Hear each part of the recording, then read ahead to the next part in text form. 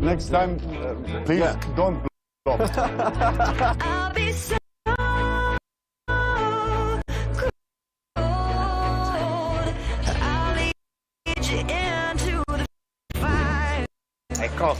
Think by now you should know you're going Living a dream. So far, so good.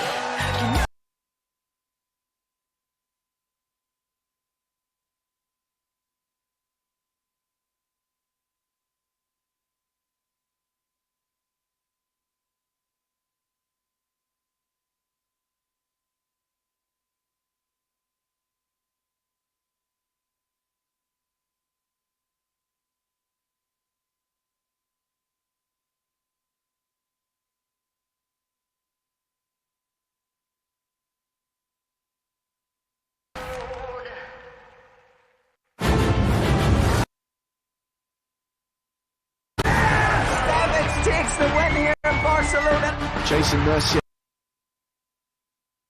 He went with his instinct, he made the call. There's the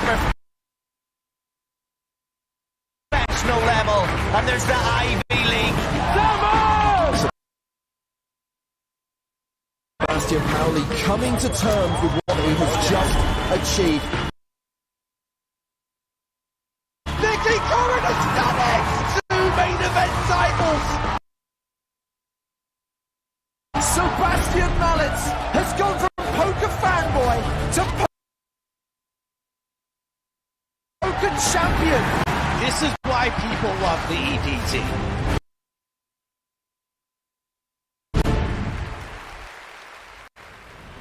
Und da sind wir, liebe Leute, herzlich willkommen hier von der EPT in Prag. EPT Prag 2022, Main Event. Mein Name Felix XX Schneiders am Mikrofon. An meiner Seite Co-Kommentator Oliver Petri. Ich bin wirklich an deiner Seite. Du bist wirklich an meiner Seite, zum ersten Mal physisch, ganz real. Hallo! Wir sind Hier. fast da, wir stehen da drüber übrigens. Sehen wir mal. Herzlich willkommen aus dem Hilton in Prag. Moin.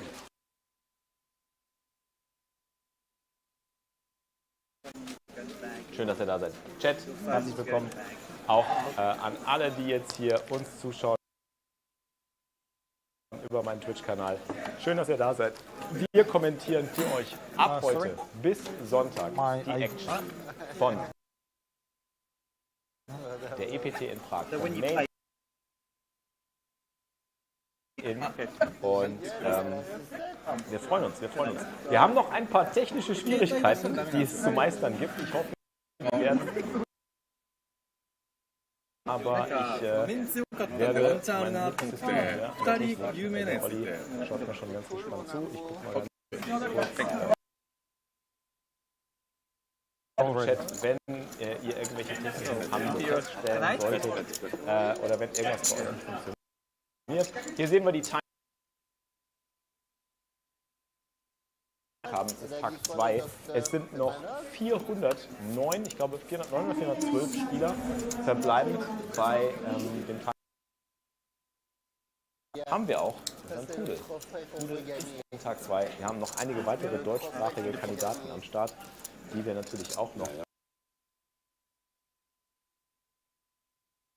Und wir freuen uns auf die nächsten 5 Tage EPT Event.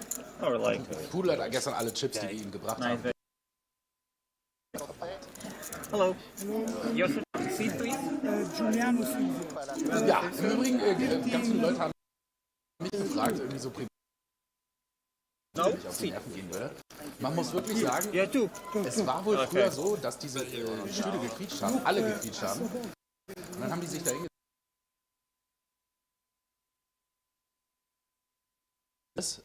Nur bei manchen fallen diese Filzdinger ab und das war's. Und da steht das Bild schon wieder und wir wissen nicht warum. starting at 3:15, 6:15 and 8:15 local time.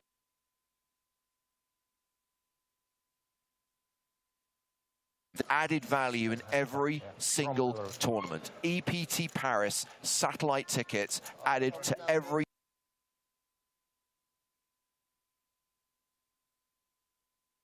main.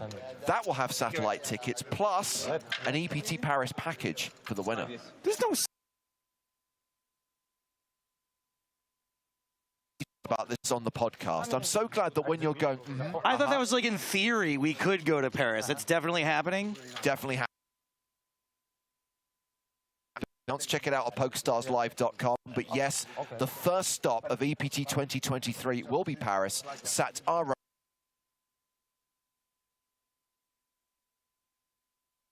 and an EPT Paris package going to the winner of the mini main, which takes place at 7:15. Lobby, you'll see all of those games, and you can register for them all right now. So these are the chip leaders coming, who headlines the field with more than 225 big blinds. Griffin, Ramon.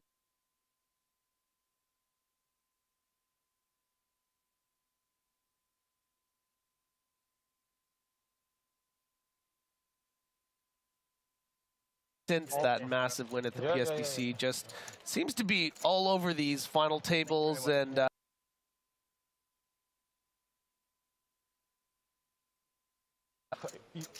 has he not gone deep in an EPT main since then?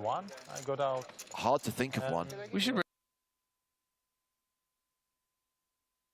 Are going to follow it, Ramon. Sam Greenwood, also in the top 10. Nicola Grieco, a player who's had deep runs in 2 Monte Carlo.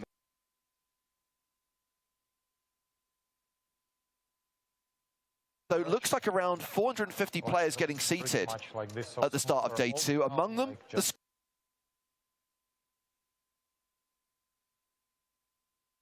Squid, Sam Grafton from Team Pro, who headlines alongside a former EPT champion, Davide Katai.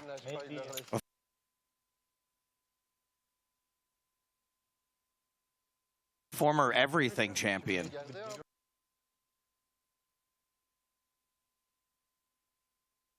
Indeed, a Triple Crown winner is. And if you're not familiar with Katai, quite famous for making some of the greatest calls, and well, really definitely find those on YouTube. Just search it up. So Sam bringing a stack of 64,500 into day 2.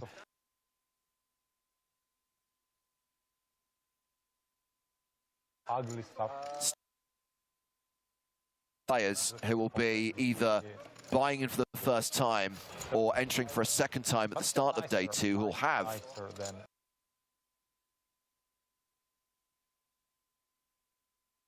In Belarus.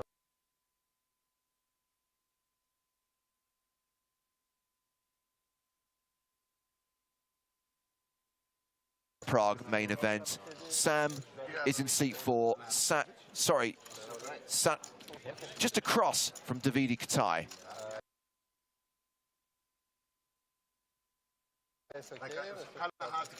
Show Hama. Yeah. Love it when we get players coming over from Japan.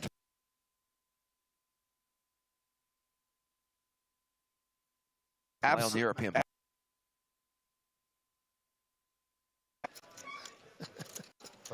It's so dumb.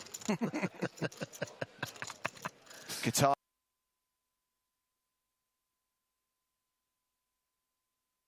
Last player to arrive.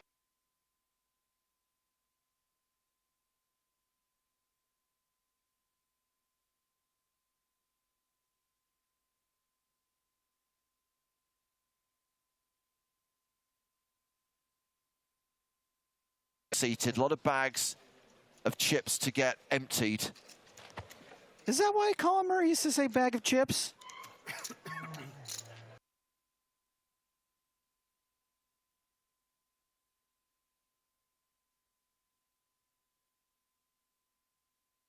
They're relatively new. No, they did them. They always had bags? They always had the bags, yeah. Yeah. I love bagging chips. Players at our feature table, 7 players on the main stage. Chances are we get that empty seat filled relatively soon. But we are kicking things off with the first hand of day 2 of the 6 levels to play today, so approximately 12 hours of action, including world-famous bubble coverage this evening.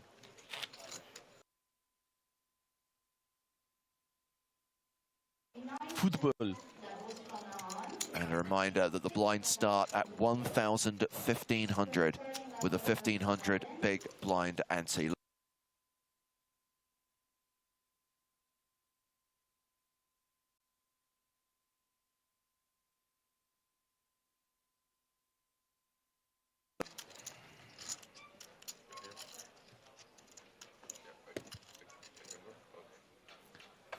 Pretty excited for this feature table. As a player, but also as a personality, doubted he could tie a little bit quieter, but man, does he know how to set off the fireworks poker-wise.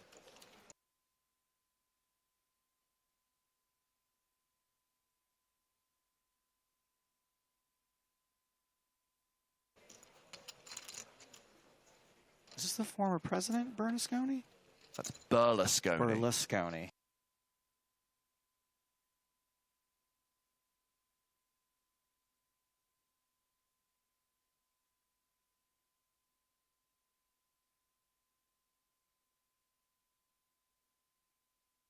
Right, immediately. Yeah, I think we should probably expect just a call from Katai here.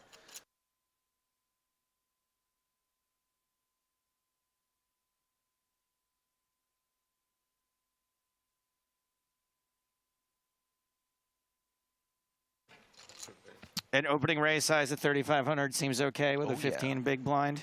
Fine by me. Okay, so a 7.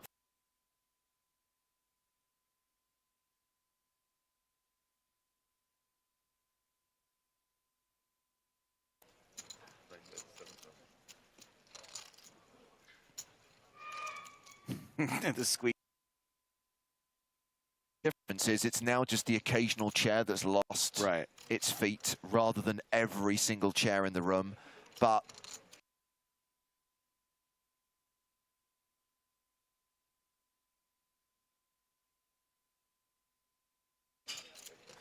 there goes Katai. Yeah, I think if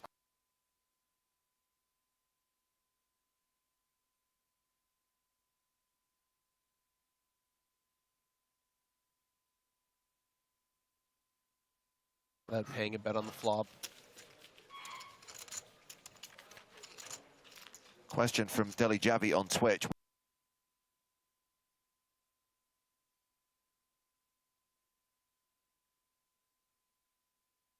You entered, but not all advanced. We have Sam Grafton on the main stage. We saw that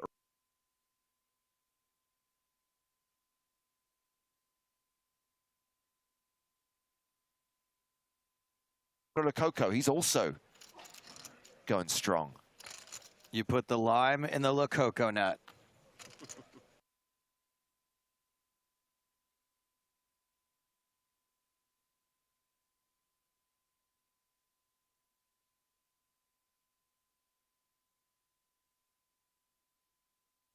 Tonka, what a mystery.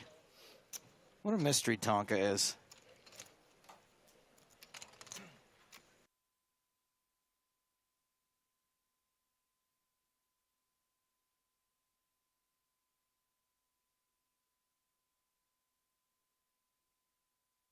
Chant for Gregorian as he raises with ace-5. Gregorian.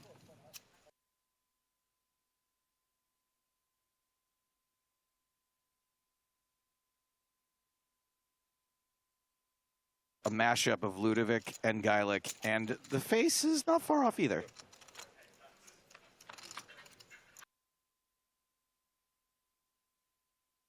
It still has the best hand, a 5 on the flop for Gregorian.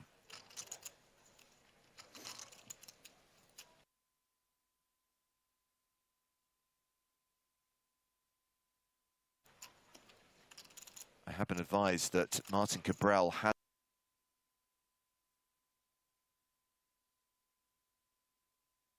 arrived for the start of day 2 and has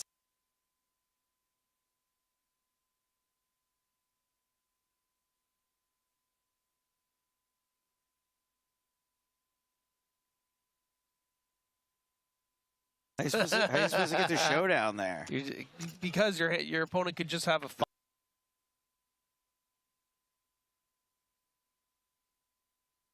Turn's like going to be five. bad. All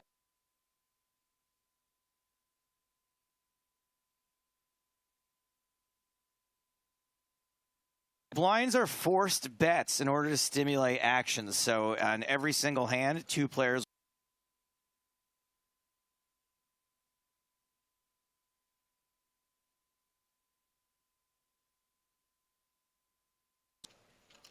And the player to the immediate left of the blinds, under the gun, is Bernasconi, who folds.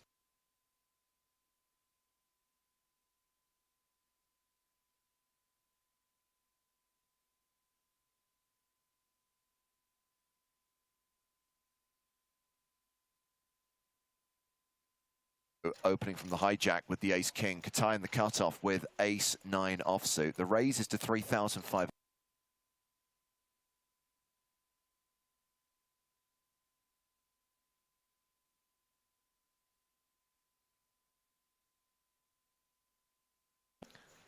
Yeah, not a ton of maneuverability off 30 big blinds for Katai. So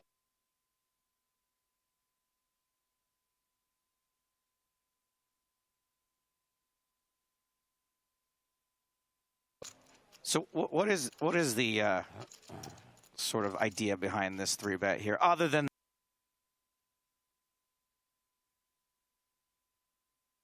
queens and yeah, I mean, if you think your opponent's, you know, pocket fives.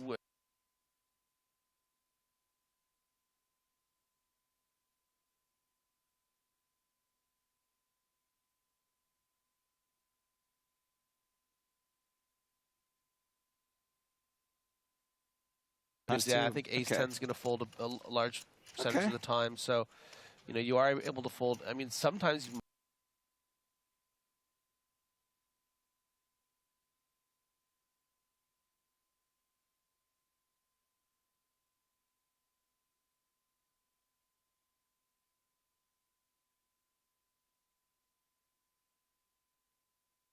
see what Giuliano does here.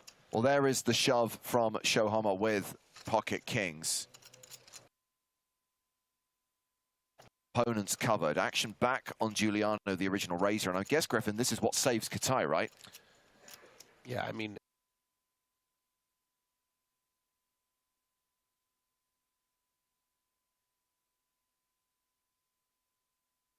blinds.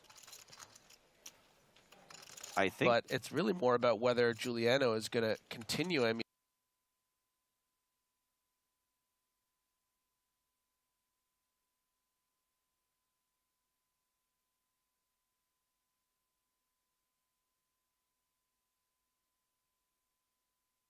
you know, hands you're flipping against, like queens and jacks, surely chopping with ace king as well, but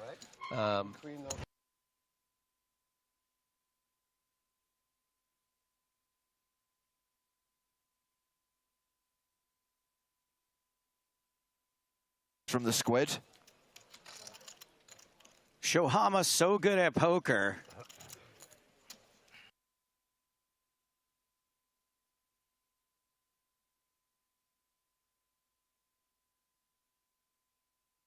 Day, and the first pint of Abbott Ale has been breached. No ironing today. One for the old school fans there. We remember Undersea Monkey and his ironing.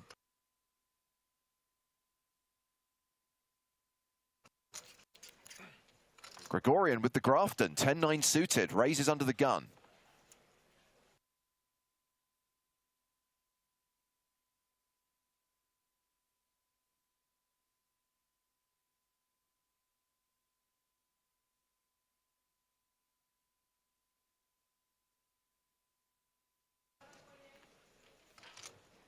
Bernasconi with 7-5 of clubs.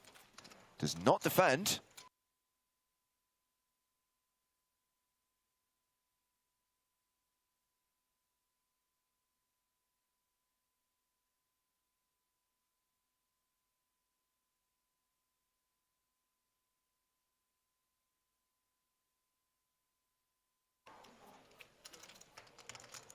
big fan of your cousin Tom.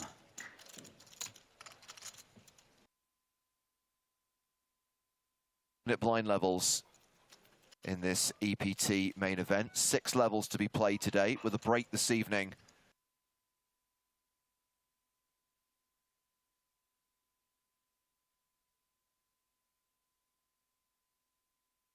Local time.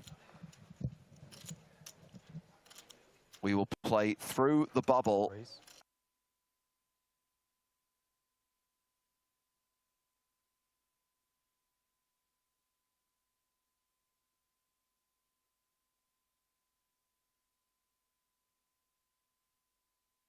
And we do not have the payouts yet. We do not know what a min cash will be. We do not know what the winner's going to get on Sunday.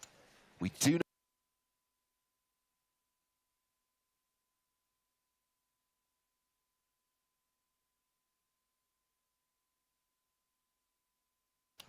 but crucially, the previous record was 2016, just shy of 1,200 players. We know we're looking at around 1,250.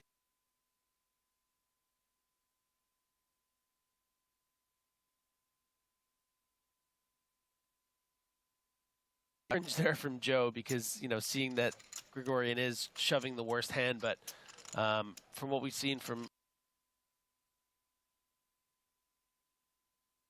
yeah, we're not going to expect a call here for the 23-ish bigs. Ludvikovic is what I would go with. There you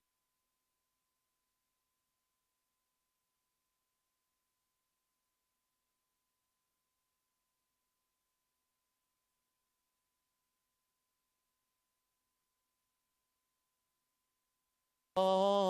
I'm fine with that. Your stake is not so big to play first flop, so I Okay. play.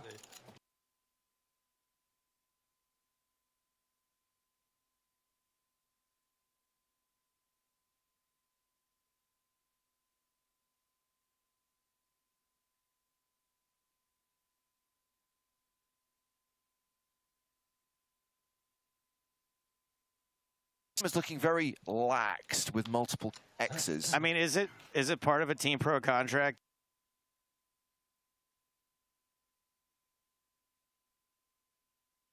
Until that seat is filled. Yeah. This guy.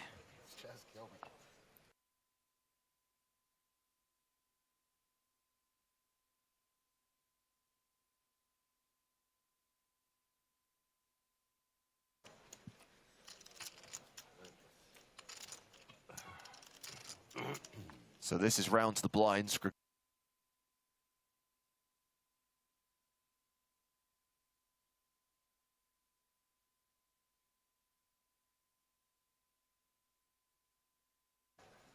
Well, does raise small to big, makes it 4,000, and Giuliano has the bond, 7-5.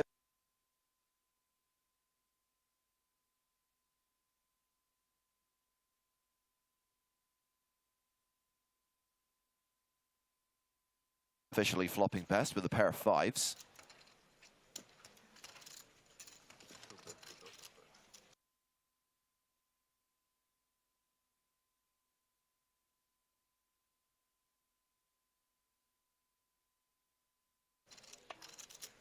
Jack of spades on the turn. So Giuliano not only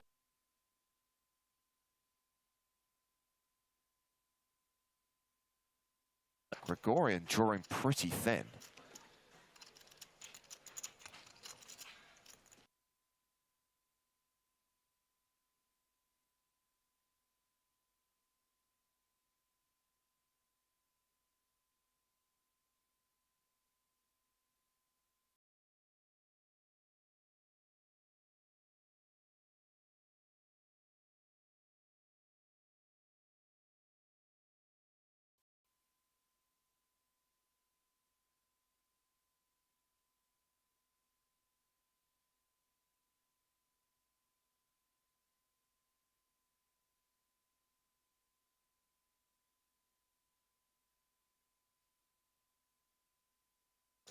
And we don't get to see what Giuliano would have done had he had to face a bet with bottom pair and a busted flop.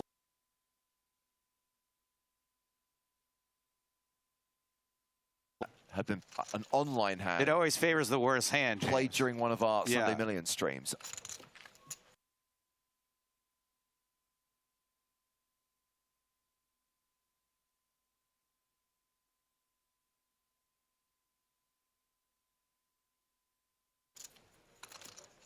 Yeah, there does feel like a bit of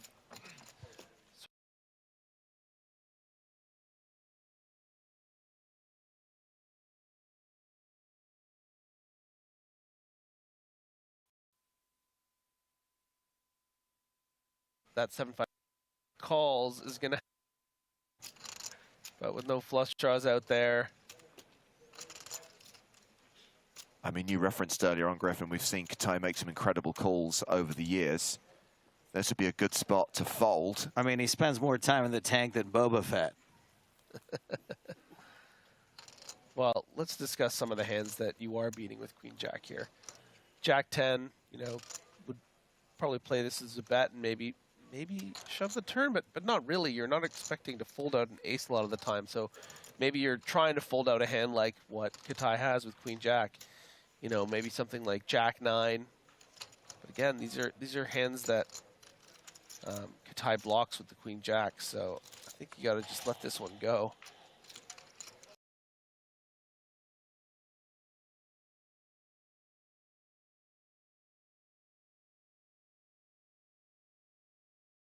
Katai makes the call, and Katai is drawing to a king, a queen, or a jack on the river. Can he still rebuy in this? No. Okay. Giuliano, though, is the at-risk player. Katai has him covered by 2,000 chips.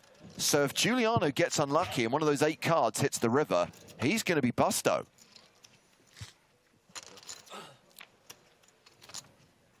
The river is the 5 of diamonds. That is a double up for Giuliano, and Katai is left super short, running on fumes. Meanwhile, Optimus Clang writes, is it just me or does Griffin Ben just sound slightly under the weather? I hope I'm wrong. Griffin, are you okay? I'm slightly under the weather. Yeah, thank you for noticing, but I'm doing all right. I would be annoyed if someone noticed. You're like, thank you for noticing. I'd be like, mind your own business.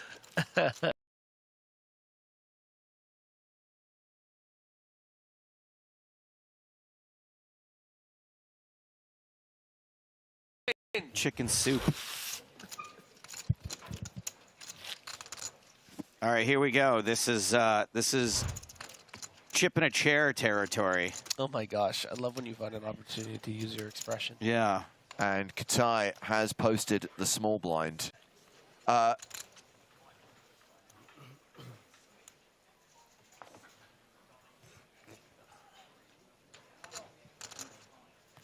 Nudikovic, first to act here, folds.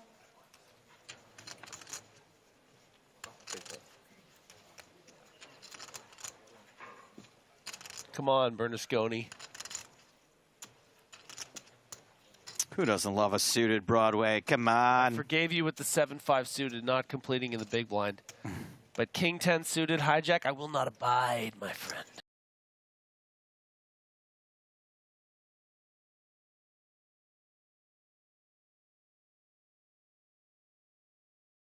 One that can play tight enough to not play this. Oh my goodness. See, I knew it was going to happen. So this is going to be round to the button. We've already seen Giuliano take most of Katai's chips.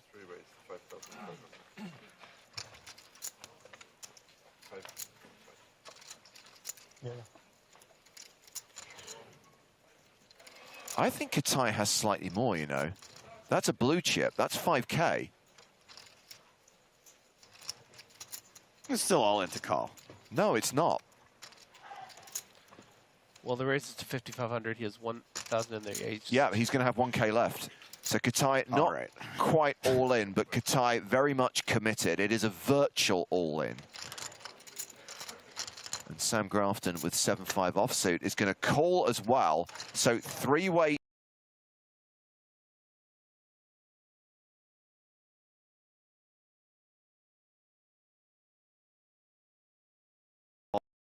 And a 4. Ooh. Yeah, Queen 8-4. Katai now all in for his last 1,000. Does not want a second pair.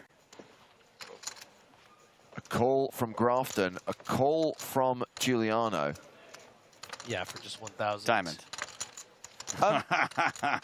Floor, isn't the minimum bet here 1,500? Yeah, but he was all in for 1,000. Sure, but Grafton can't just flat for 1,000. That has to make it 1,500, Sure right? No. No, I think he could just call. In a multi-way pot, you can just underbet. I think so. Anyway, Katai gets it all back and then some. Yeah, that is going to be more than a triple up for Davide Katai. And we'll verify his chip count. Here's a question. If Katai is allowed to bet the 1K,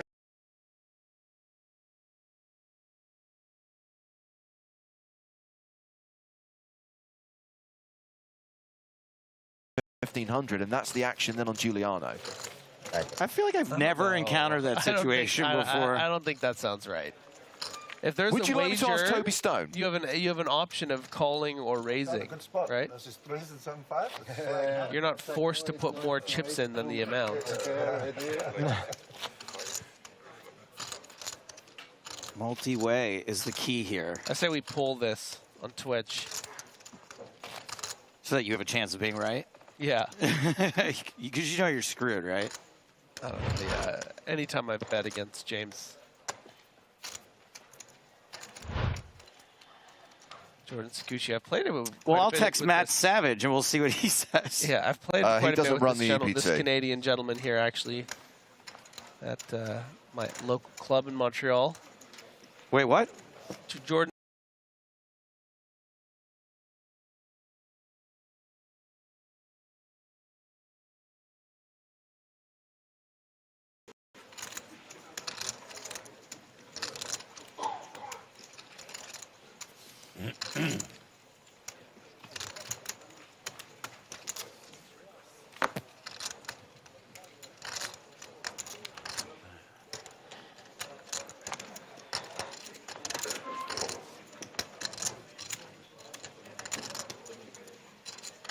Folds around to Grafton. Jack 8 in the small. Guys are different, huh?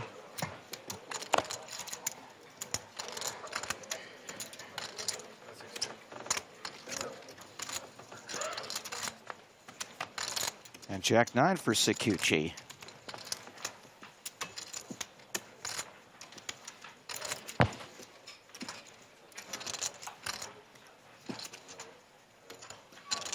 Grafton betting.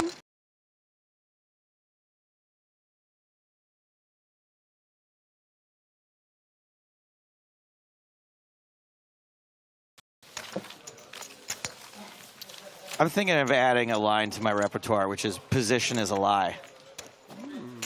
Because it seems like the good players, when they're out of position, they just use that as a way to scare you out of the pot. It doesn't really matter.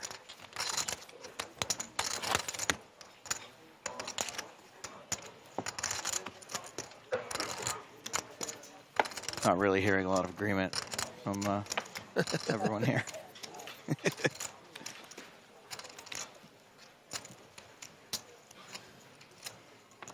I didn't realize it was my turn to act. You know, I thought position was a lie. It is a lie. Yep. Okay. Fair enough. So still early stages of day 2 of this EPT Prague main event, and still waiting for verification on the final field size. We know we had quite a few players registering or re-entering.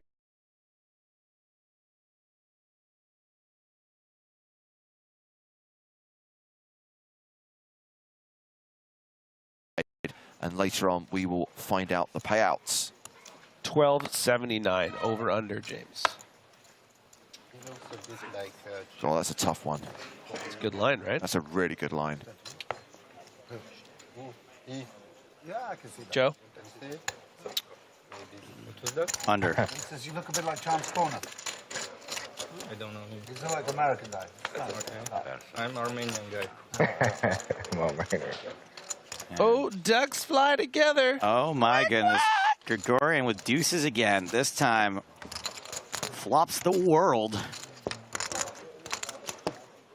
Unfortunately, the only way that he'll get paid here is if he gets bad beat and also won't get paid. Bad beat, coolered, whatever you want to call it.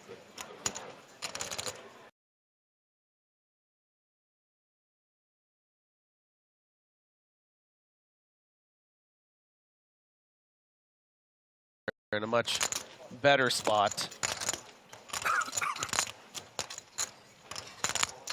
Should have put that 2,500 in with the sixes, Ludvikovic. Was it a better spot? I mean,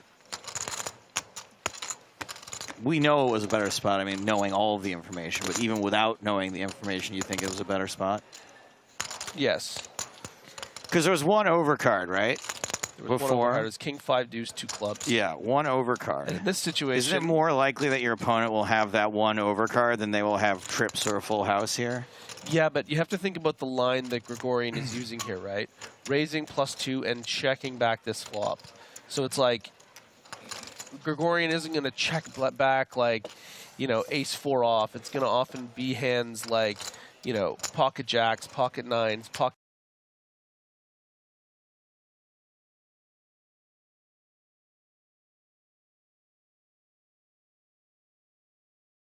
And to be clear, peeling one more with 4s in that spot, not, like not terrible. Why start bluffing on the turn here if you have king jack off? You would c-bet the flop. You know what I mean? So it tells me this check on the flop. I have some kind of showdown value. So calling on the turn is just like 4s. It's just a bit more precarious than say calling with the 6s.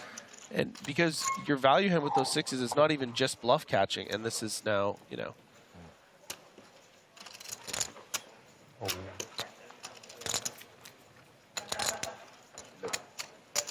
And just trying to make some hero call. Yeah, big misstep there.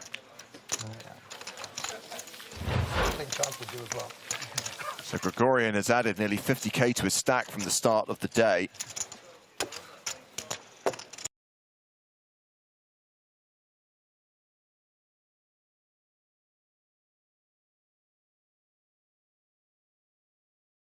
$1,500 with a 1,500 big blind ante.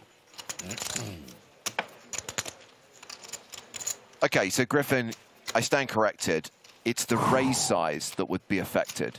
So anyone can call an all-in bet under the big blind amount, but the minimum raise would be to 3,000. Gotcha. We got that one right, Griff. Yes, we did. Woo! What I'm more happy about is that it was right in the moment. Yes, I mean, it was called correctly. Not being funny, the fact that no one at the table challenged it means that, of course, it was probably right, because there will always be someone who will know the rules better than.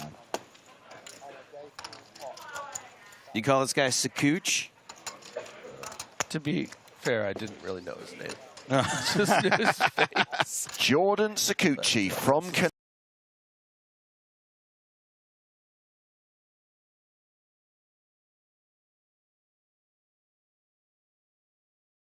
I've never noticed that it's more popular in Canada than other places, but just keep an eye out. Oh well.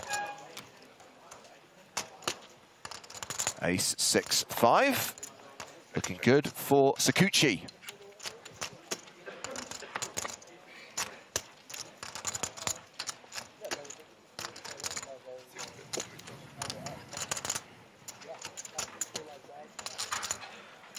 Continuation bet of 3,000. I was slightly amused, by the way, that when I tried to verify the ruling with Toby Stone, his first question is, what are the blinds? And you told him there are forced bets that stimulate action. I mean, to be fair, to Toby, there's a lot going on here, and he's not just tournament director of the main event. Of course. But I did find it amusing that he had to ask what the current blind level was in the main event. We're also on a delay. Maybe in the real world, the blinds have gone up or something. Who knows, right? Quite a good candidate as far as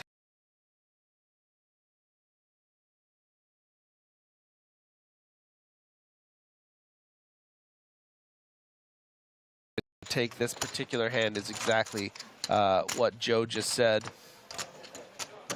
You know, some spades comes, even just a 3 gives you a little bit of hope here with that straight draw, and it's going to be tough facing this kind of pressure if you're sitting there with just one pair like Sakuchi is. Now Homa really needs to ask himself, because really when you're doing this, you're hoping to fold out the c-betting hands like the king 10 offs. when you get that continue, you are going to expect your opponent to have, you know, some spade draws, but mostly ace-x. So Homa's thinking, do I want to try to rep stronger than just a pair of aces here through 2 more streets, or do I want to maybe check and hope to get a free card? Because you've gained this equity, maybe you want to just keep going and fire something in the range of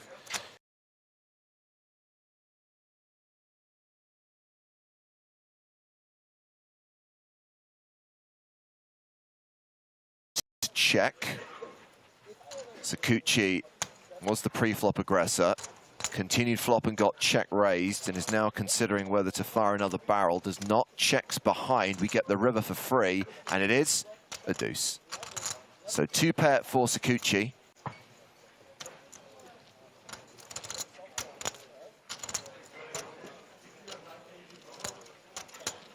As a big blind, do you ever take a stab at this? It's hard to credibly rep. You're not supposed to have a ton of 4s, are you? Well, because like let's just say you were check raising the flop with 4-7. You've made it straight on the turn, so you're always going to bet.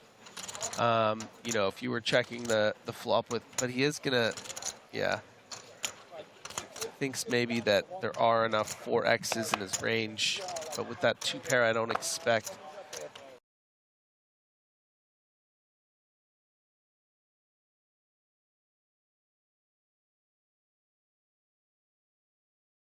Improved 2 pair.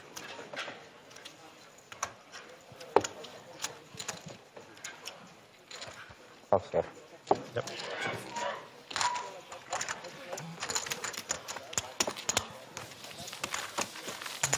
So Sakuchi with a nice one. Maybe you remember his name now. Yeah. Sakuchi, the guy who's second in chips. Sakuchi. Just be careful with your cards. I caught a suit when... But it's Gregorian who has the chip lead at this particular table right now. Yeah, of course. But I get it. But I also don't... Father, son, Jordan Sakuchi. Like, yeah, how I'm playing. Yeah.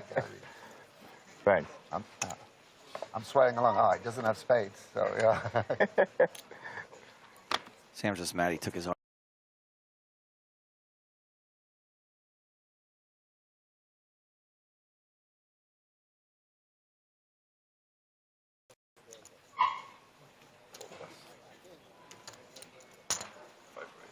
With Katai folding, it's Sam Grafton who opens the action with King 10. Like bigger compared to those ones. Yeah, of course. So, yeah. Takes a little while to get used to. Yeah.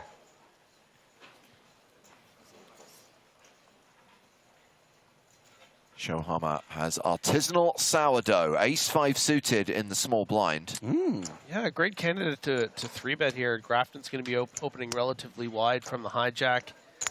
The problem is when you have your confidence a little bit clipped from that previous hand, you know, it's not always easy to make a light 3-bet the next hand, but maybe Homa is able to get over it quickly and find this great little spot to make it, you know, somewhere around 10, 11,000. And I think this particular hand for Grafton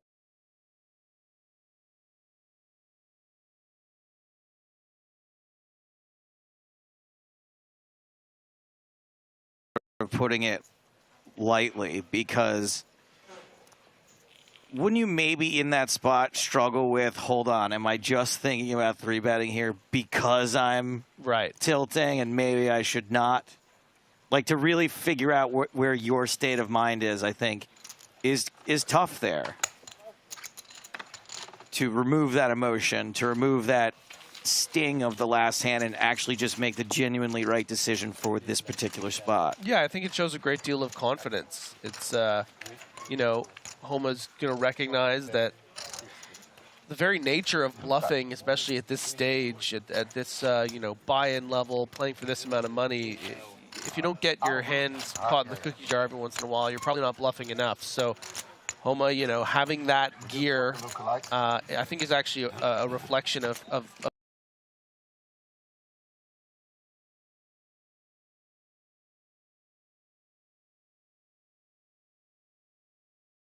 point of that entire speech, if that was your takeaway. I mean, how far have we come that I'm sitting here like intently listening? Yeah. About how to recover from a hand like that, and how to. My favorite And James is like, cookies. Favorite kind of cookies are? What? Home-made. Home-made. Oh, Jesus. Who doesn't love a home-made cookie? So Grafton opening for the second hand in a row. Jack 7 suited from under the gun +2. Bernasconi with Jack Deuce in the small blind folds. Gregorian, table chip leader, has 8-5 off in the big blind. Yeah, that is a very confident raise from Grafton. Not hesitating at all after snap folding to that 3-bet just one hand earlier. Apocalypse UK says, hello, good afternoon. Playing at a live event in 45 minutes, but wanted to have a quick watch.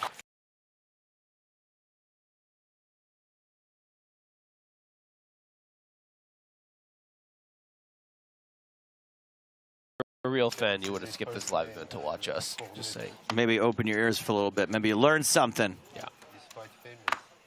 The knowledge bombs being dropped by Griffin the Unicorn Benger.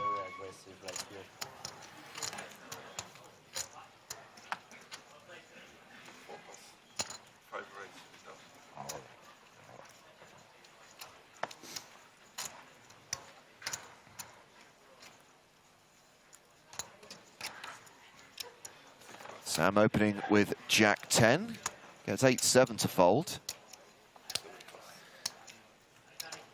Queen 10 for Shohama. You know, I like that Sam is jamming up the action here. I think Grafton has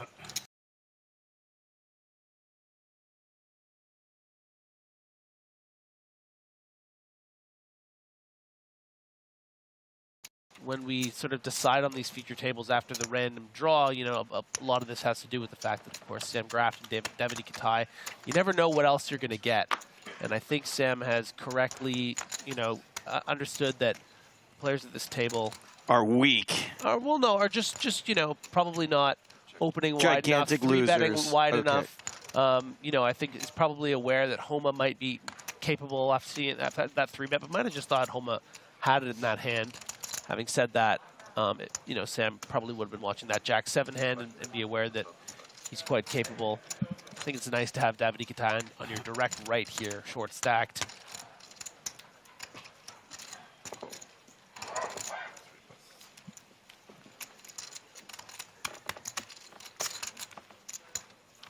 Gregorian, very likely to miss this turn.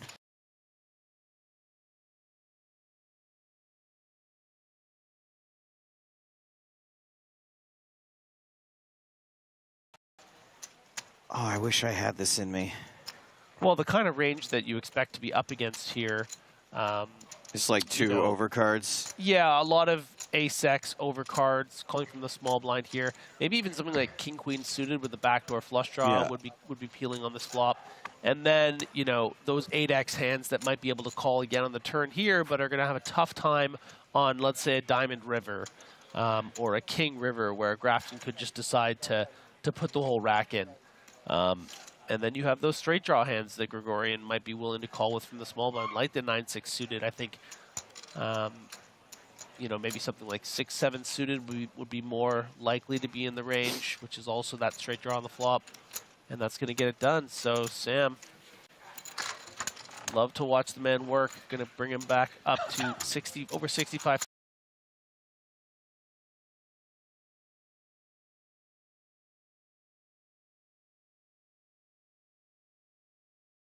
Medal in recent years against the top tournament players in the world, you know, in these super high roller stakes.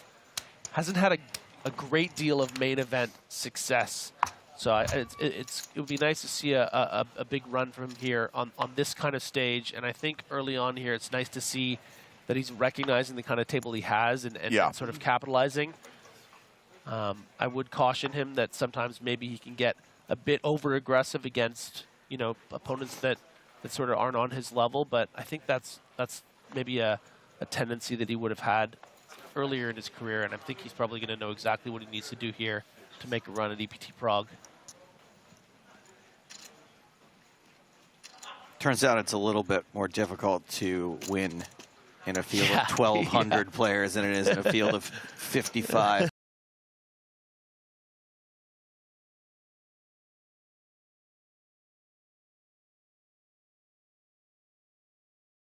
Leads with 5-4. Katai can see a free flop. Should he choose with 9-5 of diamonds?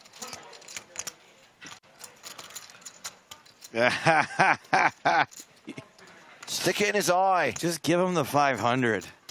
Save yourself some time. Make it look like I'm not prepared to be pushed around. Try and make it look like I have a real decision here. But he also has him dominated. Let's back up my cards, see if they're suited. No.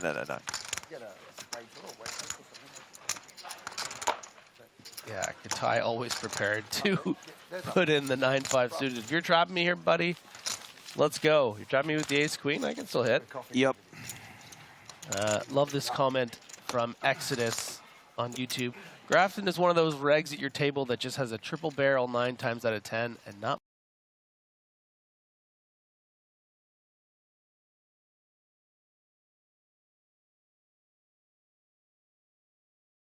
To the winner of this tournament on Sunday. This being day 2 of a 6-day multi-table tournament. And of course, registration closed at the start of play today. T's are being crossed, I's are being dotted. Prize pool will be calculated and will be announced later today. Yeah. You know? So Cooch out. It's like they normally have like a pretty girl, but he's got better skin than all the girls. You know, he's got better complexion. Ludi, Hama out. Should have a patch, you know. Bernasconi, if he's folding King 10 suited. So mind your P's and Q's. That means something differently than dot your I's and cross your T's, right? I heard mind your P's and Q's. It's slightly different, yeah. Mind your P's and Q's means to be on good behavior. Okay. Cross your T's and dot your I's means to have a lot of attention to detail. Gotcha.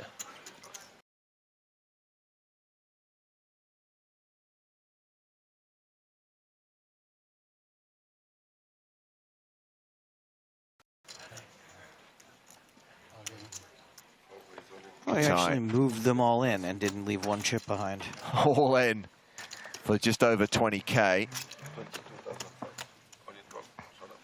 And the call from Gregorian, I guess it was a short stack shove from Katai. Yeah, but it's still a bit of a loose call there for, you know, about... The 6 comes, you have to go. Quarter of a stack, fifth of a stack. Forget about the, you know, how much of the stack it represents, but like 14 big blinds, ace 6. Yeah. You know, it's a bit loose. I mean, I certainly could see a justification. You're going to run into Katai's, you know, king queens and king jacks a lot of the time too there. I'm just surprised to see such a quick call, but can still win. Right now it is a domination situation in Davide Katai's favor. The at-risk player now a 4-1 favor.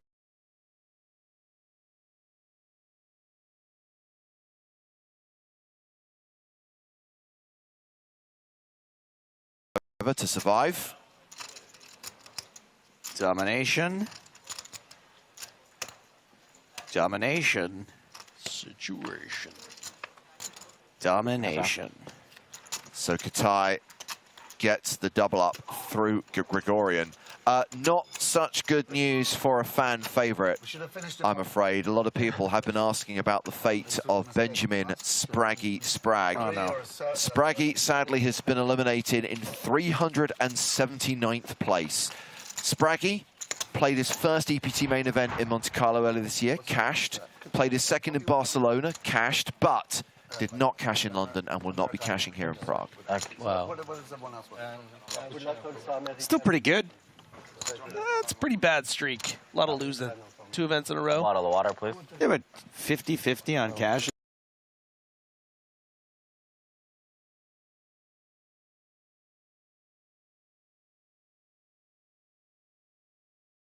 Really sure what else is good. I feel like 100% is good. It's actually the 3rd time you've mentioned that today.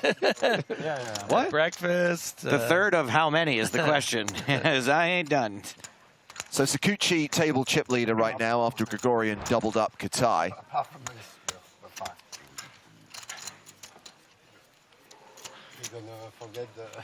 Twisted Blames on Twitch says, I'm not a big fan of A6 calling there. Twisted Blames is with you, Griffin. So if we could go back to that call for a second. Sure. That's a situation that, and I have been playing a little more poker lately, so we're going to talk a little bit about my experience because I think it's sort of relatable to a lot of our audience. Sure. That's a situation where I snap call there every single time, and every time I go, you know what? If I had thought about this for 30 seconds, if I had thought about this for 45 seconds instead of snap calling, I probably would find a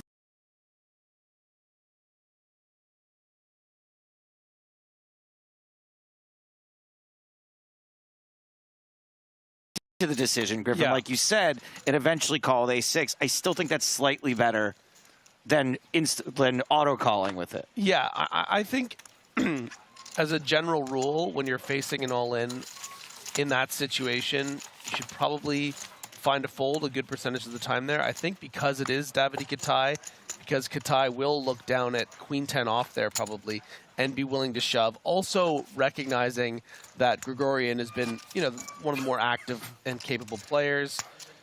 Maybe it's just one of those things that Gregorian had already decided. That's the thing too, right? I do think there's a strong chance that Gregorian saw that hand at the cutoff, knew how much Davide Katai had, Absolutely. and said, I am raised calling this hand against Davide Katai here. So I think the surprise comes from the fact that it's like, as we're watching back here and we're all watching at home, it's like we're almost interrupting his thought process. We're like, oh,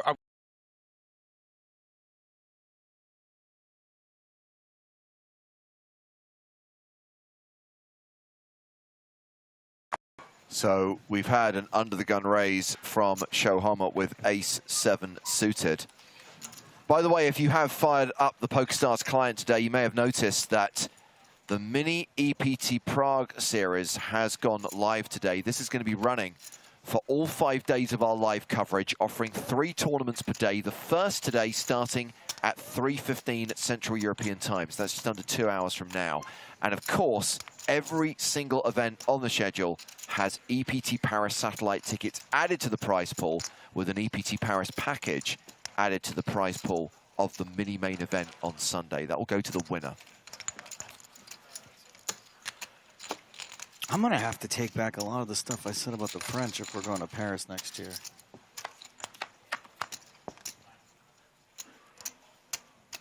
Nine, 6.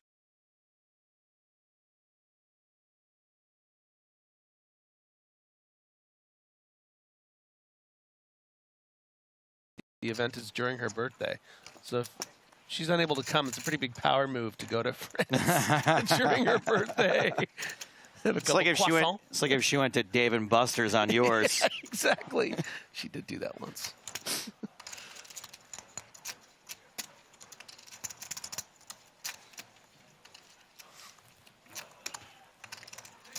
Giuliano betting with the 4, 5, 6, 7. It's going to get Hama to fold. Yeah, and this looks like a raise from Sakuchi, and this is what I remember from Sakuchi in my time playing with him. I'm going to make some speculative pre-flop decisions, going to get frisky with some aggressive lines. You know, this is a very unorthodox call from the small blind with Queen 4 suited.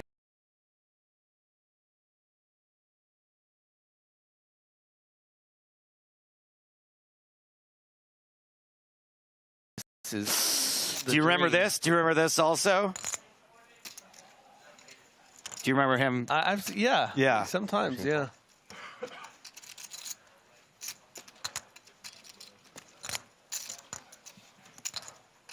You know, Sakuchi at this point is just thinking, oh, I'm going to get all of Giuliano's chips here. Giuliano's has the ace-9 or the 2 jacks. You just got to bet so small here, right? Yeah, you just bet something. Yeah, that looks pretty small to me. Like 12,000, knowing that you should get the rest. The problem is, of course, Giuliano doesn't have the hand he should have. Has that straight draw that, you know, now that this board's paired, Giuliano doesn't want to have to call here and be up against something like 2 6s sometimes. If you make your straight. If you make your straight, yeah. What's up, Jack? It is a fun table.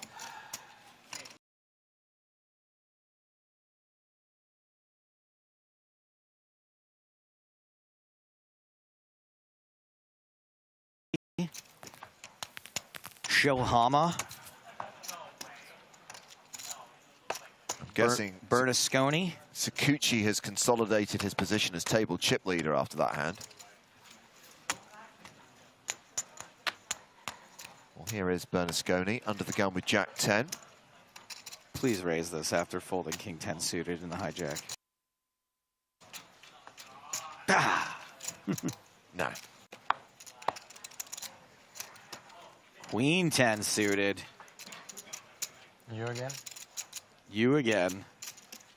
Yeah, I think the next level will be an interesting one actually for Gregorian, because this seat that he has now has gotten a bit worse with the fact that Davide Katai is now up to 30 big blinds, graphed in.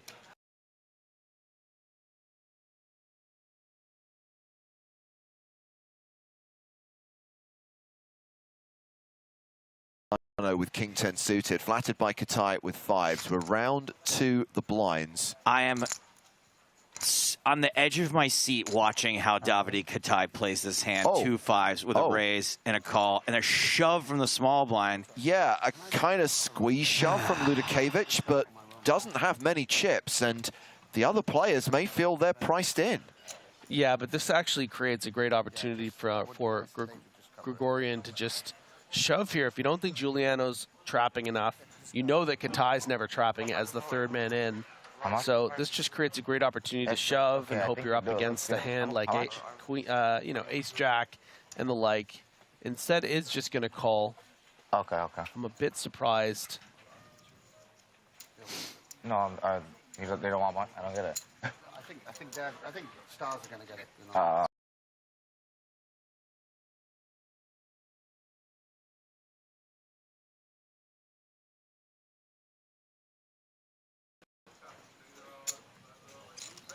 So called by all 3 players. So Ludakevich all in, action on the side between the other 3, 4-way to the flop. I'm very disturbed that Katai's playing this hand the exact same way I would. That can't be right.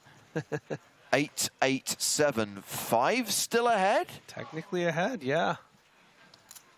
I don't think just needs to fade a 7, a 5, an ace.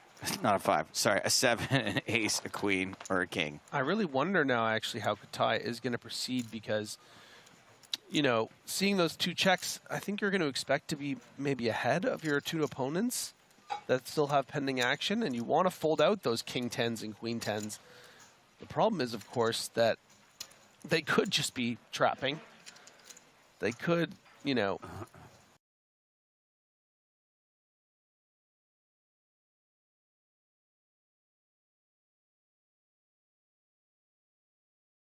Just Giuliano to get through who folds, so on their backs. And who would think to bet this amount? That's really the genius to it. It's the amount where you can shove there, right? Like anyone could think to just shove 2 5s there. Yep. But river will show. Okay, I'm using my 1 time for today. Me too. I'm using my 1 time. Really? That's cruel. That's cruel of you. But okay, good luck.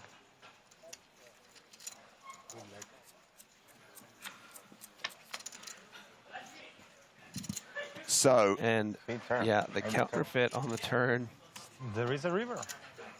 Hey. Chop it up. Now you're cruel. Why? It's a chop. No one wins. It's even. Everyone wins, and everyone.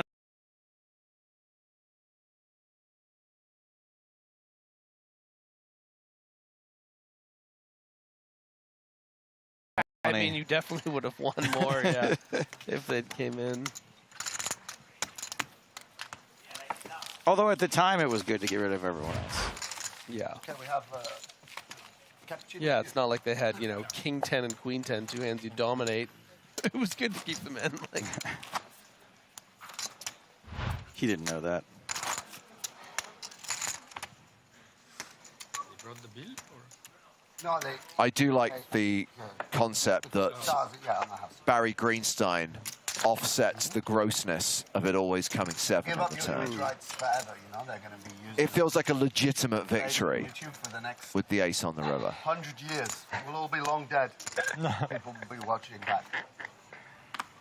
Just imagine Barry, like, you know, just looking at all these different screens. So we're going to need another ace there on the river.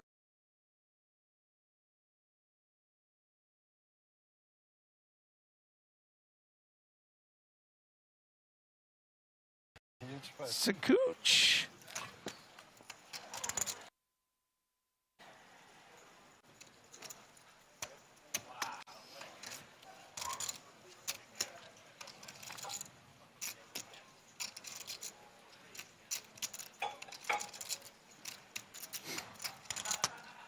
Omar completing in the small with ace-4. Bernasconi with a dominated hand, 5-4, checks his option. And in this unraised pot, these two players will go to the flop, which is ace-queen-queen. Beautiful. Beautiful.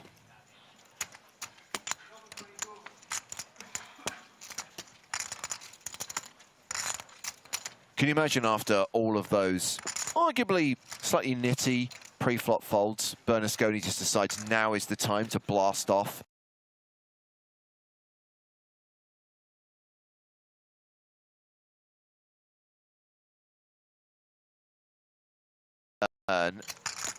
Bernasconi is actually drawing dead, but may think that 5 has helped him. As he faces a bet from Shohammer of 2K. Yeah, I think it should be not allowed to... Am I crazy? How is he drawing dead? Improve. 5s are already out. Is that why? If Bernasconi hits a 5, it must be. He would have a full house. I don't must be no 5s left. No 5s live. No 5s alive. That was actually a terrible card there on the turn for Bernasconi because, you know, was willing to call here because it is blind on blind. Not going to expect your opponent to always have an ace or a queen. I mean, that's what I was going to say. Is like it shouldn't be allowed to improve to drawing dead. Elkanuts That's bad. says Jack Nicholson is playing.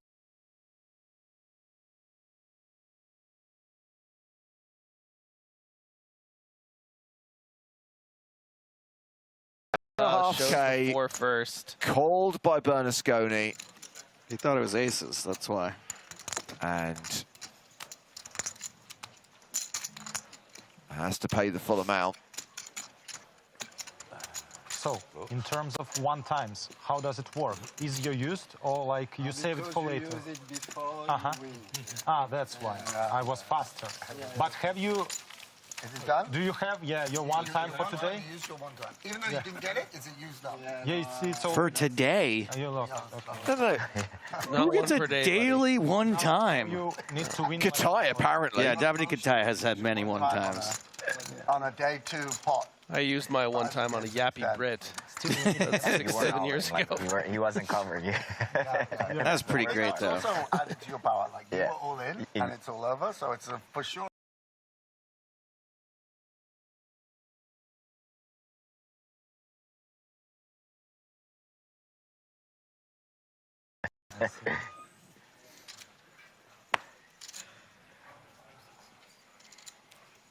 This is the one you won, Prague? No. Which one? I won Berlin.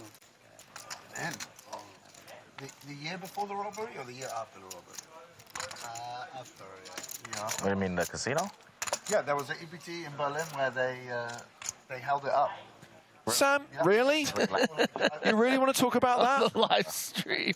I mean, Team Pro. It's all out there now. Well, I guess back then they kept cash on site. You know, they wouldn't do that. Also, Sam wasn't a Team Pro back then. Otherwise, he would have taken a machete to the forearm. You know, and yeah, they came in and like Save the chips. I don't know. I can't repeat them because it was before my time really playing EPTs. I was playing poker, but I wasn't going to them. There's lots of stories of, you know, like some people.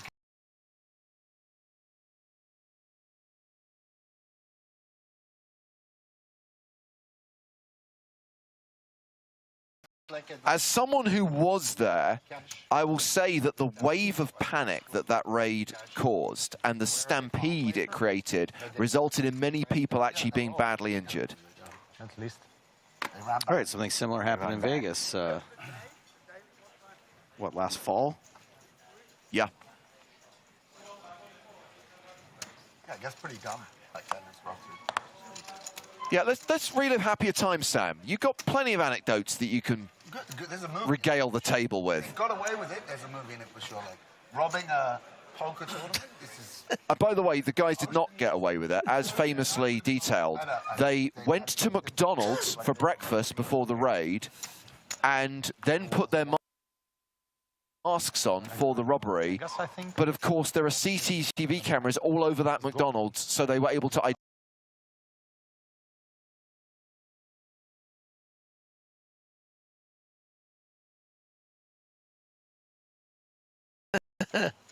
and just hopping on the bike. 8 to 10. Yeah. In like. And he got away? They got it when they tried to cash in those Monopoly pieces. They didn't stop at 10. He's like, you kept pushing it, you know. Mate, if I ever was on a hot streak, 7 successful robberies, I just quit. Like, this is it. Oh, yeah, right. 7, maybe like 4. That is rich from a poker player. Yeah, there's always one more. Just one more, yeah. Come on, I'm running hot. I got to play the rush. Get out of here. It surely gets harder. You hit the soft targets first, and then... So the 7 is a safe number. Like you wouldn't immediately go to Triton with all your winnings. For the security up. By trying to cash out the chips, I read this story. Just checking, right, we're talking hypothetical. Sam isn't segueing from being a poker player to a master criminal, right? It was like chips. Yeah, because of no promises. I mean, I feel like it does take some of the same quality.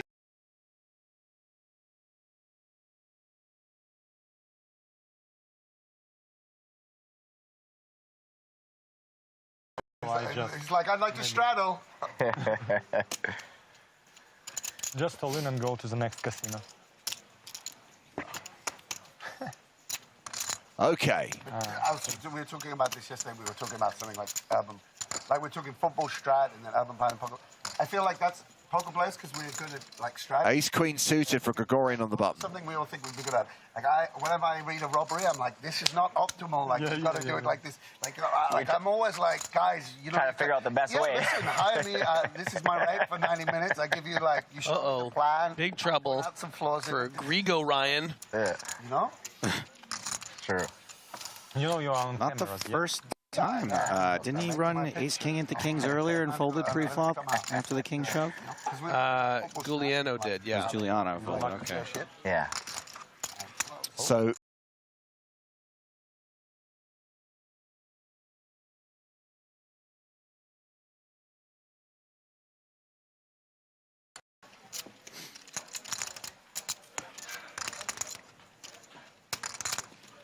Do you want to use your one time or you're okay? You're okay. He's like, a king. I'm going to wait till I'm behind.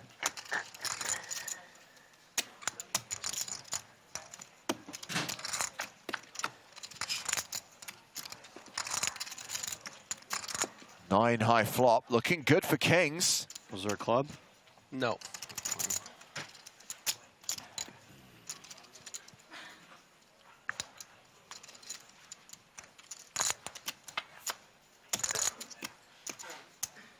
Only Barry Greenstein. We'll see Giuliano sent to the rail. The bear. Put your flaming Barrys away. Kings have held, and Giuliano.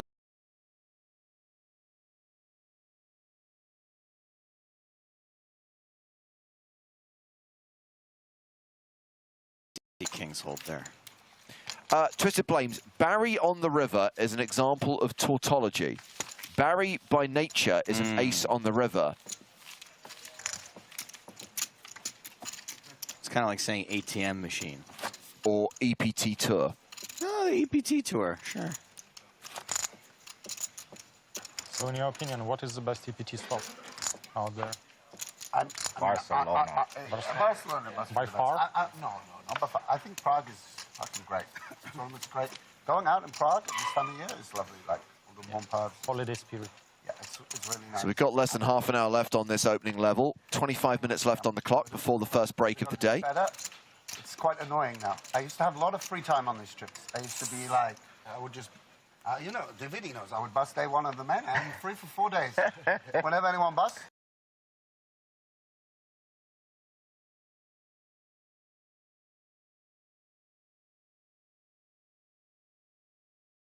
can't drink. You can't drink on day 2 of a 50K, these guys say now. So, okay, now I'm going to bed. And now I don't have half as much fun. It's a big regret. Yeah. Sick brag, bro. Go out. There is. Oh, you know how it is. Can't drink on day 2s of 50Ks. Just go. Enjoy your time. The investors don't like that. It's like Barcelona. The few that I need, with all the money I have. It's so hard not to, you know. But also, that really does fuck you up because... I wonder how big of a piece you need of somebody before you can dictate their nightlife activities. That's what I mean. If you're going out in Barcelona, you're out till like 5. Like, You go to the club at 1 too, right? Yeah.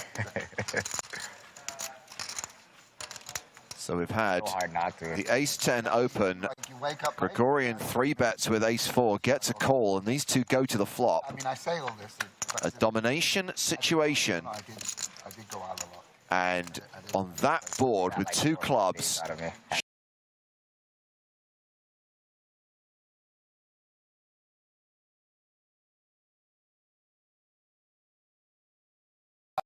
Board to continue because your opponent is going to be pretty queen heavy a good percentage of the time. You know, something like king queen suited. I think king queen off might call pre-flop, queen jack suited. And then, of course, any kind of club combos that Homa would call with this 3-bet with, which are, you know, like ace-10 suited, ace-jack suited, king-jack of clubs. Still wants to continue the story, though, as Gregorian, and gets there on the turn. wow, domination, rotation, but Shohama still has 31% equity. Oh, what? Paris will be. In Paris? Yeah, yeah. Because I think there's something very special about... I played a WSOP circuit ring in Paris. I really enjoyed it, like being around. No, this is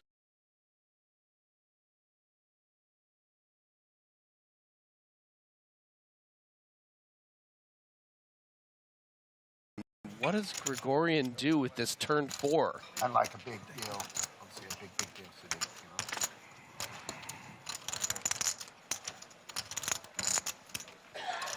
I think Homa is expecting to be kind of milked here. Like, why would my opponent play this line as a bluff? I have nipples, Greg. Can you milk me? So maybe that means Homa is just going to call here and try to get there. Yeah.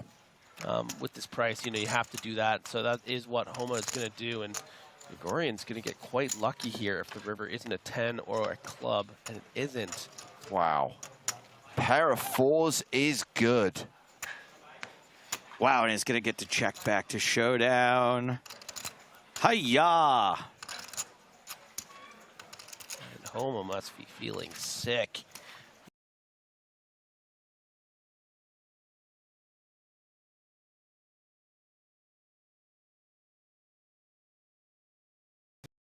Meet your expectations? The city or the city? The city. Yeah, of course. I mean, I get like quite, like I guess I haven't been to New York once, but I feel like Paris and New York are the cities where you go and you feel like, fuck, maybe I fucked up my life. I should have lived here. They're so like, they're amazing. Okay. Sam excited to return to Paris. I really remember like First ever EPT in the French capital, taking place in February of 2023, kicking off a new season of the European Poker Tour. Say to go to Paris, like we booked our trip. Hey, buddy. About Paris to go, and yeah, like I still have that. Yeah, he's not listening to you anymore, Sam. Yeah, sure. Good. Read the room. You know Sam. what airline I'm thinking of taking to Paris? American Airlines. Oh boy.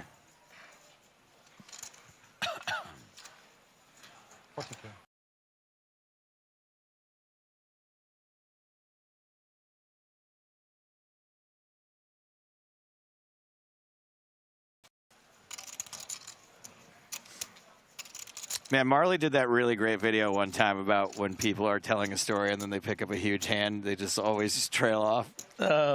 Nice. I want to see it. Weird spot for Homa. Weird spot. Pretty tight opponent. Under the gun 1. Well, it is going to be a 3-bet. You know, you're not thrilled about calling off over 40K here, but you don't maybe want to always play it as a flat. You can 3-bet fold this, though, yeah? I think you can, yeah. You know, you don't want to make it a habit. You'd rather just call than 3-bet fold and get shoved on by jacks or something, but... Re-raises to 8,500. Has to get through the blind. Sam out from the small. Folded the same.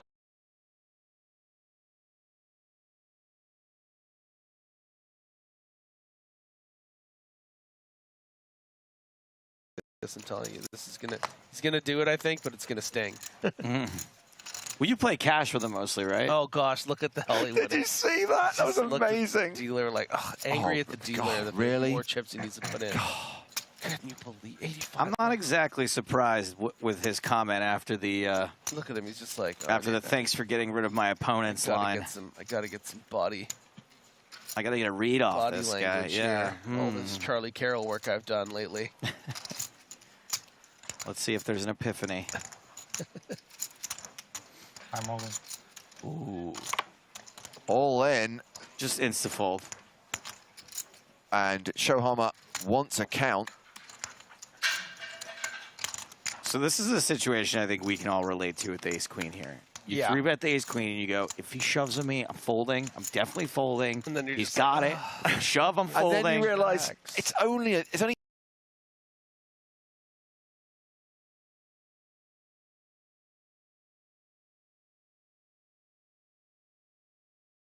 start just finding the live reads that you want to find.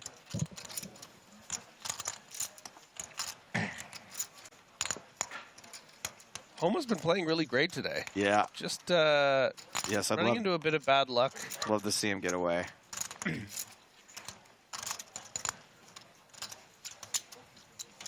I think this would only be the only glaring mistake by Homa. That looked like a fold. Nice one, man. Does get away from it. There's got to be a little extra incentive to fold knowing you can find out later. Yes, I think that is. Right? Like 1 or 2% extra. Yeah. Maybe like 10% extra. 10, sure, depending on who you are, right? Like, yeah, it's just like, oh, I can find out.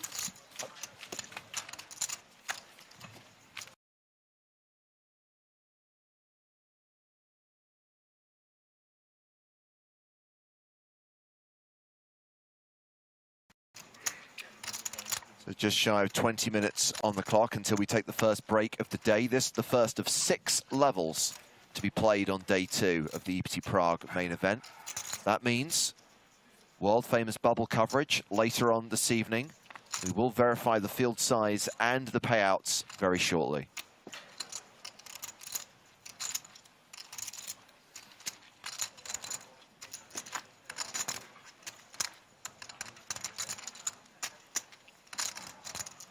I feel like you don't have to get involved here with that stack, that hand, that early. Don't disagree, and I think it highlights also what you were saying earlier on, Griffin, about the players he has to act behind him as well. Yeah. Yeah, Gregorian's Sam's a bit of a blaster. Oh, here we go. The squid versus the whale.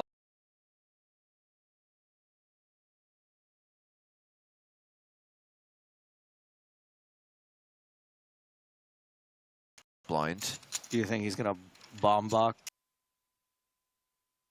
the flop? Yeah.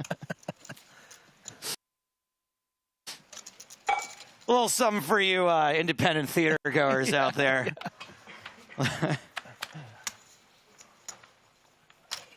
King, queen, 3, top pair versus second pair.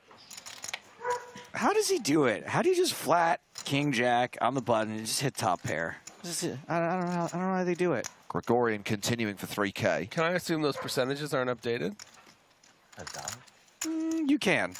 You can, because you see how the flop's not showing on screen? Flop is the thing. You guys got all excited like you flopped top pair, but the percentage, there we go. Oh yeah, he's got backdoor diamonds, okay. Rigo, Ryan.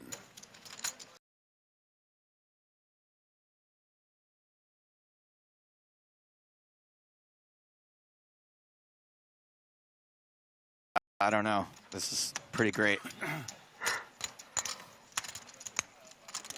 Pretty great. This bet.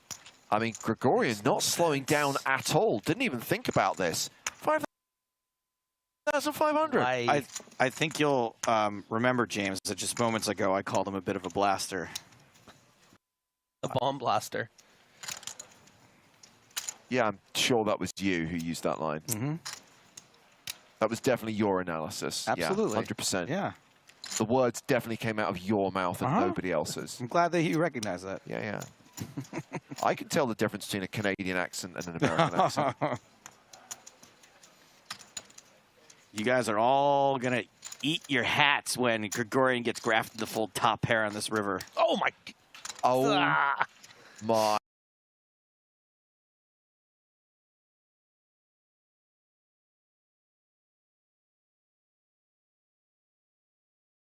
This strategy in the world. Bad bet, get there. I love a bet get there. I mean, I've only ever seen it. I've never done it. This is 12,000. 2 hands we've seen now where Gregorian has played it questionably and been rewarded, and Sam pays it off and it sees the bad news. What a pro. What a pro. Doesn't have to show everyone how bad his beat was. Just mucks top pair. Just absorbing the bet get there. Right in that bearded chin of his. What's the point of even getting there if you're going to bet 35% on the river? Like, your opponent's going to have so many kings there. Just bet 15,000. Give yourself a little value, my friend.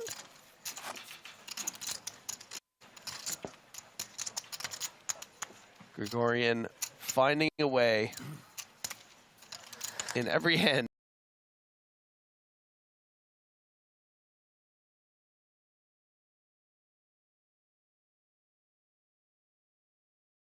That's true. Like, we've seen some very unconventional sort of get there. Bit of a blaster.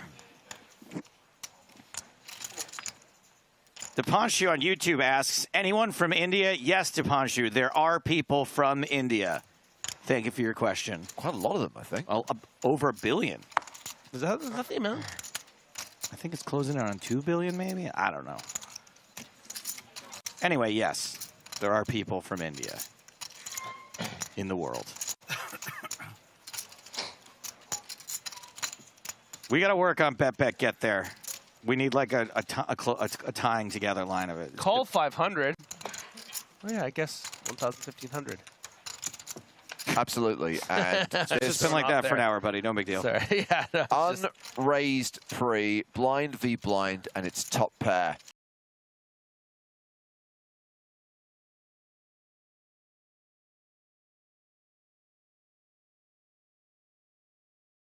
Toes.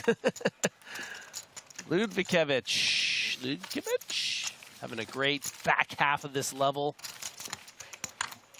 Really got into the banter after counterfeiting Katai with that ace-10. Trying to understand the politics of one times. 4-bet shoving aces with a nice little Hollywood presence.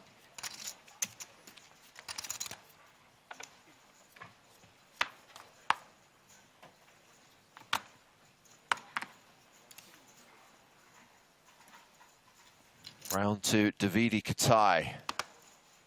8-5 of diamonds. Must pain Katai so much to play short. It's just so many little things he wants to do and try.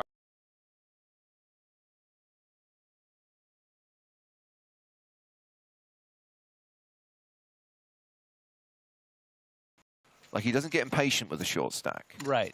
Except for the time he jammed 9-5 suited. But yeah, or that time with Queen Jack where he made a back call. Situational. He had a solid read on his opponent. So Sakuchi has opened from the cutoff with the Spraggy ace-7 offsuit. Before anyone asks, Spraggy is out of the Prague main event. Shohama with ace-king. Re-raising from the small blind. It's a 3-bet to 12,500. Bernasconi folds ace-deuce. Back on Sakuchi. Yeah, and if Sakuchi was aware that, you know, Homa was light with that ace-5 suited earlier against Sam Grafton, I think we overheard the confiscated phones. Might not have that information on that 30-minute delay. And it's going to save him some money because you don't want to get involved with that ace-king suited.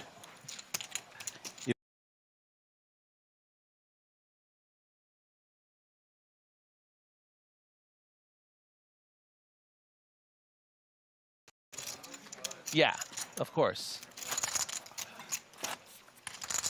I'd almost rather have any suit.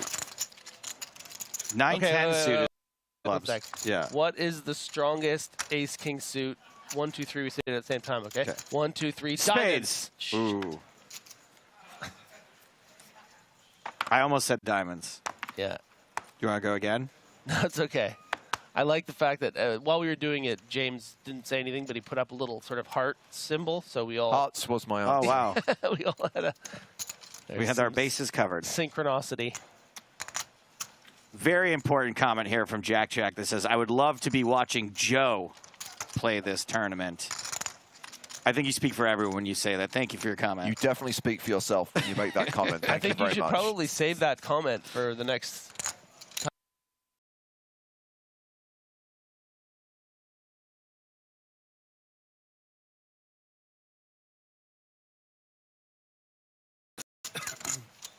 Speaking of 9-5 suited. Yeah, looking good for Shohama here with the spade draw. So, which card is Gregorian going to hit this time? I mean, strictly speaking, 10 high is the best hand right now, but Shohama is a statistical favorite. And with a bet of 2,500, he gets a fold from Gregorian. And we are coming towards the end of this level, going on break in 10 minutes' time. Is the correct button combo for a Shohama back, down, high kick?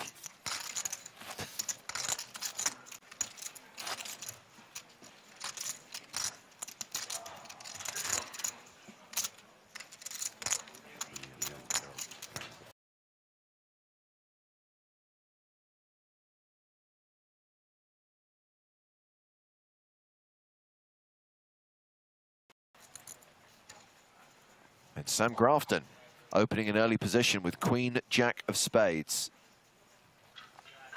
And to answer Willem's question, yes, we will keep the same feature table for the second level of the day. Then I think we'll get our first feature table change for level 3.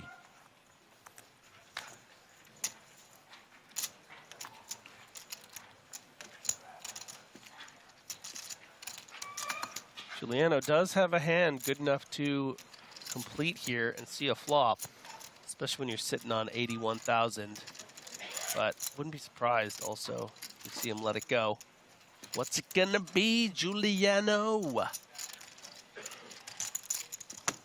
That looks like fold energy, and it is. So raise and take it for Sam Grafton.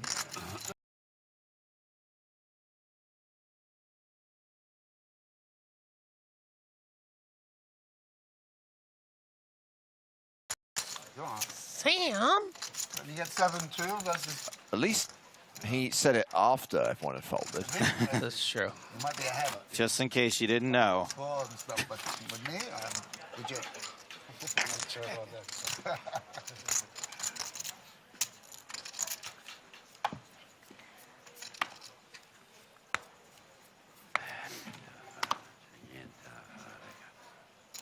You fold 7-2 as well? Oh my gosh. Queen Jack suited again, this time clubs, this time under the gun, but the same raise, 3,000. See? And if he just told them what he had, that's why you don't tell. Suited Queen Jack's in the range. Because if someone makes a mistake here and thinks he was talking about this hand, then they'll get it right. This is why.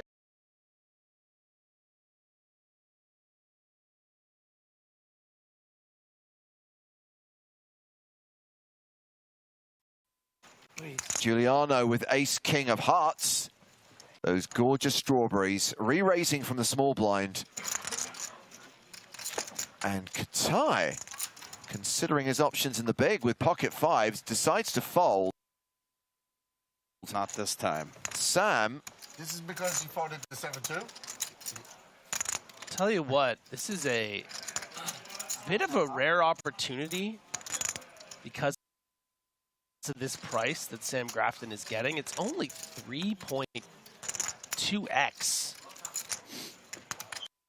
the original raise. You know, normally out of position, you're going to expect to see raises in the in the sort of 4x variety, pricing you out from continuing, but just that smile on his face makes me think that maybe he doesn't want to get suckered into a, you know, a jack high flop where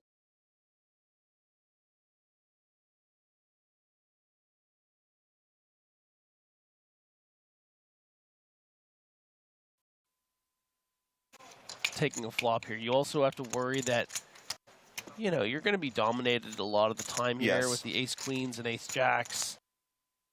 Price probably going to be too good.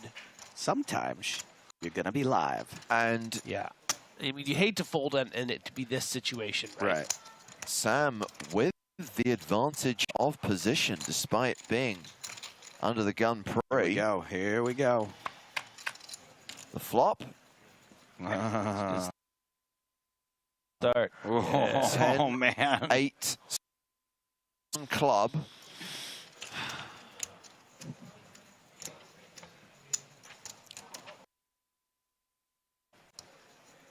Put them all in.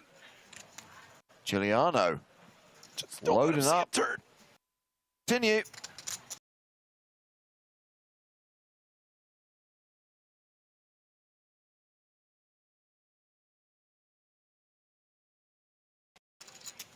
Oh, you got to continue. Small bet. Sam calls. Meanwhile, Philip the Razor says on YouTube, now I'm almost 50. I will be wearing cardigans at every tournament in honor of Sam Grafton. Deuce of diamonds on the turn. No change. Ace high still good. Now, Giuliano could still shove here. And that would suck, having to fold out your equity. With 37,000 out there, you just have 21.5 back. Facing a check here, if that is what Giuliano decides to do.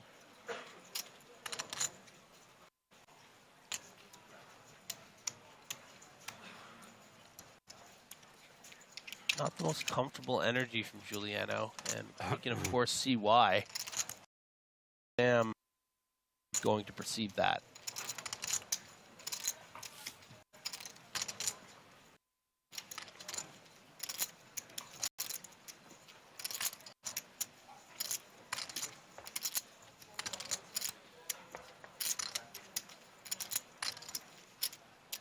Oh. Firing again and gets the fold from Sam Grafton, and chances are we're only going to be squeezing one more hand before we go on break. And obviously on the other side of the break, blinds will be up, and at this point in time we hope to get the verified field size and price pool information. I know you guys are keen to know the number of runners and riders in this record-breaking EPT Prague main event, and also keen to know how many are going to make the money and what they're playing for, what a min cash is worth, what the winner's going to get on Sunday.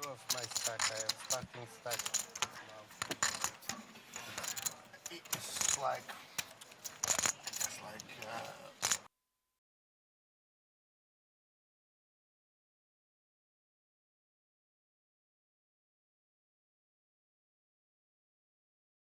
single day at 3:15, 6:15 and 8:15 Central European time. Sakuchi! And EPT Prague satellite tickets added to all prize pools. Sakuchi opening under the gun with the kings. Ace-5 for Bernasconi.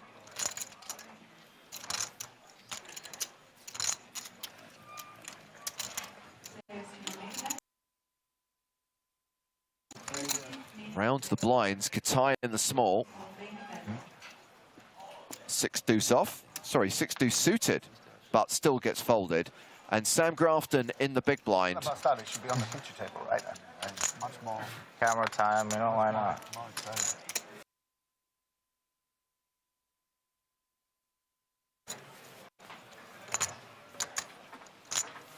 No, he doesn't. 10 for a diamond.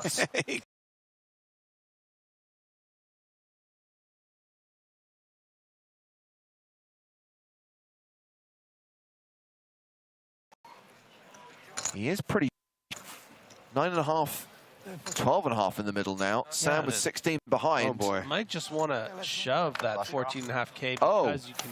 oh, Sam all in, snap called, and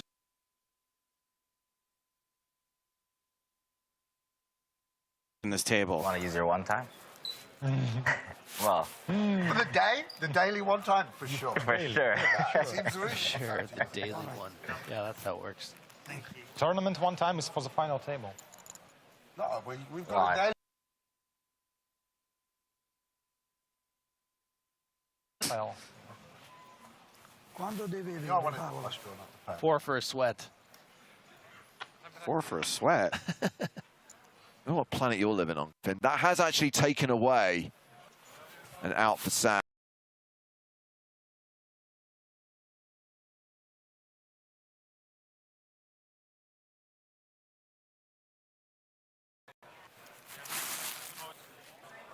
Three cards he can hit the river.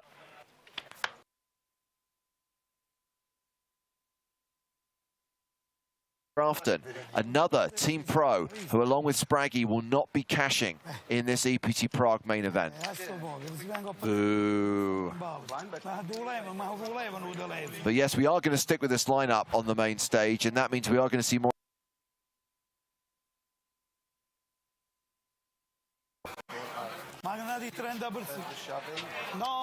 And Gregorian. Yeah, I mean, we're getting to know a few of these players, and we're getting to enjoy following their stories. And Ludovic Gajlic. This one, yeah. Jordan Sakuchi.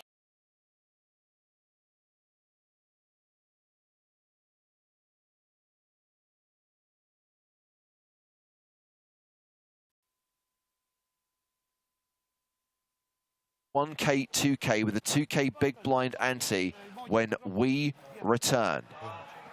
Almost Odyssey. Thank you, Griffin. I appreciate it.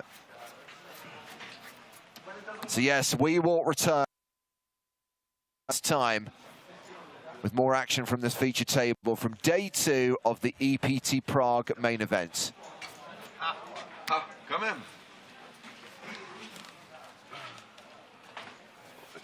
So join us on the other side of this break for more action from the capital of the Czech Republic and the PokerStars European Poker Tour.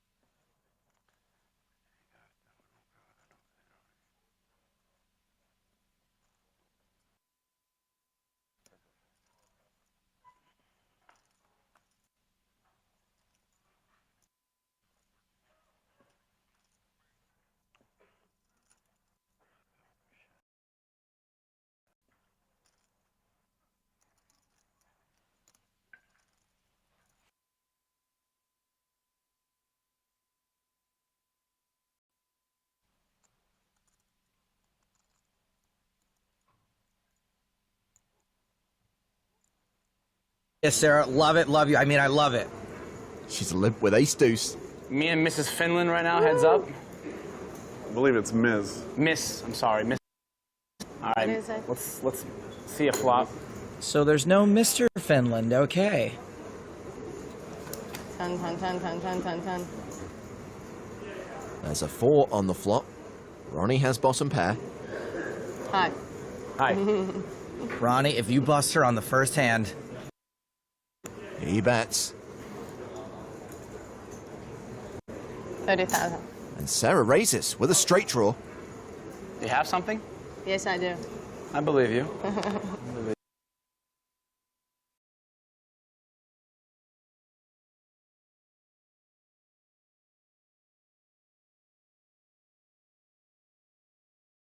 Turn. Oh boy. Checking. You raised me on the flop.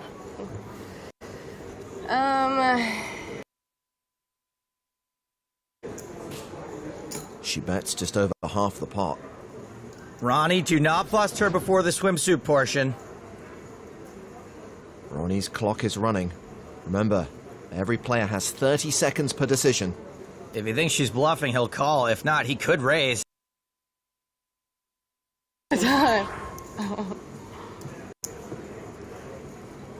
Raise, 155.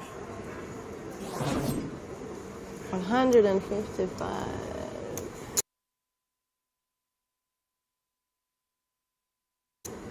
$255. She re-raises. What?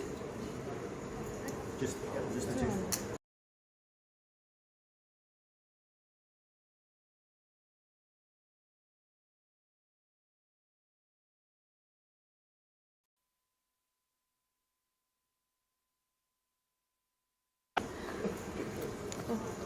Ronnie calls, which means we're going to the river, and that means the cage is coming into play.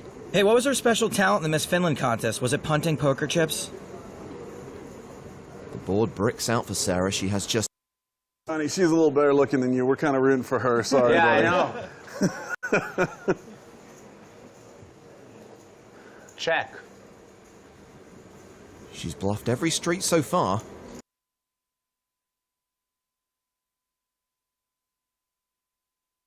She slides out the bluff card. Oh my God! How is this happening? I thought it would be. I wanted to stay and play with you, Miss Finland. I understand. I know, I am.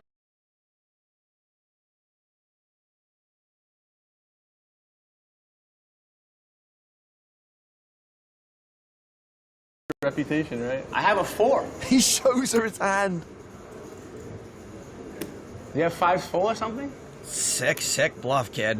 I don't think you'd just raise a queen. I don't have a good kick. I can show both. Absolutely.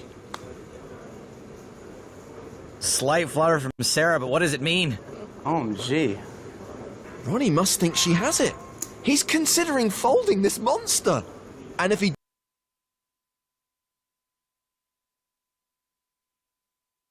How often do you play this game? Do you know I have a 4 here?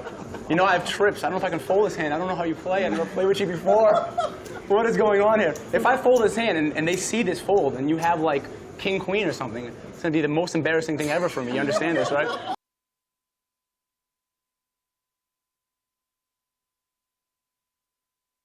$500.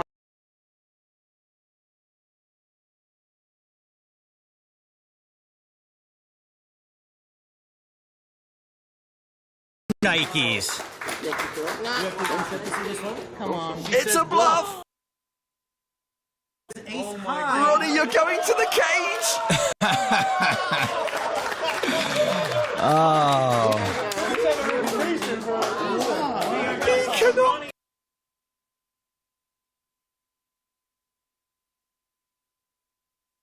Is this real life? That just happened to me? I could have 2 million chips. I just folded a 4. I just gave... How many chips? Oh, my God. I almost had a heart attack. Awesome. Wow, that Thank was fantastic. you. You got some balls, girl. Oh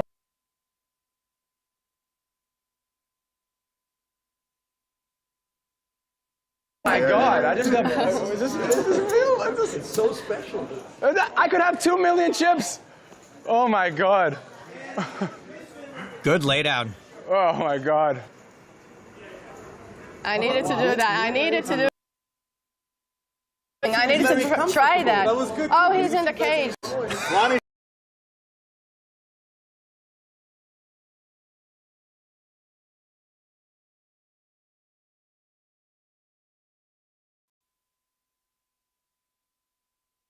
That was awesome. Wow. First hand. Wow. I don't know why I didn't call.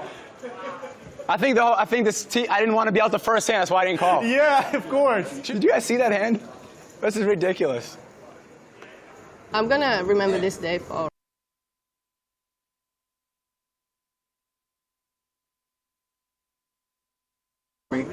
On national television, on international television, and she puts me in this cage the first hand. This is ridiculous.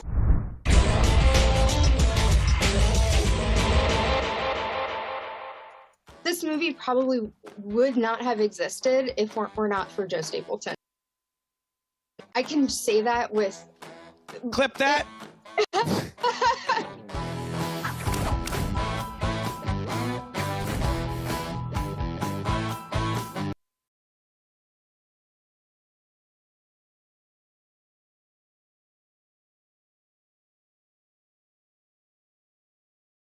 Involved in the production of a movie that features the game of poker, knowing someone who works in the poker industry, and gifting Joe with this amazing...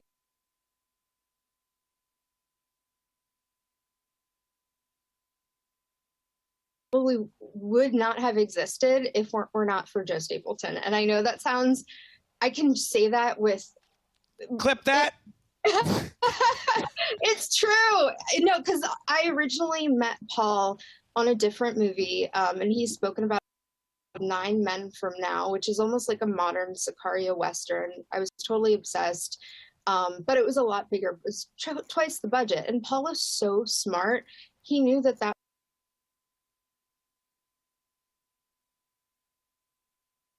film that just, you know, budget-wise,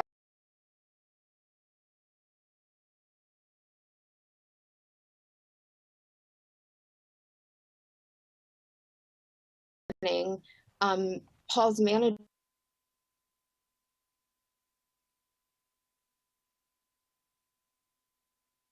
nobody's attached but Oscar Isaac, and I was like, yes, what's it about? And he's like, well, it's kind of in the poker world. And I'm like, oh, well, I am tied to that in a way, and I've been around that world because of one of my closest friends, and I actually read the script in like the summer of 2019. And actually, Joe was my business partner. I immediately gave it to, and I was like, this is actually better. I like this film better. And then I immediately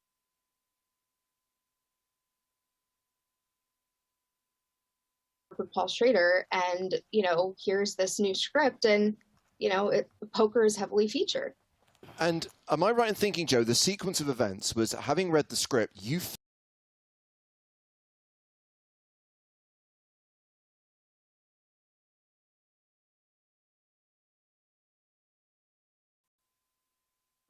Yes, and I've told that story many times, basically, that I just thought I was writing them.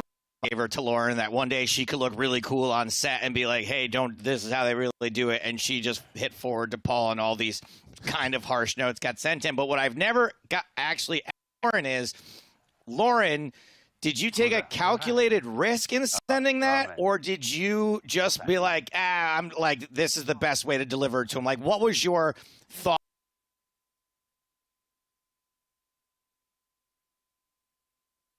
You know, I knew that kind of what is special about Paul's movies is, you know, they're very similar storylines, but they're set in different worlds. And, you know, there was enough poker in there where I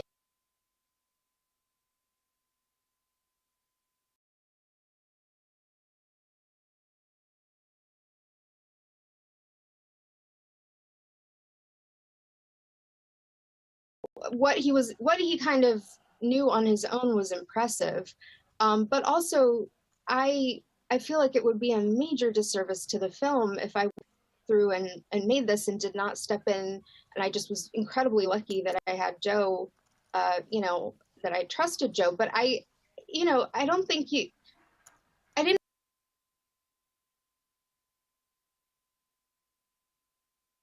You know, there was another layer of vetting that we needed to do with all the poker content. And obviously, you know, knowing Joe so well, I never had any doubts about putting Joe on the phone in the room with Paul. And what I was like the most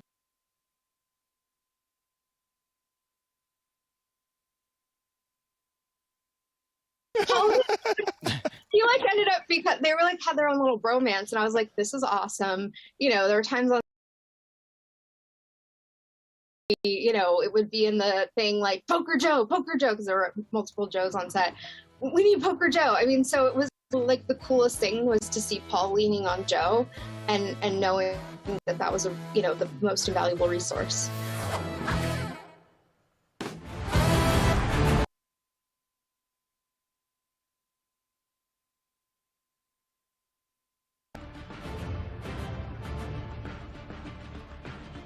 Welcome back to Prague, and the PokerStars European Poker Tour as live coverage of day 2 of the main event continues at King's Casino at the Hilton Prague. It's James Hartigan with Griffin Benja.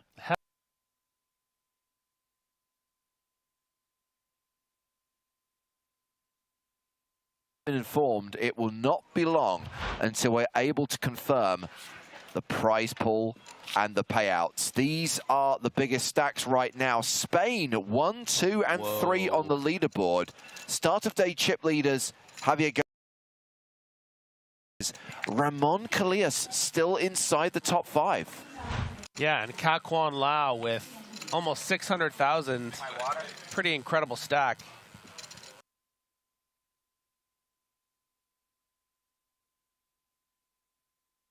The headliner on the feature table. 1, 2, you said? Katai, a former EPT champion, won Berlin back in 2012, is a Triple Crown winner.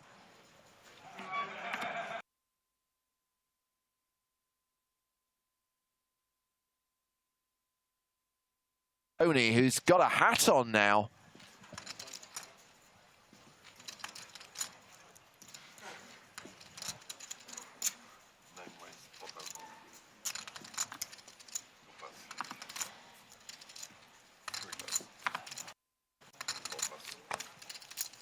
The raise is to 4,000. It has come from a player who probably has the reputation player at this feature table.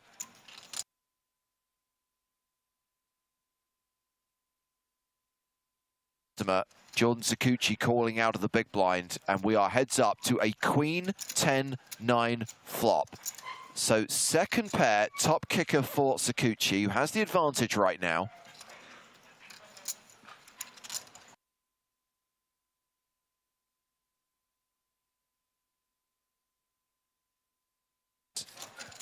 Makes it 5,500.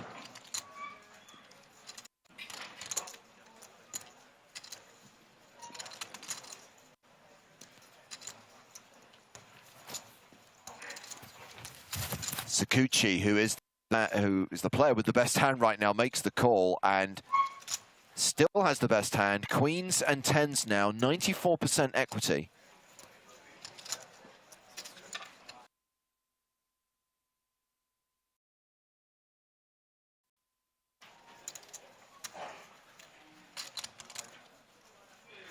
Bernasconi deciding not to fire a second barrel on the turn, checks it back. The 7 is not always coming. It's a 5 on the river.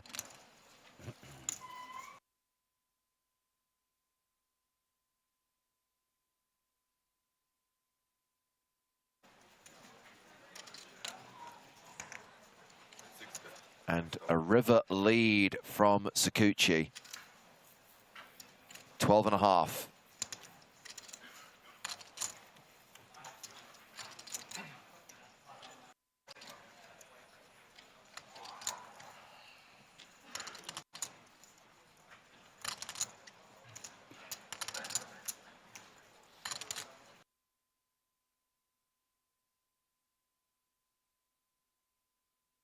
On the river. Kind of surprised that Bernasconi has played so snug, so first level, and then fires 2 barrels with sevens, makes the hero call.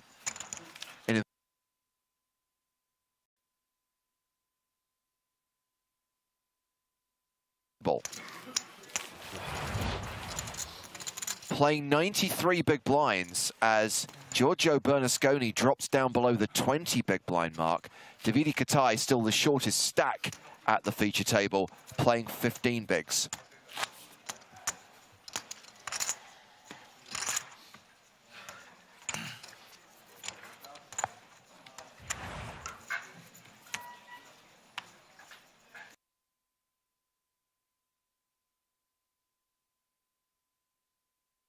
Bernasconi has immediately removed the hat.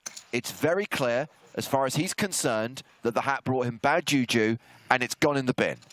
Not just in his bag, in the trash can. That hat is never going to see the light of day ever again.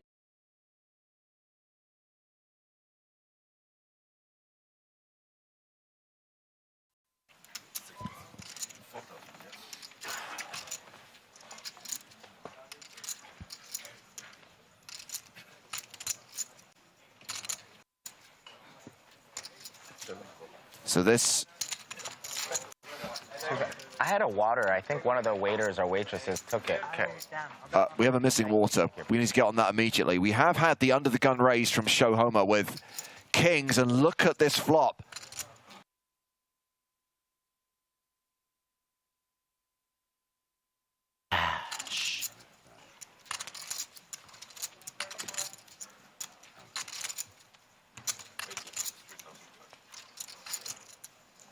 Dean on Twitch says, been in a meeting. Wham to Sam Grafton.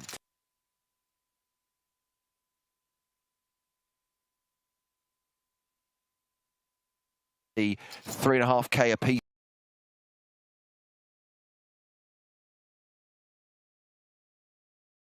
Should point out that Shohoma is not dead. He does have the King of Hearts. He does have a redraw to a bigger flush. Yeah, and you know, you're going to want to bet a lot of the time here when check 2 to get value from those Jack X type hands. But instead, facing this small lead, it's really going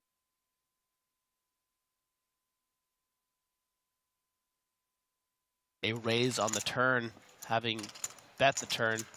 So this lead, I mean, there's not really a huge incentive to raise because you might fold out those Jack X type hands. And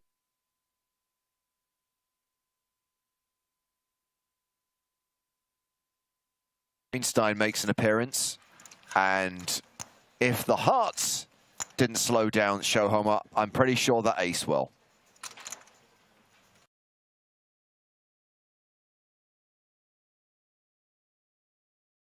I would expect a bet here from a Jack X anymore. So you're really going to be up against a lot of value and then some pure bluffs. But what pure...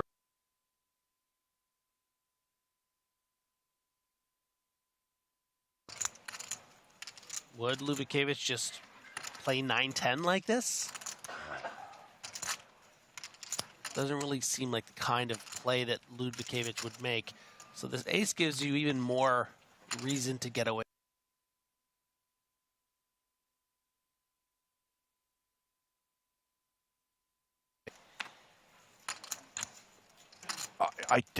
The staring is bothering me, I'm sorry.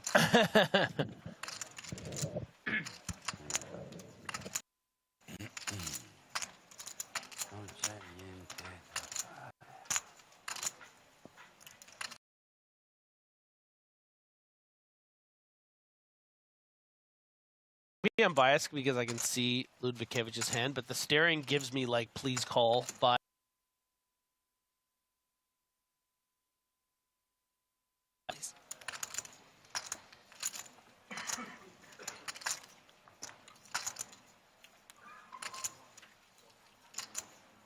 You know, you are going to be beating Queen 10 and both Queen 10 combinations that have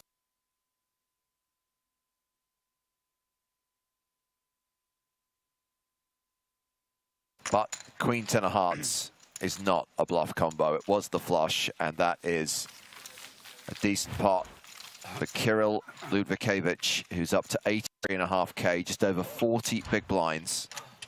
Thank you. Appreciate it.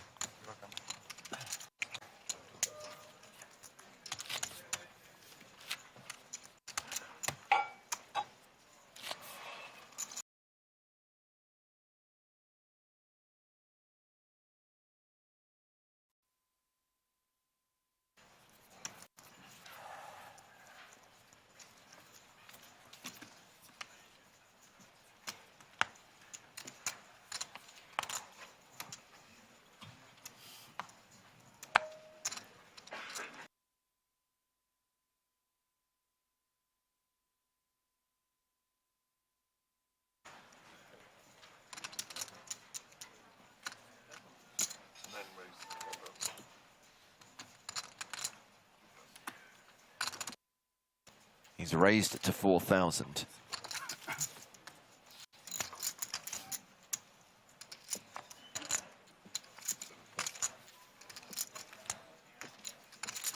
And show Homer.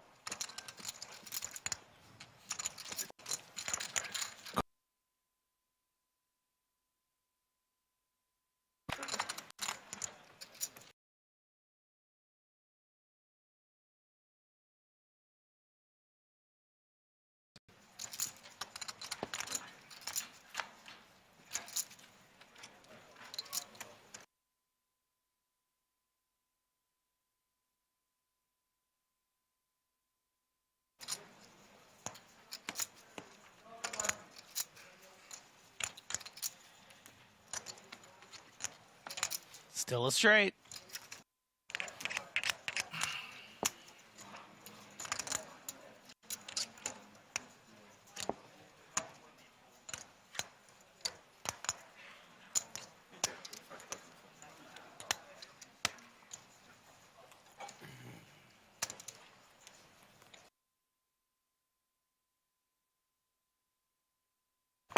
Bernasconi not off to a great start this level.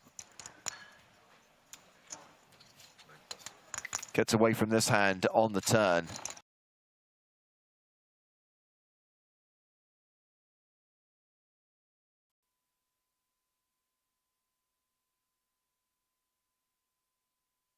One hand. He's come back from break. He's had sevens, he's had ace queen, tried to open up his game, and unfortunately has lost both pots.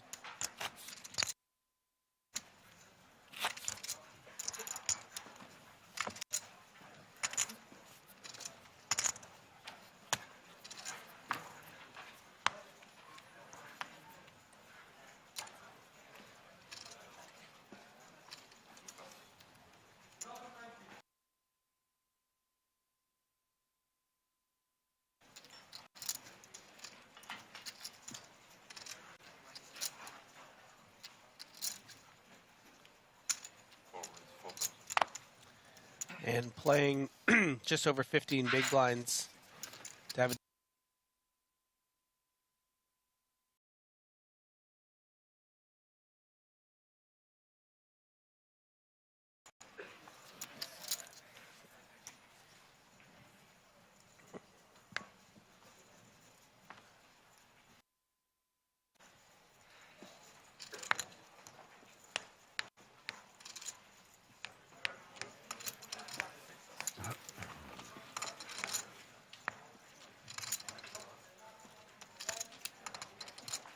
Astrologuma is asking any rough estimates on when the bubble. It's a percentage of the field that's paid. It doesn't matter how big the field is. It always happens at roughly the same time, and that time is level 15, level 16. So the last two levels of today. Sometimes we find ourselves going hand for hand or getting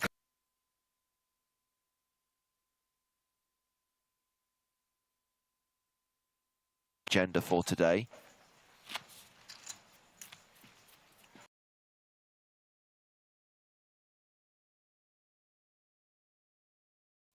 Be a thing. World famous. Just going to say manage your expectations for this one. We've got a new player coming to the feature table. Good day, sir. How you doing? This is Paul Adrian Kovaciu.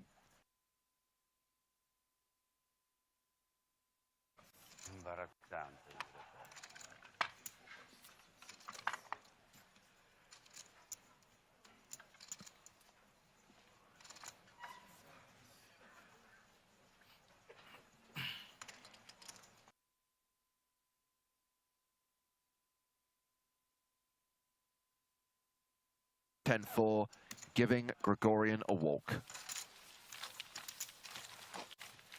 How is it going so far?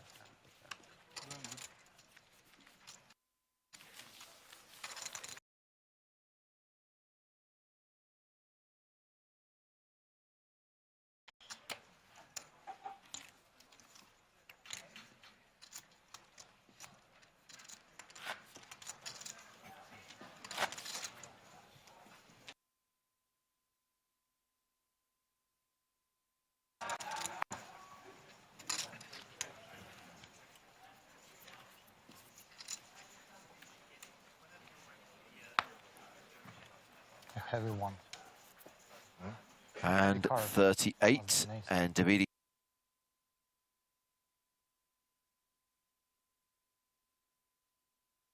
Not sure where you've been. We've discussed this ad nauseum on the podcast, on previous live streams earlier today. Chances are this will be done and dusted before the World Cup finals on Sunday afternoon. We're going to play longer days for the first 3 days. We're going to play down to fewer players than 6 on the penultimate day. Probably come back with maybe 4 and have a short starting at the earlier time of 11 a.m. Central European time to get this tournament complete.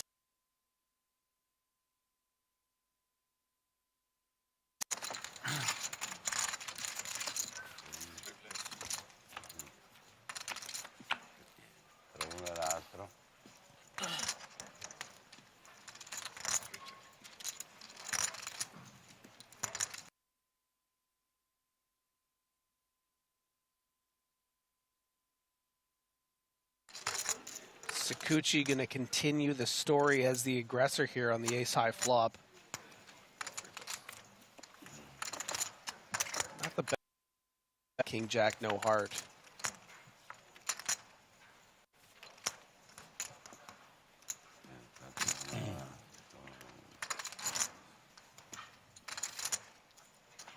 How are you feeling about the staring, James? It bothers me.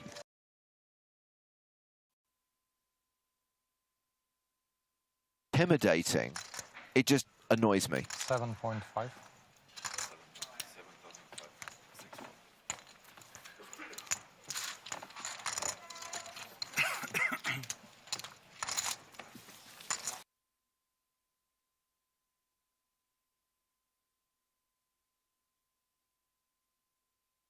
I'm just not sure we can afford it.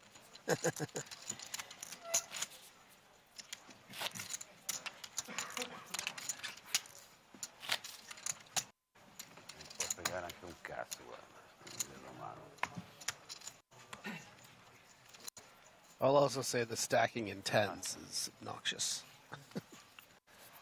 Stacks of 10. You love it.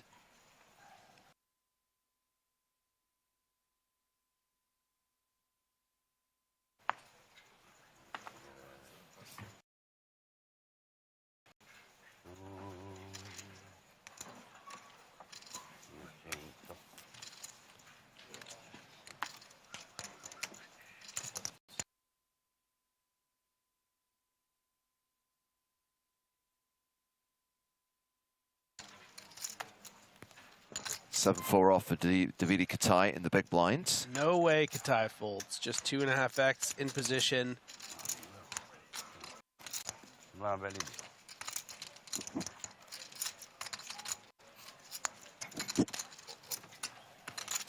Not a lot of chips to play with, but when you give Katai a price and he thinks his cards are probably live, he will see 3.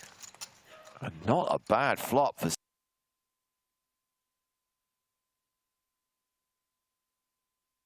As you can see, the equity all the way up to 37%. But what they don't tell you is the equity that Katai gains from all the times that he finds a nice little bluff. certainly by the river.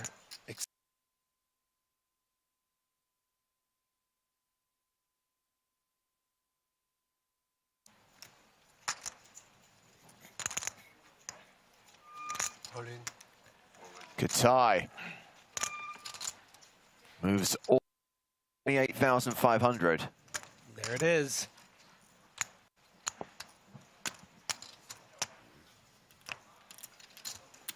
And tough to make this call with just ace high.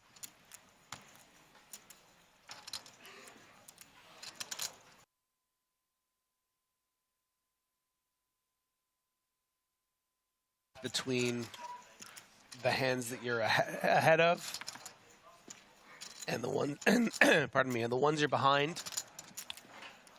You know, 6-5 might do this. 3-5 suited, something like that.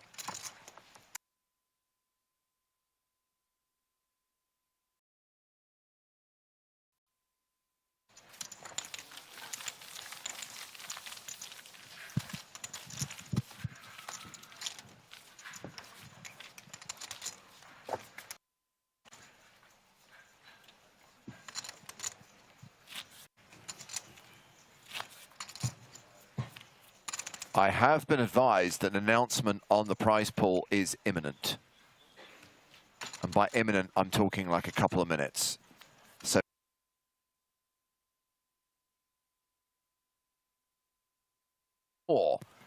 coming up inside of 2 minutes.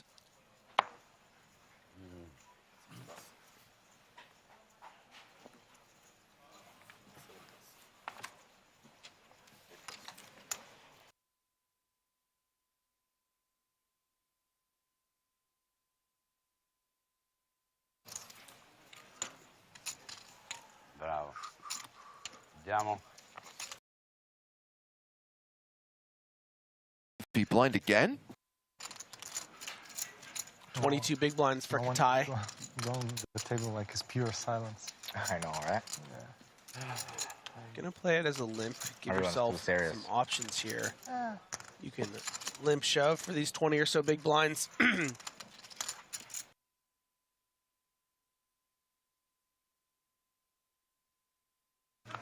Yeah. Ace, 10, 9, top pair for Katai. Nothing for Kovacic to be excited about.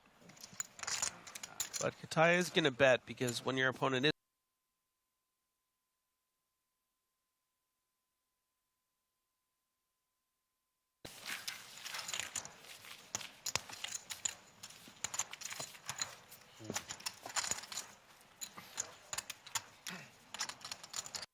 break will be. Oh, here we go.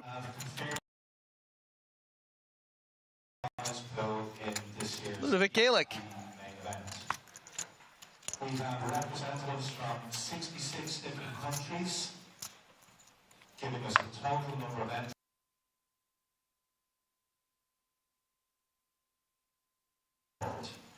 This generates a total prize pool of €6,134,500.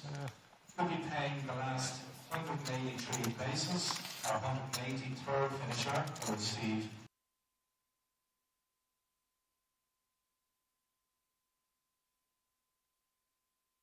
€1,054,500 and the EPT trophy. As always, we would like to thank you for playing and we wish you every success. So in case you didn't catch the headline details there from Big Nick on the tournament floor, 1,267 total entries. That is a new record. A prize pool of just over €6 million.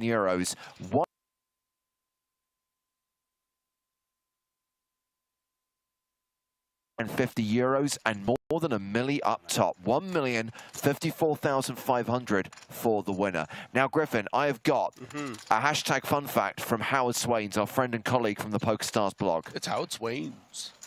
If we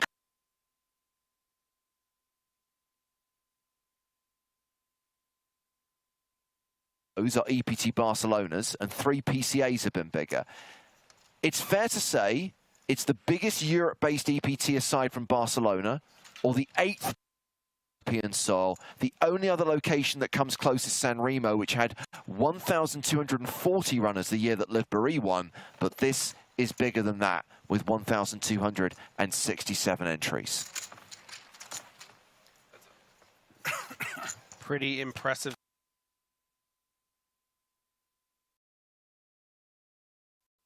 Combine it with the March field, we're well over 2,000 players for the year at EPT Prague. Yeah, of course. Worth highlighting once again that the 2021 event that was postponed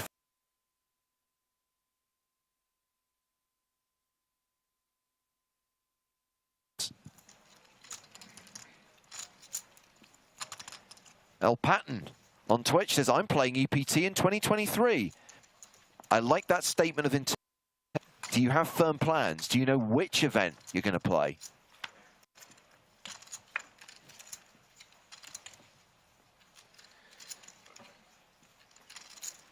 This hand appeared to be 3-bet pre-flop, and that's why it is so inflated by the turn here.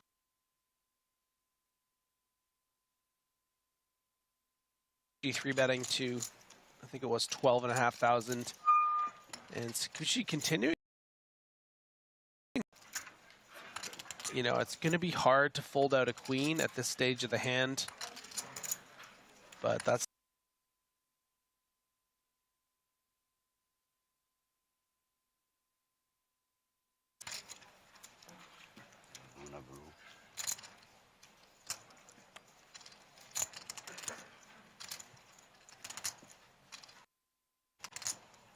Dean MC asking, is the 2023 schedule finalized? Yes. Is there a London event in 2023? No. Thank you for your questions. Full schedule is on PokerStarsLive.com, but I can tell you that we are going to Paris, Monte Carlo, Barcelona, Cyprus, and year. First ever EPT Paris, first ever EPT Cyprus. And with the 8 on the river, Sakuchi's going to know Kovacu is going to have a queen or a jack.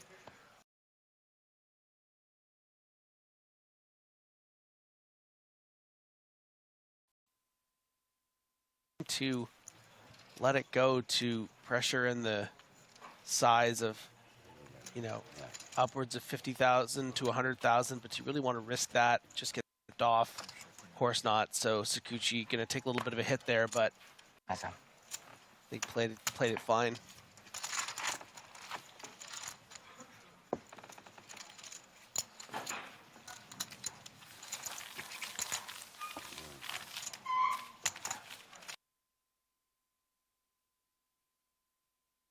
In this record-breaking EPT Prague main event, total prize pool 6,144,950 euros, min cash of just over 8.5k for a 5k buy-in event. 6-figure scores for the top 8.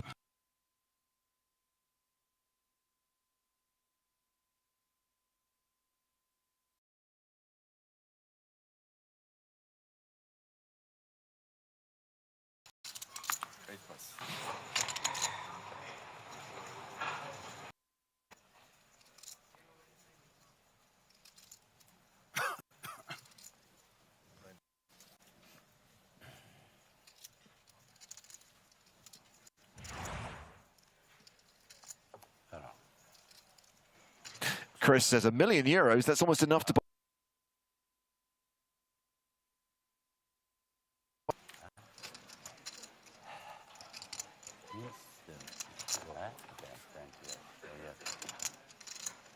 Ooh. Ooh. Gregorian has opened with 5s.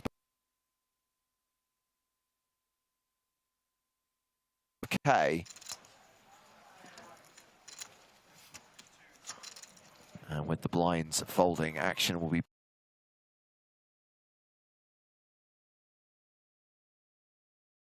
juicy during the first level of the day, Griffin. Yeah, if we've learned anything about Gregorian, I think it would be to expect to continue here, especially playing this deep, the 50 big blind range. I think as a general rule on this stack depth against this side,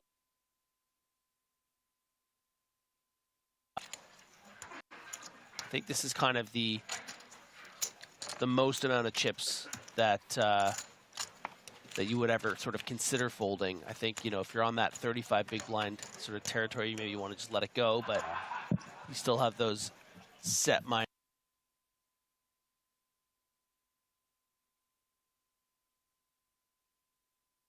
We now have the field ticker in the top right-hand corner of the screen showing that 299 players remain from that starting field of 1,267. And it's 100.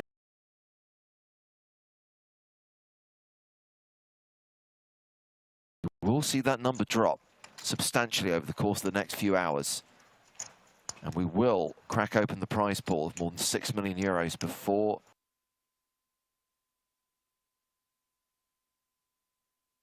all here, the aces is you want to let in as many hands as possible that are way behind, like these 2 5s. And you can see it's actually induced a raise from Gregorian, one that doesn't really make much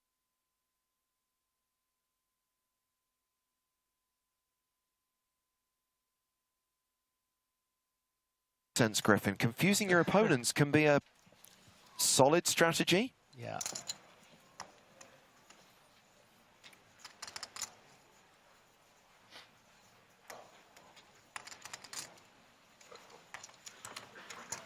And so far, so good for Kovacic ever since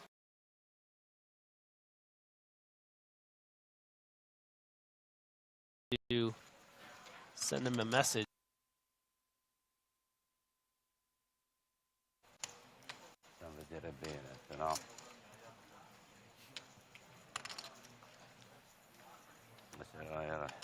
Different score.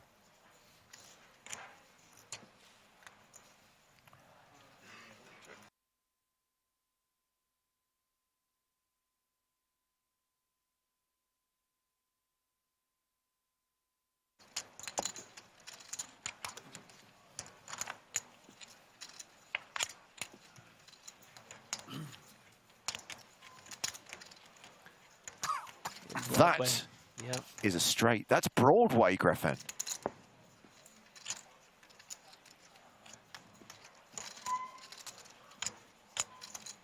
I mean, this would be chips into the abyss if Gregorian tries something now.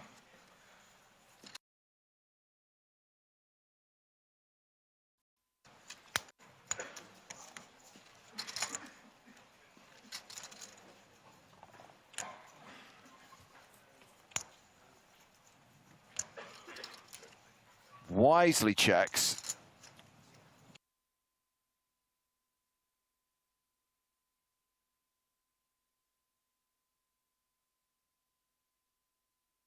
Nice hand. Nice hand, Kovacic. We were talking just now about the EPT 2023 schedule. We confirmed that the first event of next year will be in Paris in February. You can qualify on Stars. We have got EPT Paris satellite tickets added to the prize pool of every single tournament in the mini EPT Prague series that's running right now. Side of 15 minutes. 3:15 Central European time. 3 tournaments per day. Paris satellite tickets added to all of them, and a Paris package added to the mini main event.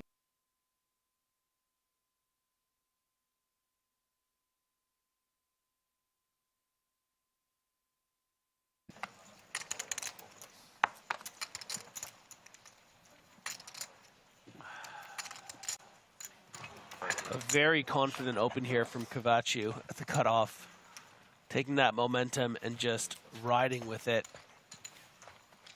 Normal. And it should work with these holdings.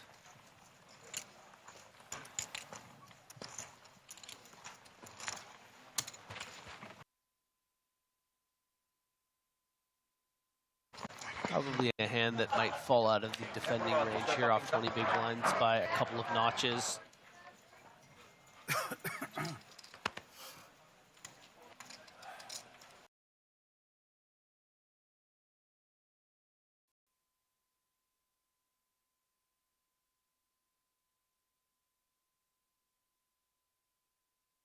But called correctly and folded correctly from Homa there. So Cavaccio closing in on the $250,000 chip mark. And 296 players now remaining, including these players we're watching right now at our first feature table of the day.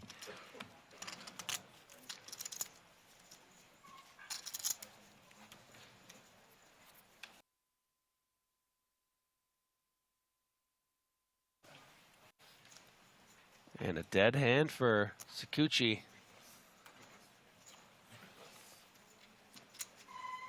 Just had to go check the phone.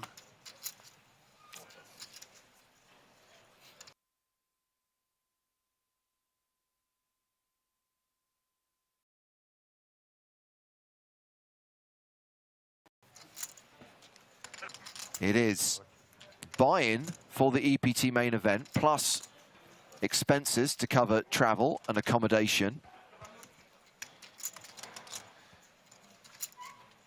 Kovac really pushing his luck now with this Queen 3 open at the hijack, but with the cutoff in Sakuchi sitting out and the tight big blind.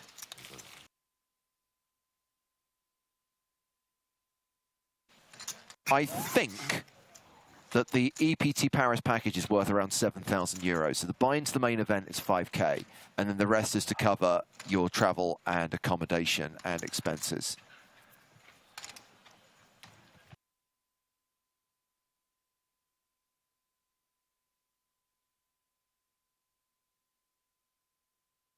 Max PKO starting in 11 minutes' time.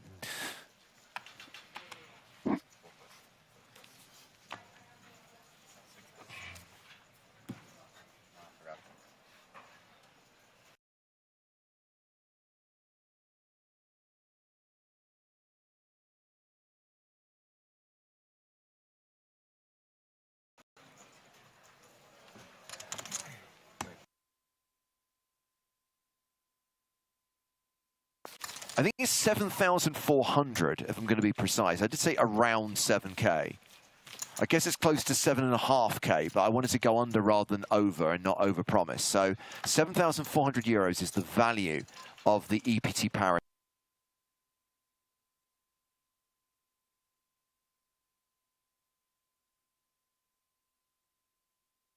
Yeah. So, and the day started with like how much? How many players? I mean, 400. Or something. So yeah, more than 100 already. Well.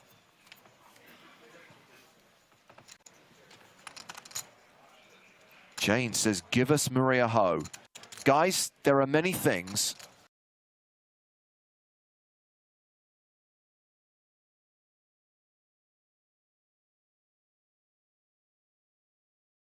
Send one of you to the first stop of EPT 2023. I'm not giving you Maria Ho. She's a human being. A race. 11.5.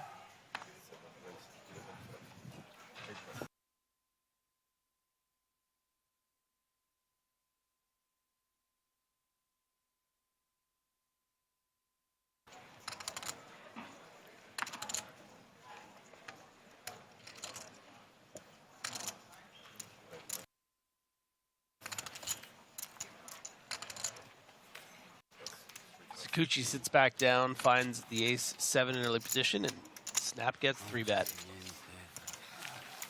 Astral Goomis will then give us Joe. Here's the problem. You've got to find the right price point.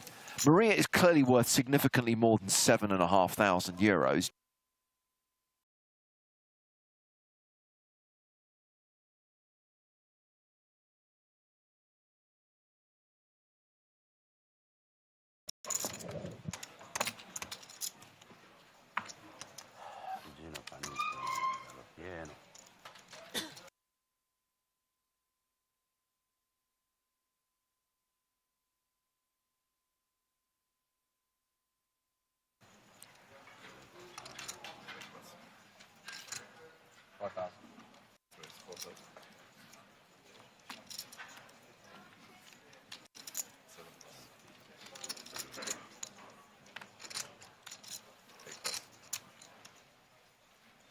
Sakuchi opening here with Queen Jack suited.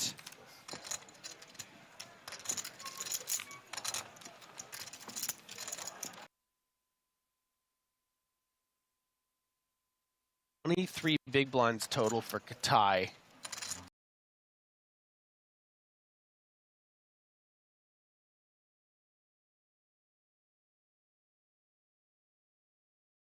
Expecting Sakuchi to rear. He's raising pretty wide on this table, but bet.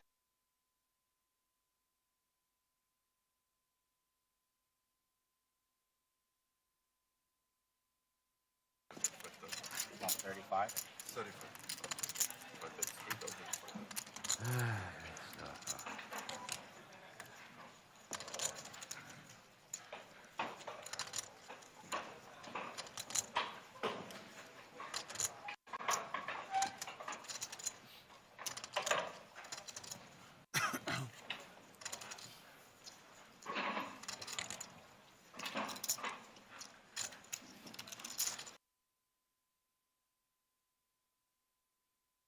Here, which makes me think maybe he would prefer to mix in some raises here, maybe induce hands.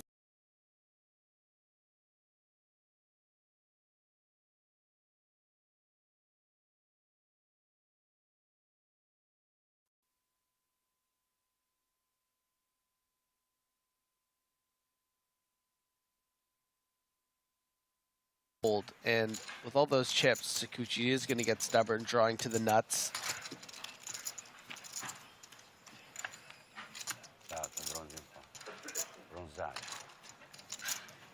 And look how perfectly Davide Katai has set up this turn to have pretty much almost exactly pot left. Whether that design comes in the face of a shove here, another 12,000. And yeah, that's actually going to be 7,500.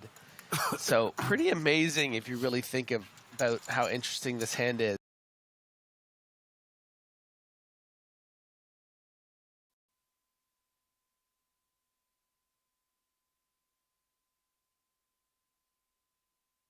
$10,000 on the flop. You must be able to call 7,500 on the turn. Now that there's almost 40,000 out there.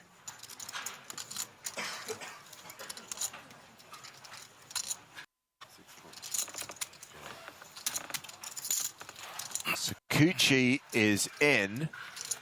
The river is not a 10. And this pot is likely to be going in Davide Katai's direction. Yeah, I guess the only question now is, does Katai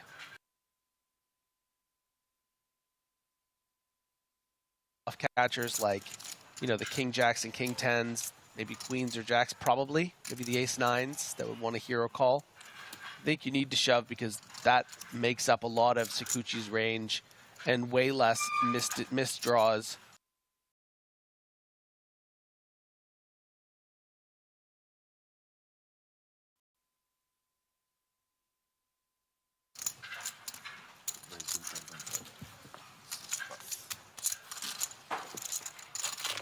Nice hand from Katai there. And to think he was down to 1 big blind during the first level of the day.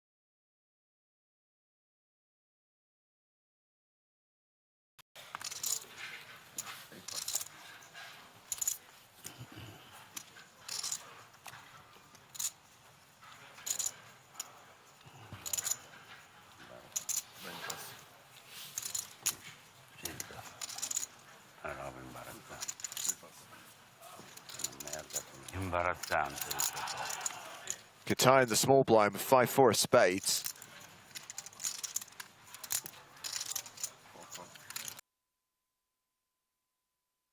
Vaccio, ace-9 offsuit. It'd be a bit too strong not to play this as a raise. And we can see the quick call from Katai.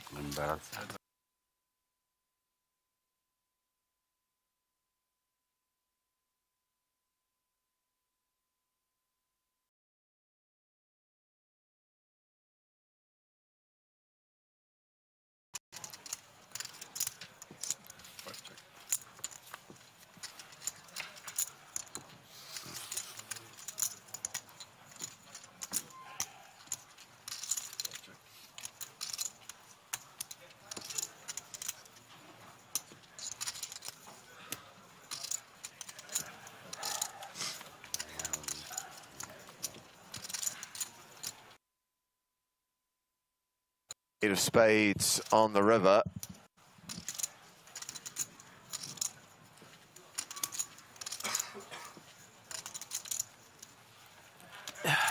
$45.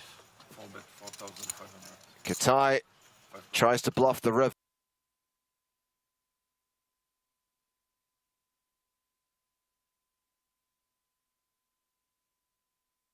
But Cavaccio chips up to over 260k, has the take.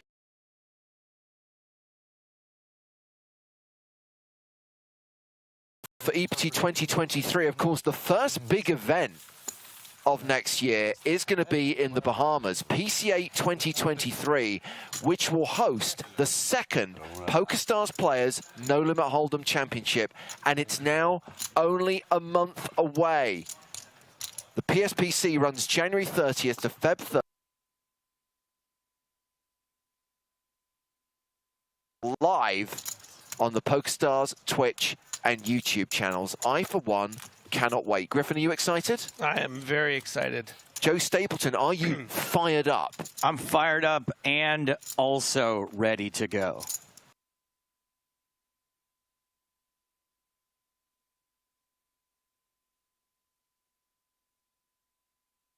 $10 days of streaming, 10 days of live coverage from the Bahamas starting January the 25th on Twitch and YouTube. 2023. What I'm most excited is that Baha Mar, it's our first time there. They have no record of me yet. Unless you don't think they share files with Atlantis, do you? I'm pretty sure that your picture will be in all the places it needs to be.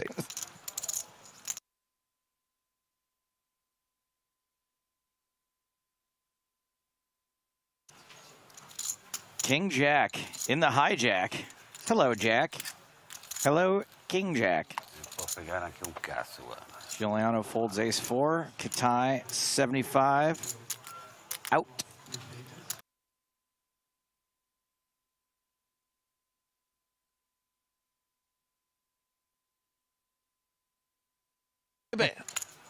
Sakuchi, queen 10. Love queen 10 in the big blind. You get to play queen 10 when you have queen 10 in the big blind. That's true. That's a good way to put it. Queen 10 offsuit. Any other flop? Top pair for Gregorian.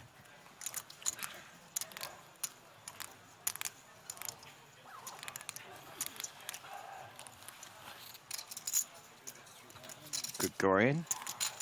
Continuation.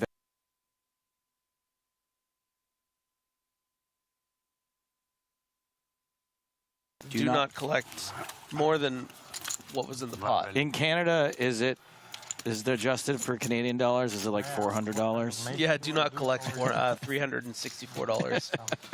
That's sort of the median of what we.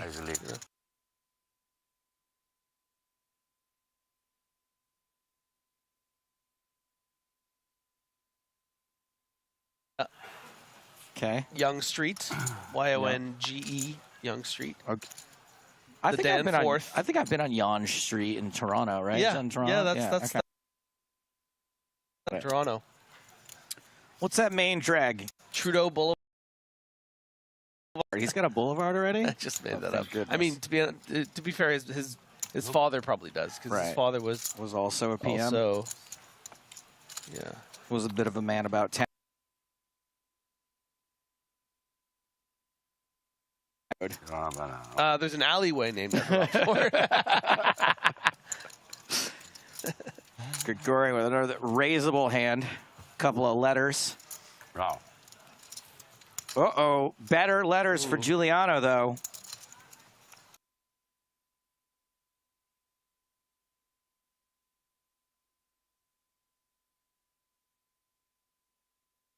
Way from a single hand. Oh, Davidi. Pocket tens.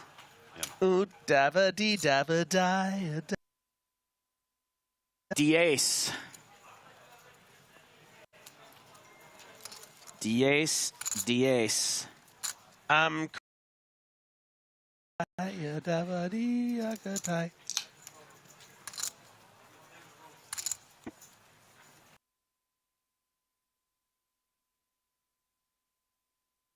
here, and the problem too is the sizing Giuliano is using. It doesn't seem very bluffy. This is close? I thought this was a slam dunk, get it in. It's a 4.2x 3-bet from a pretty tight player, right? Like, do you really think this player has ace jack?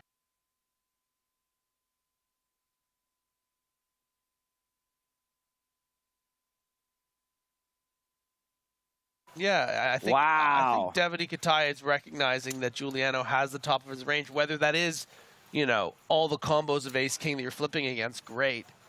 But you're absolutely destroyed by it. That's why, you know, Katai's edge is too big to take that spot. I see. So because I don't have as big an edge, I can take a flip. Yeah, you might be in a flip. You need to take it. Okay. Get in there. Yeah, right. I mean, like when you're the 40, like it's that's still a flip. dead. Yeah. Less good. How many times have you bagged chips? 4 or 5 times. Nice, right? Have you ever bagged a lot of chips? Once, yeah. One.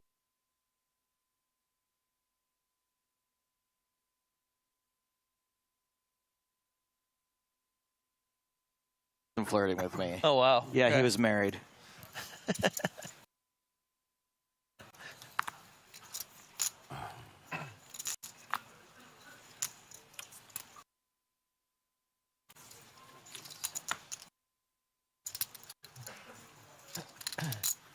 just that 10's are the nut number.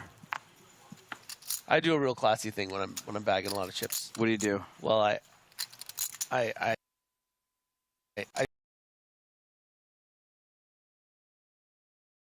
I always mess.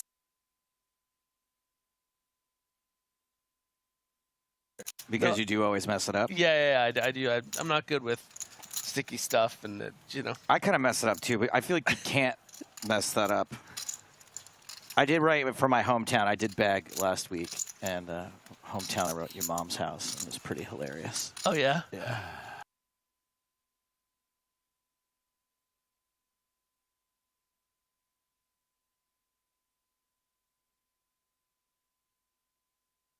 Cavasiu, year of Romania. Yeah. I've heard that about 2022. Not sure about 2023, though. We're going to have to wait and see. Domination rotation here in the year of Romania.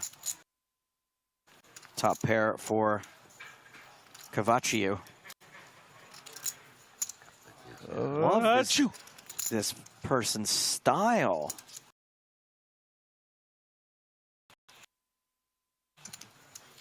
A bet and a call, 2,500.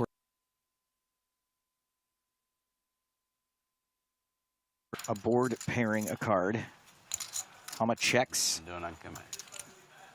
And that queen is not going to arrive. Neither is a 5. Yeah, this might get a free card for Homa, actually. Cavacciu's going to be losing against a lot of the other queens, the 10s and the...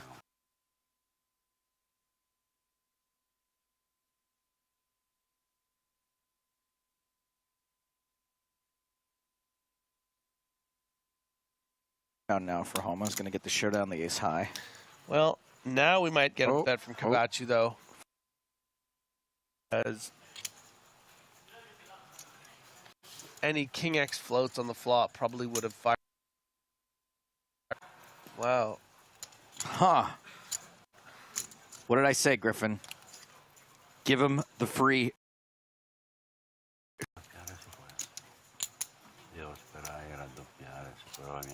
Pretty cheap there into that 16K pot.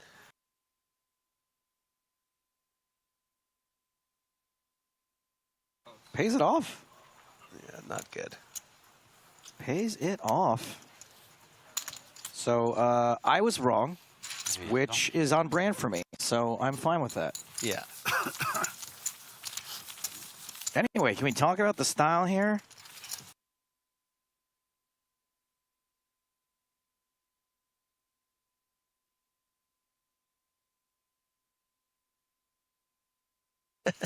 And a jacket that I believe is a magic eye.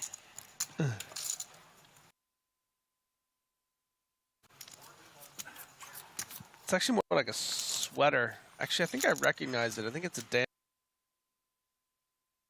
pattern. Yeah. Complicated pattern. Thing. That's a lot of per diems. Yeah. Katai with the King Jack.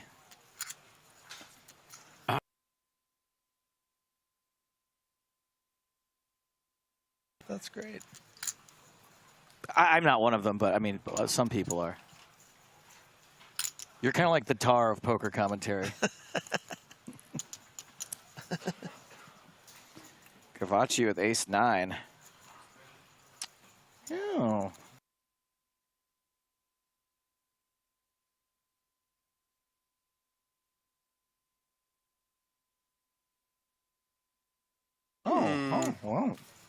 Oh. Big blind, Bernasconi. 0 yet? Ever since that King 10 suited, he doomed himself.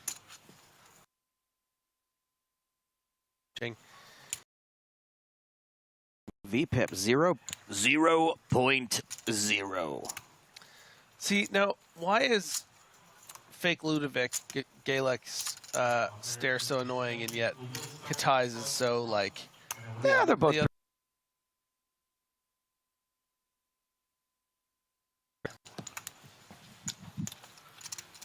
I think part of it is that it's Katai's proven track record that the staring isn't just... Yeah, okay. Theatrics. Yes. And Ludakevich, we don't know as much about...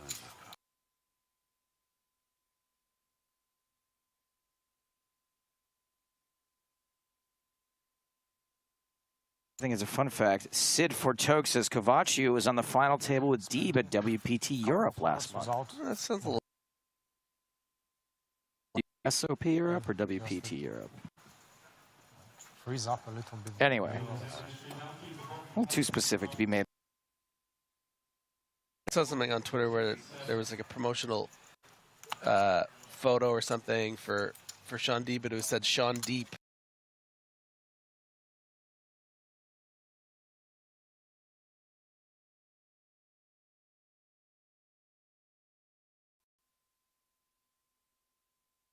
You think he sent it to you personally? No, it's probably a tweet. You're right. It was probably a Steve tweet. O'Dwyer sent it to me, yeah. But maybe I was tagged in it. I don't know why I saw it, though. I actually had a great little elevator ride with Steve O'Dwyer at EPT.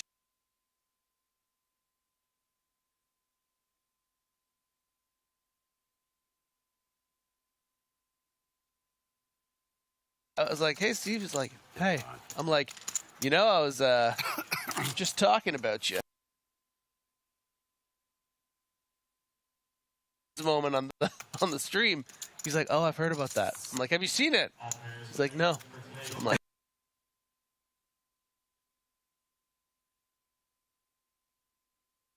this is funny. So no, Steve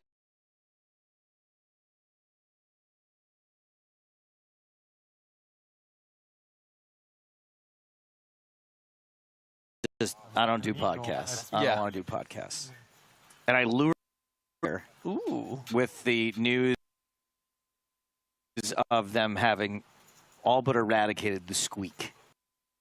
What's the squeak? The chair squeaking here in Prague. He was like, really bothered him. Like, he would tune into the broadcast and then complain about the squeaking to the point where I banned him like 4 times last time. Not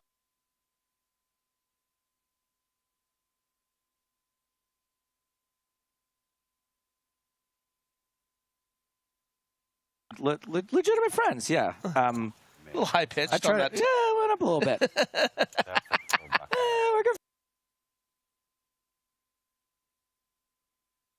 To meet up with Steve, at least for like a coffee and a pancake.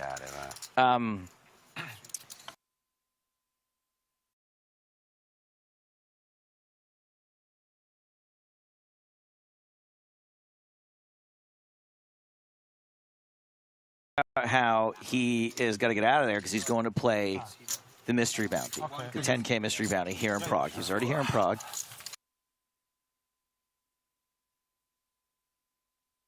It's not in the podcast. Steve went on to play the mystery bounty. He played it for like 5 hours less than the guy who won it and won like $100,000 more.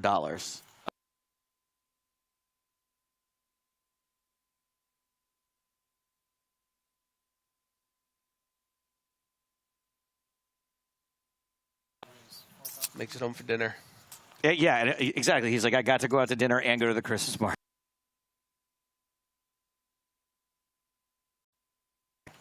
Gavaccio under the gun, queen 9 suited.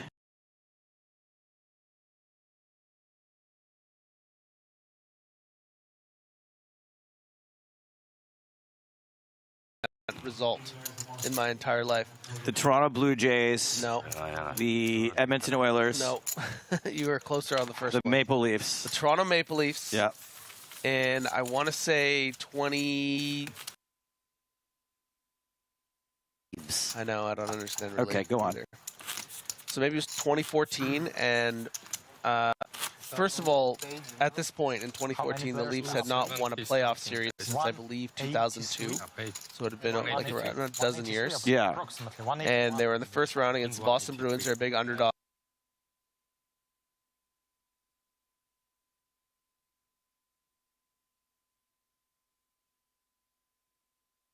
The third is like pretty significant, yeah. Significant. Because there's only 3 periods There's in only this 3 game. periods. Yeah. Boston came back.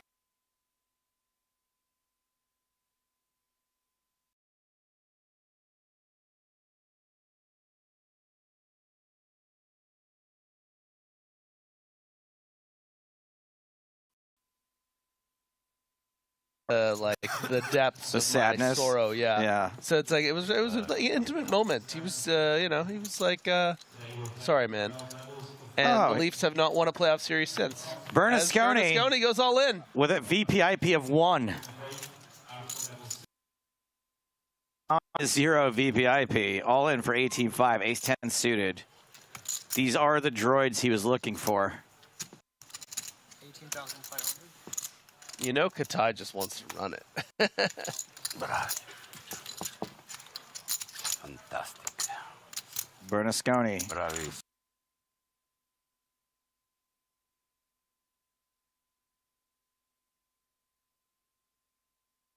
I had to change the time. I had to change the time.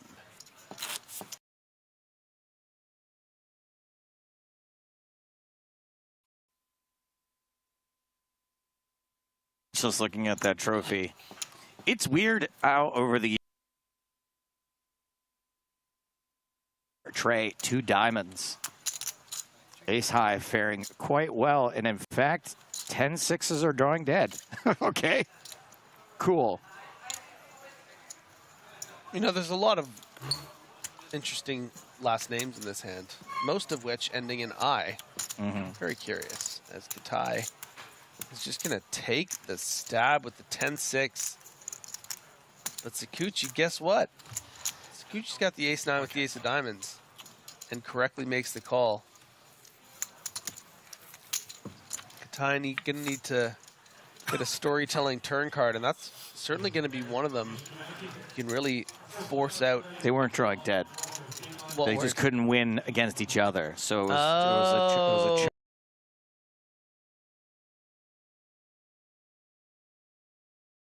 full hand. I don't even. Did I start my analysis over? Anyways, Katai is going to want to attack this 7 a good percentage of the time because Sakuchi is going to have those ace high floats that will probably fold on the turn. Is going to have those, ace 4s or, maybe something like a king 3 of spades that are going to be forced to fold this turn. I got to start playing 5Ks where double barrels work. Look at that. Yeah. Look at that. Busy in the hizzy. Another well-played hand by Davide Katai, Triple Crown winner. WP. Cordelius Cortez says, commentators, when someone asks what the blinds, he is asking how many chips, not what does that word mean. Okay, so... I'm not really sure. Okay, so if I have to repeat, the blinds are forced bets that 2 players have to put in every hand. It rotates around the table.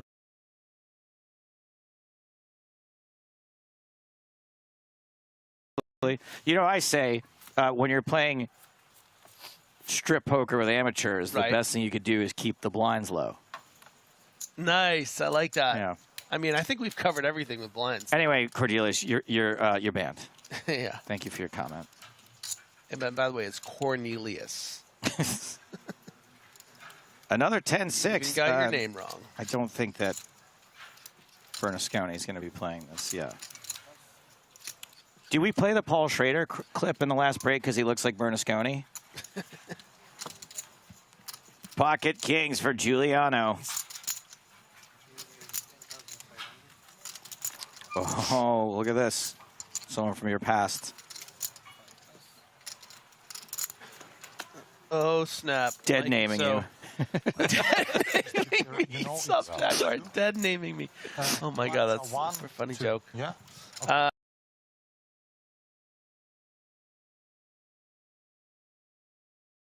Ever lived.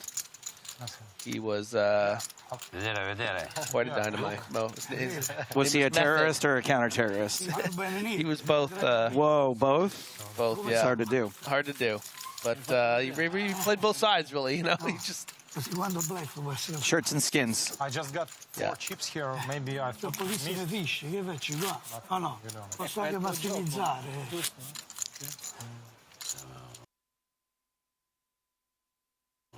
Look at the friendships being developed here. This is what I'm here for. I'm just here for the friendship between you and that trophy. I see the way you're looking at it. I kind of like the way that there's like a little bit of dust on it to give it some texture. It's kind of like when Indiana Jones takes the idol off the stand. Yeah, and I gotta say, I've been noticing it improving from event to event. The light on the trophy guy, like the guy who figures out how to get.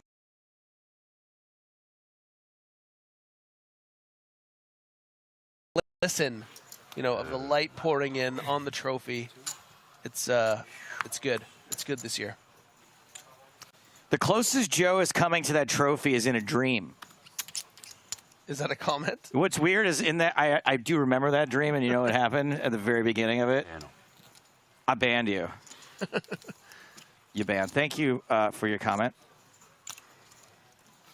I felt like there was another ban coming too. Oh, Placideth says, so funny he shows there the skill gap on this table. It's just as impressive as the skill gap on the table. Wait, I know this one. You banned. The chat gap. The chat gap, nice. Okay. On your laptop. That's funnier. You banned. Yeah. Keep them coming, guys. So wait, who showed? The guy showed pocket kings when everyone folded. Oh, It's not really. I don't think it's that bad, honestly. Yeah, it's whatever. 3 ways to the flop. Oh, another set of deuces this time. Ducks fly together. Ducks fly together. Quack, quack. For Cavaccio. Can we call flopping a set of deuces the Gordon Bombay? Yes, we can. Or maybe the bet, the post-flop bet is the Gordon Bombay. Oh, yeah. Okay. That's nice. That's nice. Check to Sakuchi, who is up and down. We could see some fireworks here.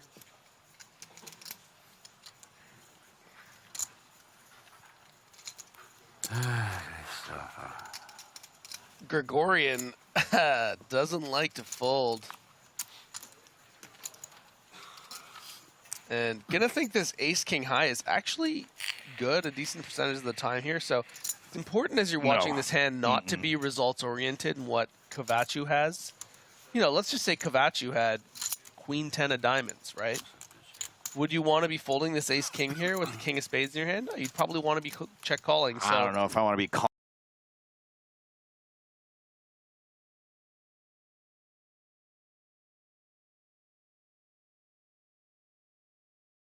Okay. Are we going to see the Gordon? Are we going to see the Gordon Bombay? Are we going to see the Goldberg?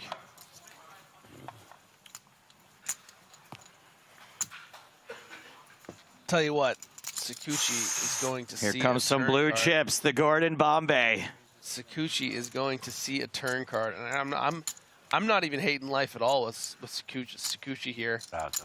You know, you try to hit that straight on the turn. You turn maybe a little more equity with a heart. Maybe try to win a big pot. The 9 of hearts. The 9 of hearts. A little street flash action. Street flash. You're right. Your previous knowledge of Sakuchi is serving you well. There goes ace king into the muck. Turn card. Potential for a lot of sweat here. Heart. Make it good. Heart. King of clubs. Oh, ace king's so mad right now. Ace king is.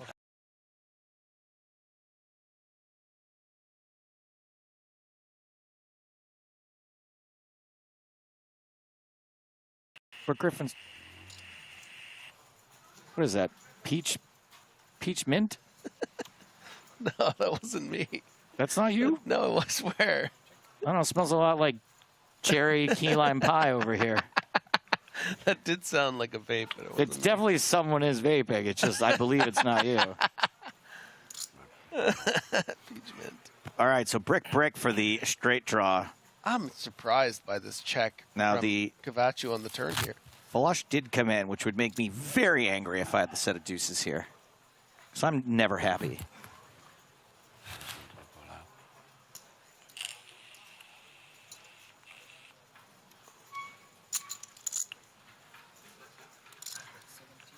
Go all in, Sakuchi.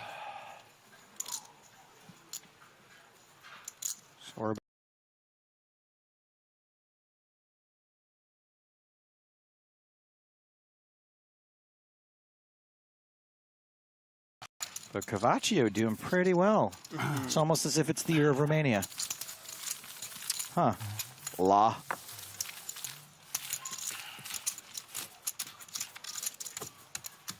Yeah, when you fold there, the bet has gone uncalled. But if you had raised all in there, it would have been uncalled for. Correct. Uncalled for. I'm trying to see who the culprit is here. I'm gonna expect there's gonna be like a Tim Robinson hot dog up the sleeve. Yeah. I think it's the ace king guy. I think that was the only way he could deal with the fact that he folded the ace king and the turn was the king.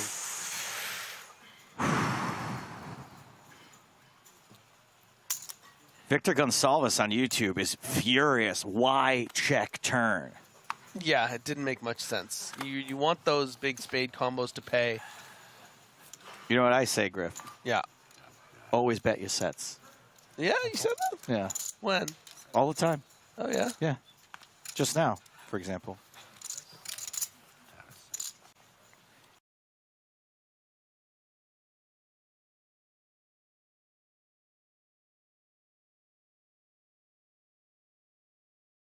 Frustrating hands you can be dealt, I feel like, 10-6. How much do you have? You know, I kind of wish Ludovicevic just had like a silly mustache and looked a little bit more like Ludovic Geilich. Yeah, right. Where we could joke Be that like, I think that what? might just be he couldn't think of a clever fake name, so he's like, Ludovicevic. Queen 9-8, check. 5 still good. Ludovicevic and Giuliano, neither one of them stacked incredibly deep. 6.5, I believe, is what was announced from Ludovicevic. The delayed bet to fold out the exact kind of hand that Giuliano has. But can Giuliano find the call? It's tough. It ain't easy.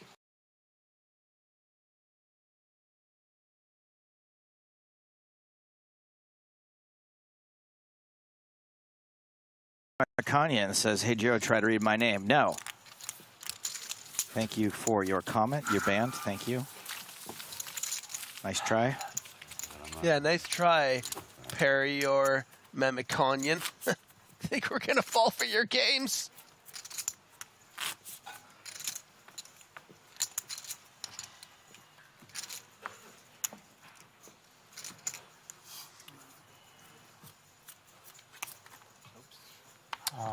I know.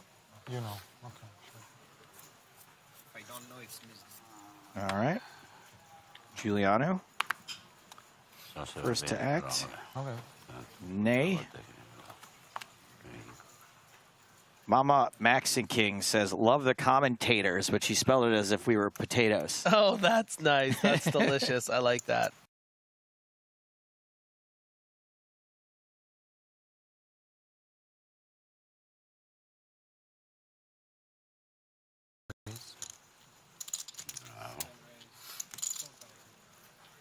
Sushant Sarohi asks, why has the table talk stopped?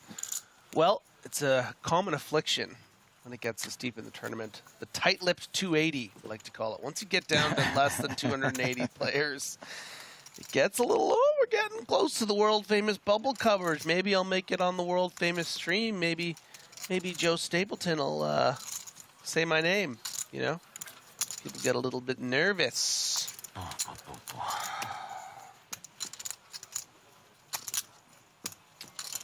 Gregorian. With one of the hands that you can fold, I think, in the big blind. Yeah. Cool. Gry. Ooh. Go, Ryan. Ooh. Gry.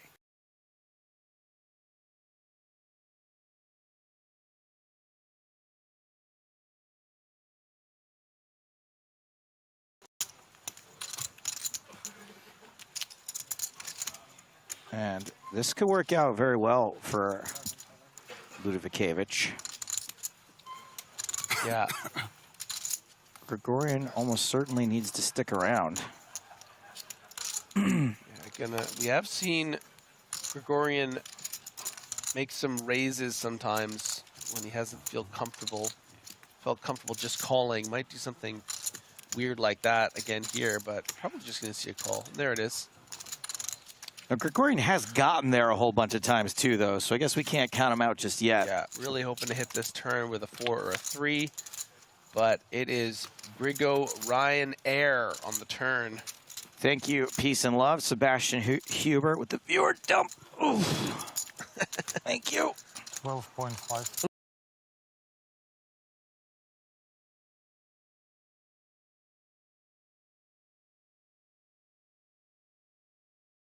Farid Jatin was oh, I remember real tough. Farid Jatin, yeah. Yeah, and what makes it even tougher is that I consider him a friend, and it means he just goes at you harder. You're both in the PSPC back in 2019. I experienced that recently also. Yeah, it creates a weird really hard game. to play against a friend, yeah. Yeah. I heard a great story actually from an event recently where I saw an update on Poker News about it where Farid had opened the button and 2 people had called, and then before the flop came out, he said, excuse me, dealer, can I get a second card? No, that was someone else. No, it's Farid. I read that same story about Matt Glantz. Oh, maybe, but this happened like a few days ago. Yeah, That's I wonder funny. I wonder what the rule would be at, like in EPT, if it'd be dead or not. I'm sure.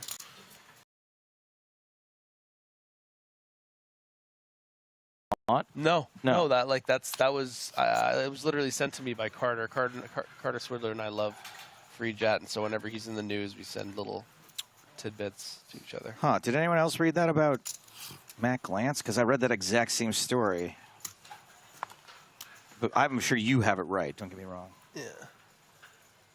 So it wasn't even a Poker News. It was an Adam Hendricks tweet.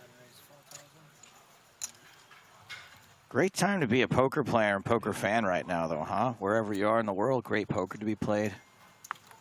Cool events going on. Bravo. You know. Hama all in with King Jack. Probably not going to get called. Ooh, who asked for a count? Ludovicevic? Well, 8-6 suited. Ludovicevic did make the original open and is facing an all-in of under 10 big blinds. It's going to end up being a bit... He's making some tough decision with ace-10 or ace-9 or something like that. Just some posturing, really. Oh, this is just so close. Like, but I just don't think I can call like King Jack off here. It's just really like ace-7 suited. It's just like right on the line, you know. It's like, no, buddy, you have 8-6. Stop wasting my bloody time. Fold. Wow. Wait, that's what? Tough, man. A fold? Wow, that's tough, dude. Oh, so close. Cordelius So Cortez is back somehow, despite being banned, and says he can actually call.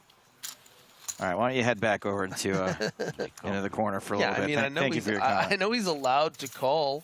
It is technically under 10 big blinds. But you know, it's not great.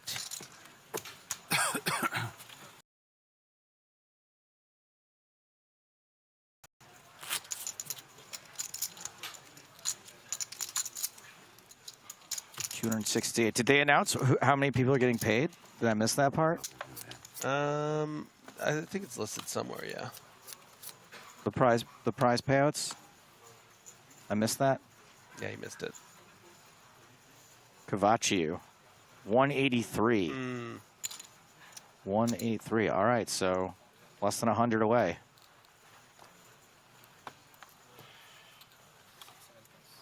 Cavaccio with the king, queen under the gun. For many people, the bottom of their under the gun range. I'm not gonna lie, I have a hard time folding king jack under the gun too. I know it's bad, but. Depends how handed you are. This is 7-handed, right? Yeah. I play a lot of 11-handed. It's not really. I prefer 11-handed because I can fold ace-queen under the gun. I just like to play as few hands as possible. It's so stressful, isn't it, right? Top pair for Katai, defending with 9-8. Do you have a big pair? Big pair?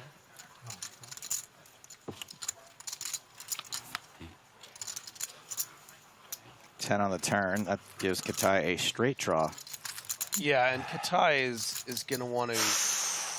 But a weird straight draw, right? Because that jack could be una problema.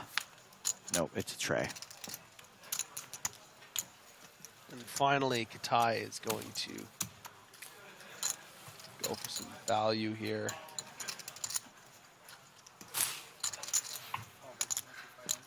And really has license to bet big in this 7,500 amount.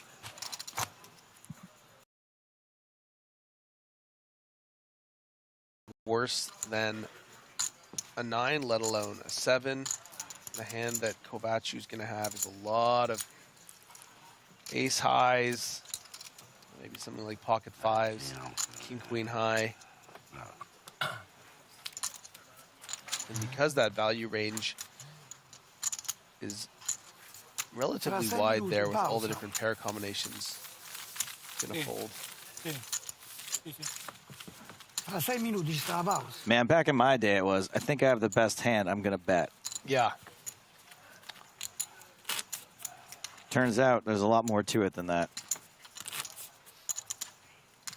Griffin looks like he could be a Chicago Cubs player. If Bazooka Joe was a person, it would be Griffin. That's very flattering, I think. Is that two references? I think so. Bazooka Joe, isn't that like the bubble gum? Yeah. Take it. Bazooka Joe, the smell of Bazooka Joe is one of those things that gives me like really nice memories. Yeah. You see the old Big League Chew up in we do. up in Canada? Just stuff a wad of purple straw in back your in mouth. my bully period, I would just stuff 2 packs in either side. Really? Be like, hey, really? get off my turf. Because you thought it made you look hard to have fake tobacco in your mouth? Yeah. It was just bubble gum. This grape flavor is really getting to me. Yeah. Ace-8 suited for Giuliano. Makes it 4,000. Hey, Tommy, grape to see ya.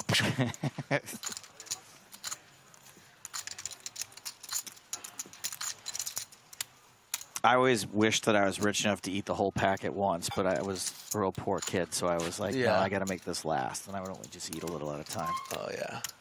Cavaccio. You sound like the kind of kid that I would have bullied. Oh, okay. Yeah, no, I would.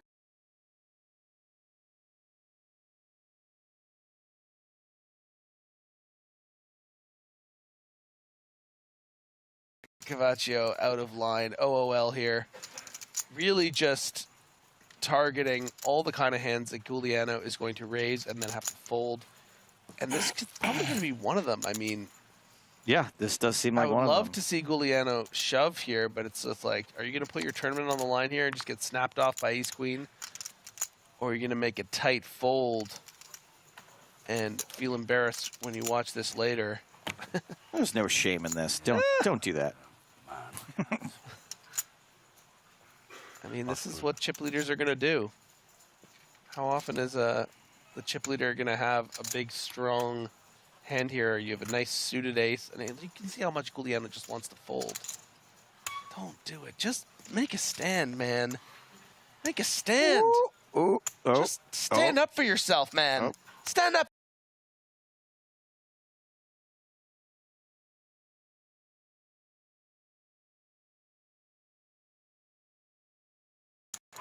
Exit strategy that later. plan does not work for me a lot of the time.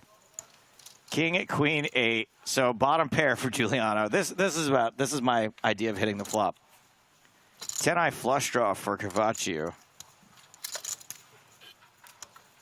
Yeah, and with a stack to pot ratio of close to 1-to-1, Cavaccio might just be like, you know what? Let's just yeah, I mean, you got to keep telling the story, right? Let's just go all in.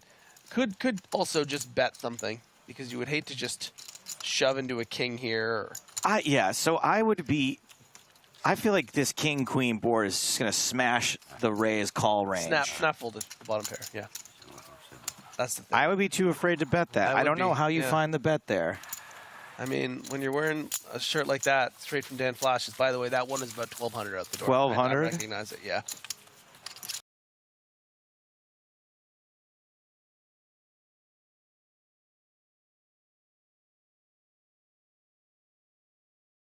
Are you going to Dan Flash's? That was so dumb. I broke character.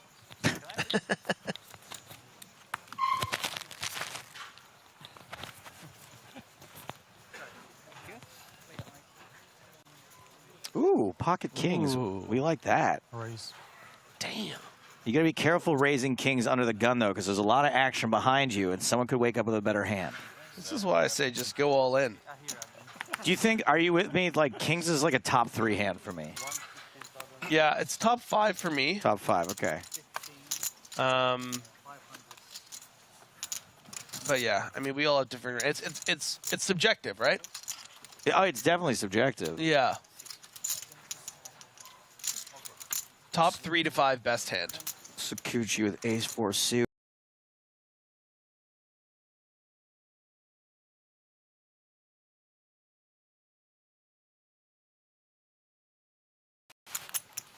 So, Yodo Gami still talking about the previous hand, saying call is a criminal. Not call is criminal, the ace-8 of spades. It is a criminal. A smooth criminal. Yeah. A smooth call for a smooth criminal. Oh, nice. That's cool. I forget the name, but someone in chat recently was asking, is Nick Walsh scheduled to commentate this event? Who cares? Yeah. All right, yeah, I mean, that's one way. That's one valid response. So the chips. I was just going to say yes, thank you for your chips question. stay on the table. Okay, thanks. Other players will play. Who cares? My God. They will give us no chance. You know what makes that even funnier? The audience might not know this. Is that Nick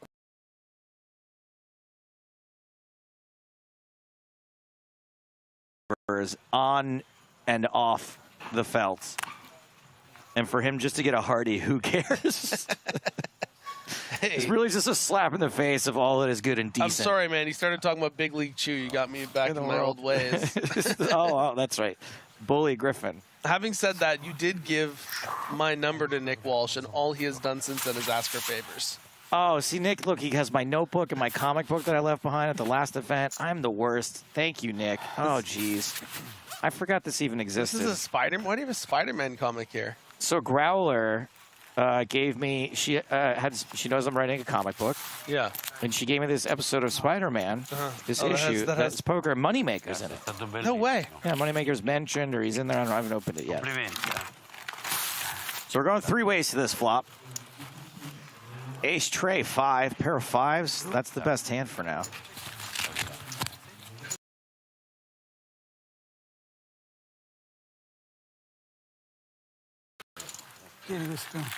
And Sakuchi very quietly is all the way down to 70,000, but finally has the best of it.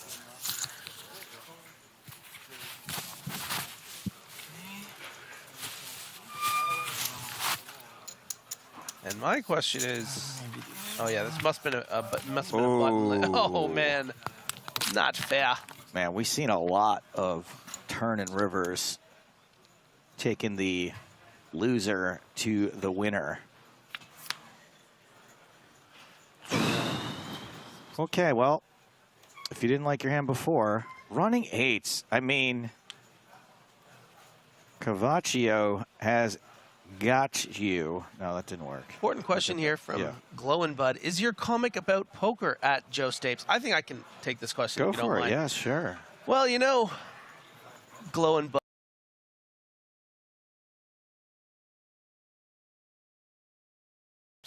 In your own life and, you know, in poker, but also wanting to, you know, be successful and escape it. Thank you. Thank you, Griffin. And that's taking us to the break. Wow. No. Really? Yeah. It just flew by. I don't believe that. It must be a mistake. I had a lot of fun with you. That was not an hour and a half. Well, I mean, I was only in here for half of that Right, time. okay. But well, the back half went by fast. Chip Leader is going to stick around. We do have a new featured table coming in after the break. Gail Bauman and Juan Pardo will be with us. These are the chip stacks that folks will be taking back into the field with them. We may see these folks later on, but they're off the feature table for now. Paul, Adrian, Cavaccio, Year of Romania, headed out into the field with 136 big blinds. Of course, these players will still play together out there. They're not being dispersed. But we, in fact,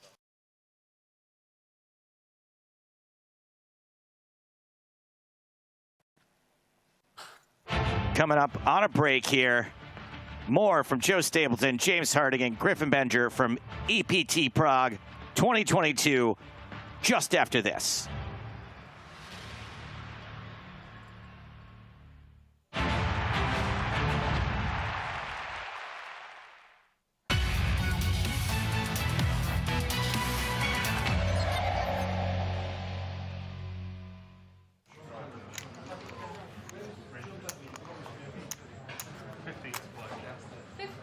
We said that earlier on. If you wanted to know about poker, you had to find books, and there were only about 2 of them in existence, Super System 1 and Super System 2. Yeah, we hadn't even had Harrington on Hold'em yet at this point, had we? The revolutionary Harrington on Hold'em.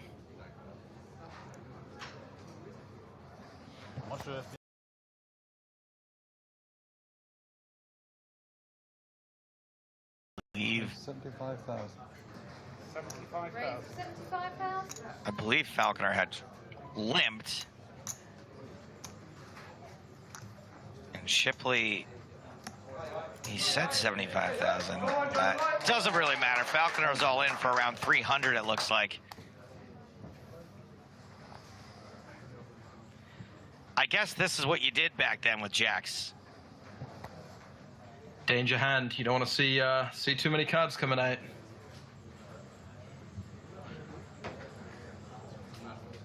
A lot of tanking with jacks so far in this era. Some tanking now with King Queen suited from Shipley. Cool. There it is.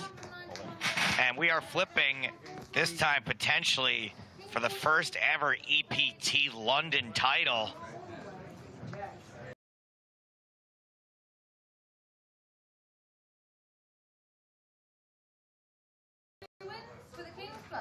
Shipley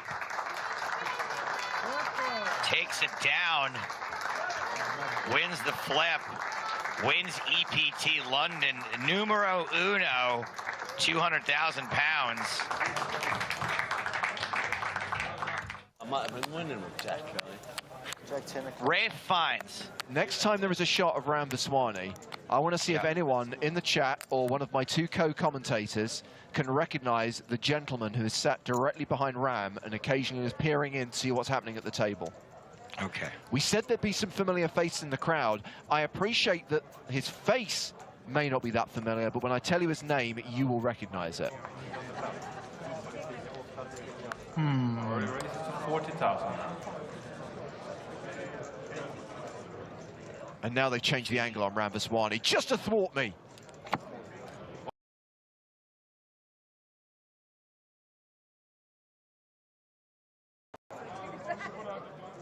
Potentially for the win. There he is. Oh, that is a Scheinberg. That is Mark Scheinberg, one of the two founders of PokerStars. A rare on-camera sighting of a Scheinberg. And called by Rory. Oh, we've got a call from Rory. And Vaswani with the ace-5. If he wins, he is your champion.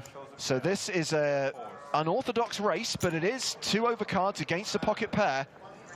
Like Ash G's versus GeoCities. And it's an ace-high flop, and that sees Ram Vaswani move out in front. Turn cards. 7. It is always coming 7, but unless it comes a 4, which it doesn't, Ram.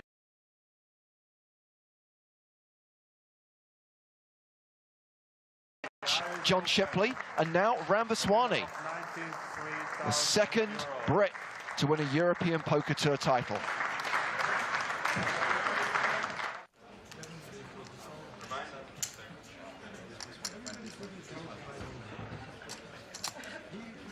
So right now, Noah Boken has the chip advantage. Ram Vaswani with ace-jack, and that is a call. Noah with ace-queen. Oh, here we go. 100 more. Raises 100 more, so that's 124K total. And an all-in and a call. Ace-jack for Ram, ace-queen for Noah. Wow. Ace-queen is in the lead, and Noah covers Ram. Here is the flop. Yes, show us the flop.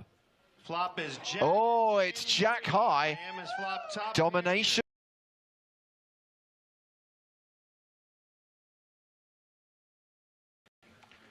And that king gives him the straight. The nut straight.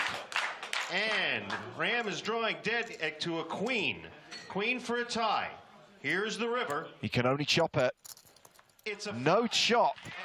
And Noah Boken becomes an EPT champion. And how weird is that, guys, that we almost had a 2-time winner on the European Poker Tour in the 4th event of the tour's existence. But yeah, crazy. And Ram Vaswani coming in 2nd place. Real kind of passing of the torch. I mean, if it was going to happen when they were playing 180-person fields, that was the time. Yeah. Ram Vaswani gets a 1st and a 2nd in back-to-back events. Noah Boken joins the ranks of early EPT champions.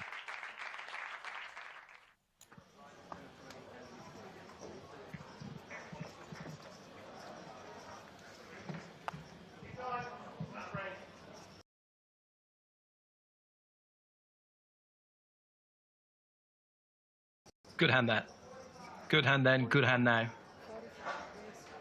I would say that its nickname, Spraggy, was even more relevant in 2004 when a few people still remembered who Paul Daniels was.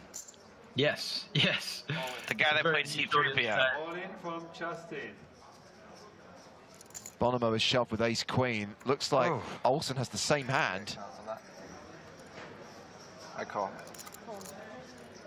Wow. Carl announces call. 164,000 bid from Justin. Ristine folds back around to Brandon Schaefer. Comes back to Brandon.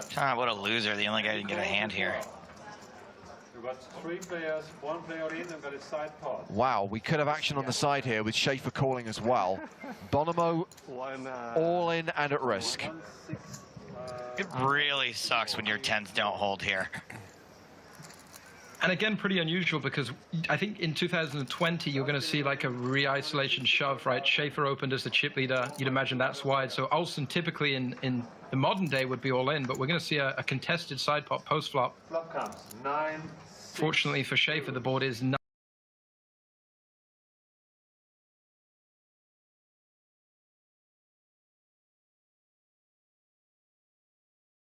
Too much left. He's missed the flop. Both players check. Board pairs on the turn. Really rooting for the 10s here. And check. River card. 10s hold. Check. You're not going to think they did till they table them. Yeah, this gets checked to showdown, and that is the end of Justin Bonomo's run in the EPT Deauville main event. Season 1 of the tour back in 2005. Bonomo's first cash, a 4th place finish for €31,500. No Mo Bonomo.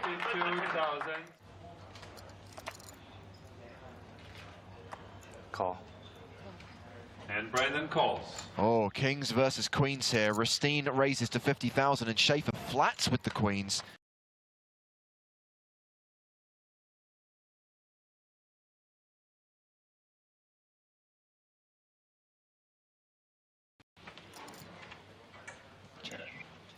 Mark checks.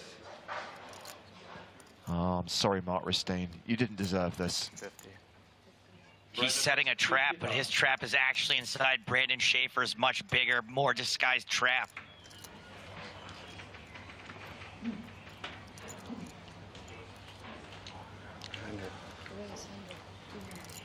Mark raises to 100,000. It's actually a pretty nice spot for a check raise as well with the kings. And Brandon calls. I think both players are playing this hand really soundly so far. I guess more commonly going to see the 3-bet pre-flop, but sorry, the re-raise pre-flop. Thank you. Brandon checks. River card. Check now. 8. And an 8 on the river.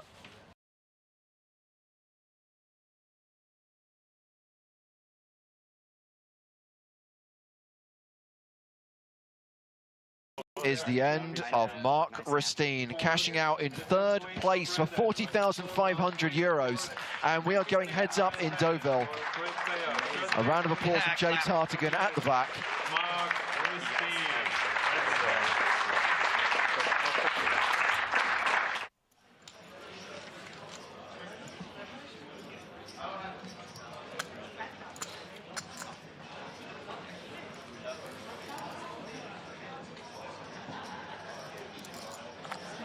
Well, we know Brandon Schaefer loves 10-7. Suited in diamonds. And, oh, looks like the Desperados have arrived on the rail. Yep, 29-year-old James Hartigan is swigging away. I think that might be a hind.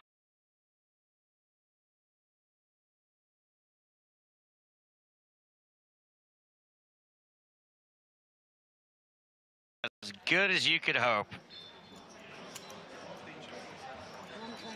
Carl bets 120,000. Hey, John Gale. Yeah. I'm on. All in announced. Top pair versus bottom pair in a draw. It's a tale as old as time.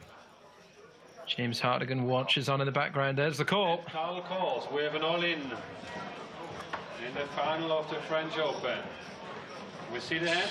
10-7 for Brandon. So top pair against a flush draw, a straight flush draw. Top pair, not the favorite. Turquoise, a 9 of spades. Now it is. No help for Carl. And it is a blank on the river, which sees Brandon Schaefer win.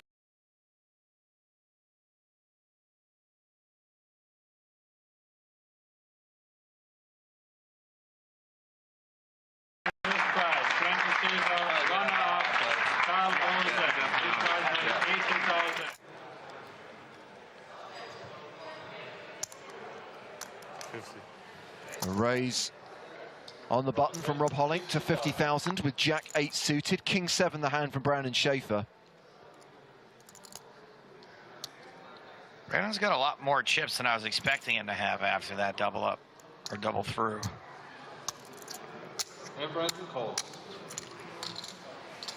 Defends with King 7, and we have a King 9-5 flop. Brandon checks. Top pair for Schaefer. He's a 94% favourite here. And Rob bets 70,000. Hollink continues for 70k.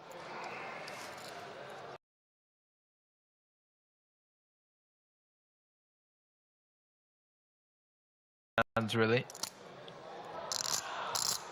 Not too much for Schaefer to have to protect against. 20,000 more. 70,000. He is just going to make the call on the flop. We know he loves protecting. Taking us to the turn, which is the 8 of clubs. Hollink now with third pair. Schaefer's got a gut shot to go with his top pair. Oh, Hollink slow down now that he picks up some showdown value against Jack 10 or Queen Jack. Looks like he has chips in hand. Not really sure what a bet here is going to accomplish, but there it is.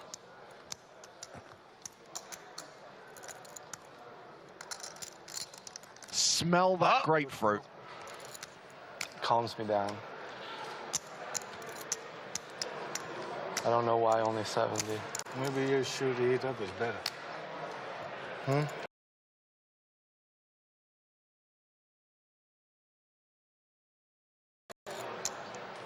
Sniffing citrus to calm down. He really needs to have a meeting with his management team after that, if that's what they came up with.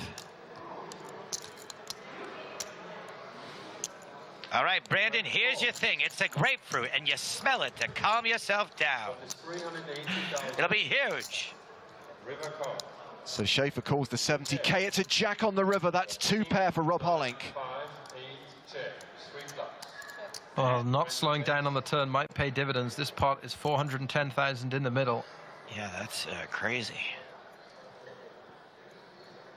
Schaefer going to need to take a big old whiff of that grapefruit if we see a river bet.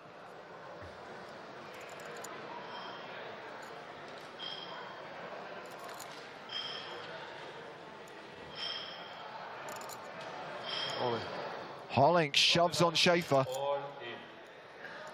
Straight.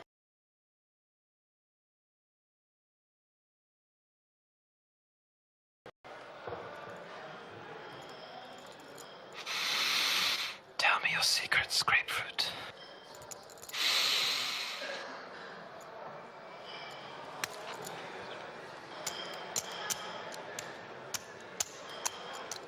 This is for the title as Brandon Schaefer calls all in, and he is beaten. We are denied a 2-time winner. 2 of the final 3 players were former champs, but it's Rob Hollink who was victorious and takes the inaugural EPT Grand Final title and trophy in Monte Carlo. Thank you.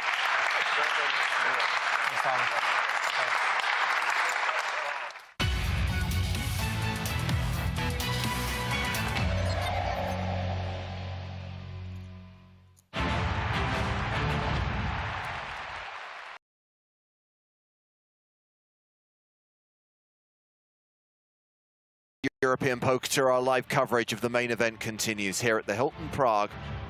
The King's Casino officially hosting this event. James Harshkin and Griffin Benja. Oh yeah, EPT Prague, day 2. Let's do this. So 2 levels down, Griff. That means 4 levels still to play today. And right here, right now, these are the big stacks. Ka Kwan Lao still number 1 in the standings. Ramon Kalia still in the top 5. Tim Adams, we've got a Canadian pro now among the chip leaders. Oh, Canada. And of course, Nicolas Grieco, a former EPT finalist. Made the FT in Monte Carlo in 2019, made a deep run in MC in 2022. But there is a long way to go. Looks like around 200 players returning from the break. A starting field of 1,267, the biggest EPT Prague main event we've ever seen.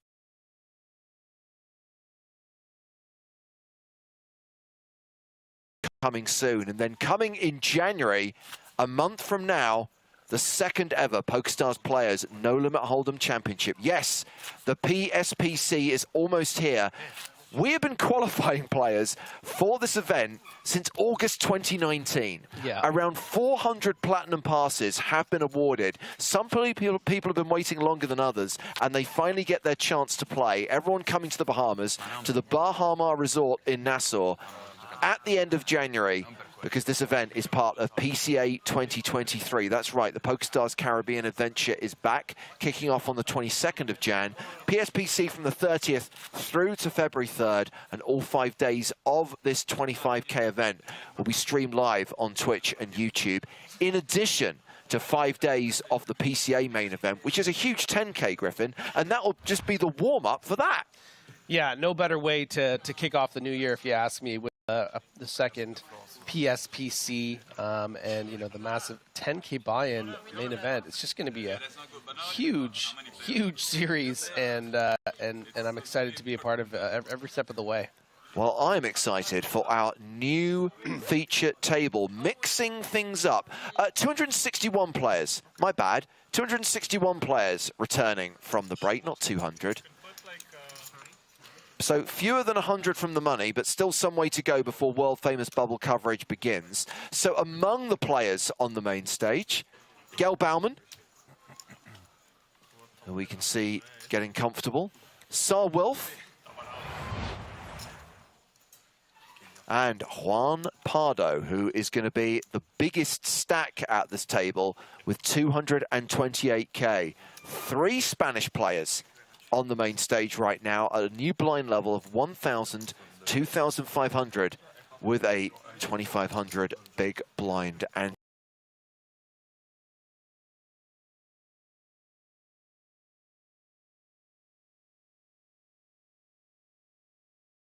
average from some of these players around the table. Again, I'm just making a snap judgment based off the way they look. You know, the certain look, the European sharky kind of look.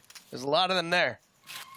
I love making generalizations and making judgmental predictions. Yeah.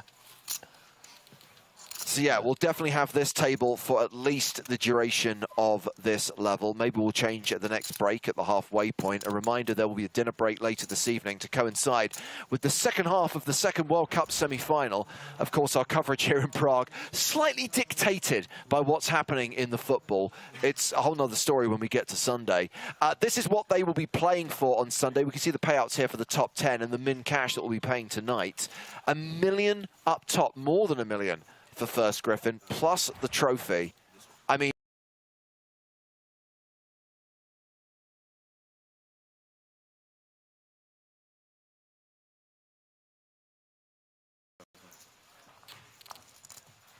by the way, I hope those of you still in the first mini EPT Prague online event are having fun. If you missed it, second one starts at 6:15 this evening. EPT Paris satellite tickets added to every single mini EPT Prague MTT. So Gail Bauman has opened under the gun +1 with Queen 10 suited. Yeah, I mean, like, look at these guys. These guys know how to play. Folding to Gail's raise.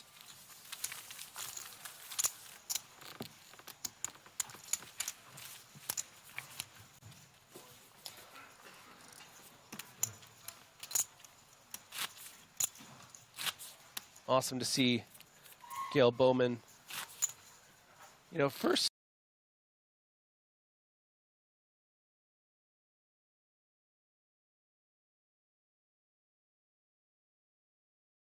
events must be close to 15 years later or something like that, maybe 10, 12 years later. Bino, watching on Twitch, as I swear Bauman always finds her way to an EPT feature table. And I have nothing to do with it, Gov, honest. Yeah, a lot of Gail Bowman stands.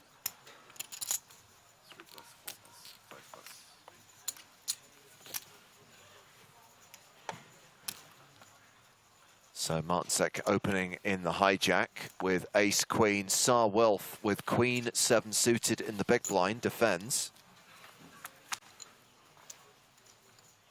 And it is an ace 10-3 flop, so still a domination situation in Martinsek's favor.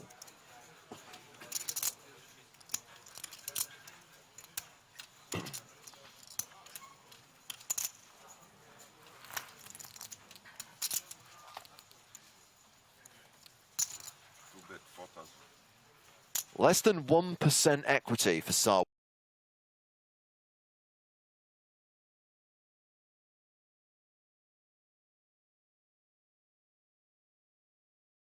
No? I'm wondering if Wilf would be like a short form for it, you know? For the first name Wilfred. Ooh. And this is very ill-advised. One might even say a little fishy. Stone min raise from the queen 7 of spades on the ace 3-10, 2 hearts flop. Wilfie. I mean, you're better than this, Wilf. It's a bold move. I'm going to hazard a guess that it won't work. Should have gone with a fold move.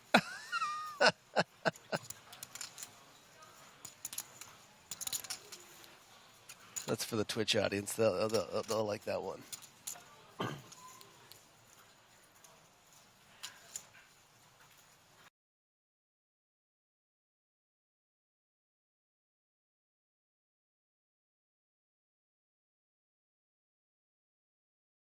Raise or call, I think you gotta play this as a call. Keep those worse hands in there.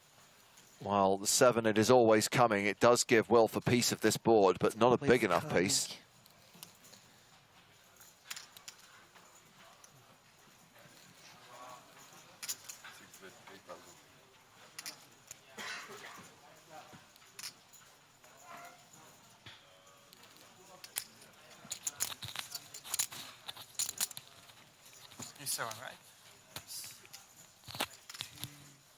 That is a fair question. Is it always coming 7 twice?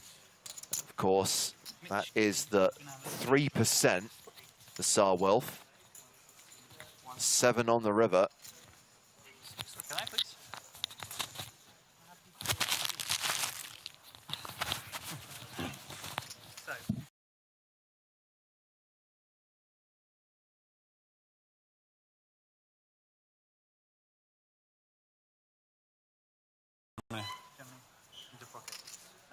That's my rep. Here I mean. Count 115,500. He has 115,500.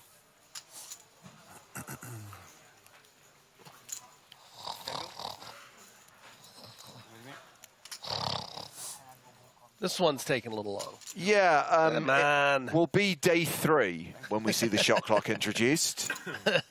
As we get the call from Martinsek. And we go to the river, which is Barry Greenstein. And so it's trips for Martinsek.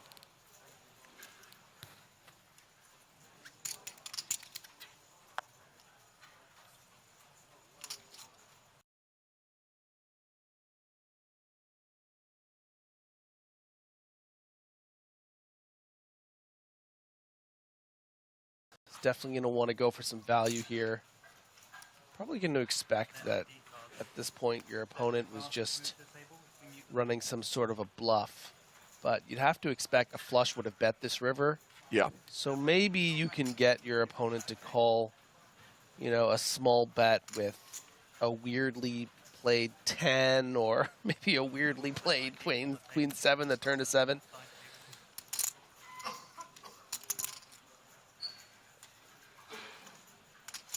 you know, you are sometimes going to have bluffs in Martin 6 spot here. Hands like King Queen, King Jack, Queen Jack, the kind of hands that, think about the sizing during this hand, James. You know, it was a min re-raise on the flop and then a same bet on the turn of 8,000 into, you know, quite a bit. So you would find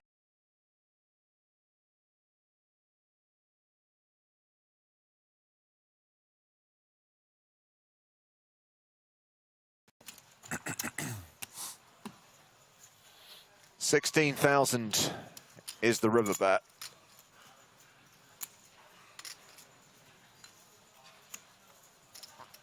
I mean, surely Wilf should recognize that it's much more likely Martin Sick has the ace-x and even all those heart combos. And that's why you want to be really careful with the kind of hands that you select to run these kind of bluffs. Because when you choose something like Queen 7 of spades on this flop to check min raise, you know, your guessing game doesn't help that you don't have any heart in your hand. You know, it opens up the possibility that your opponent has more flush combinations. Oh, Wilf. Wilf.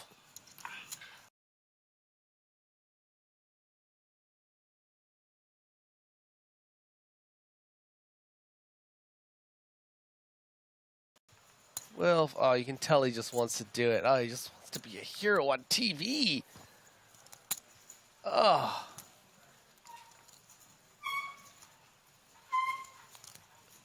Can you imagine show all this to all my friends back home? Can you imagine? Look at this, I get to show my friends. That you just donked off an additional 16K. Oh, Wilf. The bluff catcher. Oh, Wilf. The naked 7 makes the hero call. The friends are not going to be impressed back home. The Wilf pack is not going to be pleased. Just imagine right now that an animated superhero is crashing and burning to the ground. Oh, Wilf.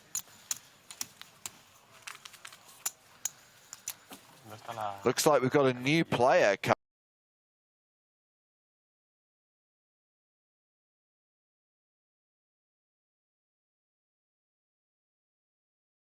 There. Number complete.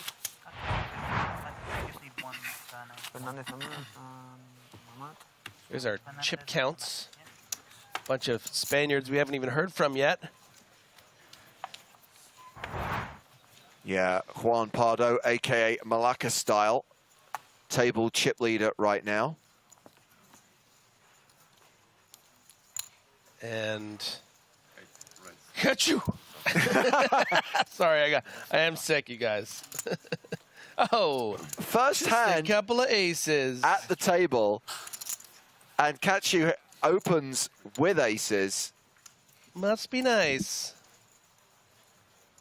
And the man formerly known as Fernandez. This is Amat Fernandez.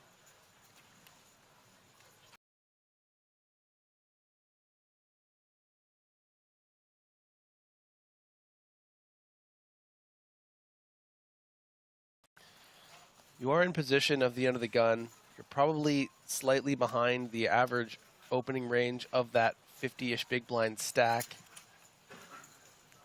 40-ish big blind stack, 45. So do you want to just sort of turn this hand into a blocker bluff and try to fold out some ace-jack, ace-10 type hands, or do you want to just play this as a call? And I really don't mind the 3-bet. 30 blinds. 15? 30 blinds. 30.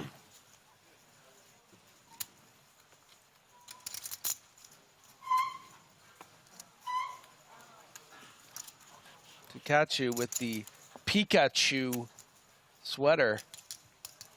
Too many chews. Yeah.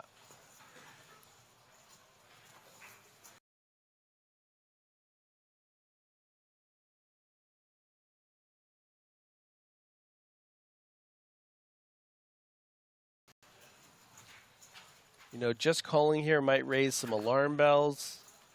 You'd hate to just call and it come king queen high. You don't get the money in against jacks. So maybe Kachu is just going to shove and hope that Prior Fernandez has value. But you hate to shove here and not get any more action on these aces. And that is going to be a shove. Yep, the red triangle of death has been deployed.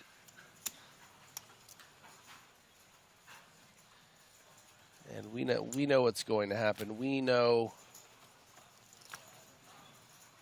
that Prior Fernandez always was going to 3-bet fold this. But gotta wait.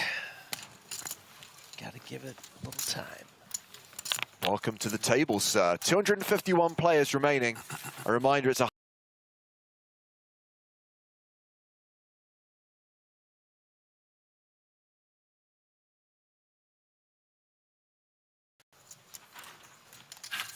okay. Not on my watch. You don't see things like that about Gail Bauman on my watch. And you're banned.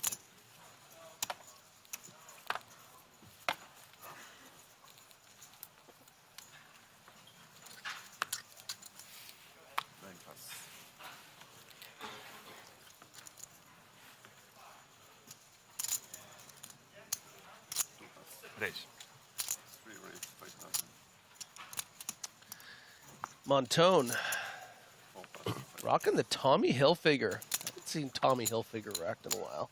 It's still cool. I feel like I thought it was cool when I was in junior high school. Might still be cool. So ace 3.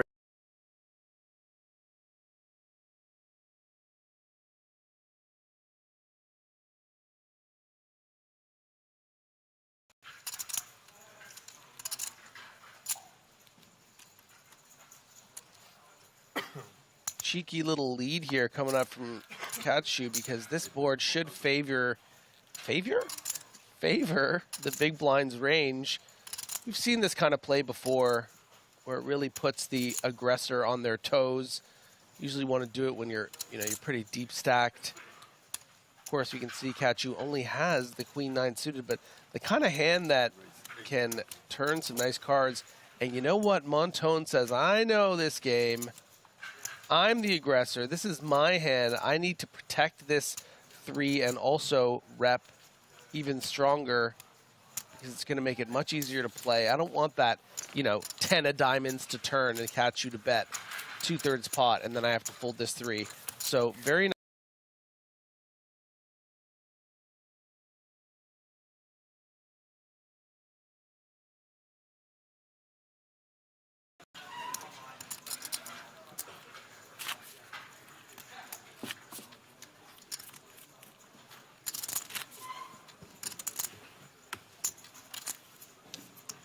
Chris Jones, watching on YouTube, you are not incorrect. We did say on the podcast that a solution had been found to the squeaky chairs. The problem is that, as with the previous attempted solution to just stick felt on the bottom, these little gel sleeves they've got with felt on the bottom, every now and then one does break or fall off. All I would say is you may hear the occasional solitary squeak. It's still better than every single chair squeaking every time someone moves. But no, it has not been eliminated completely. We still ask you, even in the year 2022, to hashtag embrace the squeak.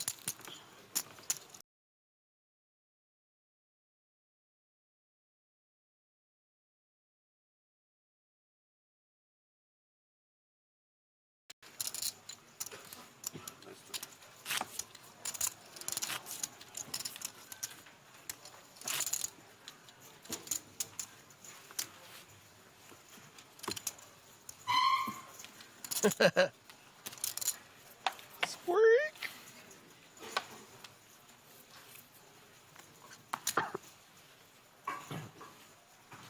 Raise.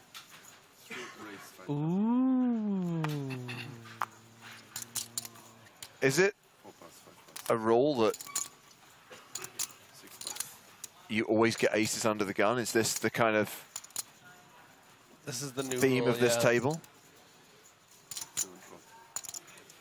Ace, ace, definitely in the top 3 best hands.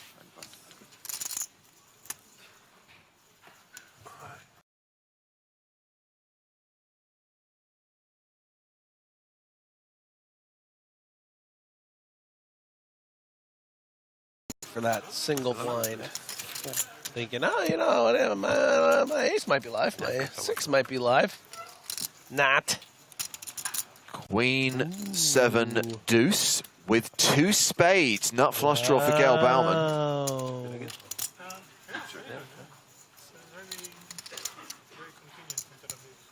Oh, okay. 3-bet 5,000.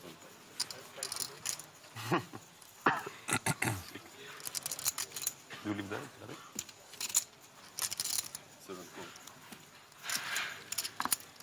Montone betting quite small here.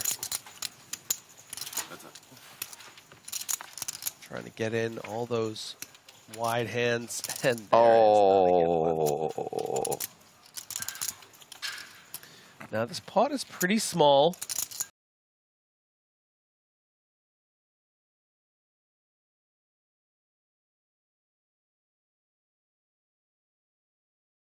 Spade combos. Sometimes a hand like, you know, pocket 9s, pocket 10s with a spade.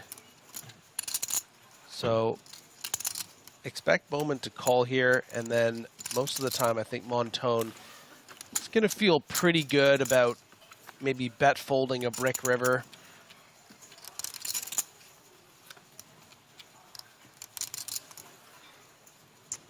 You know, what amount would you want to bet here to get value from a queen, but not spend too much? And I think 15,000 is the answer. About 30% of the pot, bit less. And once Bowman raises this to, you know, something in the 40 to 60,000, I think Montone will be pretty. How can you fold aces? Well, think about this spot, right? Bauman is sort of split between those Queen X kind of hands that would just call this river bet, and then those spade flushes that will raise. And I can tell you, the camera might not be on Montone's face right now, but he is not happy with all this chip collecting from Gale. 48,000. Let's see him now. Yeah, that is not the face of a happy man. No. That's the face of a guy who just lost the flip in his head of, does Gale have a queen or a flush here? Hopefully she just calls. No, she's raised.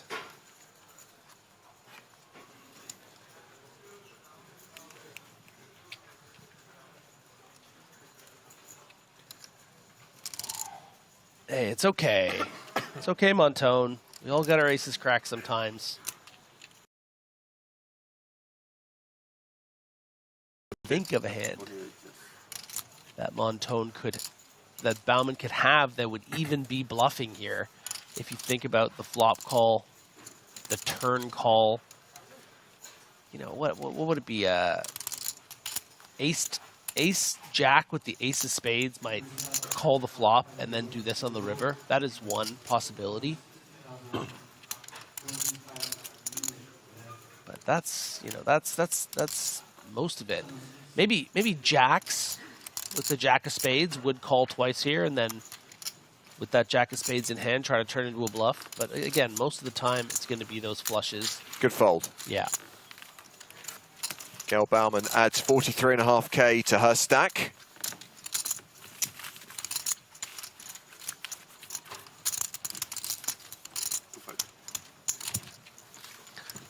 Go, Gail. Go, go, go, Gail.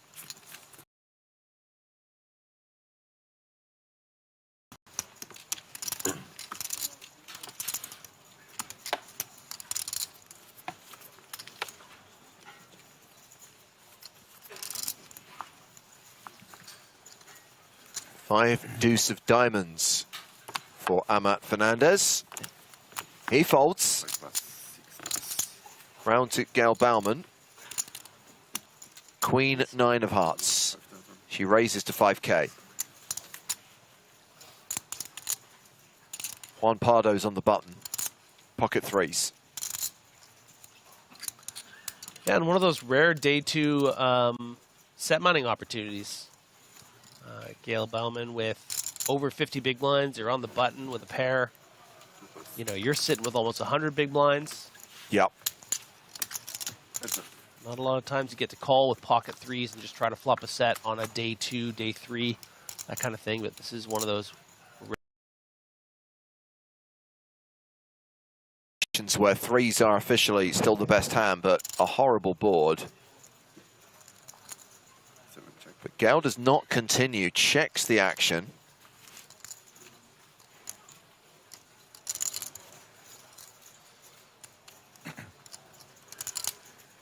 Yeah, and there are going to be some check calls in Bauman's range here that will be problematic for Pardo because, you know, might check call something like ace-5, 7-8 or something. But also all those other hands that have a lot of equity that might just be check folding, like a queen-9 of hearts.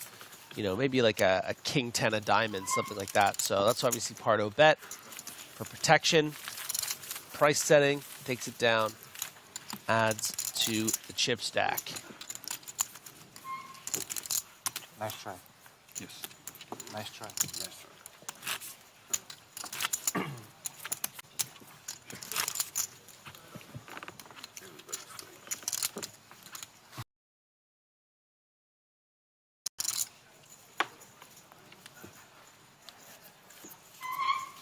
241 players remain here at EPT Prague, the biggest EPT Prague in history.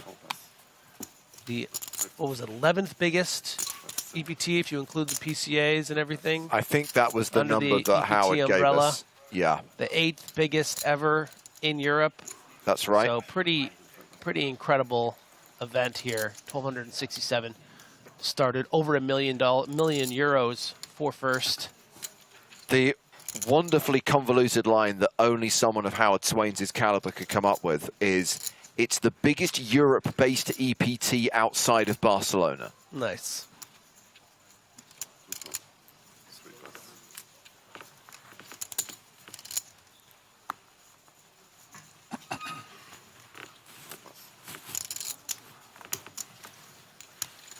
So this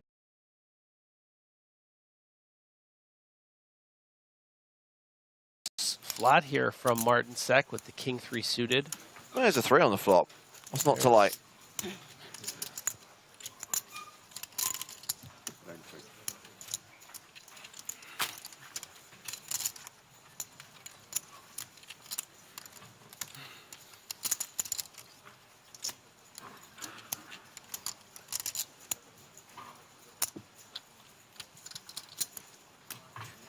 And you can see how this hand kind of relates to the last one, where I talked about, you know, the kind of hands that Gale might check call that 5-7 jack flop. They'd be hands like the one that Pardo has here. So Martin Sek is doing a similar principle here with a pair of 3s as Pardo had last hand. Just trying to sort of protect and then set the price against the times Pardo is check calling with a better hand.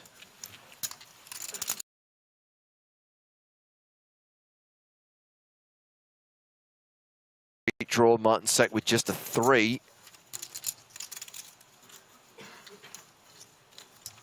And you know, this doesn't always result in a check for Martin Sek. I think that sometimes he certainly might, but just think about how Pardo is going to have to react with pocket 8s and 7s and 6s facing a bet here. So Martin Sek might think, oh, well, you know, even ace-9. Even king-9 facing a big bet, it's going to have a tough time continuing on this turn. So I think Martin Sek is balancing in his head all those combos, which ones will fold, and finally came to the decision that, you know, not going to get enough folds. Instead, let's take the free card where I can hit my 10 or my 3 on the river sometimes.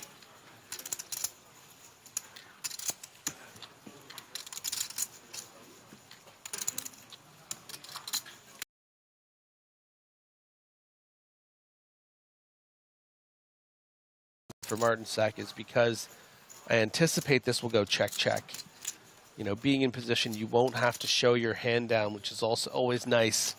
You don't necessarily want your very talented opponents to know that you're flatting as loosely as king 3 suited. I think Martin Sek's probably a pretty aware player, and he's just maybe going a few notches outside of what maybe you should be calling with. Ooh, and the blocker bet of 4,000. Kind of obnoxious for Martin Sek, thinking, I mean, does he have like ace-10 sometimes? It's just sort of blocking so I don't make a big bluff. No, you're just expecting that you're paying off a 9 a lot here, or something like 10s. So why do it? Yeah. Because it's so cheap, James.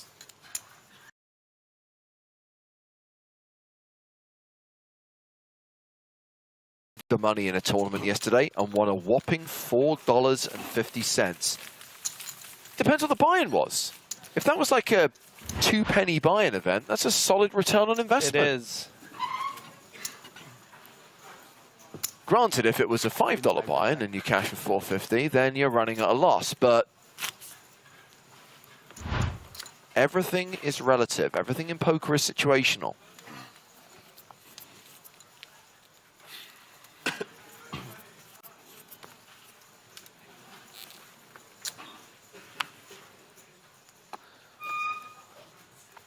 One-man Wilf pack. Ace, queen suited, under the gun. The ace, 12 queen. big blinds. It's all going in. Of strawberries, and it is a shove, and Gail Bauman has 10s. Yeah, you'd rather have these 10s in like the small blind or even the cutoff, but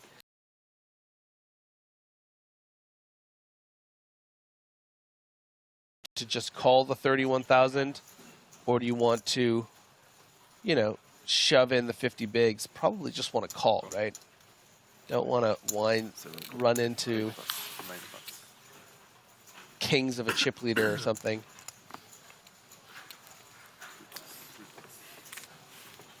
So everyone else folds, and there is a classic race underway at the feature table.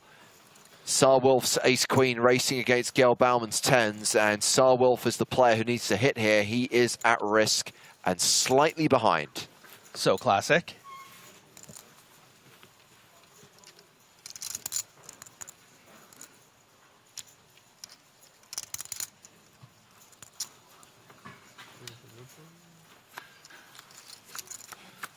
The flop is ace high, looking good for a Wilf double up. Way.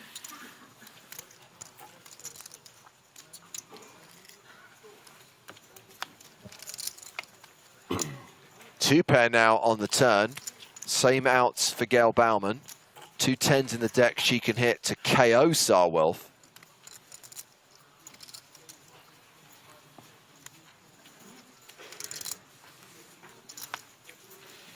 River card is a king. So Wilf doubles up. Gail Bauman now playing just over 100K. 236. 236. 236.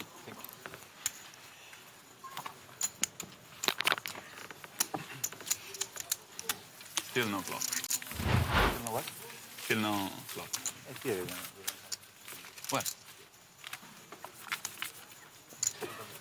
They will put it here. Yeah.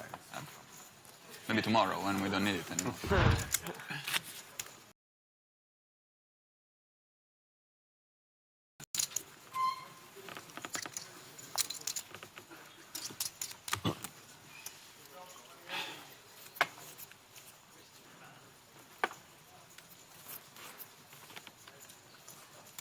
They can put the semi-final of...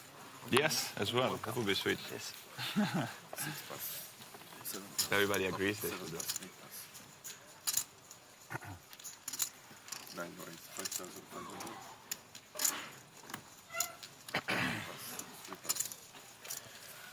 Carter with the ducks. Quack, quack. Quackety quack, don't talk back.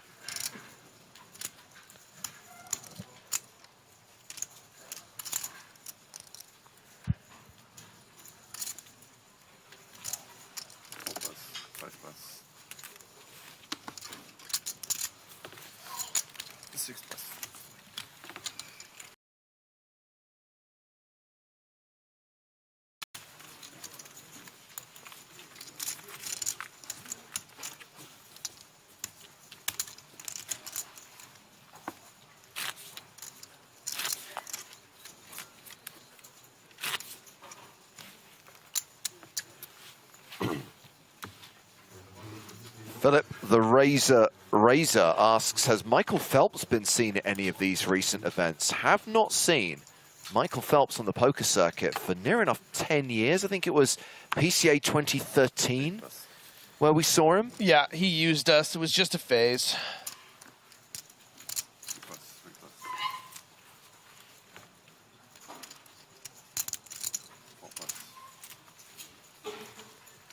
These opinions are my own and do not reflect PokerStars.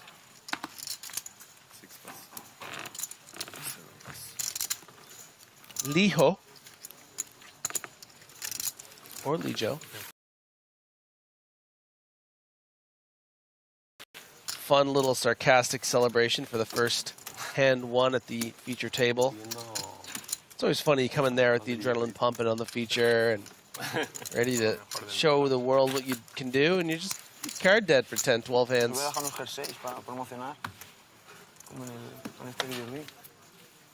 Chris Rocky says, where is Chatty Guy on the table?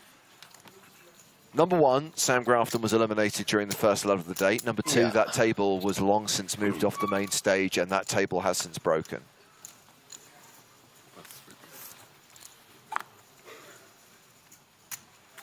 Right. 5,000. 6 plus. 7 plus.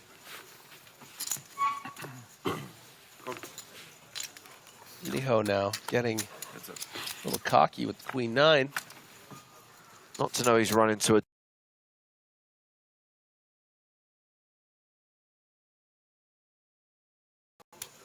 Katsu does have a pair of kings. However, neither player will like the fact that it's an ace-high board. However, a spade will also mean that they're not liking the board that much. Sorry, I just want to keep your however thing going. I didn't have a lot to work with. 3,500 from Liho.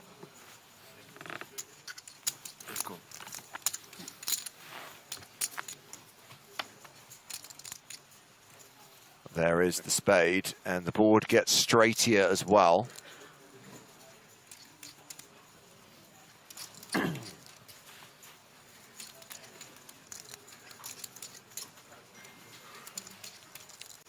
Very difficult to find a bet here without a spade in your hand.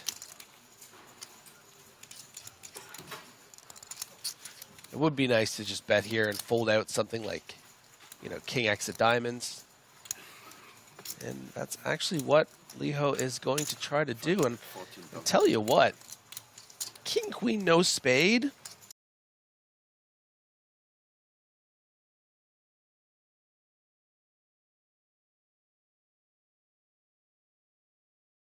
Showing the people at home what he's capable of.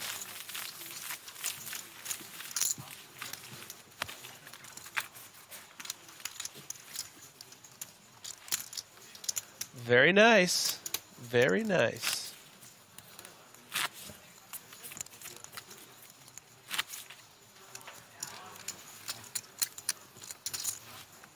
So 235 players right now. We'll go hand for hand at 184. 183 will get paid.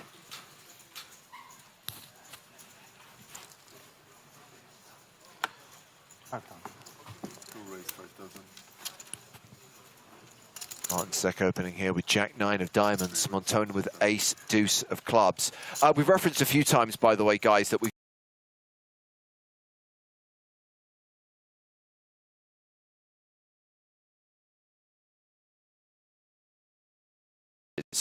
is coming soon. A brand new online series inviting you to see in 2023 with PokerStars. Starts on Christmas Day. That's December 25th, for those of you who don't know. Runs until January 17th with 40 million guaranteed across the series. So Montone 3-bet the ace-deuce. Fernandez all in with Jack. Sarwell folds the ace-jack. Yeah, and unless we get a massive hand waking up in the blinds here, gonna have to expect an all-in and a call between Montone and Fernandez. Too good of a price here. It's just gonna be under 24,000 to call with your 15,000 in there. Yeah, side call, live cards, Clubs live, ace live. Yep. Let's go racing. You.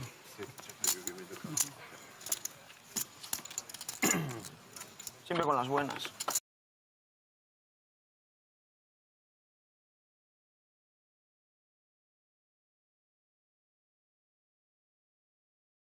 When did it become for the day, or even for a tournament? A one-time is a one-time. You use it once, and then it's spent. Yeah, I'm referencing earlier when they were I know. deciding it, yeah. I'm concerned at how this rule has been adapted. Well, going to be happy about using it so far.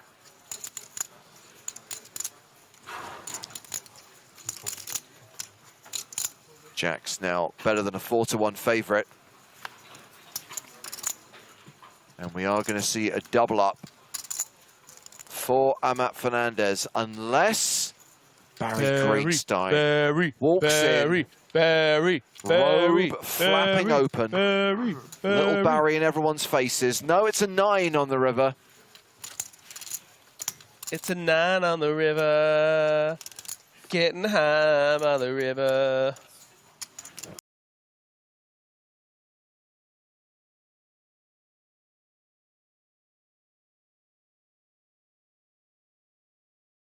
Already put my unique spin on the EPT rap, Griffin. I do not feel the need to do another performance. Getting high by the river.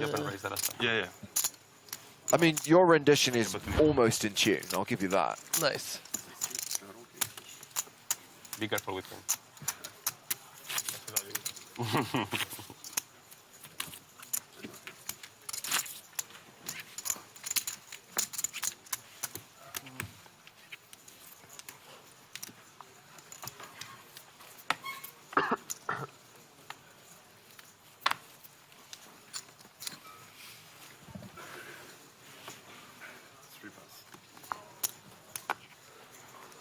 So Fernandez looking down at King Queen here.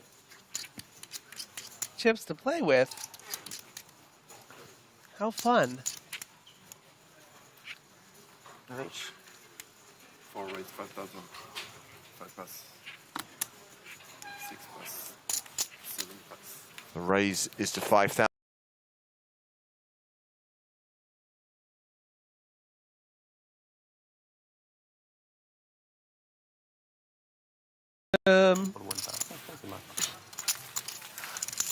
La segunda nunca es paro.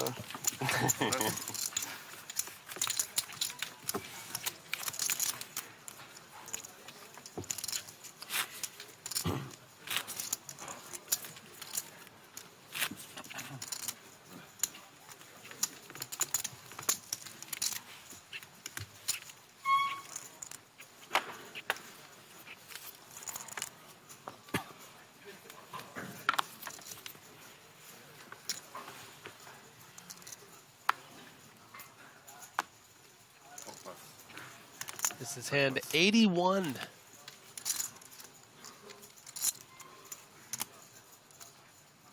Wait, does that include the other table? Yes, this is this counting from the start of the day. Oh.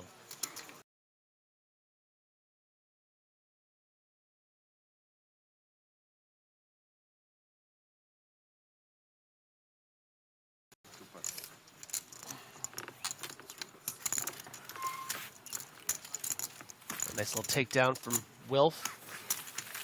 Bouncing back from that brutal opening hand with Queen 7 of spades. Not the one he's going to put on his poker resume. No. But a nice double up through Gail Bowman. And a little raise and take with the 8-7 of hearts.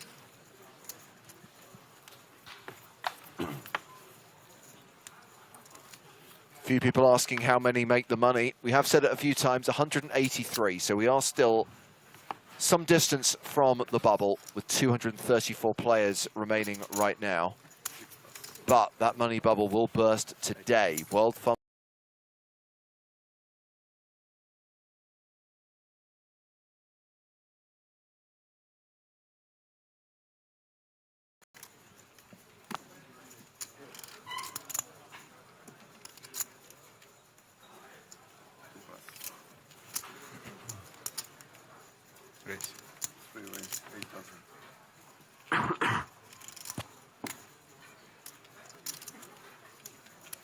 Don't love this raise here from Montone.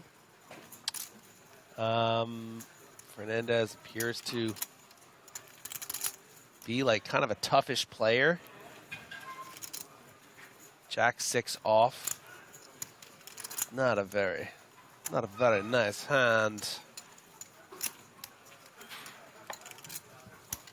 Fernandez with the ace queen, surely trying to decide whether he just wants to shove for these, 35 big blinds.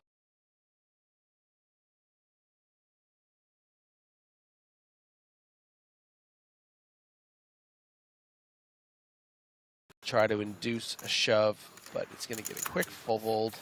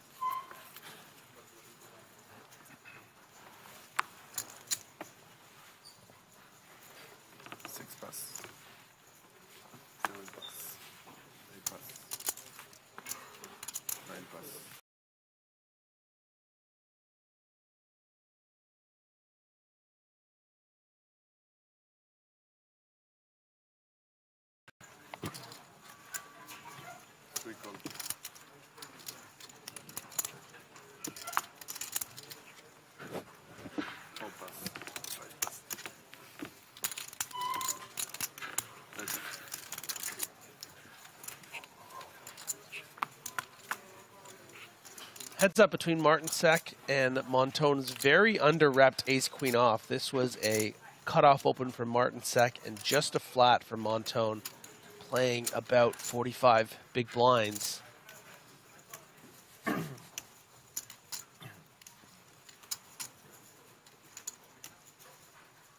think the temptation here is to certainly just bet with the quote-unquote stronger range, but I think we're going to expect to see a ton of continues here for Montone. The king high.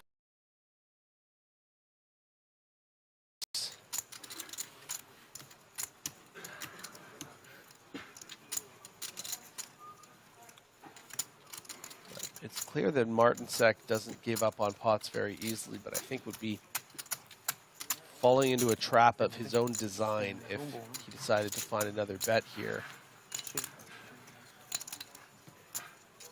101. Tranquilo. ¿Tú?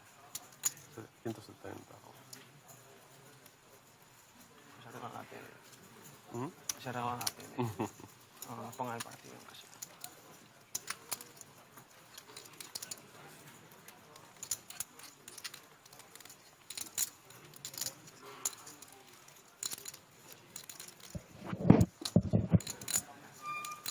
Still hasn't checked though, and the temptation was too great. Is going to bet 11,000, hoping to fold out those king and the like that might think, ugh, I might be good here, but I don't know if I'm ready to continue.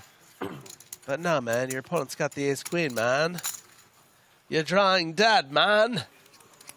Martin, we got to get out of here, Martin. It's your kids, Marty.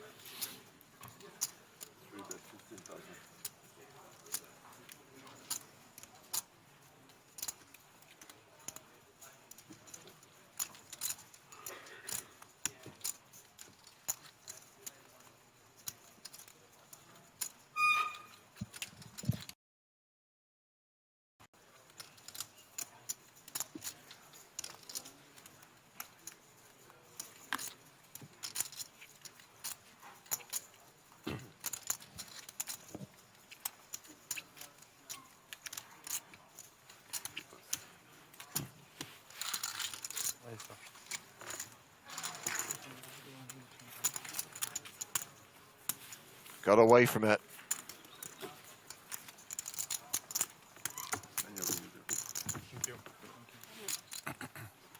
So we talked earlier on, Griffin, about the PSPC taking place.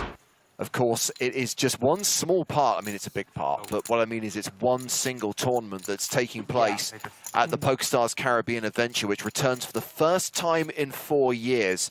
2 weeks of Poker in Paradise running end of January, beginning of February, and we will be there with coverage of the PCA main event, which has a 10K buy-in. Start coverage of the PCA on Twitch and YouTube before our 5 days of coverage of the PSPC.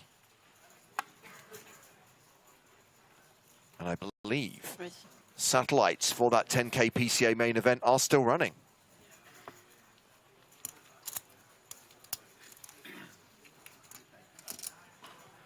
Gail Bauman opening under the gun with ace-9 suited. Martin Sek flats in the hijack.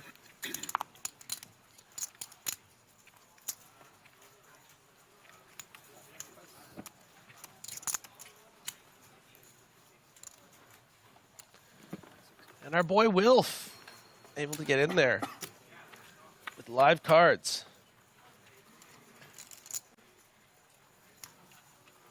Queen 10 deuce. So ace jack high, still the best hand, and has the gut shot straight draw as well. Yeah, advantage Martin Sek here because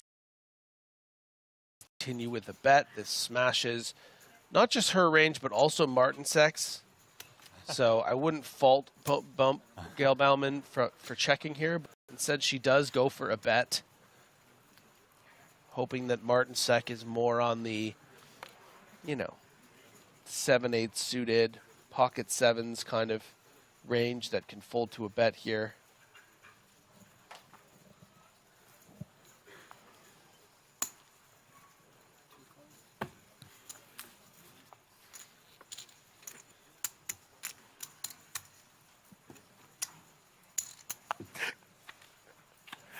Oh my word.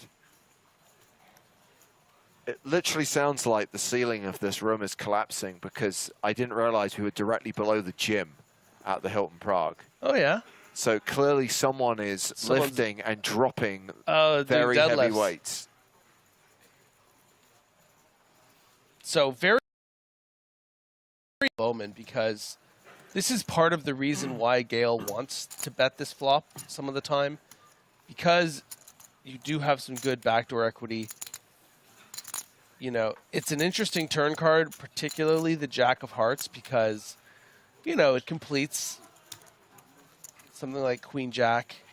It would complete a hand like Ace King, but we don't think Martin Sek holds that because he just flatted pre-flop.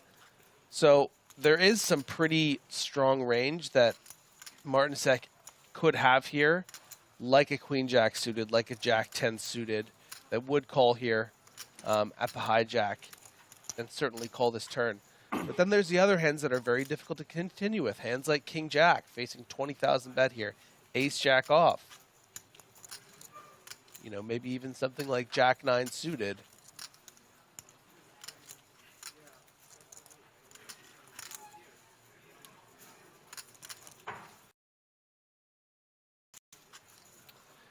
This bet representing exactly 20% of Martin Sek's remaining stack, a bet of around close to 60%. It's just like, what am I beating here when I'm seeing this bet? This is an under-the-gun razor and a two-barrel, and a bet on the flop three-handed. Gail Bowman's going to have all the pocket queens, pocket tens, ace king, three jacks, and still Martin Sek, it looks like might call. Wow.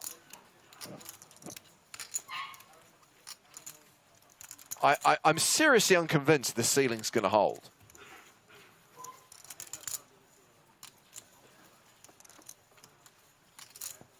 Adub Chak on Twitch says someone's doing a set of jumping lunges. I mean, someone who weighs like 500 kilos would need to be like that. But people aren't usually that quick with their No, that's not a human being. There is no human large enough to make that noise. Finally, Gale gets it through a really well-played hand. A tough out is Martinsek. I think it's very clear. I think a lot of players would maybe have folded a bit sooner than that, but Martinsek really giving Gale Bowman credit for having some bluffs there, really thinking about that, but eventually folding.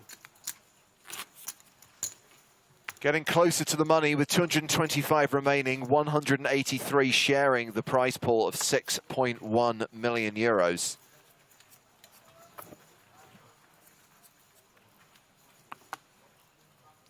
"35 minutes until the end of this level and the third break of the day. This is the third of 6 levels to be played on day 2 of the EPT Prague 20.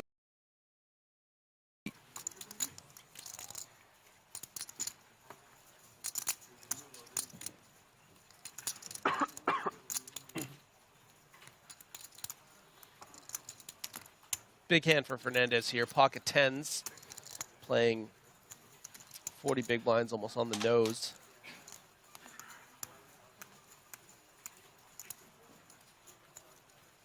Should be mostly calling in this spot.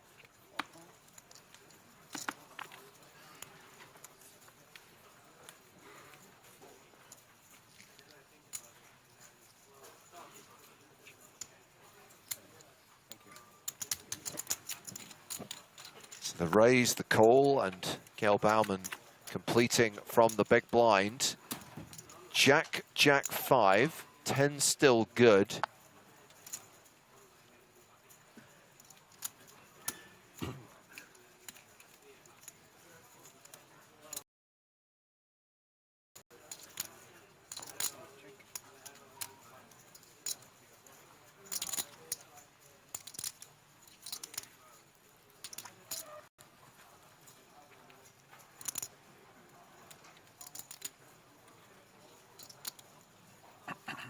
Action has been checked to Fernandez.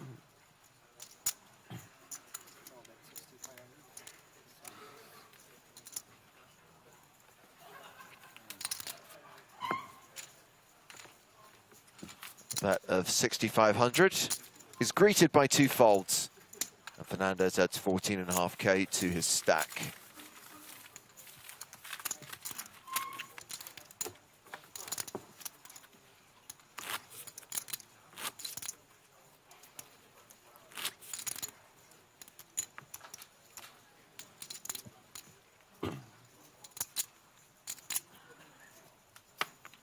Got just over half an hour.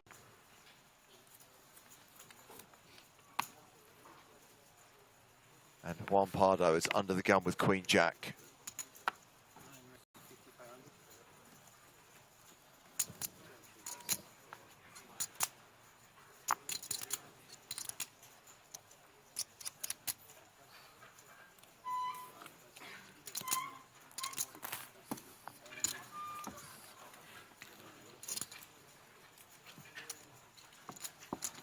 Raise and take it.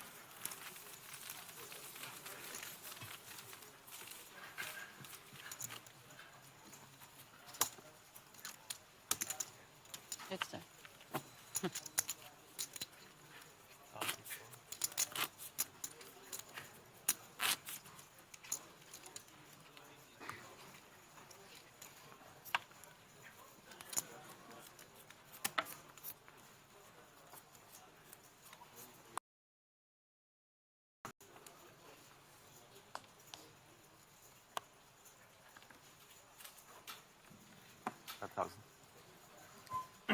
Martinsek.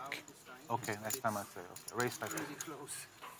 That was agreed very close. The chip kind of hit the table exactly the same time as Martinsek said 5,000. The dealer is letting it go, but I think that's fair to say next time, please make the verbal declaration clear before the chip goes in. Yeah, I think it's important that there's a little room for discretion. You don't see a lot of limping, especially at this stage of the tournament. So sometimes the dealer is going to have a call in that spot where it's just like, all right, you know, it's close, but let you have this one, but please be careful. Let's all play within the rules. Yeah. It was marked as a raise, and it's a small pot for Martin Sek. And Martin Sek playing a 42 big blind stack.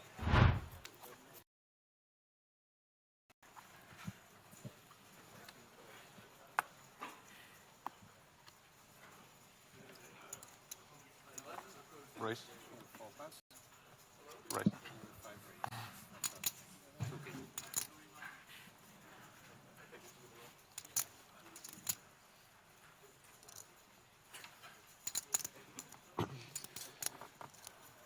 Wilf, baby.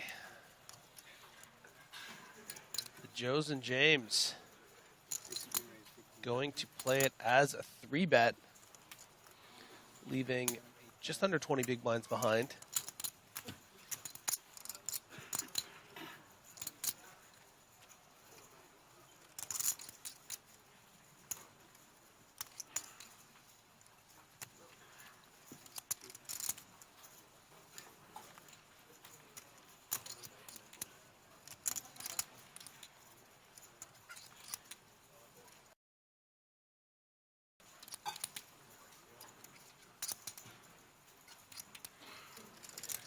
Bit of an awkward spot for King Queen off with your opponent pretty short behind. Your opponent hasn't really shown a lot of light three bets pre-flop. You're in relatively early mid position, so if you think that your opponent mostly holds value here, yeah, the hand that you're really hoping that he has is something like 2 jacks. But just because we are existing in the universe where this is the best case scenario doesn't mean that makes it the right thing to continue with a call or a shove. Because when you balance those pocket jacks with all the kings, queens, aces, ace, king, ace, queen, and the like, King Queen shrivels up big time, and that's why we see the hope. Really consider and then let it go.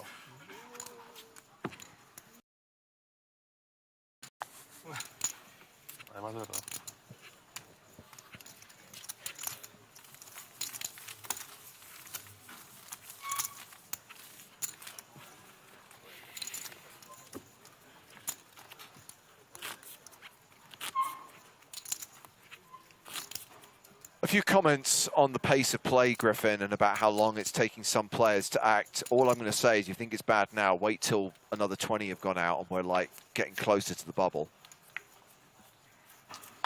Yeah, unfortunately, just the natural ecosystem that is a poker tournament with a big bubble. Things are going to start to get a bit slower at this stage.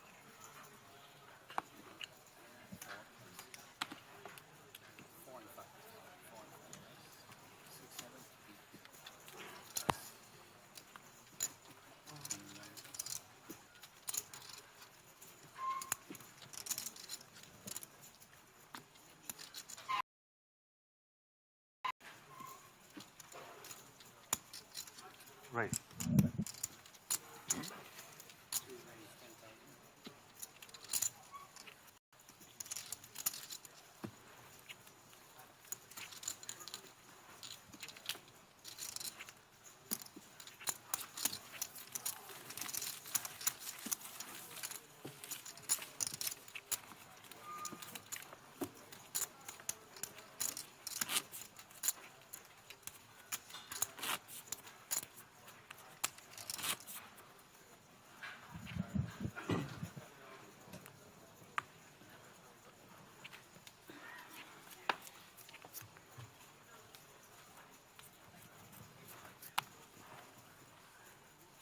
Where did the commentators go? Don't worry, we're still here. Just the action's a bit slow. This is ASMR.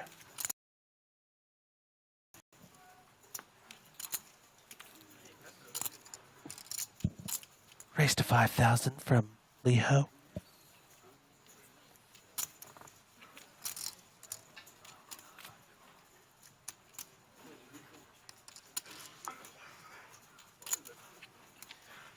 Fernandez in the big blind. The tennis shoes, the kicks, the king 6 suited. The what? The kicks? Yeah, king 6. You've heard me say kicks before, no? Maybe it's my it's thing. blocked you out. It's my thing. It's I the thought your tennis thing shoes. was deuces and ducks flying together and all that nonsense. I've got so many things up my sleeve. The Queen 10, the Bay. Remember that one? Oh, God, yeah. The Guantanamo Bay. Yeah, that one just feels a little bit inappropriate. Yeah, a little bit, maybe. Fernandez not getting the flop that he wants. Range and the decent board.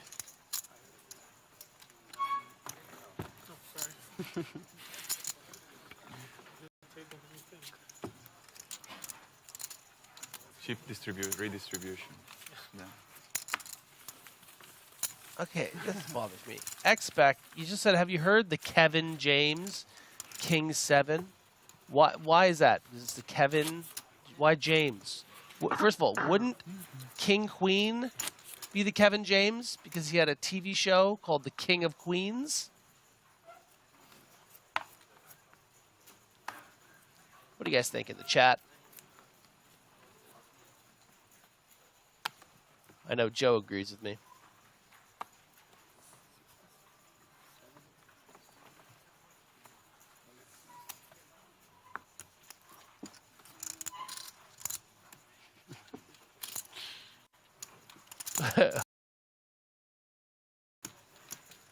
Martin Sack hasn't seen a suited king he hasn't liked so far.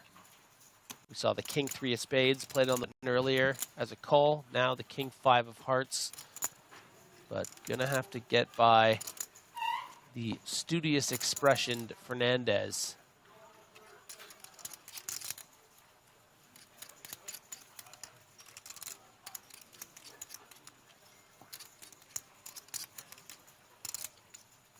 You know more or less how much you play?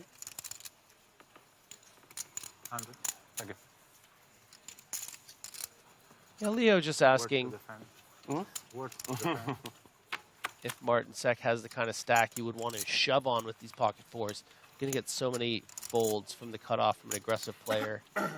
So if it's in the range of that 20 to 25 big blind, you probably want to shove the fours. But we're in the 40 big blind territory, so just a call from Leo. And not we can see that Leo still has the best hand and is near enough a 2-1 favourite. Actually goes check, check on the flop. We get an ace on the turn.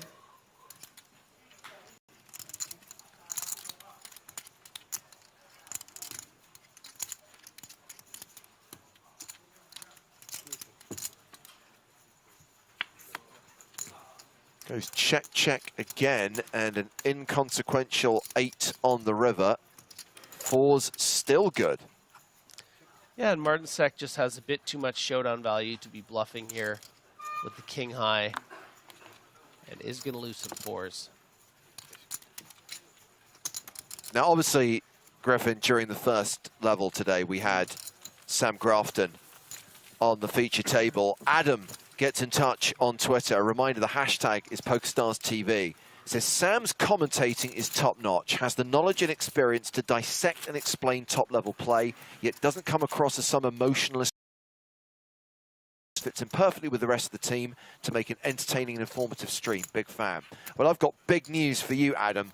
The Squid's going to be with us tomorrow. Obviously, we did see him bust the EPT Prague main event earlier, but he will be joining us for commentary during the first 2 levels of tomorrow. So if you need your Grafton fix, if you want some squid in your ears, his tentacles will be...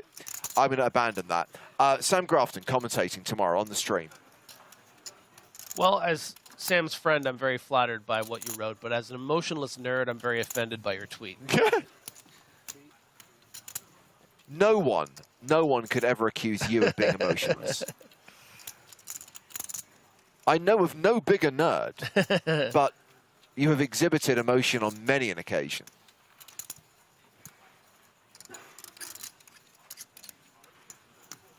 Fernandez, ace-queen on the button. Getting a bit tricky at this stack depth because way too good not to 3-bet, and then you're in the situation for, you know, 40 3 big blinds, well, you probably will have to go with ace-queen as, you know, a 5-bet shove or even a 3-bet call. The problem is you're going to be up against a pair a lot of the time if you get shoved on. So Fernandez balancing the options.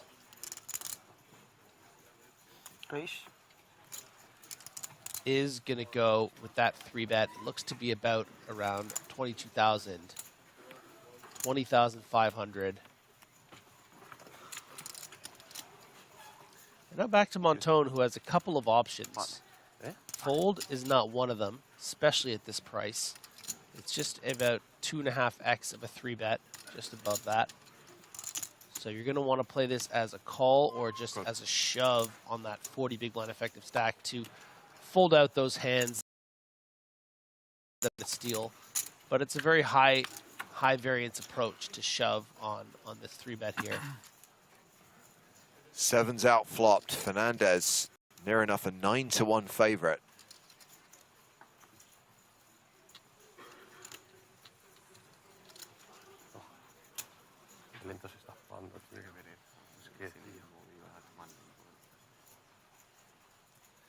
And this flop isn't quite the dream for Fernandez, but it's pretty darn close. You 3-bet the ace-queen, you get the ace-king 4, 2 clubs with the nut queen of clubs as well. And going to take it down and gain even more chips. Indeed.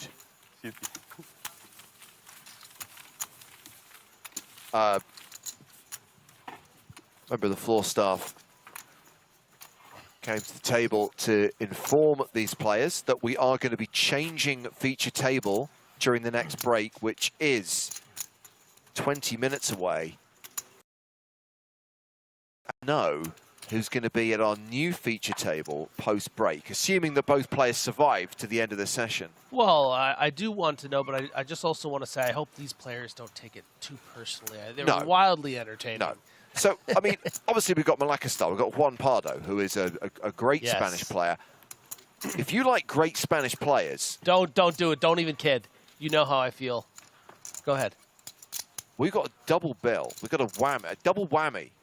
We have got the reigning PSPC champion at Ramon Callejas, and we've got a player who just keeps going deep in EPT main events, Adrian Mateos. Oh, yes! Oh, Adrian. Oh, it's right when I'm done for the day.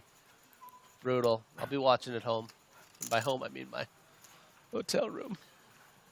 We get to follow Ramon. When do we do the song, though? I don't know what the appropriate... Can we do it now? No. When can we do it? When he wins a pot.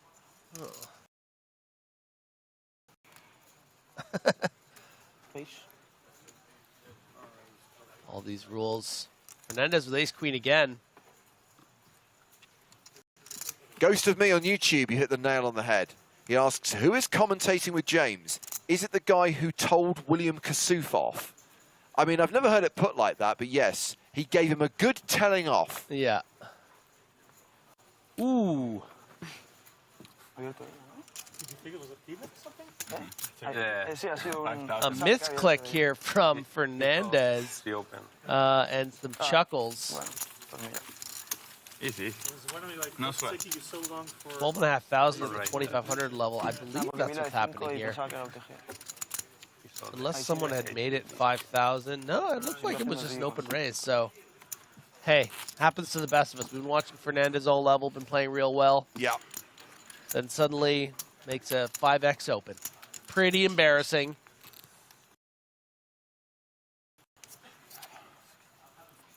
You're not going to have much time to make up for it because you are out of here after this level, bud.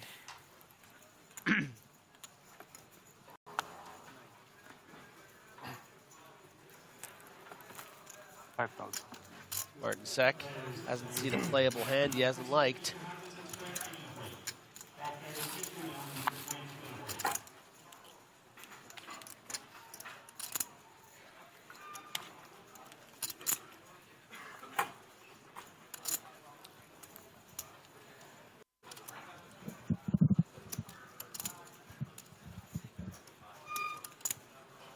Well, I've just seen the full lineup of players at that table with Ramon and Adrian Mateos. And there's another name I recognize. If you want a fancy motor that has got working brakes, call Ian Drake. Call Ian Drake. Yes, the Isle of Man card coming to the main stage, along with Ramon, along with Andrew Mateos, for the next session of play. 15 minutes left on this level, guys. Then we'll take our next break. Then we'll have that new lineup. Look at these Fernandez instincts. Martinsek does have the kind of hand he can just blast all in, but it's a lot of chips, James.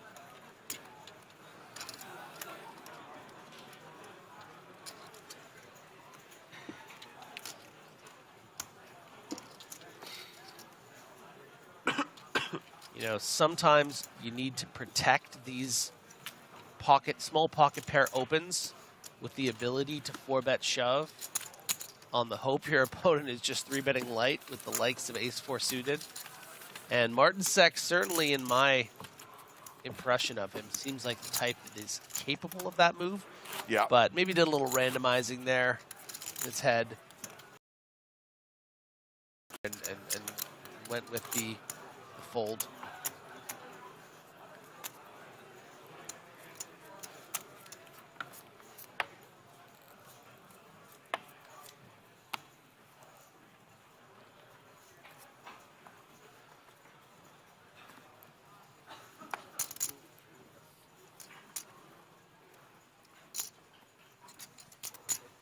Ace-King suited for Fernandez. Prior to confirmation that his name was Amet Fernandez, he was known as Prior. Yeah. We dropped the Prior.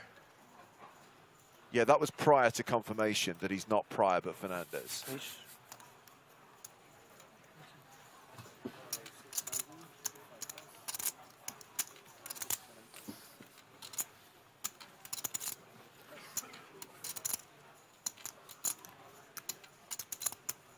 Juan Pardo.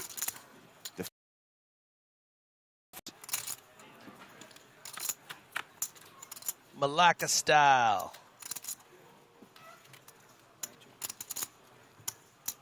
Fierce Spanish talent in this hand. Fair fight, 51% to 49%. Pair of fours against 2 overs and a flush draw. Whew.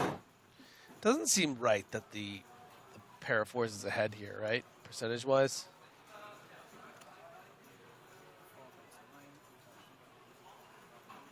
Like, if you ask anyone in the chat, who do they think deserves to win this hand?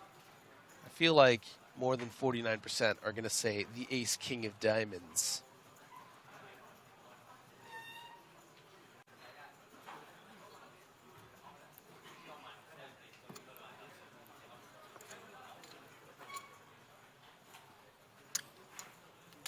Well, we're going to the turn, Griff.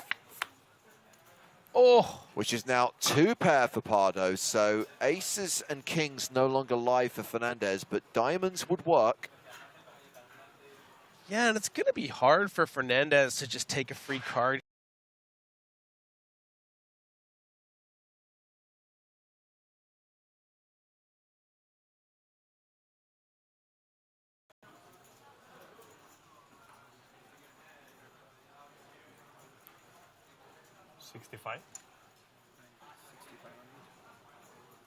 But instead, Pardo with a very small lead. A lead of 6,500. And this bet, I think, serves as the illusion of price setting. Like maybe something a 6-8 might do to not have to deal with some big bet.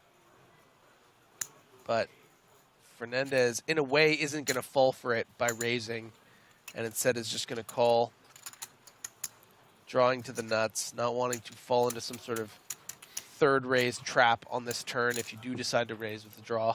So here we go. River card is not a diamond. It's the 9 of hearts. Pardo is good.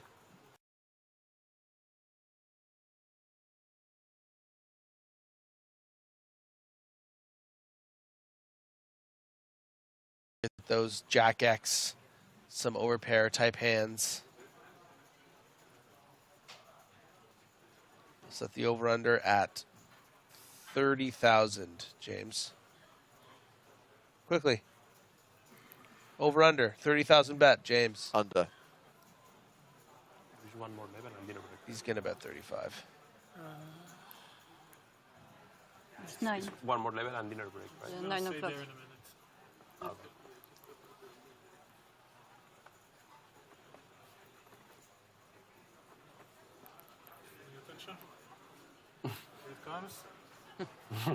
Oh, it's at the time. It's just the time. 25, 50, Oh, over wow, bet. no, he's going big. He's going I massive. beat you again.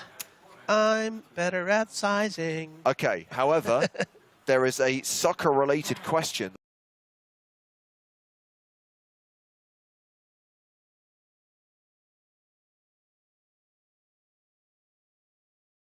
Finals. Yeah. See, I know some things. They lost because Michael Caine missed the goal kick, right? Yes. He was meant to knock it into the goal, but it went too high. Michael Caine.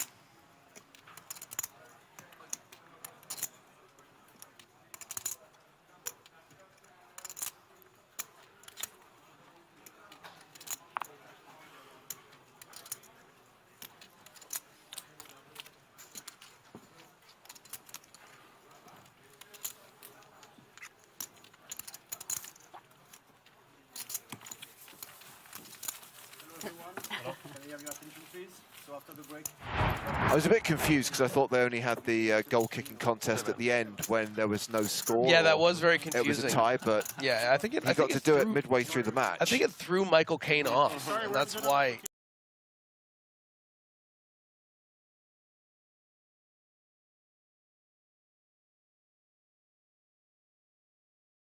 Better for us. Maybe we'll play fast.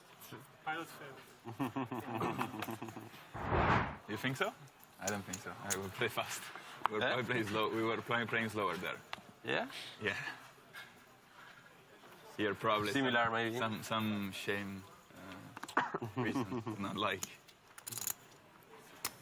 exaggerate.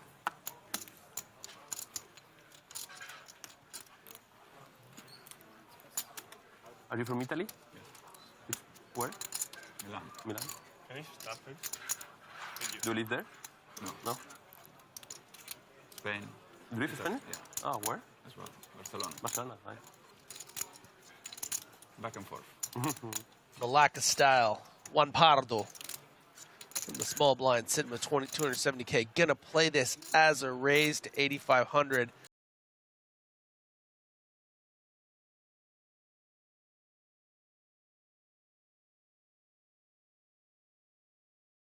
Seem like the type that's gonna fold something like 10-8 to a raise in position, but you know, starting the hand here with under 40 big blinds, it's not the sickest hand. Not gonna lie, it's not that sick.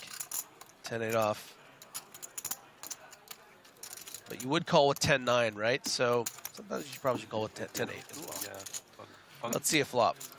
A lot of fun interaction between these two hands. If we can get a board that connects on either of them, the other will have. Oh, that's nothing. That's not interesting. James? I can't ask for a redo. Who's running the flops around here?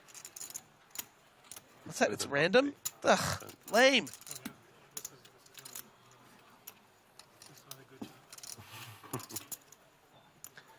And the benefit written all over Juan Pardo's face right now. Oh, well, I have nothing. I have 9 high, but I am the guy that pretends to have good hands. 13,000. Very strong bet.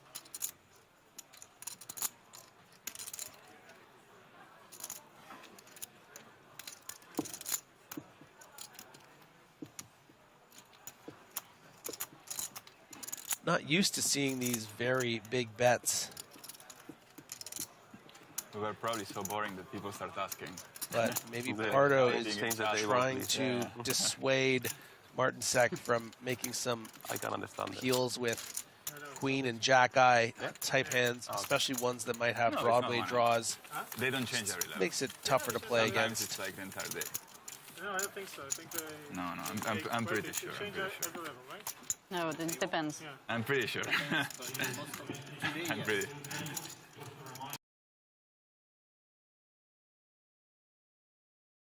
Yeah, no, but on day 2 always change, right? I think on day 2 it's every day.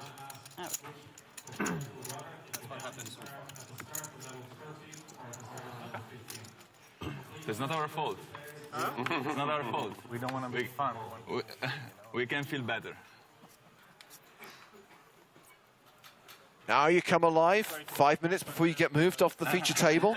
Didn't work well. Yeah, it's always like that. It never works. Especially Don't get cocky, Fernandez. 51 big blinds under the gun. This is going to be about 2 notches too weak for an open. Queen 10 suited, you probably pop up, but Queen 8, you gotta get out of there. Get out of there. Pardo, though, suited king on the button. Yes, please.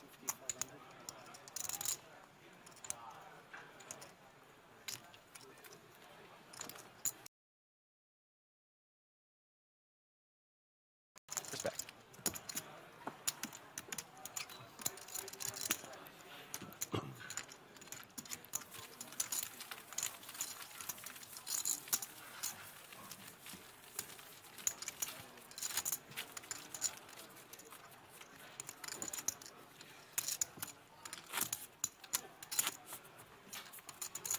We are coming towards the end of this session, which will actually be the halfway point of the day. It'll be 3 levels down with 3 to go. World famous bubble coverage still to come. A dinner break to accommodate the second half of tonight's World Cup semi-final. And of course the late stages when things always slow down and everyone just folds or tanks hoping to bag and tag for day 3. So when you're saying accommodates, does that mean it's like 90 minutes starting at 8 p.m. kind of thing? No, because it has to accommodate the second half, so it's going to be like an hour and 15 to cover the last 45 minutes. I'm confused. Because the whole game is 90 minutes. Oh. I'm aware of that. Okay. We can't have a 90-minute dinner break, Right. Griffin. So if you've got a dinner break that's going to cover a segment of the game, You may as better well to cover the second half rather than the first Right, half. so dinner break, it starts at like 8:30 or It's something. really late. The dinner break's going to be starting around 9:45, 9 o'clock.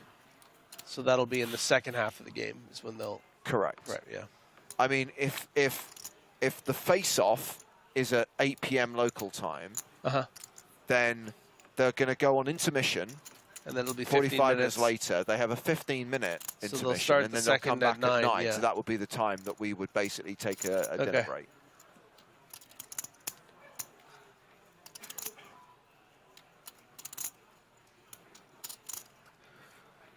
Juan Pardo coming after the hijack open of... Get you! Queen 10 suited, though. Boy, is it pretty. And we are dealing with sort of...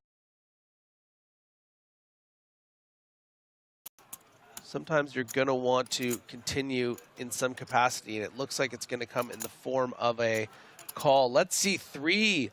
Come on, how often do I get to be on the final table? Maybe my friends and family are watching. Maybe I'll make a royal flush. So much to consider. But you didn't consider that, did you? Ace high, still the best hand, plus Juan Pardo with wheel and flush draws.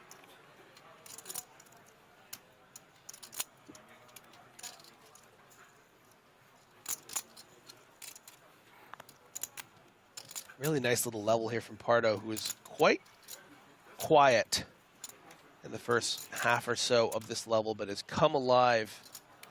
Played some really impressive, interesting poker. And after this hand, which will almost certainly be won, will be up to the 300,000 mark.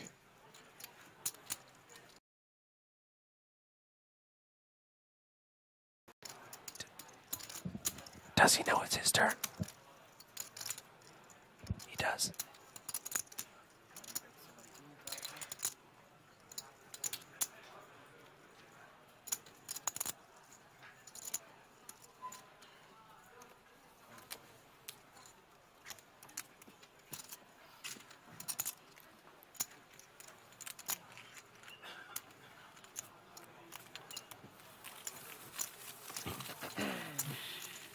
Time ticking down on the clock. Might be able to squeeze in 1, maybe 2 hands if we're lucky. And a reminder that we will be sending these guys back out into the field. There is a new feature table standing by to come to the main stage. Two legends of Spanish poker, Ramon Calillas and Adrian Mateos, both at the new feature table, along with everyone's favorite card dealer from the Isle of Man, Ian Drake.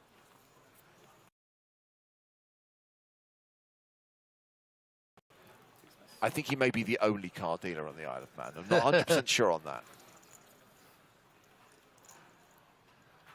Yes, I hear the two Spaniards that are waiting are already at each other's throats in the backstage. Let me at him, Adrian's saying. But they're going to have to wait.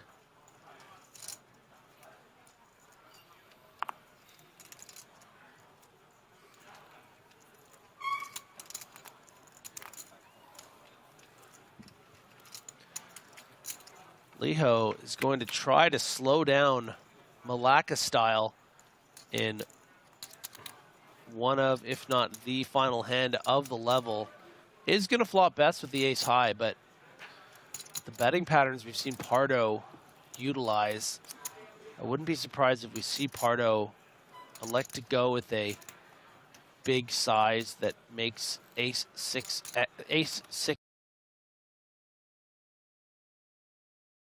full pot bet. You know, something that you would expect maybe a little more standard from players is a smaller size, and look how much more difficult ace six is to play against a pot size bet. So these are the kind of things that the top players in the world, they have different gears that make it really hard to play against. And some smirks at the table here because Malacca style, listen, he's got a different kind of style.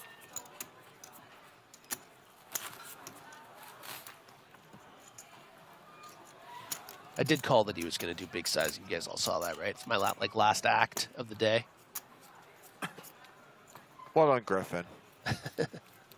Claps for Griffin, please, ladies and gentlemen. Should highlight that this will be his last appearance of the day. That means... Joe, we're doing a clap for me if you want to clap over there. No, he doesn't, don't worry.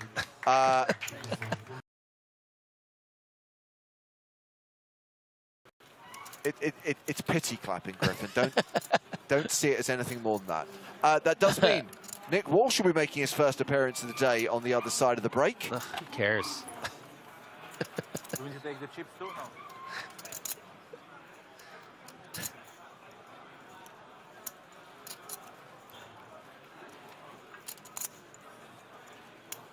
Liho with the king 10 suited, facing the 40 big blind under the gun raise, trying to decide whether to play this really as a call or a 3-bet. Is going to go with the 3-bet.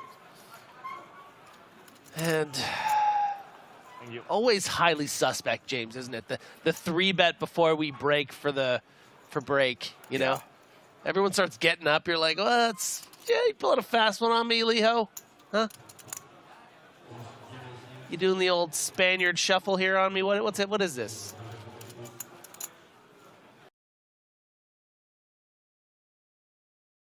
Very, very capable, talented, high-stakes player. But there is something easy about just getting up and going on your break, just sighing and saying, all right, I don't want to shove the 40 big blinds with the ace 3 suited. Come on, Gale. Be like the wind. Blow this man down.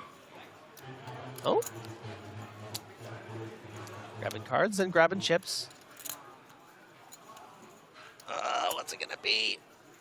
Oh. One or t'other. It's the fold, and I believe that is going to take us to the break, and that does mean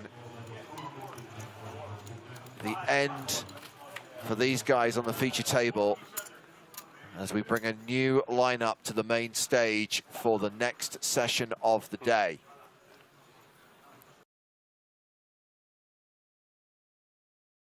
...90 minutes, Juan Pardo still table chip leader. In fact, it's Spain 1, 2, and 3 of these 8 players. Gale down to 34 big blinds. Sarwolf the shortest stack with 20 big blinds. But none of these guys in the danger zone at the 1,500, 3,000 blind level.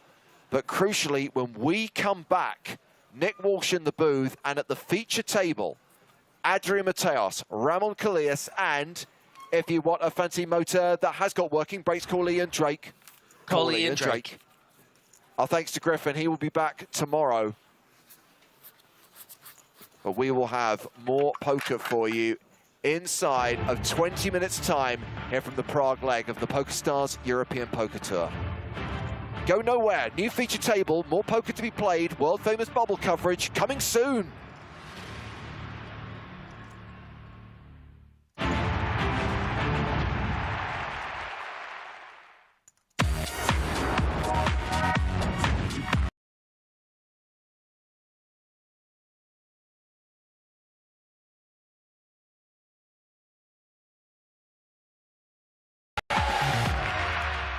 Actually, grandma of my girlfriend was watching it. He just had the PokerStars TV on and was watching.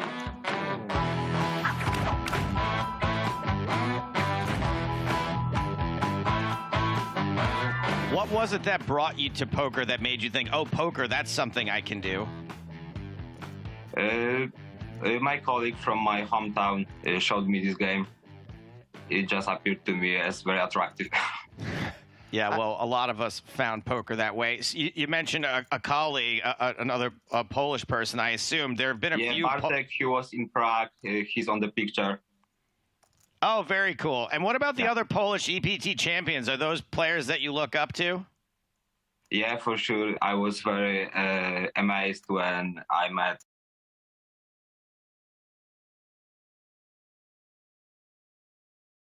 I bet it did. Yeah, absolutely. Yeah. And we drink, and we had a drink or few as well with some of Polish regs, so it was very fun. Yeah, cool. We got the impression at the end that there were going to be a few drinks because you suddenly had this rail of supporters that appeared from nowhere. We get to the end and suddenly there's like 15 people there chanting your name, cheering you on. And it was awesome to have them there, to be there for the winning moment. Yeah, it was crazy. I was in Prague. I was with my girlfriend and our dog for all the time since 5th of March. I was playing every day, and other guys came in the morning just before the final day started. And did you have people at home watching the live stream? Yeah, a lot of them. Actually, grandma of my girlfriend was watching it.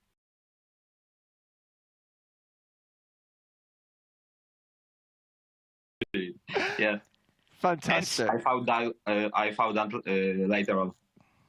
So when they're at home, and obviously I assume that especially the older generation, maybe do they follow along in English? Do they know the things we're saying about you? Yeah, for the most part, yes. A lot of young Polish people are speaking English pretty well. What they're probably thinking and saying is, oh my God, I hate the way they keep butchering this guy's name. It's not the easiest for English people. I'm not going to lie to you. Sure. But did you have anyone watching the stream who was giving you information? Obviously, we know it changes the dynamic of how a final table plays out now. And when you go on break, are you getting information about how certain hands were played or what people had in certain situations? Yeah, just why I took it very easy for the first level of final 6. I just folded some hands pre-flop.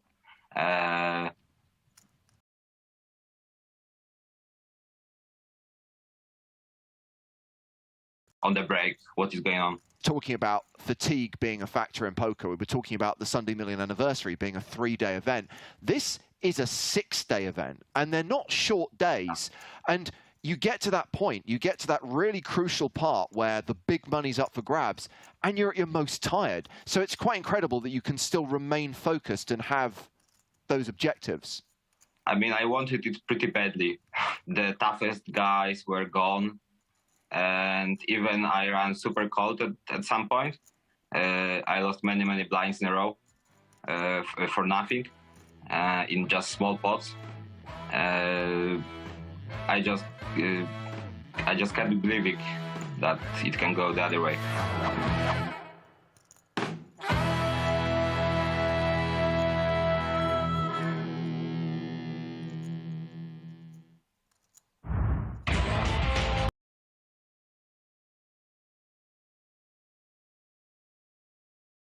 120,000 with a 15K ante, leaving roughly $250,000 up for grabs pre-flop. And pocket aces are definitely going to get after that, as you see the Brazilian Alex Gomez.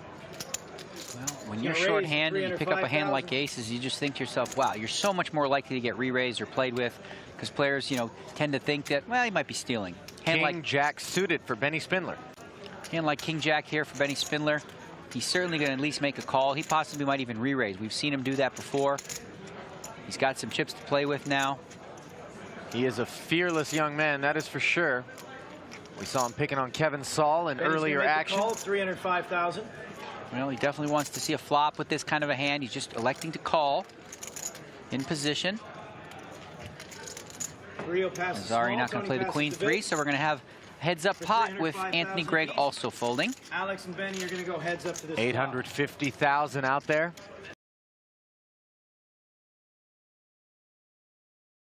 A flop, don't ever run bad. Strange. The last time Gomez had aces was against Kevin Saul, and 3 6s came on board. He won a big pot. This time, 3 of a kind is going to come on board, and he's destined to lose a lot of chips right here. In 9-handed action, Gomez trapped Kevin Saul with 6s full of aces for a huge pot. Now he's got jacks full of aces, but this time it's not the best hand. Well, no, he's really just completely dead here. And now the question is, how is Spindler going to play it? 1.3. He is raising, wasting no time. You know, this is an interesting play here from Spindler. He's got 4 of a kind, and, you know, popular wisdom would say you should just call and slow play it. But what he's hoping for here is that his raise looks like a bluff, and that Gomez does have a hand like aces, kings, or something along those lines, and is going to, you know, play for it all. There's no way Gomez thinks if you had a jack, you'd raise here. Like 10? 820,000 raise. Asking for a chip count. You'll find, actually, that Benny Spindler has more chips. His tournament life on the line here, and I got to tell you, Ali, I don't like his chances of surviving this one. Looks like the writing is on the wall.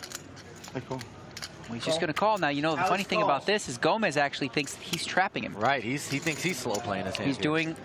He's trying to trap him as he thought and as he did against Kevin Saul earlier in this tournament.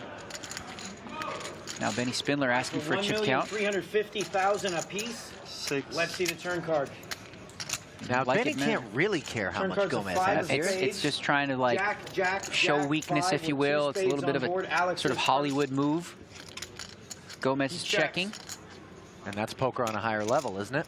Yeah, absolutely. Now, Gomez is really checking in the hopes that Spindler, you know, is going to bluff at it. As we know, he's not bluffing. He's got 4 of a kind. And Spindler is really taking an aggressive approach to this hand to try to get as many chips in as possible. A big bet, once again, of $2 million.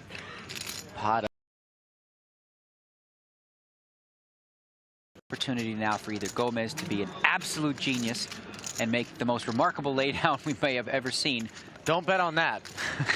Or he might just decide, all right, now's the time. Let's get all those chips in the middle. Just an amazing. Oh, and he does. He's moving it all in. Of course, Spindler. He's calling. He's got 4 of a kind. Gomez is completely dead. River card is totally irrelevant. Spindler wins a monster pot, eliminating Gomez. He's up over 16 million in chips now. Stunned. Look at the crowd. They can't believe it. Pocket aces going down in flames. The river now just a formality. Spindler now is going to have a stranglehold on this tournament.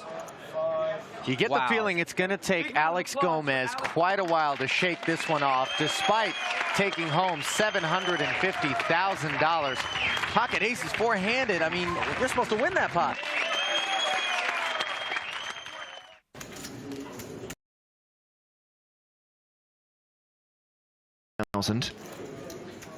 Action on Ivan Tan from Singapore. He folds. Pocket 4s from Matthias Bergstrom. And he's raising. He makes it 7,000 to play. So here's Benny with King Jack off. Contrary to what Benny might think, this isn't a mandatory 3-bet or even a mandatory call to an early position raiser. Did you really think he'd fold? Benny Spindler 3-bets. Story checks out. Now 20,000 to play. And hello, Paul Fulton is going to 4-bet with ace-6 off. Okay, so I know I would be an advocate of re-raising Benny Spindler if you have any sort of hand, but A, Benny's not the only player in the hand. B, cold 4-betting with ace-6 is not a winning play overall. And C, no. Just no. So action back on Benny with Bergstrom giving up his pair of 4s. Boy, Fulton doesn't look very comfortable, does he? Oh, wait, that could just be because he's British.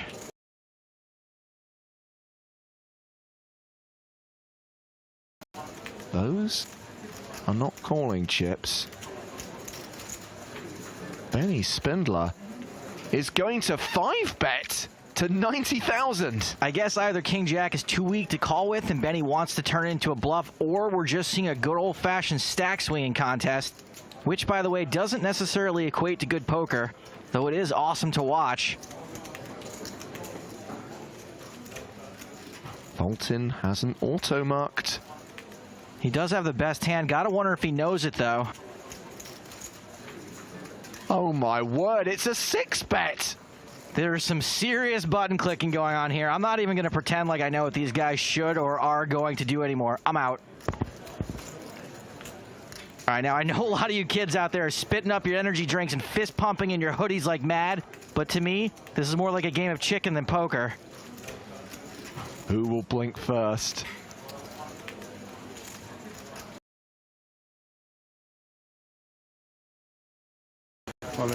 Not Benny Spindler, it's a 7-bet jam! Fulton has now invested half his chips on this hand. Gotta wonder if he's regretting it now. Oh my word, this is the sickest hand ever! Benny Spindler shows the King Jack at the end as he rakes in that pot. James Fulton cold 4-bet, then 6-bet, then folded. It's absurd. 10 years ago, the 3rd bet was aces. Now the 7th bet is King Jack off. I need a cocktail. Benny Spindler consolidates his chip lead in this tournament. And it's time to play our favorite game, Joe. We're going to sweat with Benny Spindler. We're only going to see his hold cards, and we'll play this next hand from the chip leader's perspective. He's got ace-queen. Under the gun, he raises to 160K. I'm okay with it so far. Klebanov has folded. Looks like Benny might have a customer. Steve O'Dwyer showing interest in the small blind. Remember Benny's image in that Steve doesn't really need a super strong...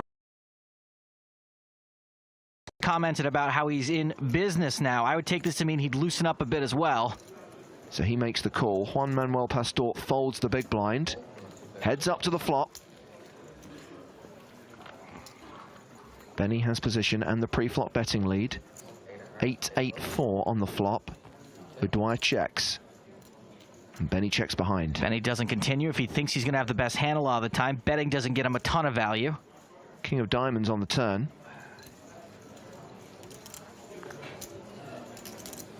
Action on Steve. O'Dwyer leads for 250K. Well, Benny's not folding. He's probably thinking if Steve had an 8 or a king, he'd likely check the turn and let Benny bet. So Benny calls. If Steve had a middle pair, he'd probably also check, since you can't really get multiple streets of value with 10s or lower. 3 of clubs on the river. Benny just with ace high. O'Dwyer, check the flop. I'm totally fine if Steve just checks here. We can check behind. Doesn't look like he's checking. They never do. It's a bet of 340,000. Not a huge bet, about a third the size of the pot. It looks kind of like an annoying value bet, but how many hands could really be betting for value in this spot? Right now, Benny's weighing that against how many hands Steve would rather not see shown down. Steve O'Dwyer staring right at Benny. Wonder if that live tells class Benny took is going to pay off right now.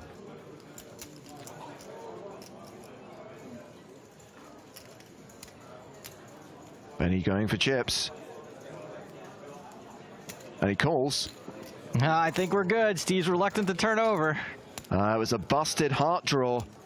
Spindler picks off the bluff with ace high and wins the pot. Steve just got those chips and decided he'd put them to use trying to bluff Benny Spindler. Well, he's not the only Steve-O that likes punishing himself. And Benny Spindler can do no wrong today. He even looks pretty good.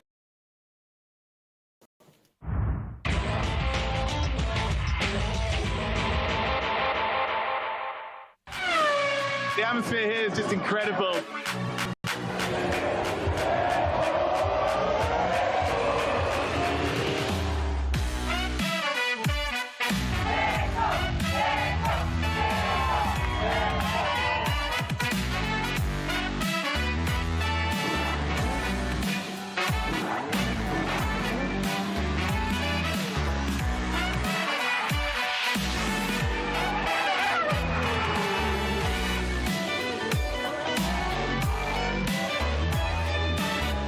race day. We're super excited to be here. We're hoping for a great race, and we can't wait for it. Go Checo!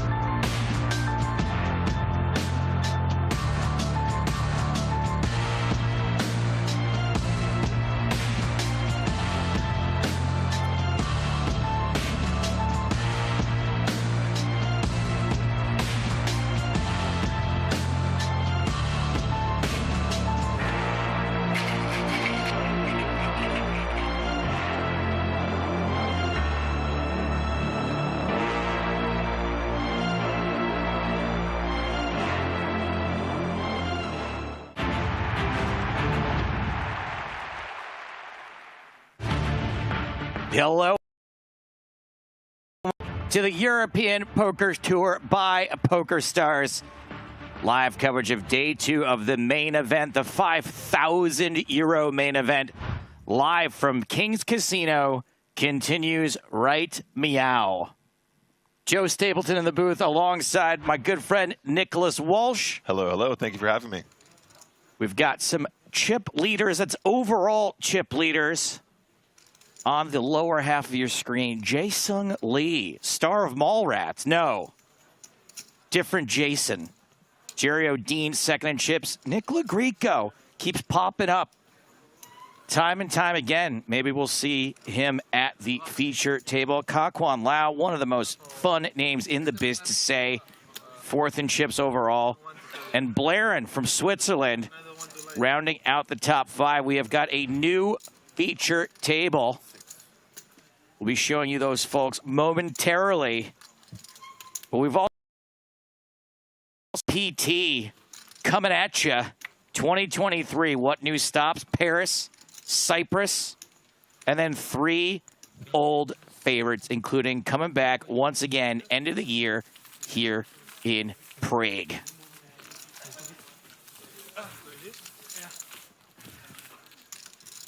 First stop of the new season of the EPT, of course. We've got the first stop of the year will still be PCA, but the first stop of the brand new EPT season will be Paris in February of next year.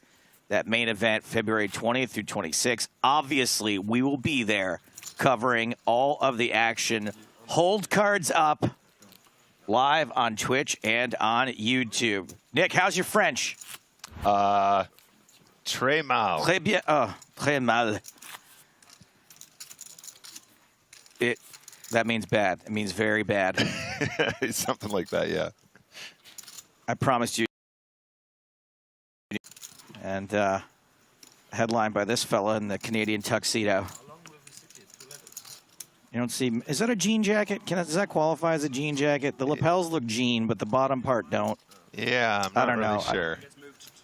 That is Remigius. Oh, yeah, Hardigan leaves me with this one, huh? Remy, we're calling this person. Adrian Mateos. I feel like I've seen this guy around before, Joe. Buenos dias, Adrian. Welcome to the featured table. One of the most accomplished players on the European Tour.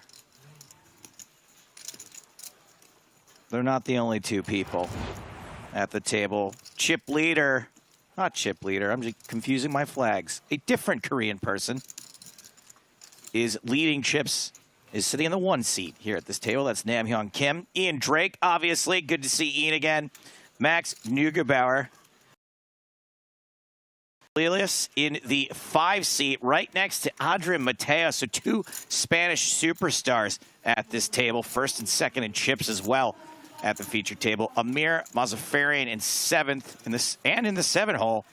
And Yeset, I believe that's a Kazakhstan flag, in the 8 hole.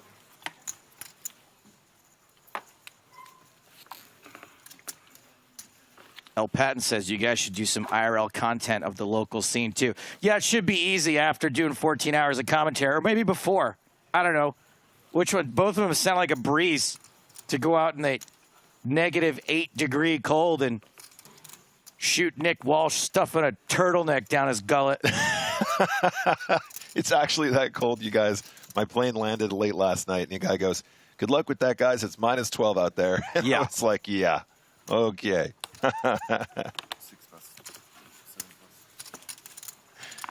So Remy, as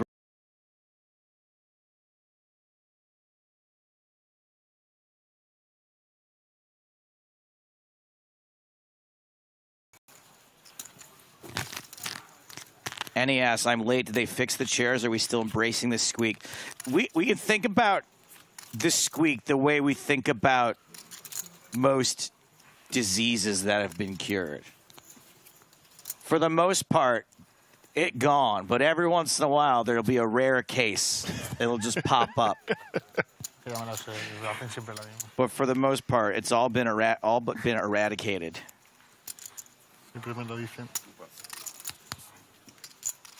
Chris Has Wings asks, do we have any native speakers who can tell us the actual pronunciation? Yeah, me, and it's pronounced ya band. You banned. Ya band.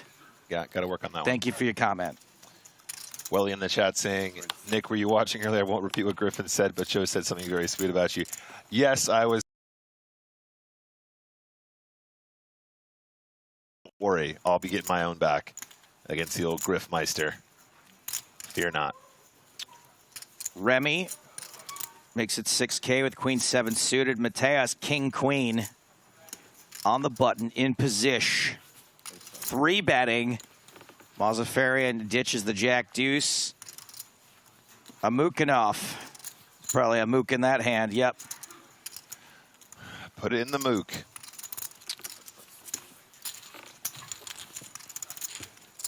Anderson says, why still no chest in my account? I got a better question for you. Why no chat from your screen name? Oh, I know why, because you banned. These guys, don't forget to put your card in the box like 2-3 seconds and you can put it. Okay. Man, that trophy's shiny. Let's go, guys. EPT. It's shiny. It's got just the right to give it some texture. Like, you know, that drives me crazy as well, Joe, right? Like, where were we? What was the London stop? There was always a smudge. There was just the smudge would bother me, but this just it's almost like it has like fairy gold dust on it. It's got a good look to it, yeah. That spotlight doing its job. That glistening EPT Prague 2022 looking real nice. Kolias, our very own Team Pro. A6 suited. There it is. It's still there. Yeah, it's still a raise. A6 suited coming in with a raise here from the hijack.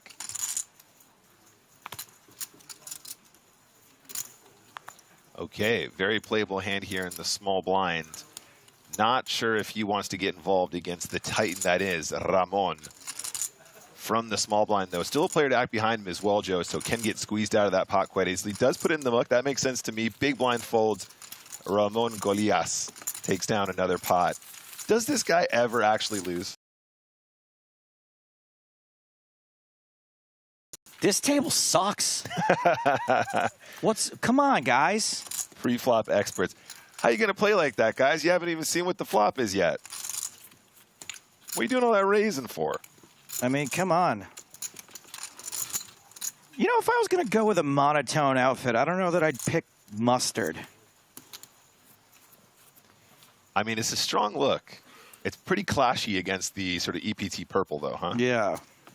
Maybe that was the vibe. Ramon wasn't happy just to win every single tournament he plays. He also had to really stand out. He needed to pop on stage. I need to be a bigger deal.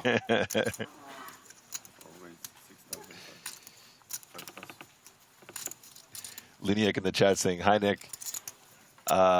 I just watched your spinning ghost session when you did a little rage quit. What about your mindset now? Is it better? I didn't rage quit. Actually, if you watch the end of that stream, I explained that I just kind of wasn't in the right mindset. It wasn't to do with being frustrated or anything like that. I just felt like I wasn't playing very well.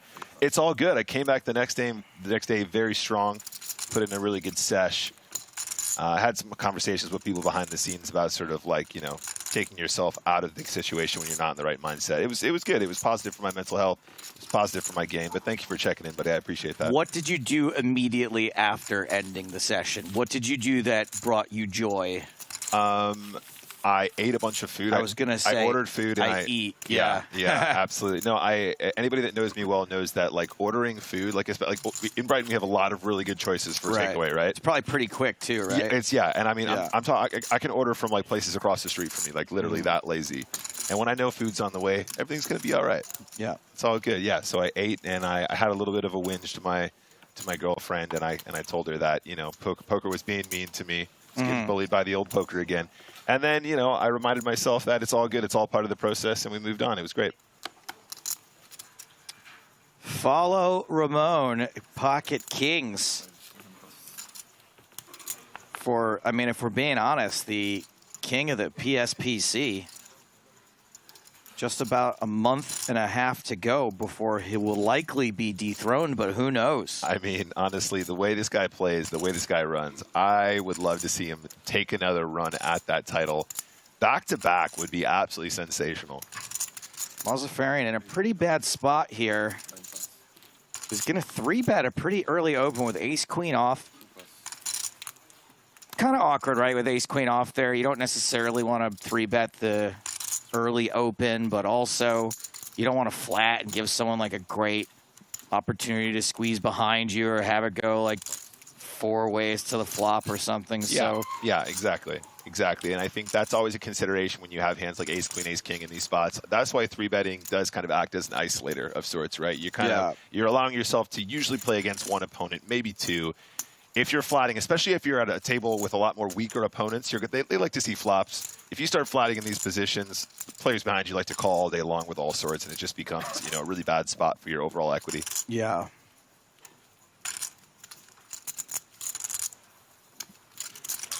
I feel like ace-queen is like, ace-queen is the most excellent candidate for 3-bet folding. I mean, like just all the time. The only thing I'm going to say here, Joe, is how often do we see players doing this with ace-5 suited? How often do they have the sourdough when they 5-bet all in from this Sometimes, position? and someone like Ramon is capable. Yeah, absolutely. But I think you have to be a little careful pulling this with ace-5 suited on a stack like Mozaffarian, because he's just committed a pretty decent chunk of his stack. Talking like 15%.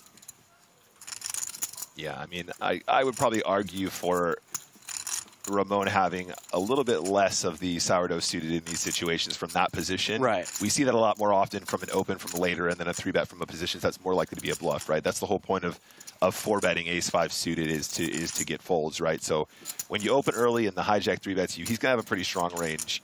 In these spots, I think Ramon will be stronger more frequently. Nice laydown there from Mozaffarian, and we continue to be flopless here at the feature table since starting this level. Flopless. What do we think the longest we could ever go without seeing a flop is? We should start a timer and set a new record. Is Statrick, does he live at Heathrow now, like the guy from that movie, like Tom Hanks? He's just been delayed for like 4 days. He's just sleeping on a bench outside. I can actually picture him like that. Outside Pret a Manger. I need my stat trick here. I do need to my tell me stat trick. what's the longest we've ever gone into a level without seeing a flop. By the way, chat, help me out here. Flopless, is that the name? A cool name for like a new poker training website? Like, it's all pre-flop. Yeah, just flopless.com. Like, we've designed a strategy that means you never have to see a flop. You don't have to play post-flop. That would be great for me. They sell only push-fold charts. That's exactly how I play. Actually, it's like, please, just no flop. I act like I have. It's like I have pocket jacks every hand. Welcome to flopless.com. A completely unexploitable push fold at any stack depth. Mateos, queen jack off, king jack off in the big blind.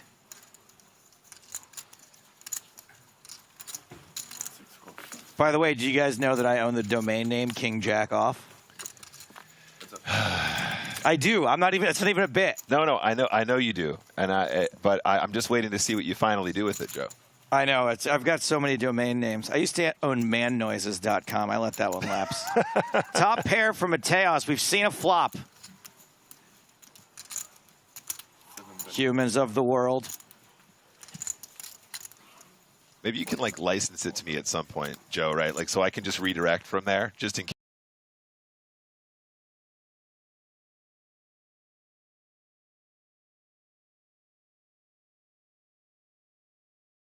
Hey, password. That's pretty good.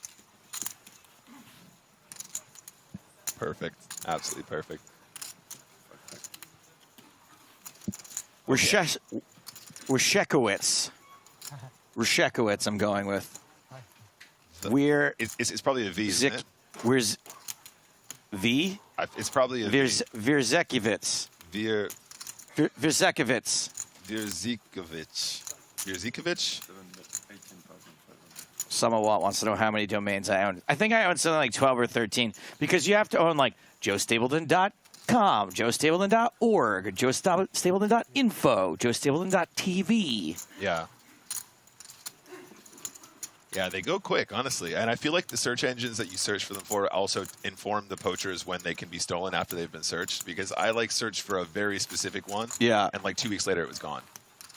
Oh, yeah. I always worry about that. Like, what's to stop them from, once you show interest in it, to just scoop it up? I think that's exactly what happened in that case. It was pretty savage. I always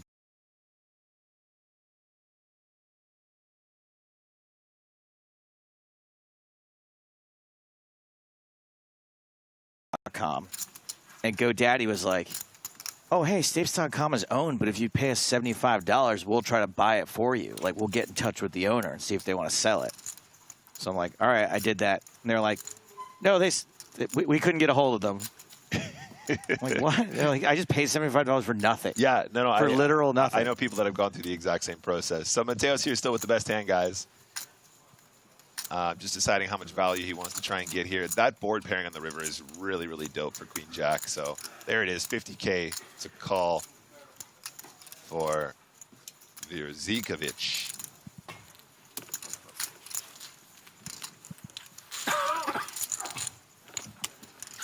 Maybe we could do a Google Translate, see if they can pronounce it for us. Someone put a link in the chat, but just never really that interesting.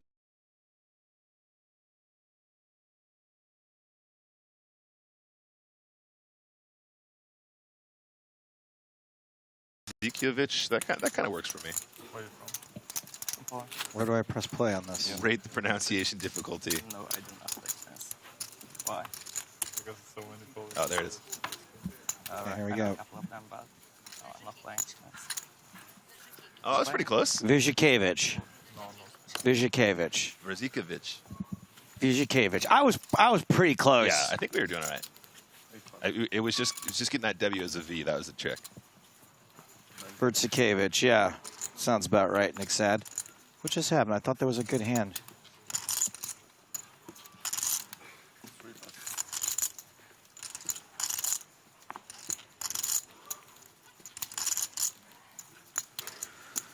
Neugebauer. Pocket fives. Vizhikovic. Vizhikovic.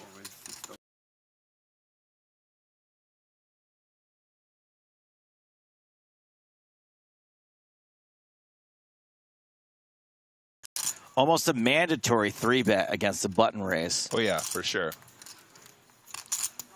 I mean, again, we're in one of those spots where you don't want to incentivize the big blind to do anything too wild, unless you think he's going to do something wild in the sense that you could actually trap him here.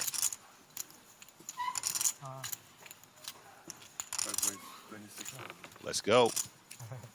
All right, so 26,000. The old 4Xer.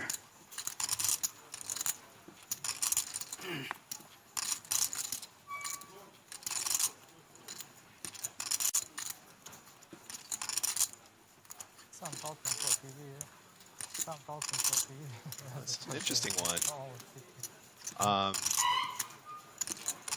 Almost certainly considering his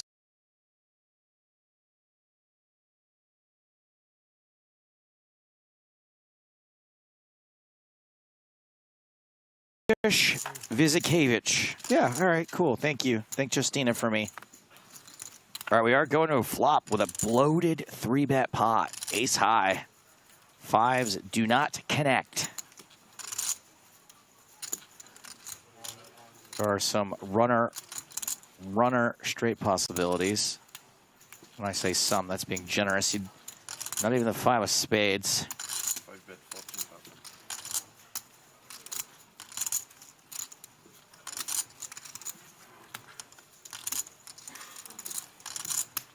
14,000. And Vizikevich continues for 14,000, and Neugebauer is not relenting.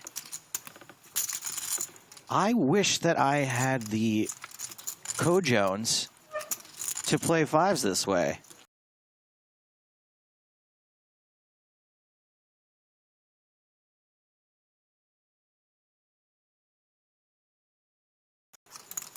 And that spade on the turn can't be a super welcome sight to either player, but specifically Remigouche.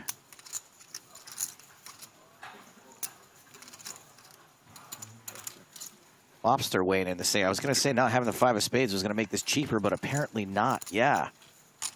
And Vizikevich checking over to Neugebauer. And I wonder if it looks like Neugebauer has designs on winning this pot, not at showdown, which is one of the 3 ways you can win a hand in poker.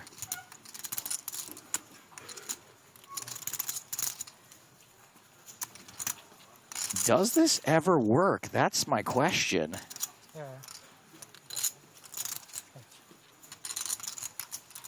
It looks like we have got...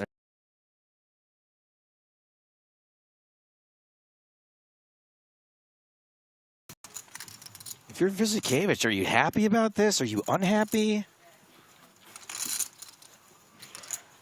I think most good poker players are happy about this, but me, I'd be like, oh, God. Oh, how does he have 2 spades?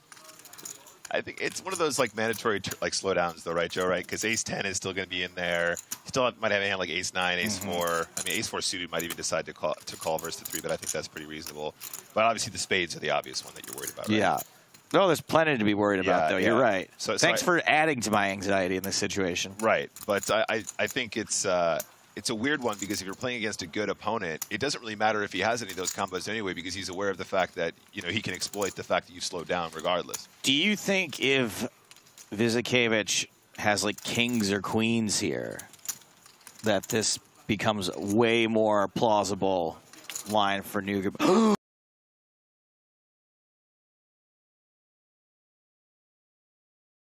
Going with that line of questioning. Yeah, I guess so. I just decided that he didn't want Well, to you are on my list, sir, Neugebauer. You just made my list. Max Neugebauer. Wow. Nobody folds the turn there. I think that is a pretty unusual fold in the turn. I wonder if your sort of plan is to sort of check fold on the turn, maybe you should just carry on betting and just, you know, see how you get on instead. I don't know. It's a bit of a weird one. I did expect the check call on the turn, but maybe he's got some info that we don't. Maybe he just had a bad experience against spades one time. If it was 3 hearts, he would have called. Maybe he took Charlie Carroll's live tells course and wasn't paying attention. Have you ever looked into any sort of like live tell courses before, Joe? I haven't, but the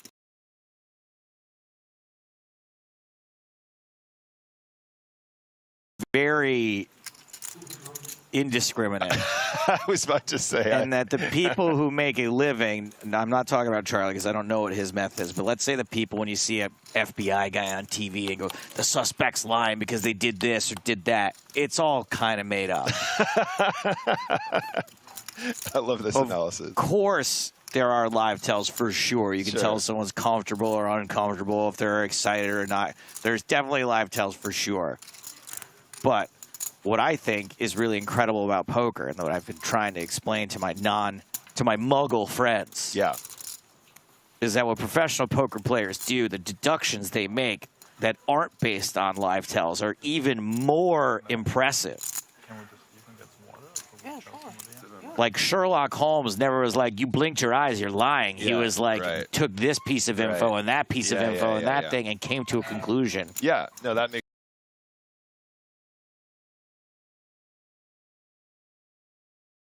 hand reading against an unknown opponent, right? Like, they could be a super genius, in which case you can go, oh yeah, I feel like I got a good grasp on his range based on his pre-flop actions.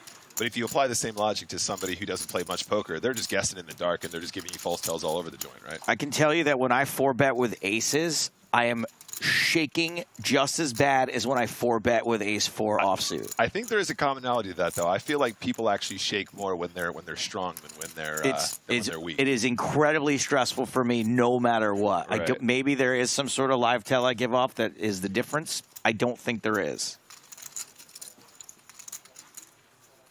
Mateos now taking a turn to attack an under-the-gun open from the big blind. And we've noted that most average players, when they're 3-betting you out of the big blind, they have it. It's a very strong position to 3-bet out of. It's just so easy to flick it in.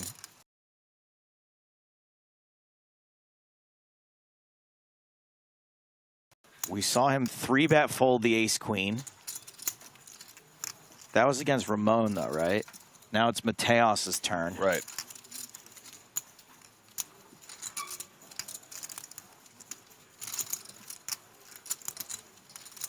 So cold. The stone cold killer that is Adrian. Mazafarian is starting to approach the zone where he cannot be raised folding that much more often. Wow, to get a full hand as strong as nines to fold, just picking those spots so well. Mateos knows exactly what's up. Applying pressure to those players he thinks are just going to be letting go a hand as strong as nines there. Now, I'm not saying he made a mistake by folding those nines necessarily. Right. I just think that Adrian's really good at picking his marks and actually trying to get some of those through. To get a hand that strong to fold just shows how tactically aware he is in these situations. Autocrony asks, is this from the bubble? Bubble's 184, 183 getting paid. And so we're, what, 22 away from the bubble?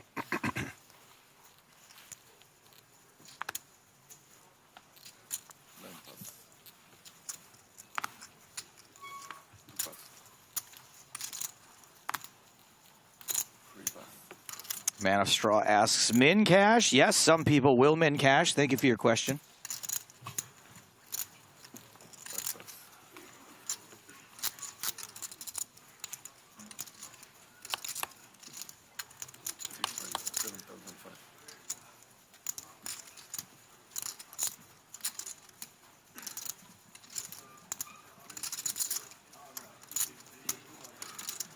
Oh boy, these two. Man, I wish Ramon had a bit more of a hand here. I would love to see Godzilla versus King Kong. Godzilla versus Regis Kong. Regis is how you say it in Spanish? I forget.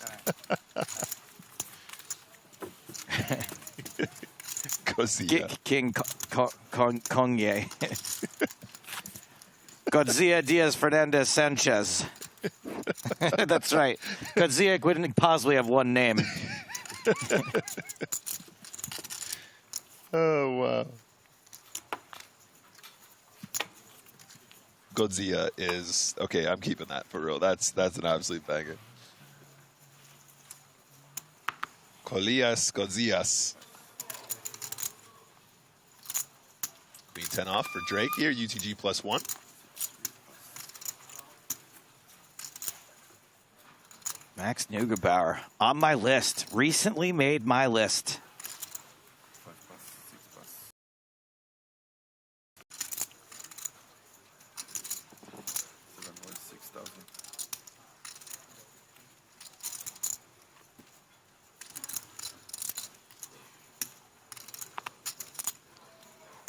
PokerStar Strike says, I would buy tickets to a show where audience just shouts questions at Joe and Joe answers everything snarkily for the entire show.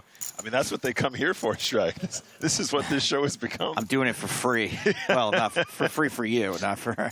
I'm getting paid a little something. We're not really doing poker commentary anymore. Resorting to having to play the all-in game against the button open, safe move, but that's what ends up happening when you play at a table with the likes of Adrian Mateos and Ramon Callias. Like, they just beat the tar out of you until you have 18 big blinds, and then you just got to keep shipping it. I mean, that's why they're really, really excellent, Joe, is they beat the tar out of you, and then when you finally hold. Yeah, right, exactly, exactly. And then everyone's like, how does this guy always have the best hand here? This is nuts. They just make it so when you get it in good against them, that they're doubling you up to 16 big blinds. Exactly. That's the trick. That's the trick. Until there's domination, rotation, and then you're out and they've got another trophy. That is sincerely like how the majority of excellent poker players do their job. They just know how to mess with you when you're really concerned about losing a big stack. Right. At which point you don't have a big stack anymore. They don't care and they just flip you. Yeah, yeah. It's really, really pretty accurate. It's mean. It's just mean. It's just mean-hearted. Hey, Curling Master, welcome to the chat. Elias, King 9 off. Going to open up the hijack here, as is pretty standard. Makes it 6,500, a little bit over the old min raise.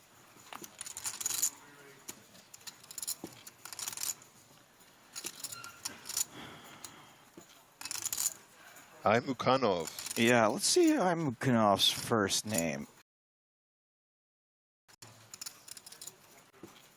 Yes, it is. Yes, it Queen 10.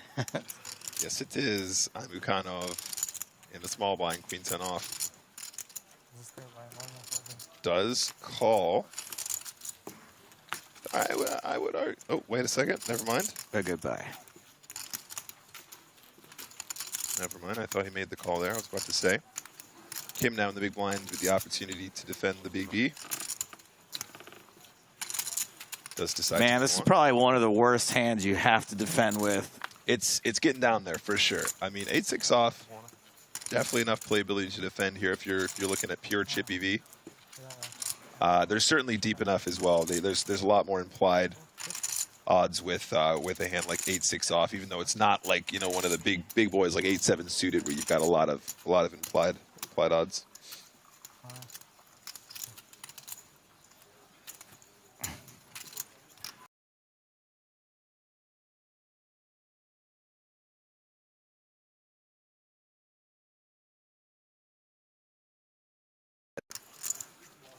Bye-bye to the big blind. Yeah. I think the defend is fine. I think check folding that flop is also fine. And if you're going to have these wider defends, Joe, in the big blind, you need to be willing to just let go. You go, okay, I got a pretty good price. This isn't my flop. It's all right. There are plenty of opportunities to be sticky, right? Gut shots or anything stronger, you can go ahead and just continue, right? That's usually the rule in those situations. In fact, some of your weaker gut shots could even be check raised. Yeah, one card to the gut shot, not going to do it, though. Yeah. Yeah.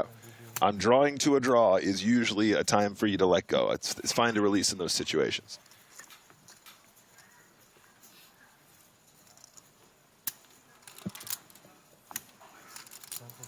Nick Reed on YouTube says, check to a tough shark on a scare card and you're giving them the keys to the Lambo unless you have the balls to station.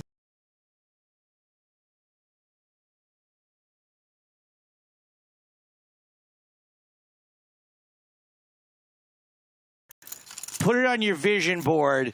That right there. Don't give him the keys to the Lambo. Bet the scare card. Engrave that on a trophy you give to yourself and envision the one you win in the future based on that piece of advice.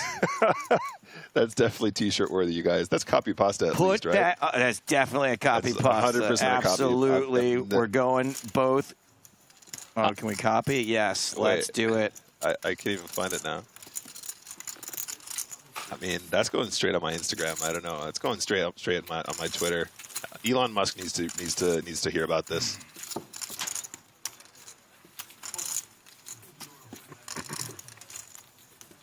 I am picking up what you're laying down. Don't check to a tough shark on a scare card.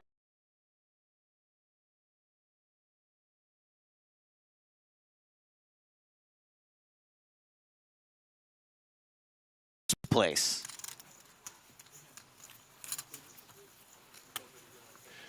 Whose keys did you have, Joe? Someone else's, I guess. Someone who checked to me.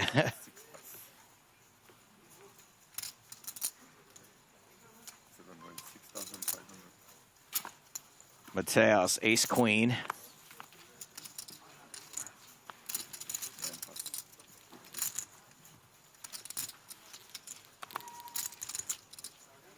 Kim on the button with ace-9.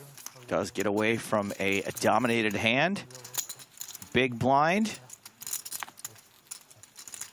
Remigush? No, Neugebauer. Ooh, 8-7.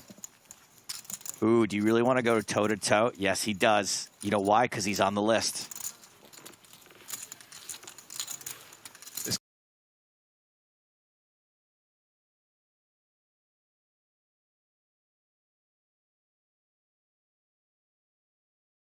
Draw. It's an extremely confident defend, and I imagine an extremely confident snap fold on the flop. There you go. That's how you do it, guys. Sliding.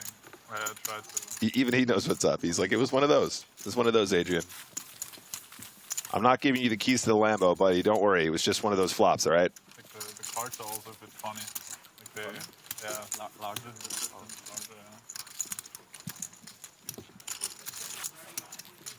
What's going on? What's the complaint?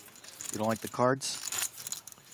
Cards are a little bit weird. I wish I could put 4-color deck.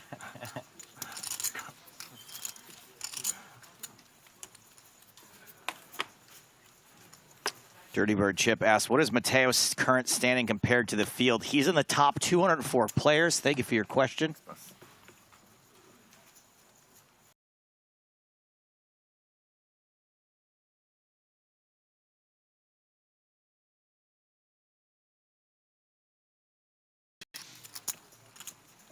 Amukanov. Yes, it. Queen 8 suited. Starting to get a little short himself.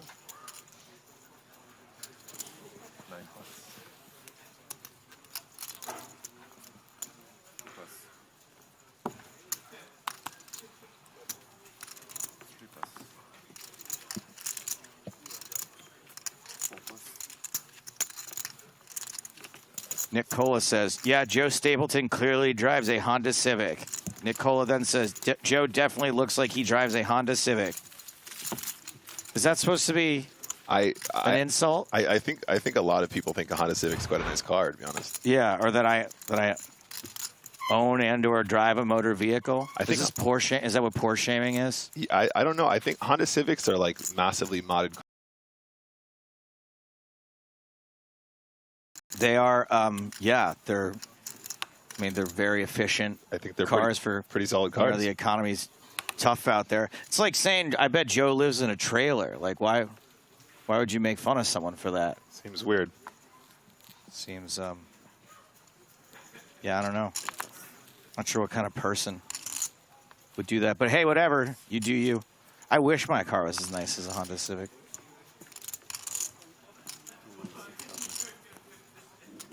I did drive a Honda Civic for a while. One of the best cars. Oh, look, Nick's back. It looks like he would drive one. Haha, it's a good car. Nice save, Nick Cola.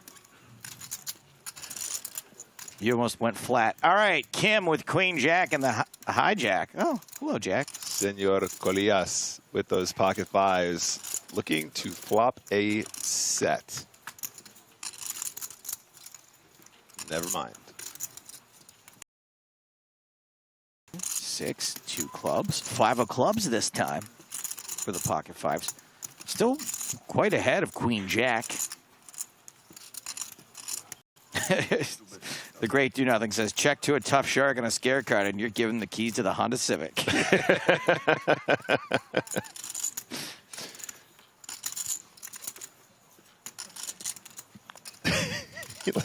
Unless you have the balls to station down. Ramon is peeling. He has got the to station down. Jack on the turn, though, puts Kim firmly in the driver's seat. You can't, Ramon, you can't be checking over to a shark like Kim, my man. You're giving him the keys.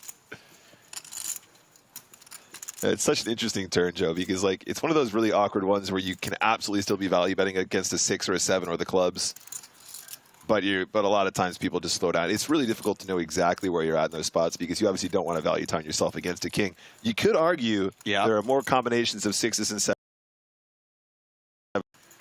just purely based on the fact that that's a wider range of options that he can have, right? In the hijack? No, I just mean like if you're betting in existence. If you're going to bet on this flop and you give him, he's going to have some straight draws, he's going to have some flush draws, he's going to have some 6s, he's going to have some 7s, and then he's going to have some king X. You could kind of argue that there should be a continue because you get value from a bigger chunk of like the overall range that would call here.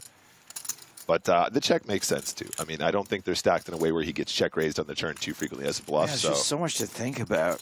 Yeah. I think Ramon does decide he wants to turn his hand into a bluff here. He's going to lead the river.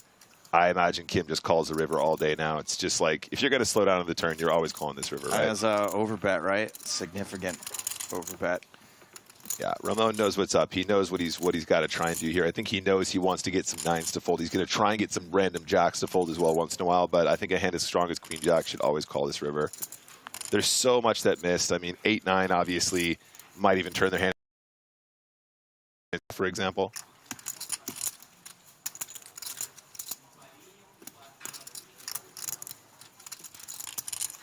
It's a big chunk of his stack. You got it's almost a third of his stack here. A little bit closer to a quarter. This is a tough call. I would. Yeah. He did make the call. Well done. Let's go.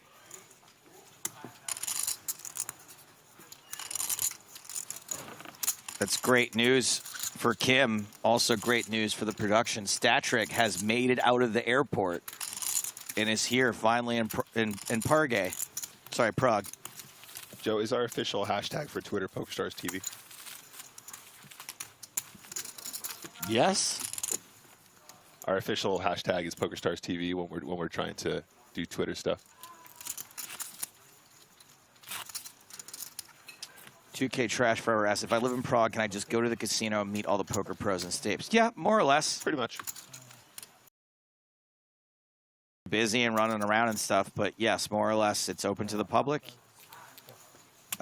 Nick and James and myself, we do try to make ourselves available. If people come by and they want to hang out, we try to get, spare 10, 15 minutes, come say hello. Yeah, if you time it right and like production's, just finished or something, we usually grab a few beers after, chill out.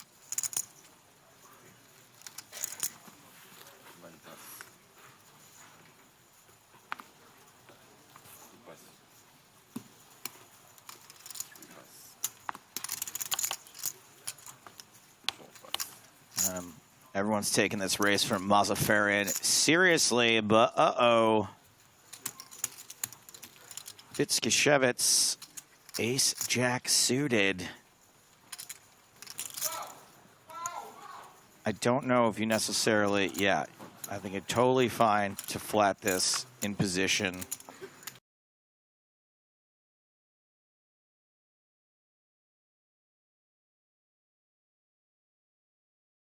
Money on the table. Yeah. I remember just starting out in poker and all of a sudden you see these guys just 3-bet like it felt like such an inordinate amount of 3-betting. You're like, how can this guy just find these spots to 3-bet? Just being so blissfully unaware of all the extra dead money that they can apply pressure to. Oh, boy. Oh, boy. I mean, this is probably great news for Mazafarian. Yeah. It looks like it's great news, unless, I mean, if Ramon has ace-king, then it's an even greater news, really. But I think Ramon is also very likely just to have a ton of bluffs when he has a high card in the situation. Just the squeeze looks so juicy. Mazafarian, take your time here, buddy. This is your moment. This is the spots you wait for. He's got a stack that could very easily just be all in here, no problem at all, especially at this stage of the tournament. Needs to start building that stack up now.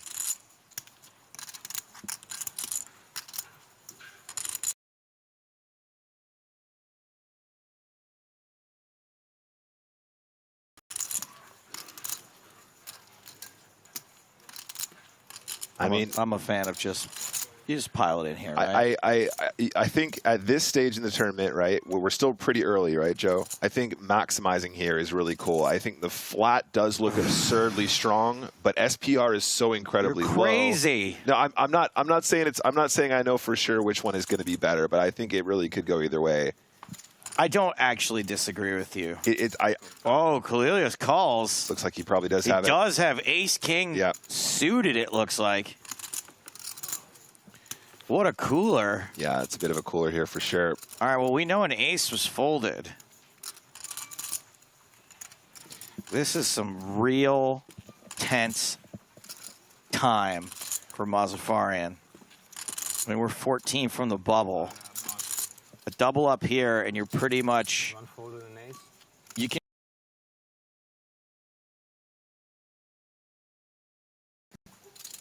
Yeah, absolutely. That's like 60 big blinds, I think, if you double up here. So see how it plays out. Queen, 4 deuce, 2 diamonds. All right, it's looking real good for Mazafarian now. Yeah, I mean, even the ace of diamonds on the turn now, that gives Ramon the best hand, will give him additional... He'll have some outs still, is what I'm trying to say, with the old kings, with the king of diamonds. It looks like the ace of diamonds was folded, so... Ooh, yeah, that's going to be... 2 outs. Still 2 outs, yep. River card is a diamond, so king high flush for Mazafarian. That is a double up, and that is going to make him relatively safe on the bubble. So the only 2 things I want to add there, Joe, is I think in that situation, we were debating whether or not we should shove or you should, what you want to do with the kings that sort of maximize value.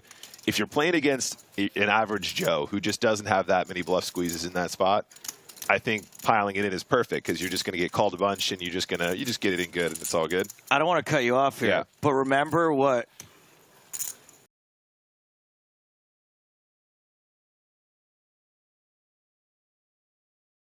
have the absolute nuts there on the turn. Ace jack of diamonds. Savagery. And Ramon forced him out. I guess Ramon did him a favor there. Let's take a look at the chip counts here, guys. Mateo is still our chip leader, 394.5 Ks. It's a whole lot of Ks. And down at the bottom now, our 8th place, just 79.5 K.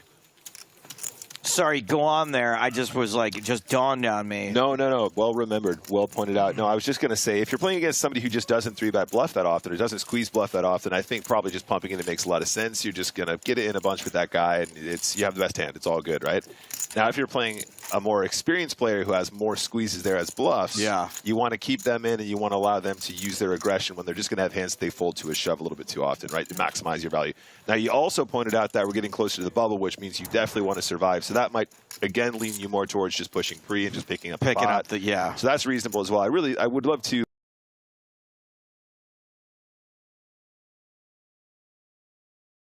get the breakdown, but I think that's a really, really interesting dynamic.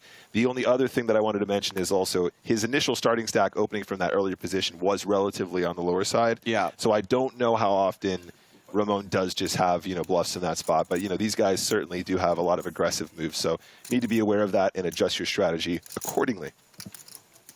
Polisa on YouTube asks, double up from under the gun position, is that a major win or just an average gain?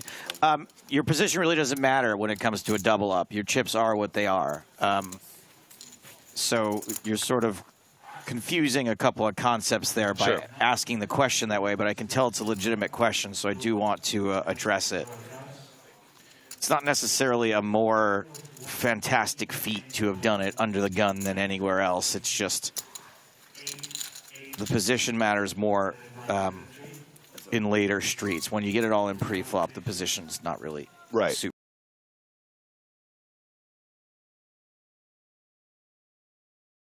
Kind of cards he would play from that particular position at the table and how that affects the strategy around that. Do you have a card here? No problem for you. So pretty strong flop here for Mazafarian, who somehow is a 50-50 after this 4-4 tray 2-spade flop. Yeah, when you're playing these suited kings, these are the kind of boards you like to see. Boards where you can semi-bluff very effectively. These low-paired boards, you get plenty of folds, right?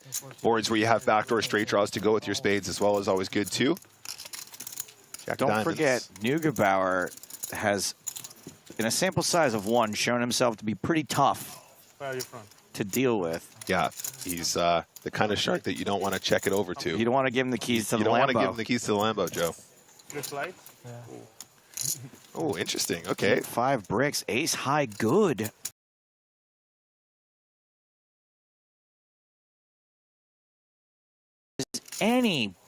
Anything. Yeah, I know. Where did those cards come from? It's too many outs. And I just wonder if maybe the King 5 of spades might have gone for another barrel on the turn there. I think, like you said, Neugebauer here completely capable of having some lighter floats, making some moves.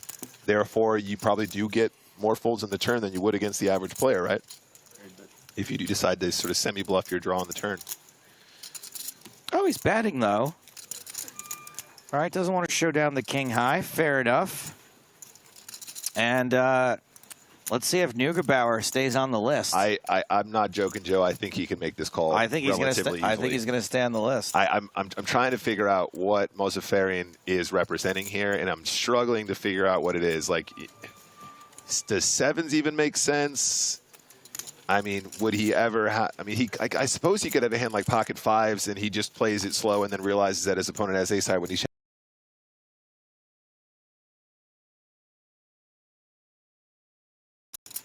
Yeah, fair enough. Fair enough. Yeah, no, I get it, but I think it's definitely an interesting quandary. What kind of a hand he would sort of bet check bet there with, and I think there's definitely some stuff that's beating ace 10, but you just got to ask yourself how frequently these players are doing that, and a lot of players would just have 2 barrels as a bluff as opposed to a check bet bet check bet bluff line instead.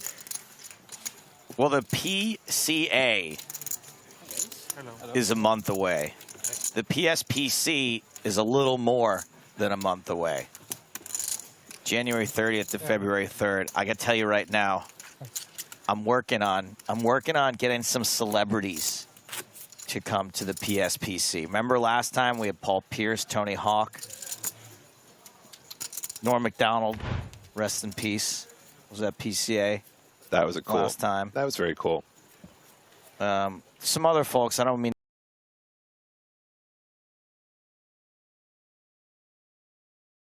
Tyson Apostle. Tyson was there. Yeah. And Rob, Boston Rob, was he there? He was. I know Tyson was definitely there. Yeah. And yeah, so we got PSPC coming up, and there's been tons and tons of platinum passes won and earned and given away. But I'm hoping we can get some fun celebs out there. PokerStar Strike says celebs. You mean like Maria Ho? She'll love that. Maria does sort of. Hold on a second. Someone on YouTube says commentators so bad. You're banned. Richard Seymour. That's right, Nick Reed. Richard Seymour was there. Love Richard Seymour. I think he was inducted into the Football Hall of Fame since we saw him last. But yeah, we're trying to get some celebrities to come play the PSPC. I've heard some names kicked around. I'm pretty.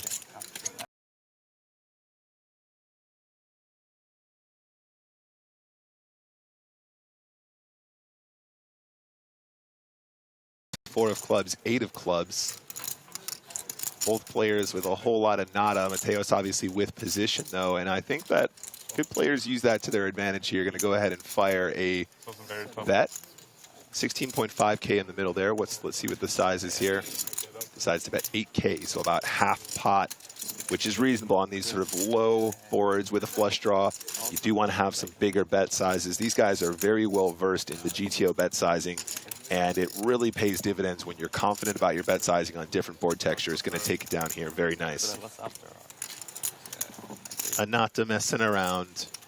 I'm sure it also wasn't lost on Adrian that he did have that backdoor straight draw as well. The Ocho on the board giving him some backdoor opportunities, which does mean he can semi-bluff very aggressively when he does pick up some of those draws on the turn against that earlier position open.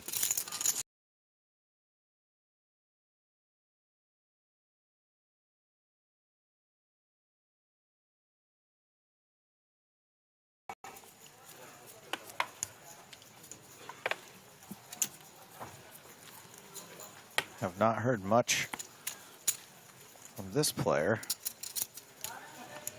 Drake from the... Is he from Isle of Man or Ireland? I don't know. Irish flag. Didn't see it. I was reading Jack's comment about White Lotus. Have you watched White Lotus, Joe? Yeah, I love White Lotus. I recently started it. It is brilliant. It is utterly brilliant. I don't know. I do think it's too long. I don't think there's. It is very, very well done, but they're not. Man, if Mike White's listening, he's not going to come to the PCA now. But, I didn't find. I just felt like.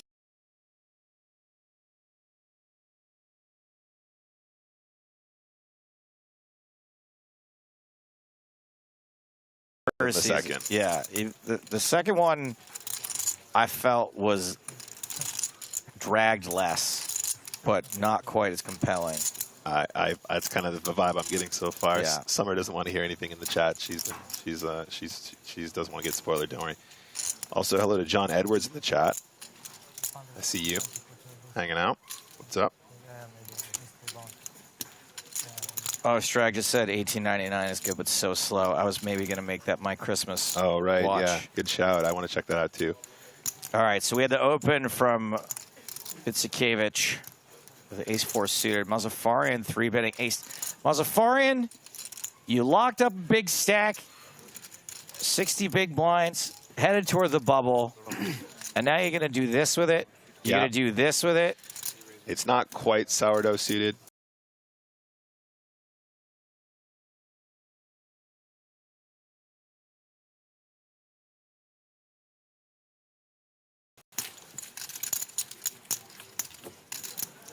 Last year, my Christmas show was Wheel of Time, and I ended up just being on my phone for the entire Wheel of Time because it was a lot of walking. It was a whole lot of nothing.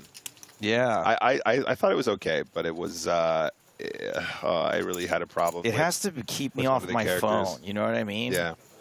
I'll say that for White Lotus. Never once during that show do I want to pick up my phone.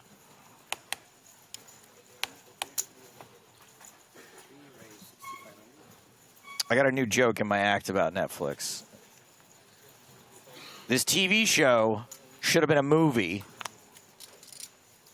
and this movie should have been nothing.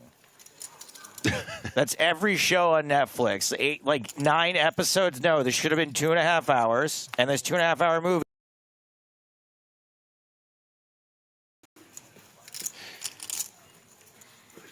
Got an open under the gun from Neugebauer. Jack 10 suited.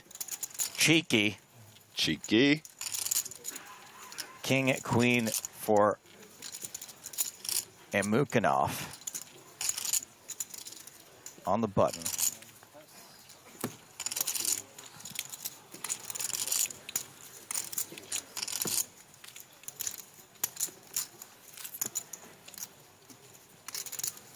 And yeah, that's a great result for Jack 10 suited under the gun. Pretty rare we actually just get it pre, although we have seen lots of pre-flop action. The old Flopless Academy working its magic, Joe. Max Neugebauer now 81 big blinds, 245K. Sitting real pretty here on day 2.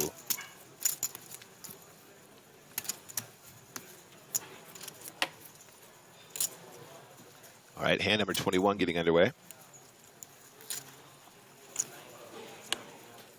Verzikovic puts it in the bin. Kolias with the worst hand in Texas Hold'em, folding as well. Coming around.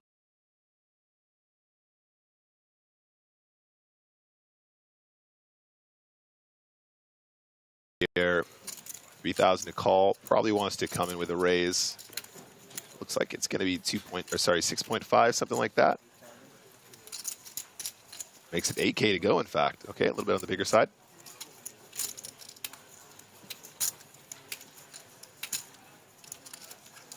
The dealer button, Kim, very playable hand, King Jack of the offsuit variety.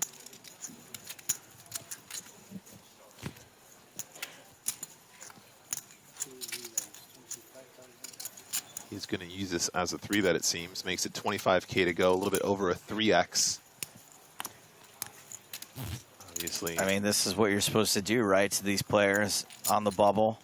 Yeah, applying pressure to players this close to the bubble when they've got a stack of like 61K here. I mean, I'm just wondering if maybe the larger open here was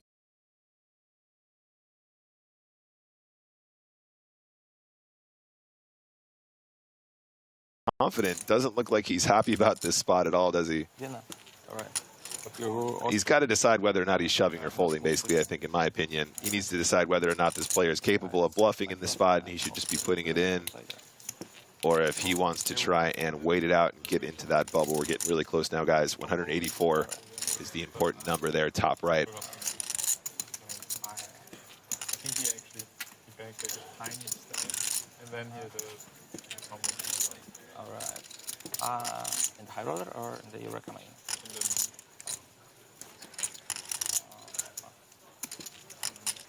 Not sure. I don't know, Joe. I'm getting kind of a defeated vibe in this hand already. I don't know if maybe this is a bit of a mystery, but I feel like he's been wanting to fold this from the second he got that 3-bet. Yeah, of course. I think, look, there's a certain amount of stalling that I think is acceptable and probably...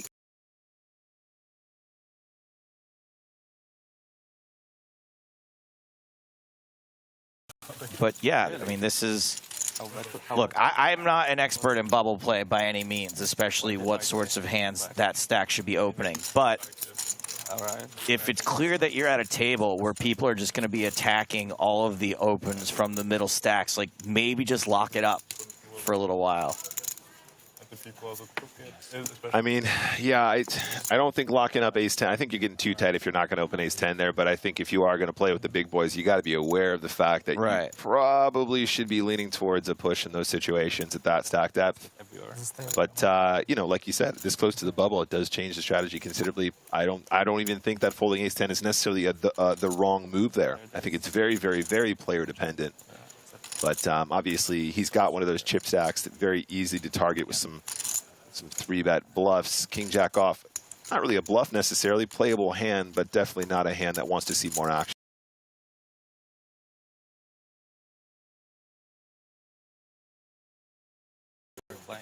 Folds around to the blinds.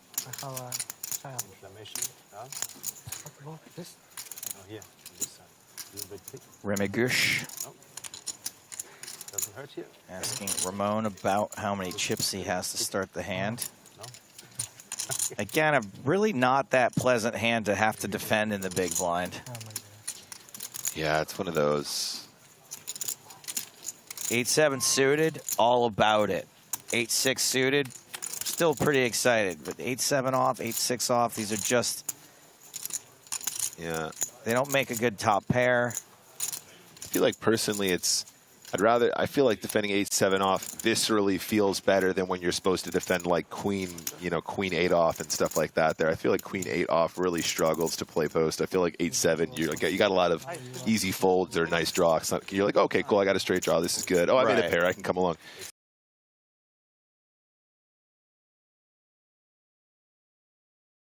Board, it starts to get really, really tricky. Yeah. But you know, it's all part of it. It's all part of playing at that edge and not being bullied often enough to be exploited. You know, overfolding pre-flop can definitely be a huge leak in many people's games.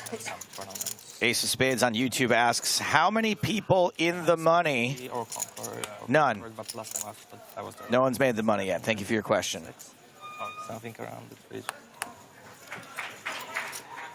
So you've been playing for a long time? Huh? So you've been playing for a long time? Quite a lot. Quite a long time. When did you start? Like 2013 or something. Mateo's under the gun this time with Ace King. Pocket fives for Amukanov. And this is a relatively short stack for being 7 away from the money. This is a 20 big blind stack.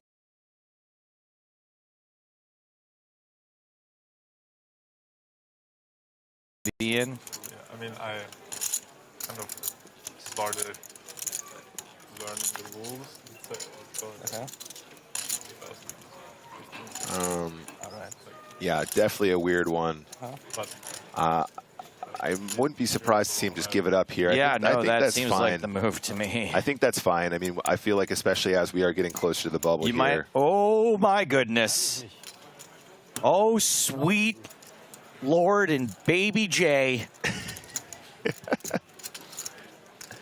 What a predicament this could turn into. These guys are really deep stacked at this stage, Joe. Look at those stats, guys. 238K. Because they're so deep, it probably won't go that crazy pre-flop, right? I mean, I don't know, man. These guys have history.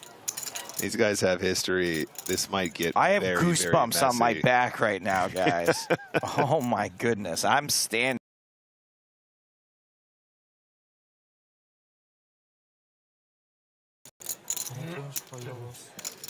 This could be catastrophic. You should be able to, you know how like in blackjack where they check their hand and if it's blackjack, it's over? If it's queens versus ace king, like a light should turn on and you should just be able to take your money back. I actually think people would we'd probably get more people playing Texas Hold'em if we could just completely nuke the super cold decks, right? Yeah. The cold deck flip, right? Like Yeah. aces versus kings, whatever, you're on your own. But like ace king versus queens, it's just like, all right, let's all just put our guns down. We're just going to back away slowly. New hand, dealer, new hand. Thank you. Queens holding, as we predicted, things did not get too crazy pre-flop.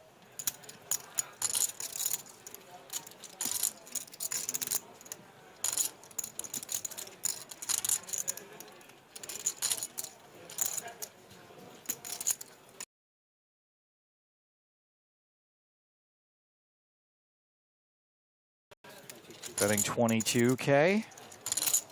22 indeed.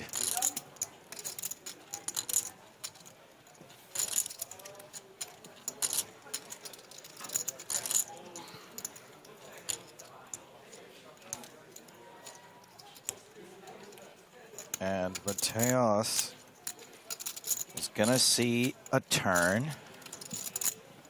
30 minutes to the end of the level, by the way, gang. 15-minute break at the end of this level.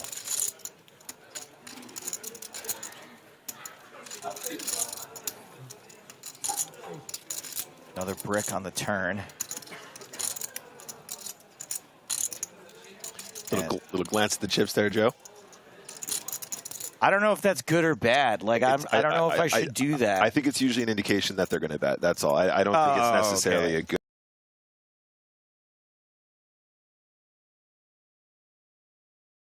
You might need to glance at his opponent's chips, which I think can be read into a little. Yeah, but again, I feel like you said earlier, that's more of a skewed one. I feel like different people do different things. I think a glance at your own chips is almost always not a stare where you're counting your chips, but a glance is usually a snap, knee-jerk reaction that they want to put more chips in the middle, which I guess can be very useful as well, guys, as a live read, right? Because you go, this guy's intention was always to bet here. There was never a moment when he wasn't considering betting, as opposed to a spot where they really well up and then they decide what they're going to do, 5 minutes later, at which point they look at their chips and decide what size they want to use at that point. 50,000.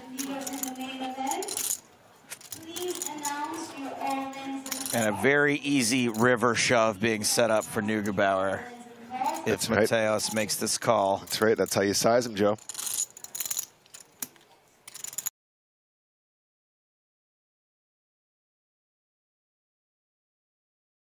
He's too good.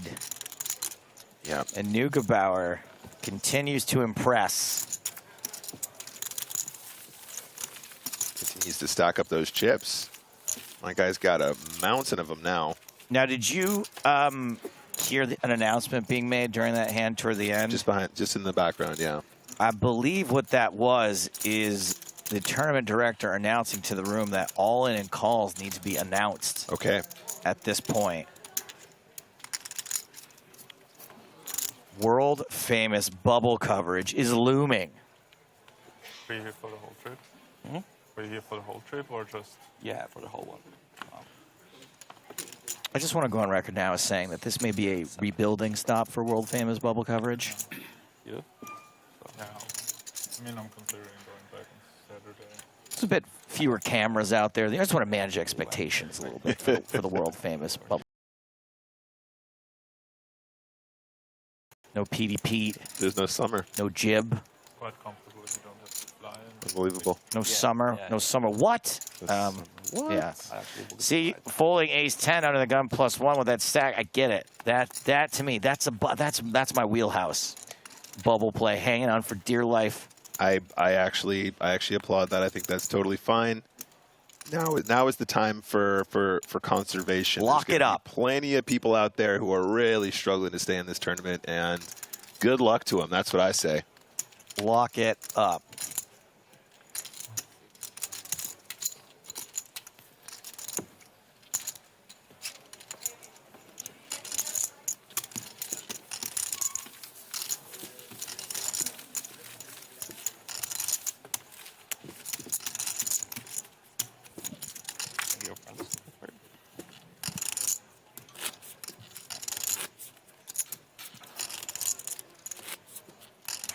Lines okay.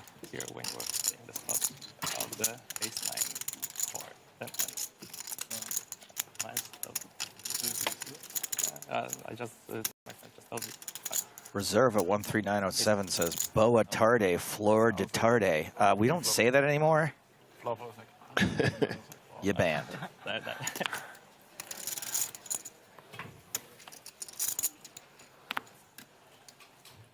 Ace Queen for Kim. Very healthy stack.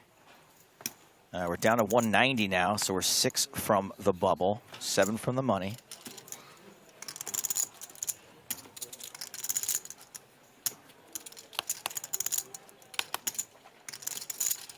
And Ramon with a dangerous, dominated hand, King Queen suited.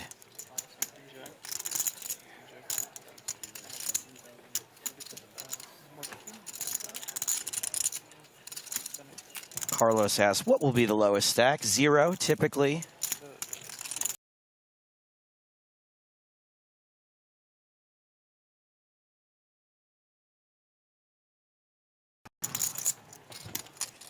What do you do if you are Kim? Kim is not scared.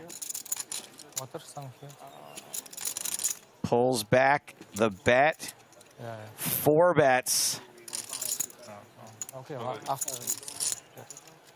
To 40,000. Feels like you got to take this seriously.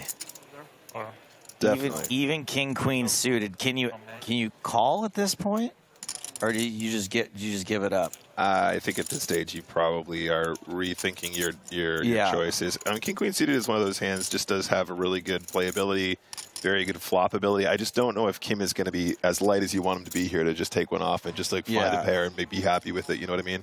Yeah. At this stage in the tournament, I don't know if Kim is the kind of player that's going to have a bluff in this situation, or indeed the kind of range that you want to see when you've got a hand like King Queen. I think you're going to be running into lots of dominating combinations too often. But I'm sure whatever Ramon does will be the correct.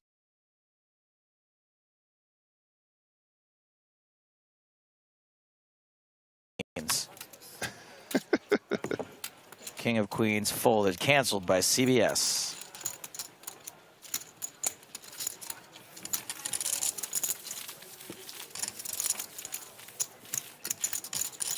Good on you, Kim. Let's go. Good fold there by Ramon. King Queen suited. Oh. Down to 189. That was a nice sound effect. Good job, guys. The bubbles turned red now. Oh yeah, I mean 5 away. That's the thing. King Queen suited, right, Joe? So pretty. I mean, peeling and seeing a flop there with King Queen suited against Ace Queen feels really good now. It does, but is there any comfort or any actual strategy in finding out where he was at pre-flop and not getting into some situation where you flop a queen and you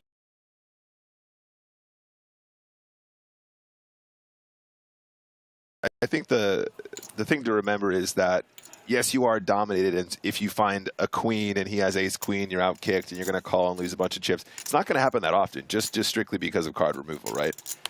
So for the most part, you're going to miss, or you're going to have an opportunity to bluff, or King Queen suited is just one of those magical hands that just gives you a lot of really good opportunities. And yes, sure, you're going to be dominated once in a while, but I think at this stack depth, it wouldn't cost him his tournament life, which is a really important note, right? It might have been a chunk, but if he could go back and just see a flop with King Queen suited there in position instead of giving him the opportunity to 4-bet him, I think he probably would regardless, even knowing that he had that combo. Because really with that hand, you're going to make some real corkers, and certainly you can cold deck your opponents in some pretty significant ways too.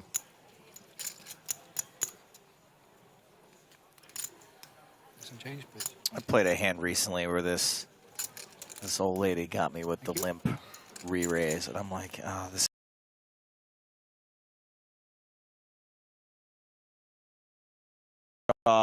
And she bet so small on every single street that I couldn't ever fold.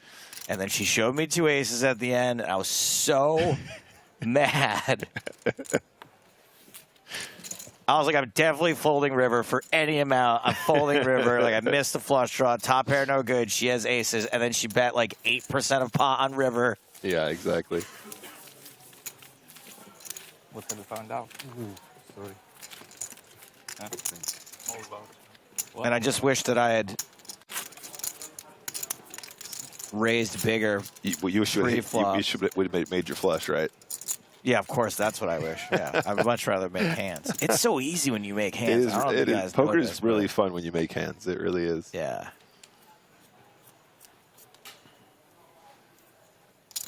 Okay. Hello. Oh, never mind. Drake there. UTG 10-5 off. Don't think he's going to be messing around.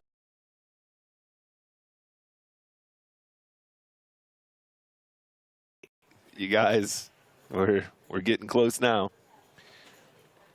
Which EPT was it where we just breezed? Was it London? We just breezed straight through the bubble coverage? It happened a couple times it just, over the last. It was like a triple bust out. We've had some very short bubbles.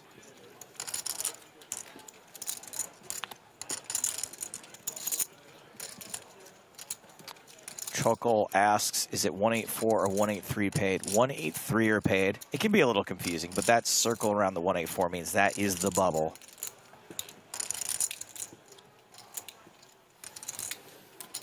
See, we're just taking a couple extra seconds with their folds. I see no problem with this. Yeah, we're not hand for hand yet, so obviously a couple extra seconds. Give the shorter stacks a couple more minutes to bust. I feel like it's not that crazy. Speaking of domination, Joe. Ooh.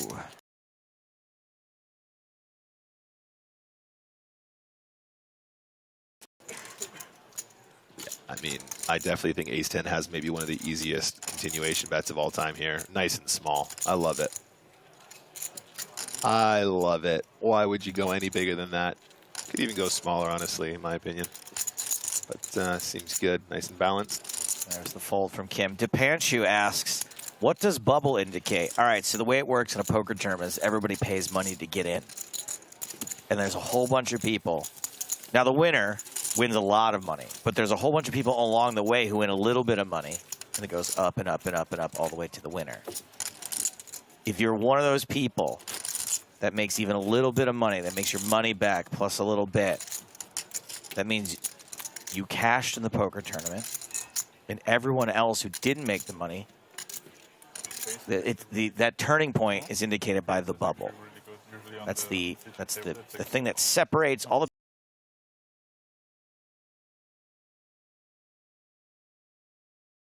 the bubble. You don't want to be there when the bubble bursts. You don't want to be the bubble boy. You do not want to be the bubble person, that is for sure. Bubble person. So we're counting down. 184 will be very sad not to get a prize, and then everybody inside the bubble will be very happy because they're guaranteed to make money. They're guaranteed to make a profit on at least one buy-in.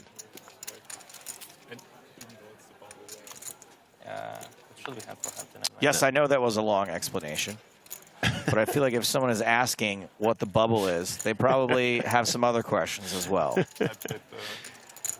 I think also it's worth noting as well, guys, that there are individuals in this tournament that might be in for multiple bullets. Really? And if you don't know what that means, it means that they've entered this tournament multiple times, and therefore their investment is greater. So they might not even necessarily be making a profit when they're inside the bubble, because usually the bubble is only like you're buying plus a little bit more. It's not even 2x in It's many based cases. on a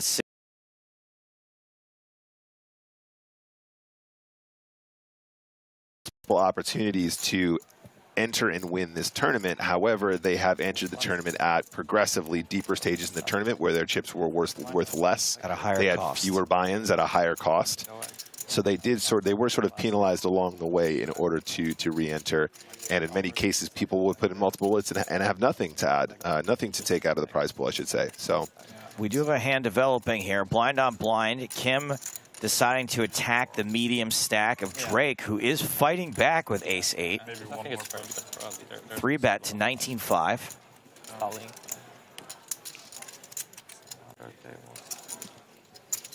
And Kim is pulling chips back,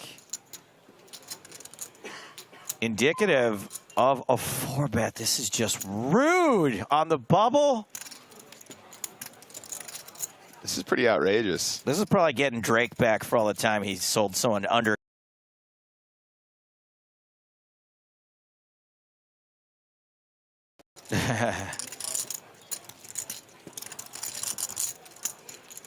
Yeah, Kim's about to wreck ace-8 here for sure. Yeah. It's absolutely beautiful. I'm not going to say that trade use off is part of my 4-bet bluffing range here, but why not? Sure, let's do it. Adam Grigor says Drake has better got a God's plan.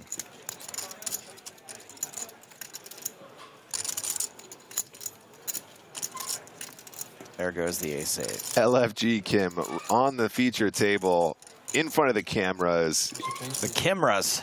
The Kimras, they call them. Rogue 1987 with another sick piece of advice here. Play the player, not the cards. Nice, Rogue. Well done, buddy. Someone should put that in a book or a movie.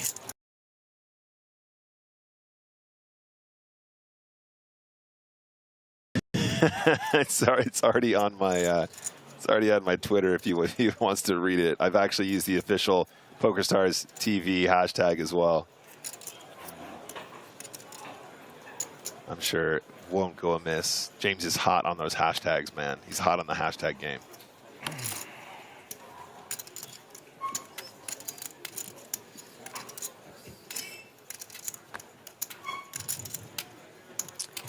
Danny asks for the third time, are we going to see what's going on at the other tables? We will not. Thank you for your question. All right, King 10 off here. Mozafarian does want to play this pot.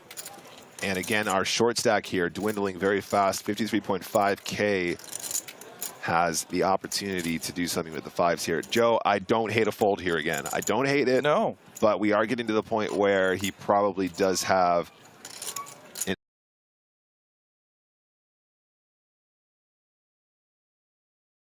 taking the risk at this stage when you are this close to the money. I think I'd probably be putting this one in the bin with 4 to go. There are stronger hands than this I would be folding. Yeah, and I think it's an important conversation as well, right? A lot of people learning their charts, looking at their ranges to this, what's profitable, what's not profitable. Yeah. Realizing how profitable things are is very important. And when you look at the value of that shove from a chippy view perspective, yes, it's actually not particularly strong. It is profitable probably to shove it there. It's going to be really, really marginal, but it's not worth risking your tournament life at this stage. Now, from an ICM perspective, it's even worse because you're putting a lot of chips at risk. You're putting your tournament life at risk where you are not winning any money whatsoever. I'm sure once we see that bubble burst, we will, of course, have the inevitable post-bubble bust-out bonanza.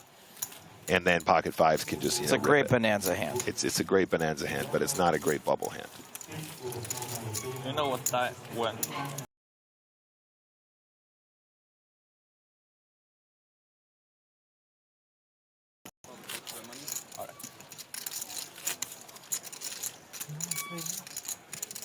Yes, Nick, that's a good point, especially if the cash is a significant amount to you, of course. That's always, I think I think Joe is somebody who's very quick to point that out when we're doing like Sunday Milling coverage or WCube coverage, trying to put the money in context of people's experience and previous caches, and also if they are qualifying from a very small investment via satellites and stuff like that too. It's all part of the drama. It's all part of the conversation. It's all part of the mindset. And also it's important that we recognize that. So then as players, we know how to navigate those situations, potentially, make better plays against individuals who have a different perspective on the money they're about to win.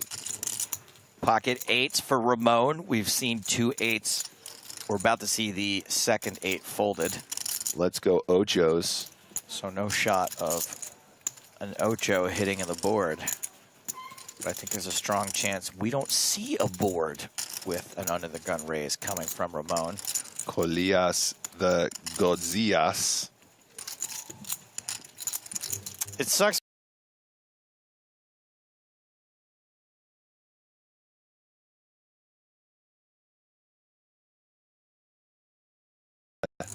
The short stack here has the most to gain from taking longer with his decisions here, and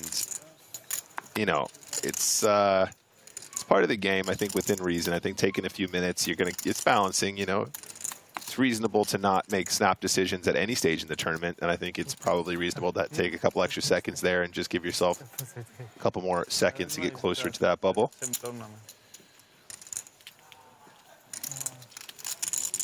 Actually, Joe, I watched a hand recently. It was Yo Viral or something in some super high stakes cash game. Managed to lay down aces on like a king high board, and the other guy had a top set. I saw that. I watched very few poker highlights, but I did watch it. Was a great one, and I'm like, wow. And it was a really, really, really amazing poker hand, right? The comments are like, this guy taking 20 minutes for every decision. Oh my God, this.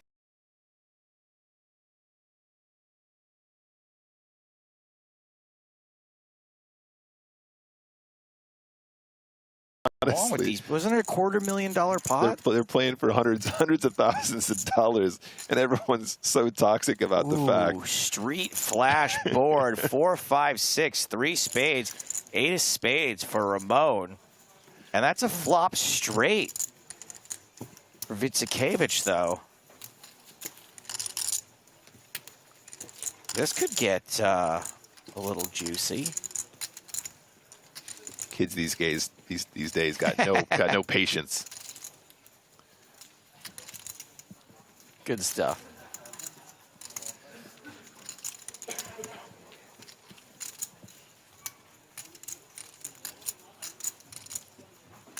How fast do you play this, Nicholas?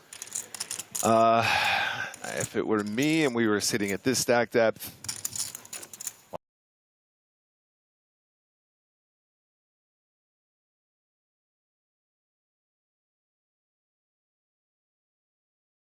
fast play, I think there's a chance that you are supposed to play it slower the deeper you are, though, because you're just, you could just be pumping it in. Yeah, okay, sure. Yeah. I'm just talking about that 5 seconds ago, and all of a sudden I'm like, oh wait, it's the bubble.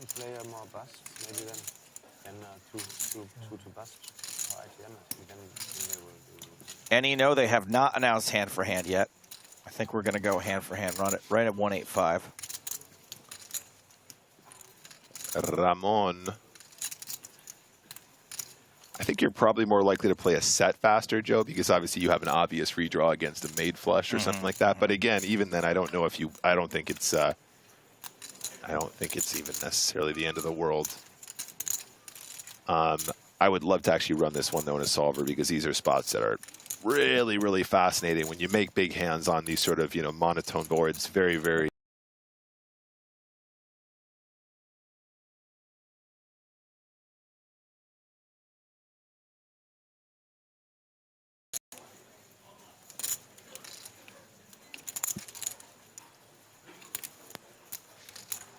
Okay, looks like he's going to try and get some value from his hand at this point. 43K in the middle, guys. And he decides he wants to put out a bet of 14,500. We might not. I think we're not going to hit the money before the break, by the way. It breaks like 7 minutes away.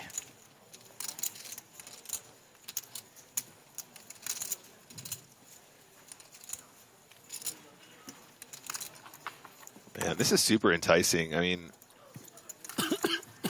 the defend in the big blind here can be any random spade, really. You know what I mean? You good? Yeah. Question is, would he turn like a random?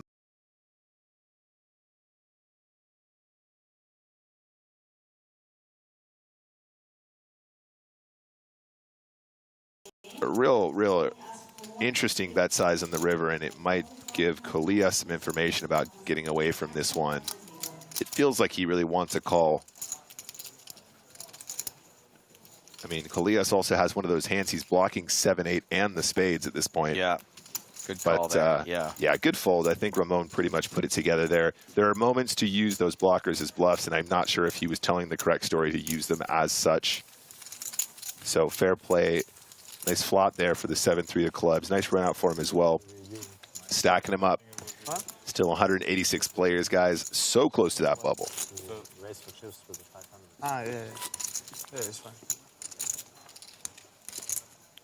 We're going to stay with this table after the break. It's pretty tough to argue against.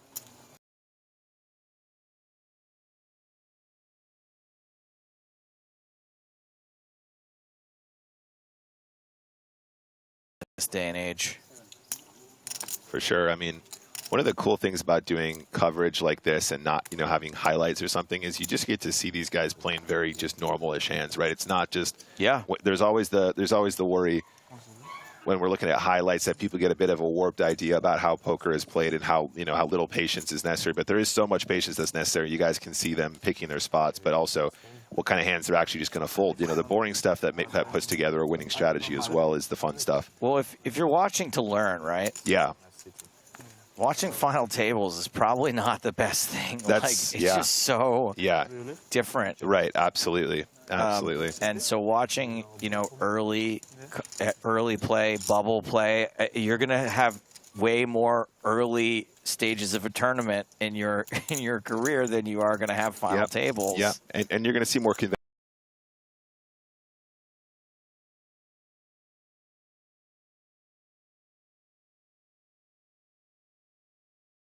final table, and this guy was, the middling stack or whatever, and not having that sort of context. It's so nice to watch at this stage and follow from such an early point in the tournament and really see what these guys are doing, with the boring stuff and the fun stuff. And our friend finally wakes up with aces, our short stack here at the table, but absolutely no action whatsoever. We call that the Joe Stapleton prom night.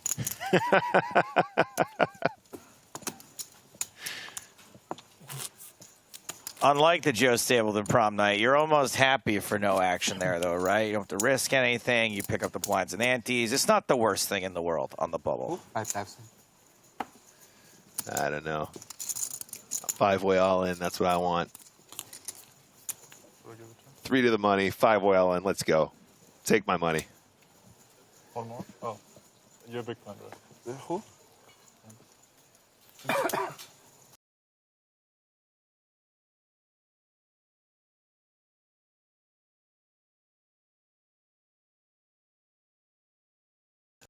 I think I'd be playing sixes off this stack. I'd be, I forgot about the double up. The preservation here, I think, is definitely. The 5-way all in is the Nick Walsh prom night. It says reg game. Not bad. Not bad. Nick's a handsome lad. Accurate. So sixes here. UTG going to go ahead and open up and. Yeah, I mean, stack preservation here, probably not something that Mazafarian's too worried about with his current stack of 185K. Oh, man. Glances out to the outer tables. He's like, let's take a look at how many are left here. Definitely. But, yeah, obviously our friend here with 9 deuce off really sweating that bubble, and he's going to take his sweet time here. But I don't think Mazafarian needs to be as concerned. I think certainly if there are shorter stacks who are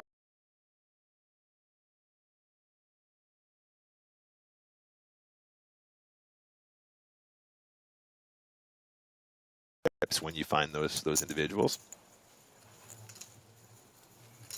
Drake with also legitimate reason to take a few seconds before folding. Neugebauer out. Bitsikevich. Ace Jack on the button. Two similar stack depths for these players. And Ramon no longer has the stack to goof around here. Has to fold. Can't just try to pick up the money. But look at the chips on Adrian. Is just going to defend. Is going to let him live. We see a 6 in Adrian's hand.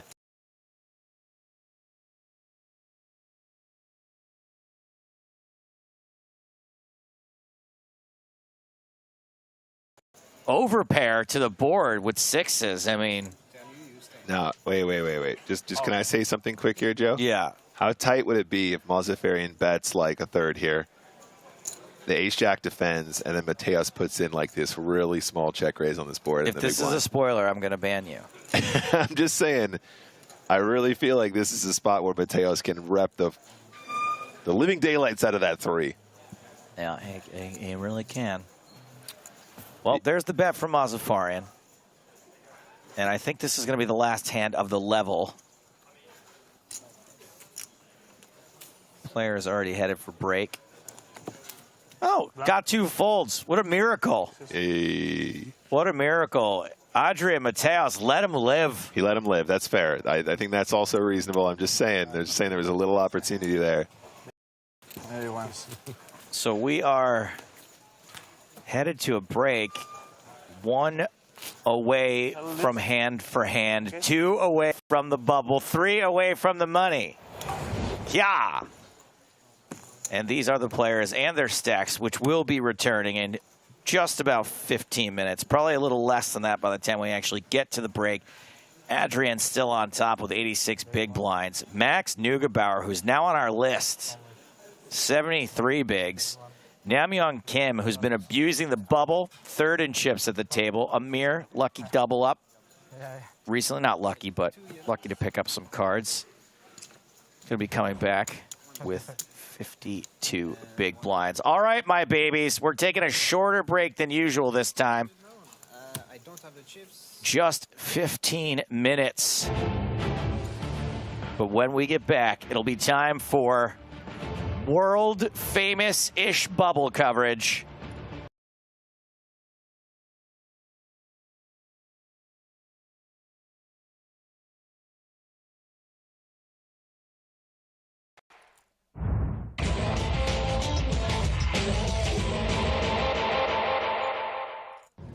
Blind still 100,000, 200,000 with a 20K ante. Galen Hall on the button has posted the small blind and is first to speak. Looks down at 8-4 offsuit. You can widen your range heads up and raise almost any 2 cards profitably from the button. He's made it 450,000. Oliver has ace deuce in the big blind. He'll make the call. Chris makes the call. And we will see a flop. To the flop. The flop is 3-5 deuce. It's an up and down straight draw for Hall. Oliver still leads with a pair of 2s and a gut shot straight draw. This is a good flop for Hall to continuation bet. Oliver is checked to him. All makes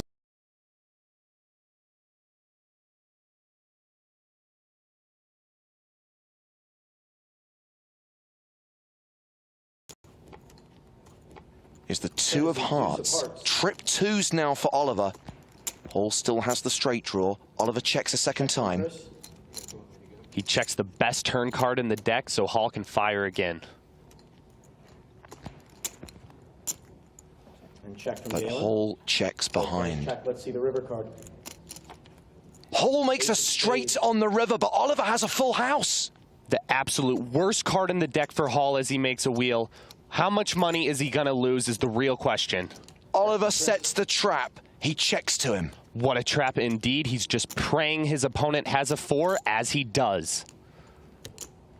Hall makes a value bet with his straight of 2 million. That is a full pot size bet. Now it's going to be back on Oliver. He is contemplating exactly how much he can check raise. Galen Hall has 9.5 million chips behind. There are 4 million chips in the pot. Chris Oliver shoves on Galen Hall. He's trying to end it here.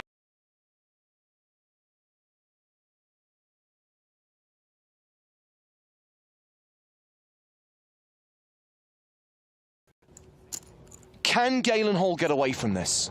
Only if he dismisses the idea of Oliver turning missed diamonds or a pair into a bluff and interprets this all-in overbet as a pure value bet to end it all. Oliver praying for a call. That is a large bet.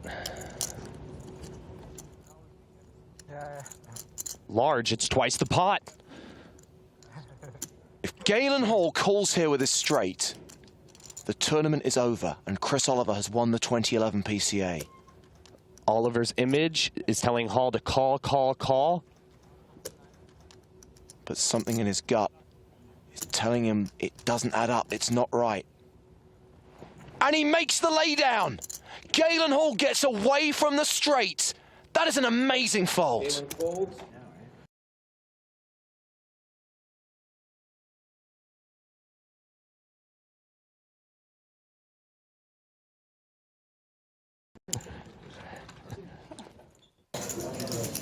So Jeffrey Hakim is going to open with a raise from the cutoff to 65,000 with Queen Jack suited. Wolanowski's got aces again. 760. Well, he's on the button. Call. No one believes button 3 bets, but he's going to slow play and just call. Andrew has mucked the small blind. Ace-9 suited for Joop van der Bijgaard in the big blind. Any chance he squeezes? With the suited ace and the odds he's getting in the pot, he's probably going to call, but it wouldn't be a bad spot with Ben just calling on the button. How much is this? 65. I call. Maybe alarm bells are ringing that Ben didn't 3-bet. Didn't know he had a call button.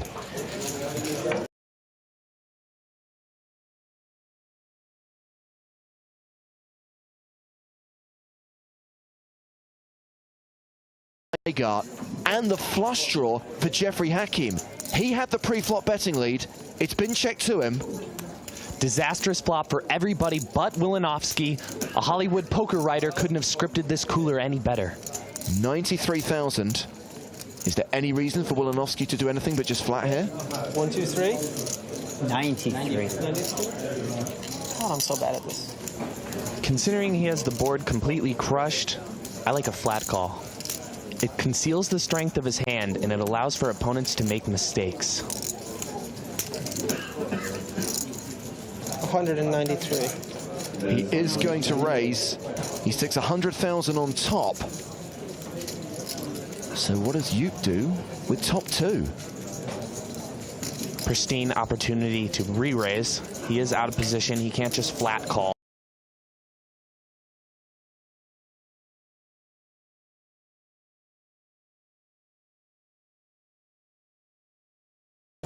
Show's about to get expensive. So he 3-bets to 530,000. He's stuck in about a third of his stack.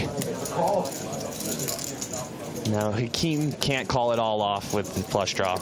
How much do you have behind? When Wolanowski gets a count, he may well think that Joop van der Bijgaard has committed himself to this pot. And for that reason, he may stick him all in to risk no clubs. Come on. He has shoved on van der Bijgaard. He looks disgusted. I'd be happy.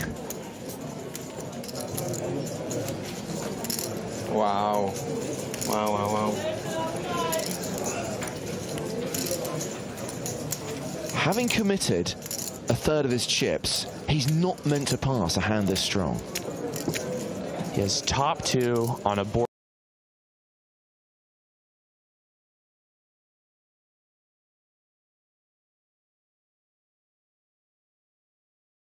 Across the line, the cards would have gone on their back, and I would have said NHGG. Such a big hand, but I can't beat anything.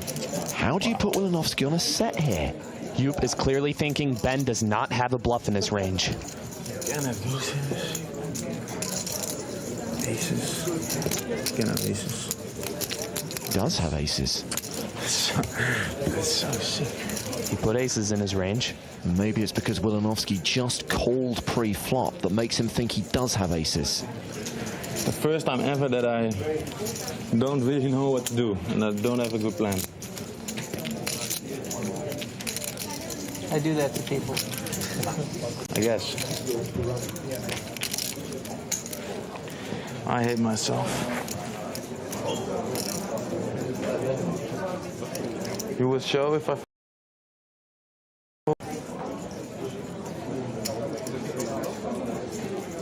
Talking all the time, and now you're saying, don't say anything. Interesting read. Oh. I'm just not going to answer that question. No, I know. Makes you feel better, though. I don't hate you. I'm sorry? I don't hate you. You said you hated yourself. I kind of like it. I don't like myself. You has picked up on the fact that Ben has gone quiet. He's the chattiest man in poker, and suddenly he's gone as still as a statue. He's laid it down! I'm tempted to call that an amazing fold, or am I just being results-oriented? Van den Bygart should feel extremely proud. That is a spot where the majority of poker players would have gone broke. George Clyde Smith has ace-queen under the gun. G to the CS with another big ace. Raises, and then raised to 6,000. Joel Micker has 8-7 off. Looks like those chips he just won off Grinder might be burning a hole. He will re-raise. It's a 3-bet to 16,200. His 3-bet is looser than Grinder's pants. Grinder has jacks on the button. Oh, hello. And this is a perfect hand to just call with on the button. Strong enough to cold call and play comfortably in position, but not strong enough to 4-bet get it in for this many chips. He does call. Anyone else coming along for the ride? That'll be a no. Clyde Smith probably isn't as worried about Grinder as he is about Mika. 3-betting and under-the-gun razors repping pretty strong. He gives up the ace-queen. He would have been out of position to both of them. So we're going heads up to the flop. And that flop is Jack 8-8, trips for Mika, a full house for Mizrachi. OMG, grossest flop ever. I haven't seen a deck this cold since EPT Hoff. Mika checks, Mizrachi checks behind. Who's trapping who here? Who's gonna slow play it the hardest? Mika now bets the turn, 25,500. He loses the game of reverse chicken. About a raise, and this is where him barreling with complete nonsense a lot of the time is gonna get him paid like he's passing go. That is a raise. 55,500 total. Really bad spot for Mika. 55? Oh, just 55? Okay, I guess. 51 total? No, 55, right? Mika's little confusion game might sometimes work. Unfortunately, Grinder so doesn't care. Mika likely thinks Grinder's trying to rep his hand. So Mika calls, 157,000 in the middle. The river, the deuce of spades, does complete a potential flush. Mika checks. UNLV, University of Nevada, looking for value, and Grinder's going to be this year's valedictorian. 160. He overbets the pot, 160,000. What's Channing Tatum over there going to do now? I think Magic Mika called the turn, pretty sure he was trapping, maybe sensing there's a chance. He's card, and Grinder just bombed it, so this is a real decision. That's 160. I think most players are going to unhappily call here. We've seen Grinder just fire and fire and fire with air or near air, and Mika knows it. So in the long run, you can't fold hands as strong against Grinder. In the short run, it's possible he makes some kind of soul read. Wants to see how much he'll be left with if he makes this call, and the answer is not much. The problem is we know that Grinder is so capable of making this bluff. That was so sick. Agreed. Sicker than I was after the open bar at the kickoff party. It'd be absolutely amazing if he can get away from this, but I think more often than not, he's going to have to white knuckle it and just call. I can't believe I'm folding this. He lays it down! Wow, I can't believe it either. Somebody just unlocked the tight laydown badge on Poker Square.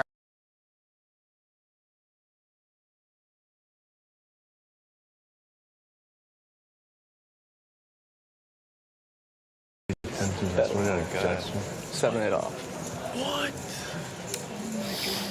Oh my god. That's so sick. What do I... Oh my god. What do you do? I don't know. The rail? Wounded. Yo, pipe down over there. Thanks. Whether you had it or didn't. You'll never believe what I folded there. I had 3-4 clubs. Burn. I had the winning hand then. Jack's full. I don't. That's both pretty sick flop if you really had that. I swear, Jack's full. Witness. He said, I'll bet you. I said, he's like, I had Jack's full. So either he's just completely lying or you just made one of the most.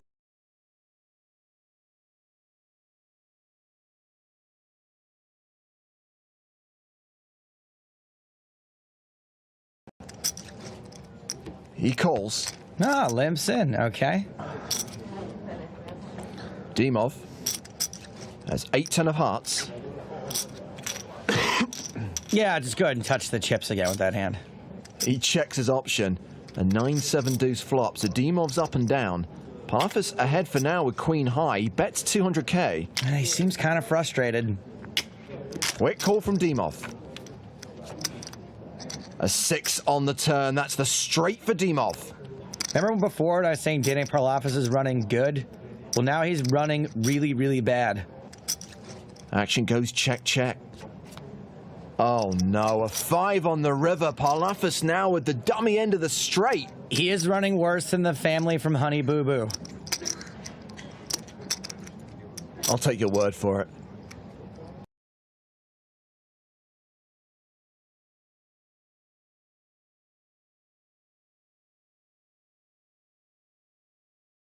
In the middle. He's bet 1.2 million. I mean, Dimov has literally the only hand that Parlafis is losing to. I do not see him folding here. If he folds here, actually, I will take my shirt off and run around the building. Most of the time, they're going to be chopping. How good can you run? Around the building with my shirt off? Better than the family from Honey Boo Boo.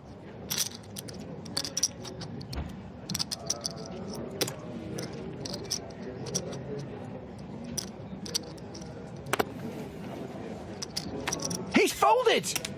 All right, well, James, if you can verify. The shirt is coming off in honor of Danny Parlafis, who just made an incredible fold.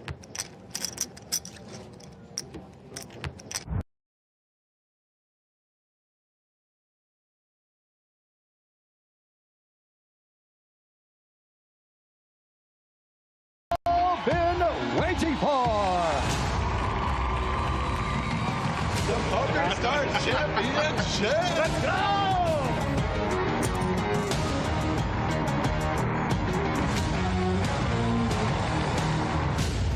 The reason we're here is because of him. Vamos, Hilario Viejo, no va! Platinum passes for your asses. Helmuth, baby. He's poker famous, right? This is my game. Welcome to my court. Believe me, bro, you weren't winning this hand.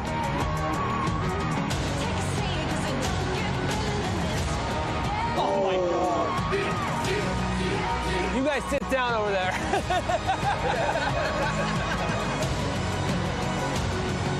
In it to win it, boys.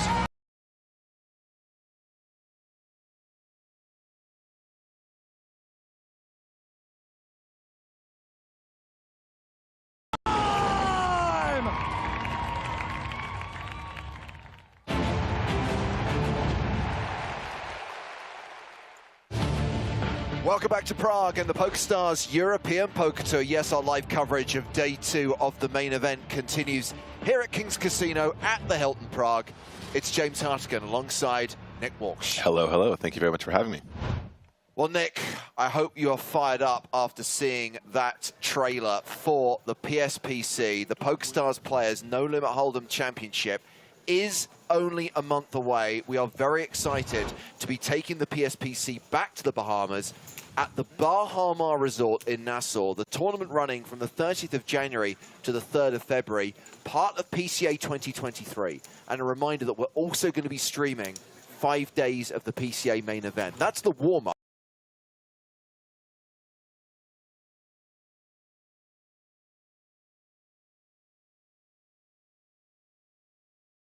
Actually cannot wait, James. I am so psyched. And even though I won't be playing the 25K, we have all that coverage to look forward to, and that is a whole lot of poker for you guys to enjoy. There's the guy who won the first one, by the way, dressed in glorious mustard, Ramon Kalias, the reigning champion, who is going to win the second edition of this unique 25K tournament. Literally hundreds of hopefuls will be taking to the tables at the end of January. And many of them will have been waiting since August 2019, which is when we first announced that event. And of course, around 400 platinum passes have been awarded since then. Yep, that was my first stop as well. 2019 was my first time at the Bahamas, and I'm very much looking forward to returning. Okay, chip leaders, the biggest stacks coming back from break. Look who's third in chips right now. Tonka, tonka. Parker Talbot.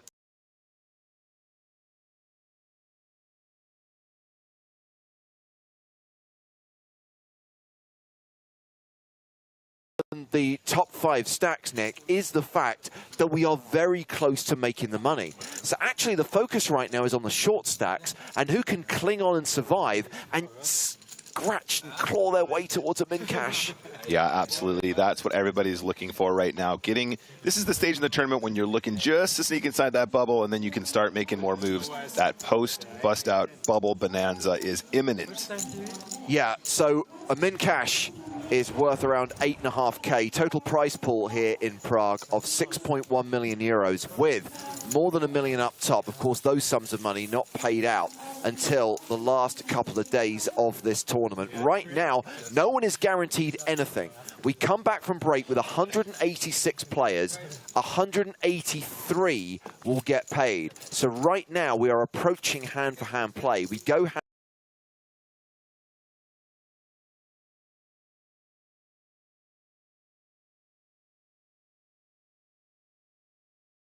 disappear, and that's when we're going to start paying players. And I think we can say with some certainty that it is going to happen during the first half of this level. Blinds up once again as we return to the action, still with the same lineup at the feature table. We saw them front of frame just now. Ramon, Adrian Mateos, two great Spanish players, sat next to each other on the main stage, Nick. Yeah, two of the best who have ever done it. Just absolute sickos, and they're always going deep in these events. And we get the privilege to see behind the curtain, to see what they're thinking. Like I mentioned to Joe, it's still early, so the play is still somewhat more conventional. We get the chance to see them playing all the hands that we're like, I don't know how to play that one. That's a weird one. Oh, he just folded here. This is a spot where I always thought I'd have to play. And other such thoughts as we return now to hand 1-3-3 blinds, 2K, 4K with a 4K big blind ante. That is the current blind level, and the blinds will be at that.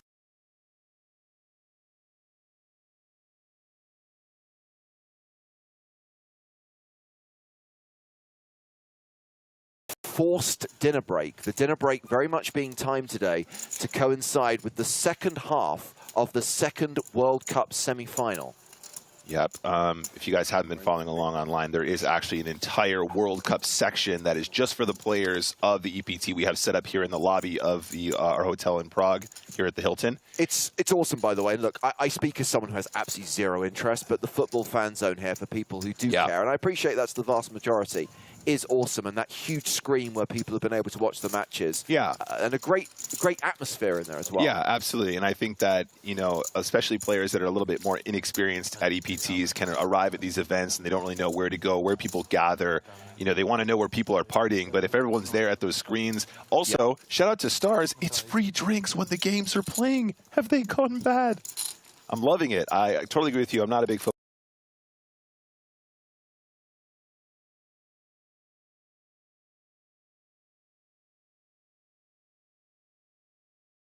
A Mekhanov obviously also having those aces getting no action either. I think everyone kind of knows our guy is waiting for some stronger hands as we're getting closer to the bubble here. So Mateos comfortably playing 86 big blinds, 344,000. Obviously you've got Ramon, Ian Drake with kind of like stacks where they don't really want to be playing many hands. They just want to be sitting back and letting everyone else do the work for them. And again, I think you could say the same about I'm Yukhanov, Nick. 17 bigs, not really in the danger zone and not forced to play hands right now this close to the bubble. Yeah, absolutely. But still, you know how quickly things can go when you're at that stack depth. We've seen it so often, James, right? You're like, what harm could it do just to sneak in here with a little bit of a wider open?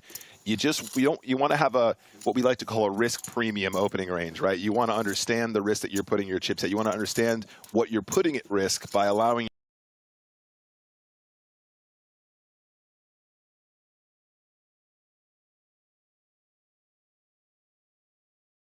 what we've been seeing. As we look here now, guys, aces for Neugebauer. Zuzakevich facing a raise to 9,000 with king 9 of clubs. Yeah, I mean, at this stage, just don't even think about it. Just throw them away.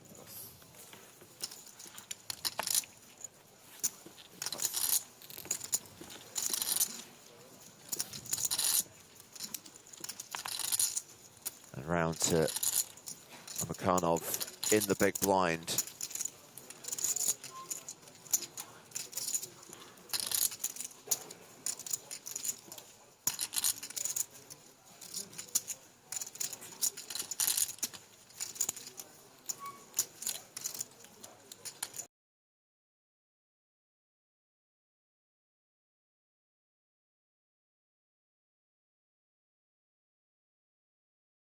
Go pretty quick here, but we have seen a couple slower actions here from our shortest stack at the table, and understandably so, right? You know, that bubble looming, you get it. No action for those aces though.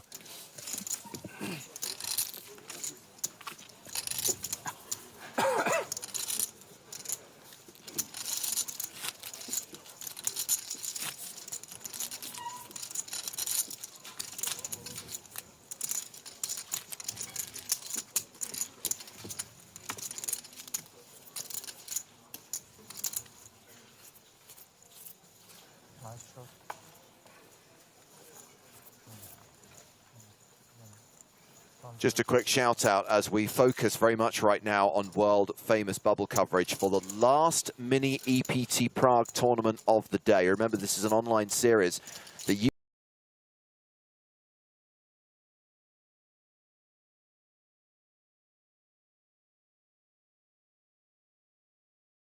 4 minutes, 3.5 to be precise. 8:15 Central European time, but there will be more tomorrow and the day after that, and subsequent days of the live stream. EPT Paris satellite tickets added to every prize pool with an EPT Paris package up top in the mini main on Sunday, December 18th. It's a $5.50 buy-in, Nick. A $5.50 buy-in with a Paris package worth nearly €7,500 added to the prize pool. Yeah, absolutely get involved. I enjoyed those when we were doing them in London. I think that's fun, a little along the side, little poker table to have open while you're watching the EPT coverage. We've got so many hours of this. Why not open a table and play some cards in the side? Sounds good to me. Thank you, Ed, for highlighting that the third event today, the one starting in 3 minutes' time, is a $1.10 PKO. Boom.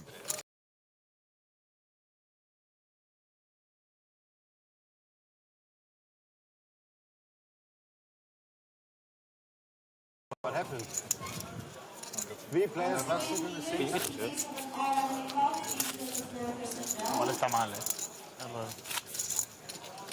Dealers being reminded to alert the staff when there is an all-in and a call. All right, chat, real talk. Do we like Mustard Ramon? We love Mustard Ramon. We in the money or what? The official Mustard Ramon. Oh. They're just messing with us. I'm hearing that we may be hand for hand. Right on the screen. We will know soon. Dealers have been told to pause, so we're just waiting for verification. Yeah. I can report one of the hands from the outer tables, courtesy of our friends at Poker News. Ayaz Yelabayev forced all in for his last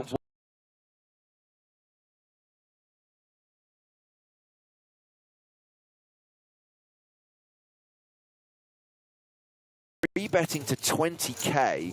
Cowan then 4 bets to 58K. Lee calls, so we've got a player all in and significant action on the side, a huge side pot, a flop of King, Jack 10 with 2 hearts, goes check, check on the flop, 3 of diamonds on the turn. Cowan checks, Lee bets 40k, and then the 6 of hearts on the river, putting a potential flush out there. It gets checked to showdown. Cowan tables aces. Wow. Lee pocket 10, so actually flopped a set. Wow. Claims that massive side pot, but also wins the main pot.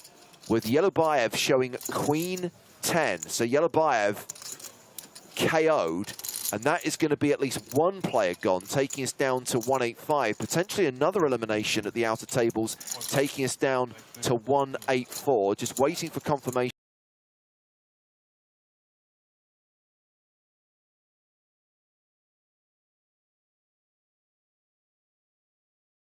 So unusual to see such passive action there.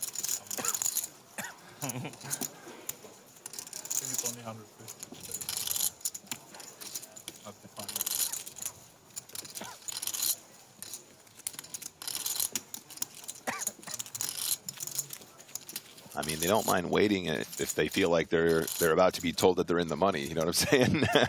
Well, my understanding is that is the only elimination that has taken place. I think they're just double checking all tables, but I think we are down to 185, and I do believe that the TD has imposed hand-for-hand play. Okay.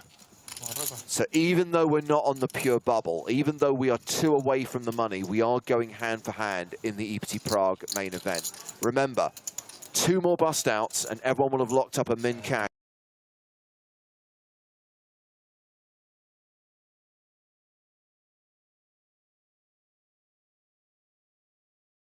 So there might be some players who are in for 10k who are still going to make a slight loss. Right, absolutely, but it's all up from here, you know. At this point, obviously, getting those handcuffs off, James, you know, just feeling like now I have the opportunity to gamble a little bit more. Now I can start building a stack again like I did at the start of today's at the start of this tournament. So it looks like we're playing, guys. Looks like cards are back in the air, at least on that table. I'm not really sure what's going on here. Wait a minute. It looks like they're still paused on others. Is this a different tournament at the bottom here? Okay. Unusual. Looks like some are paused and some are playing. Sure, the TD is going to figure out what's going on. I don't think that's our event. I don't think that's the main event. The Okay. clock is paused and the main event tables are not currently dealing. In fact, I can tell you that there has been another KO. Sar Wilf opened under the gun with ace-king, got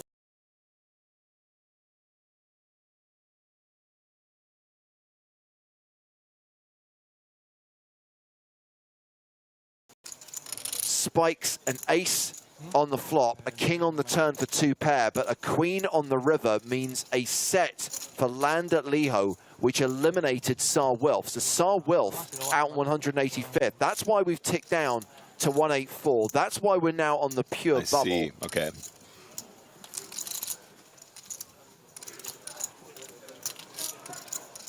Yeah, I think Strag might be right. I think we're looking at the hands being dealt is potentially the 3K mystery bounty. Yeah, it is slightly confusing to be floating over a side event while we're covering the main event, but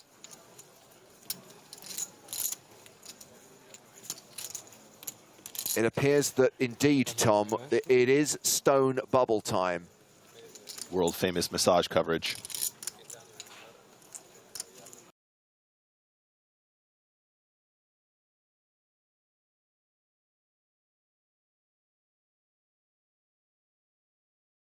Down to 183. Have we done it again? Have we breezed straight through another bubble? I think this world-famous bubble coverage has been slightly underwhelming, and it seems that we're already in the money in the EPT Prague main event, just waiting for confirmation from the floor. But with Wilf out in 184, and 185 rather, and Vice out in 184, we are at 183. We are in the money. Claps in the chat. We're in the money. There's no money. Hey, look at this guy, our shortest stack at our feature. Very, very happy to see that bubble burst. And there it goes. That little pop means that we are down 183 now, guys, as James just said. And we play on now $4. At the same table? Do you know it? In fact, for euros, but you know what I'm saying. Same hand.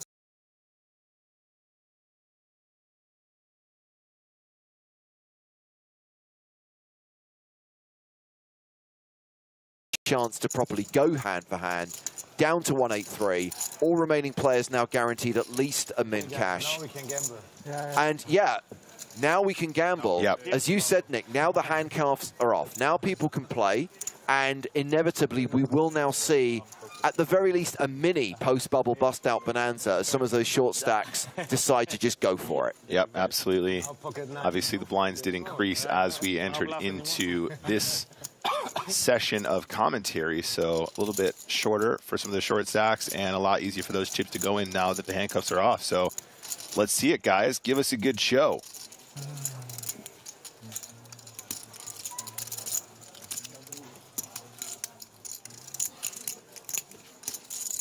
The one thing we have to wait for now, of course, is for them to break a table and make sure that we're balanced. So they'll get that sorted. The clock will remain paused while that is happening. I do believe, by the way,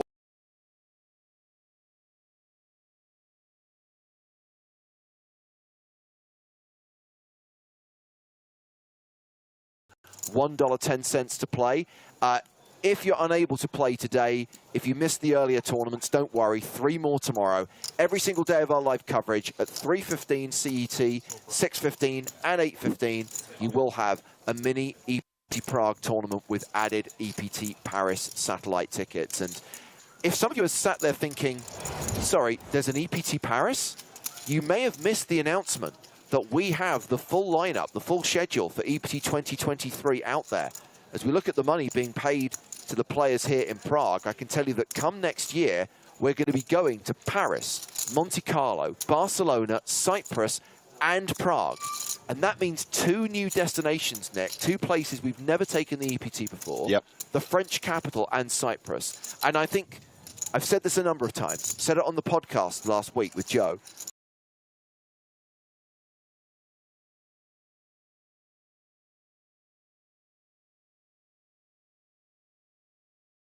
We're expanding. It tells me that live poker is back. It tells me that there's an increased demand, a renewed demand for you know, very serious, very prestigious poker tournaments in these venues and all across the world, in fact. And I'm so excited about it. You know, seeing more players playing poker in more destinations. It sounds like the right thing. It sounds like something that we want to see. It sounds like progress, and I'm here for it. And to clarify, Paris is the first leg, the first stop of EPT 2023. So that's where we'll kick off the new season. That's what you can qualify for if you win one of those satellite tickets in a mini EPT Prague tournament. Okay, the table's been broken. We're good to go again. Everyone in the money, resuming the action here in this Prague main event with 2K, 4K blinds. Let's go. Yeah, man. Those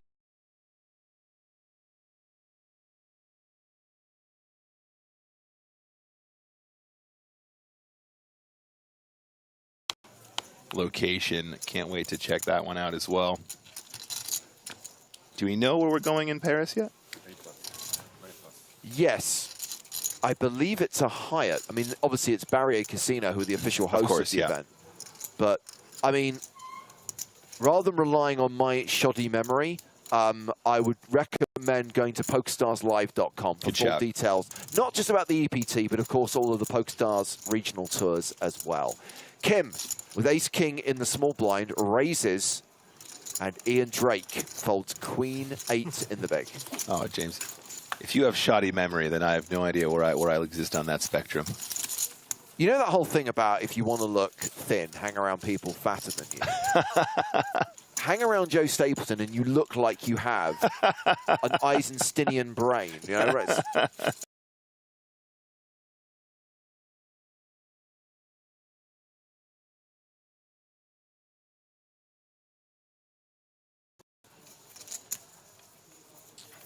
PS Live. EPT. Pocket sixes here.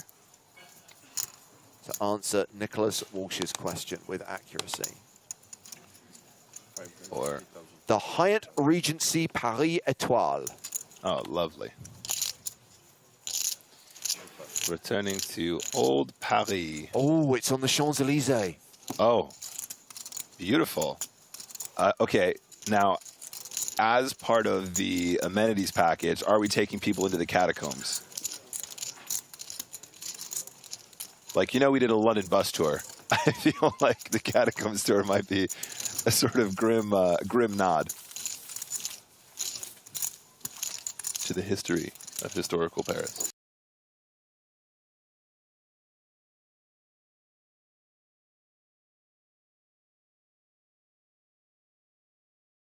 Love to see it.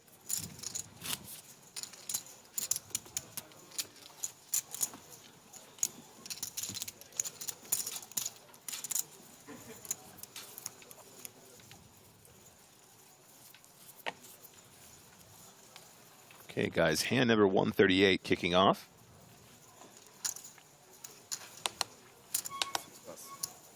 I'm expecting that field ticker to tick down with relative frequency in the coming few minutes.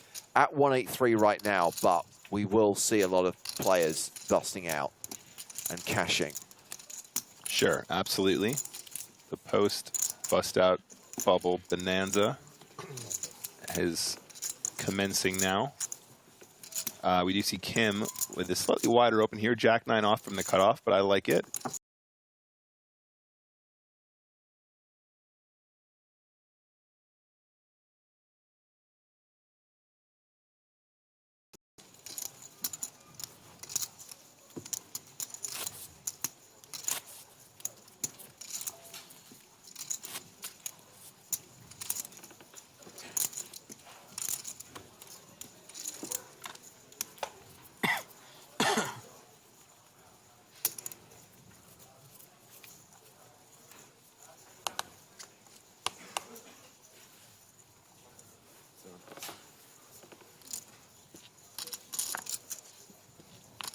King Queen off for Mozzafarian here. UTG +1. Starts the hand with about 201,000 chips here. About 50-ish bigs at this point. And look at this, guys. UTG +2. Our friend with just 61K behind, I think, has the hand he's been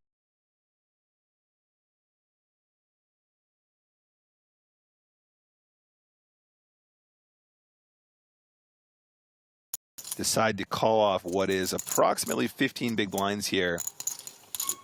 Might be tempted. This might be the perfect little setup for Aimakhanov to get that double that he's been so patiently waiting for, especially now that he knows he's locked up some cash. I mean, it's still a decent chunk of chips, and it's not King-Queen suited.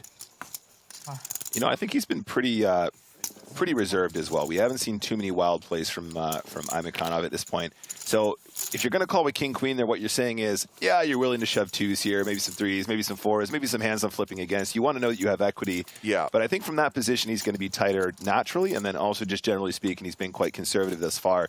So I think being on the tighter side would make sense from my perspective.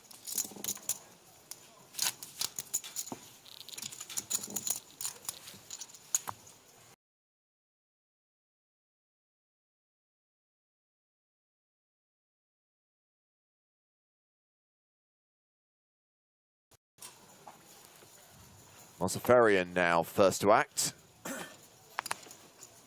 Ace-9 offsuit.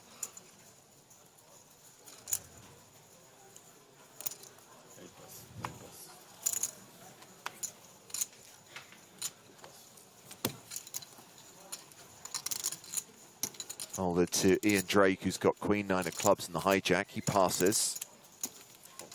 Round to the button. And now round to Ramon Kalias, who has King-Deuce in the small blind. Completes. Has Adrian Mateos in the big blind, who has 4-Deuce. Ramon has him dominated.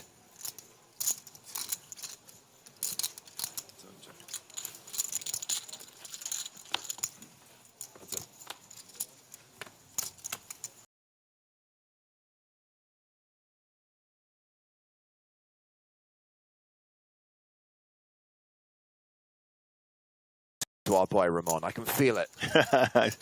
I feel like he's got pretty good equity here, guys. 98% is it's a lot of percents. There we go. Let's go. Every win right now matters, and it's worth celebrating. You ready, Nick? I'm ready. Mustard Ramon.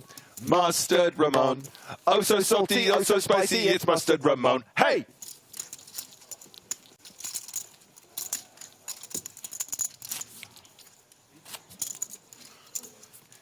We need like a tuning pipe, don't we? Ooh. Okay, let's find C. Give me a C. Give me a D. All right, cool. So we are down to 180 players. 3 bust out so far since the bubble burst. Oh, the chat absolutely loves it. We had that one planned for a good 20 minutes, guys. Don't worry. We're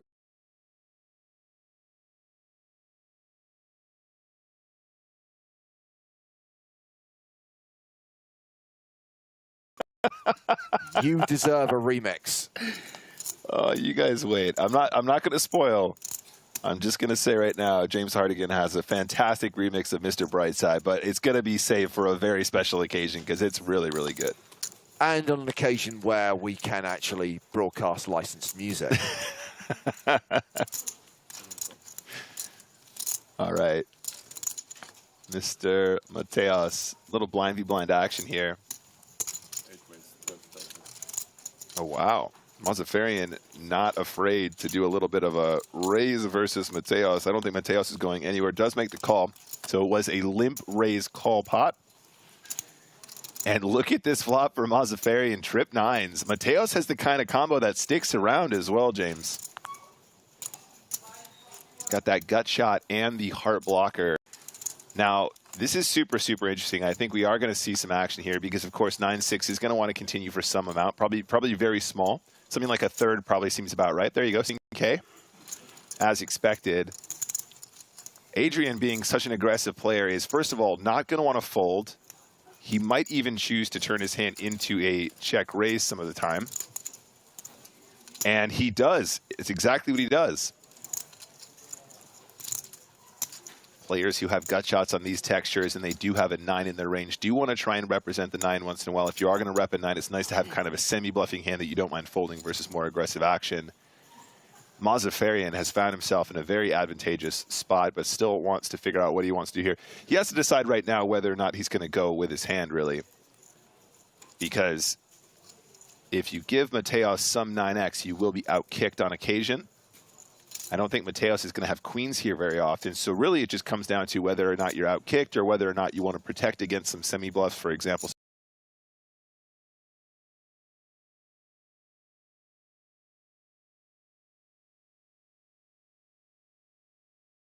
To do here.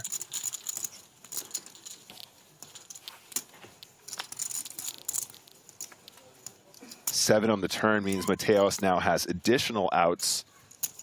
However, it is worth noting the 6 will give 9-6 the boat when it gives him the straight. So a really, really beautiful spot now for the trip 9s of Mazafarian.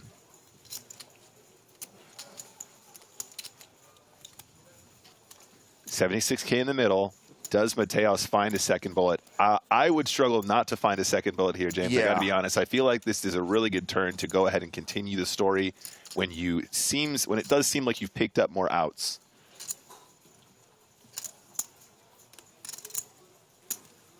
Theoretically, you would pick a size that would allow you to shove river. So there's 76K in the middle.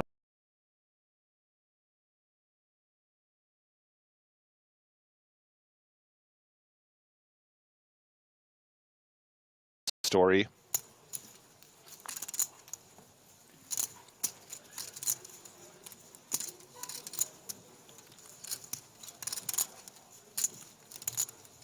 Take your time.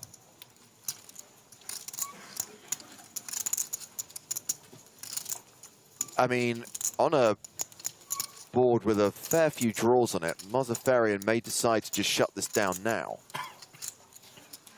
Absolutely. We might not get to the river, is what I'm saying.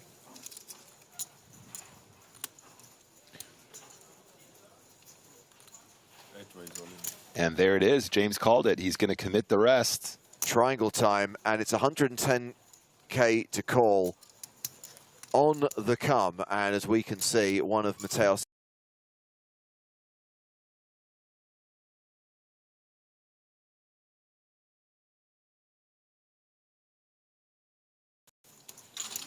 does make the fold, and Mozaffarian, pretty significant pickup here. Super, super, super interesting spot, James. And the only thing that I'm thinking is, how many flush draws, bare flush draws, I should say, does Mateos want to have a check raise on that kind of a texture with? You know, I feel like the call might sort of merit some bluffs on later streets as often as a check raise on the flop where you do have significant equity. If your opponent is going to ISO very wide, you can flat on Queen 9-9, and they'll check the turn a bunch, and you can turn your hand into a bluff very easily. So I wonder if that kind of might thin out the number of combinations that you're quote-unquote protecting from by shoving the turn there. You know, I don't think it's as frequent that we see him check raising with an up and down straight draw there or a flush draw there. I think some of those combinations may be played as a check call a little bit more frequently, so it might.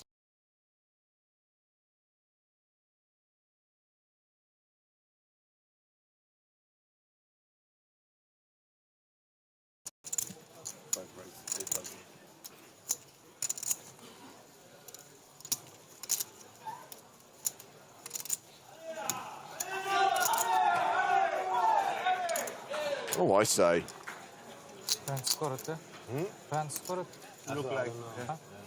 We got a few really pretty hands here now. Jack-9 suited in the hijack. Leos in the cutoff now does decide to call that open raise with King-Queen off. Come on, guys. I know you're all rooting for a Kalias win here, so you get another performance.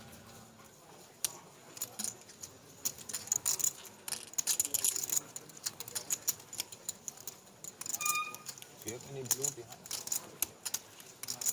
Okay, thank you.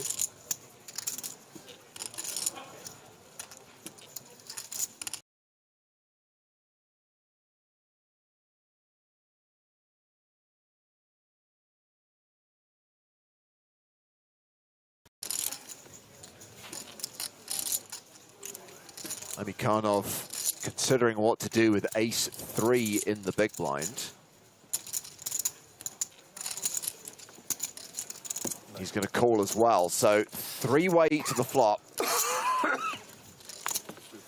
You know, James, I wouldn't have mind seeing a little bit of a squeeze there. I mean, maybe it might have been, I was going to say maybe a bit heavy-handed, but honestly, squeezing in 15 bigs with ace-3 off there isn't the craziest thing I've ever seen when there's so much dead money out there and you are the shorty. Well, never mind the ace-3. This is all about Jack-9 versus King-Queen, top pair versus an open-ended straight draw. Berzakiewicz with the decision here after Amikhanov checked to him. And that's a continuation bet of 6,000. Ramon has the best hand right now.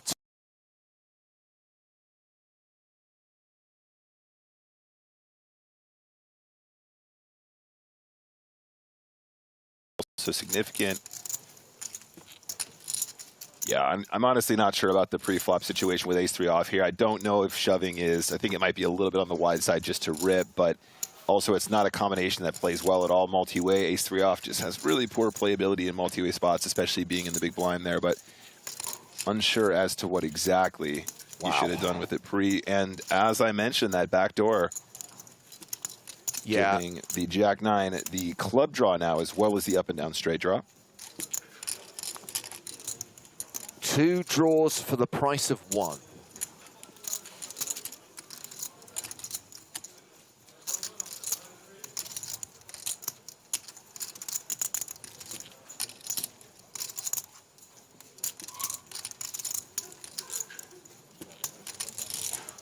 Berzakiewicz.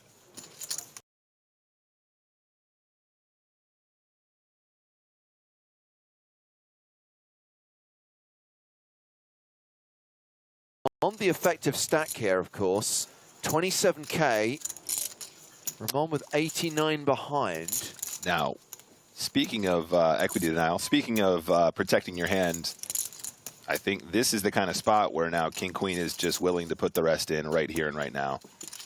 And I think the dynamic from these positions as opposed to what we were just looking at just now when it was blind v blind, I think is very much more the initial pre-flop raiser is going to be barreling a lot of their draws, you know, a lot more aggressively than perhaps we might have seen a check raise with a draw from Mateos's position when we were looking at that blind v blind spot on the Queen 9-9 flop. He's going to have a quick count. He's deciding what he wants to do. I think there's a really good chance he's just going to put it in now on the turn.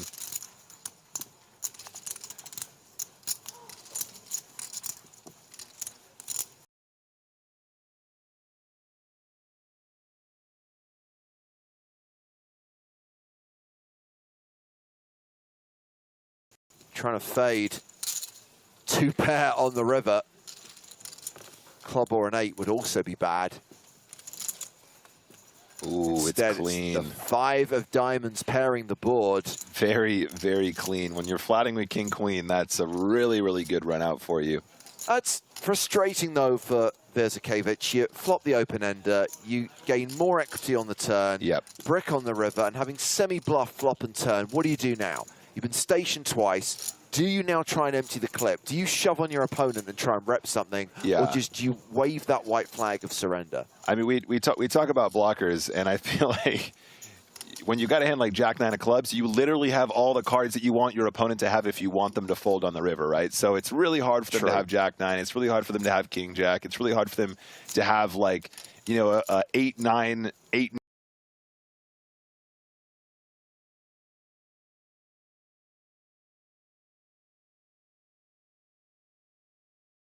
has a bunch of stuff that you don't want him to have that's going to call the shove, and it's, you might get a 10 to fold once in a while, but that's, you're really, really hoping at that point.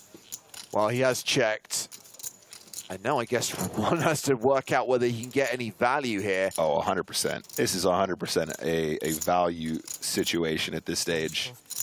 Ace Queen would never, ever, ever miss the opportunity to triple off here.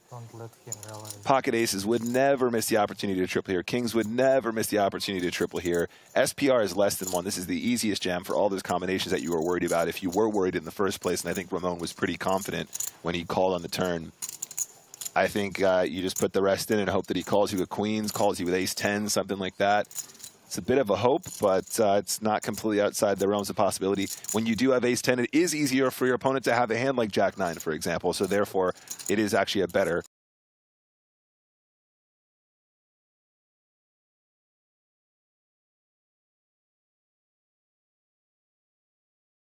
Hero, and it's time to celebrate. Mustard Ramon, Mustard Ramon. Oh, so salty, oh, so spicy, it's Mustard Ramon. Hey!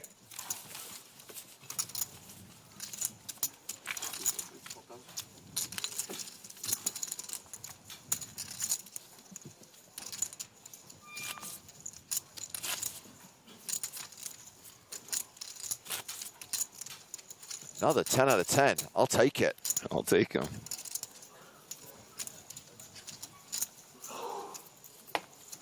Down to 173 players, so 10 have crashed out since the bubble burst, but crucially those 10 players have cashed.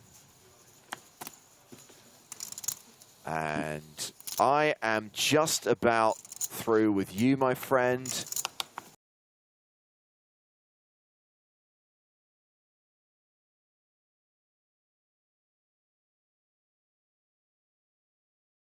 Oh dear, oh dear. One opportunity to wield the banhammer and someone beats me to it. You got to be fast in this game. Whew. All right, guys, back to the poker. Golias, having recently picked up a pot, is going to raise to 8K. Mateos decides to come along in the cutoff with that nice suited ace. Ace deuce of spades looks real pretty to me.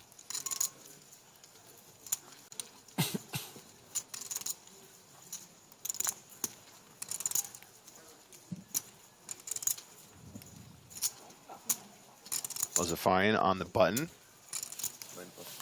Okay, very interesting. Does decide he wants to play with the 6-5 off. Huh. Just, yeah, I just had a feeling. Just has a feeling here. I think Kim probably has a hand that can come along now, has a fantastic price. There's tons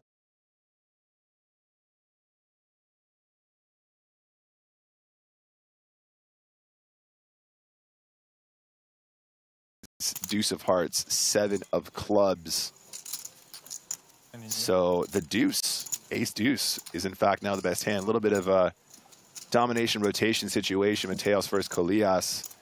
But I think there's going to be a whole lot of checking on this texture from Kim and Kolias. Mateos now with the opportunity to fire does decide to put in a bet of 9K. Yeah, okay. Domination, rotation, and a pot for Adrian Mateos. Man, that's a significant pickup. I know it wasn't particularly exciting pre-flop, but there's a lot of dead money out there. And again, he just knows how to pick up these spots. He knows how to aggregate. And although it didn't seem like much of anything, it wasn't too much drama, that is still a lot of chips to be putting in your stack at this stage in the tournament.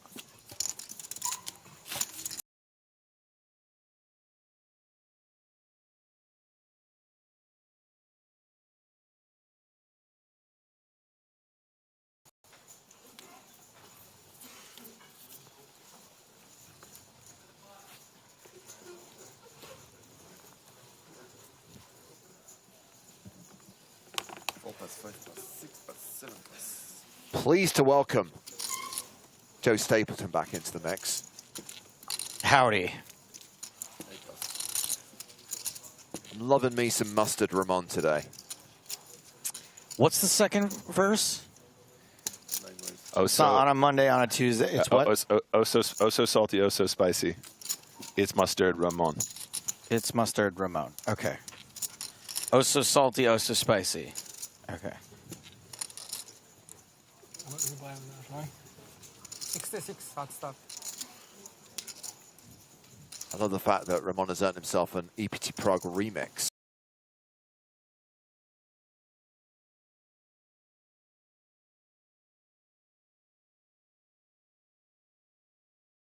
Out.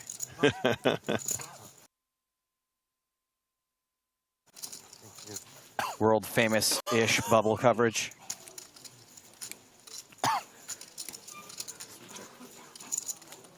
Ian Drake has been outflopped. Amikhanov with top pair. Amikhanov's still holding on to this short stack, huh? Absolutely. I thought we would have seen for sure a double up or a bust out from Amikhanov in the last 10 eliminations.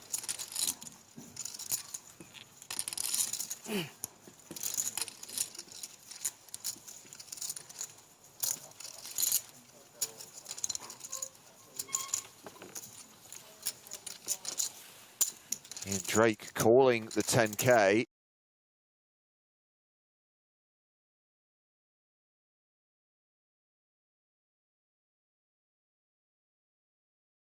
Need a club there, huh? Yeah. You want it to get a little bit crunchier.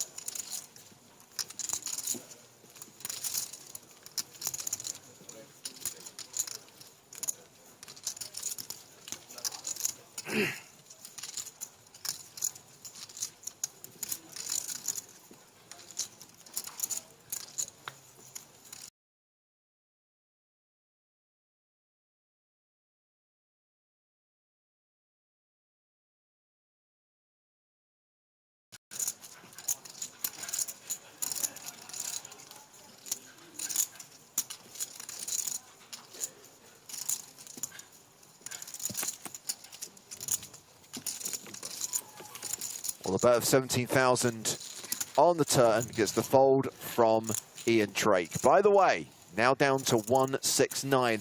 I have to say, Nick, this hasn't really been a bonanza. There have been some post-bubble KOs, but it's not like we've gone from 183 to 153 in 20 minutes. Yeah, no, absolutely. It feels like just a natural progression of increasing blinds, and certainly not a bonanza.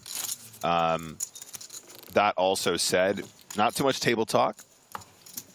People playing their cards close to their chest, so to speak. Obviously, they're playing their cards on the table for the most part. But usually,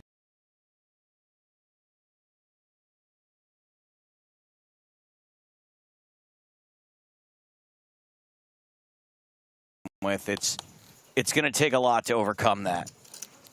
And I think that when they're not super chatty and also just wildly intimidating, it's going to be a tough hill to climb to get some chat going at this table. Yeah.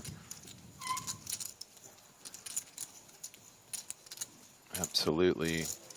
We see Kim here, absolutely a player who's been capable of making some very cool moves. We saw him actually putting in a 4-bet bluff earlier with the 3-deuce off. Is going to 3-bet Mateos from position here. It's just the classic 8K open, the min open, and the 3X 3-bet from Kim on the button.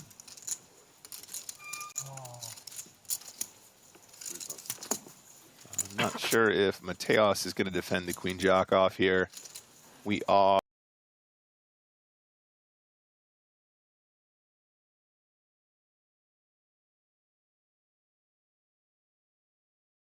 Very good reason to do so.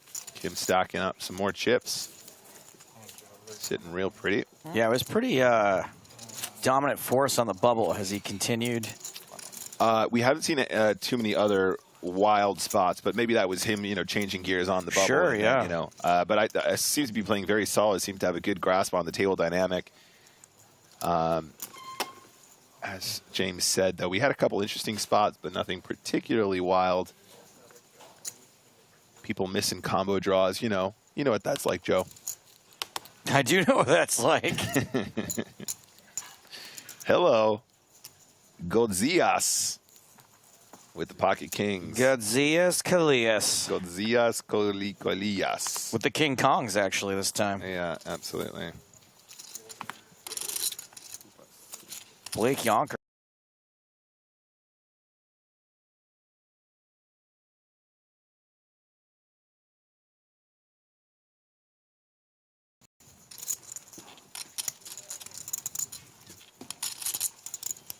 Feels so inspired now that Patrick's here. I'm so happy to see his beautiful face. Yeah. Hey, look at it. I've never seen him so happy to be at work. I thought he was either. going to have to live at the airport. He really, really, really wants to be here. Beautiful. So Drake with the short stack, facing under the gun raise on the button, has done a great job of holding on. Is not going to fold. He's just going to call. And Neugebauer folds Queen 5 suited, Ace 4 for Vichkiewicz. Kiewicz. I'm not going to lie, I went on break and I forgot how to say that guy's name. Ace high flop, Drake cracks the king.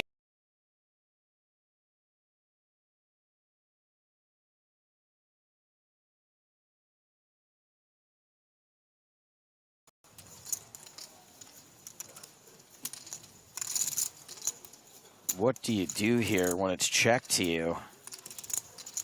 Checks it back, going for a little deception.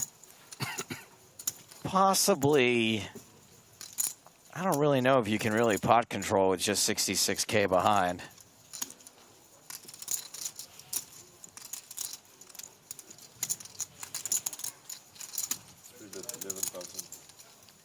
And Drake going for a little value now.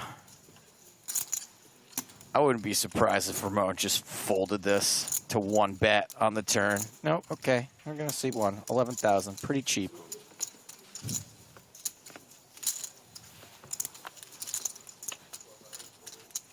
Five on the river.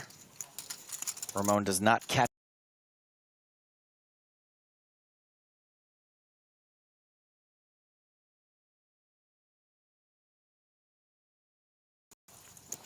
In the poker game of life, this guy is D-Rake. That's 20,000. Oh dear, oh dear, oh dear. Ramon hates this. He absolutely hates this. He doesn't want to fold, but he knows he should. he didn't get to where he is by. What bluffs does Drake have here? Yeah, it's a real tough one, isn't it? Is he somehow value betting queens that he didn't jam pre-flop? No. Yeah, I mean, if Drake was one of the pre-flop openers, he'd have more of an incentive to sort of barrel off an ace-high board, right? But I don't know. I think Ramon knows what's up, but it's so hard to let these go sometimes.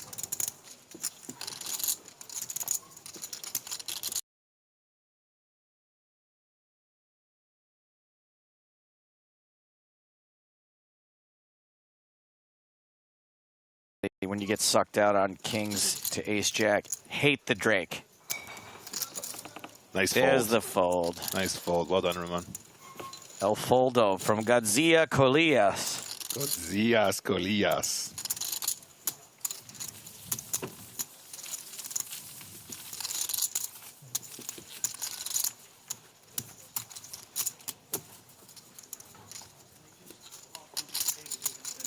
Perfecto, as they say. Love the Drake. Love the Drake.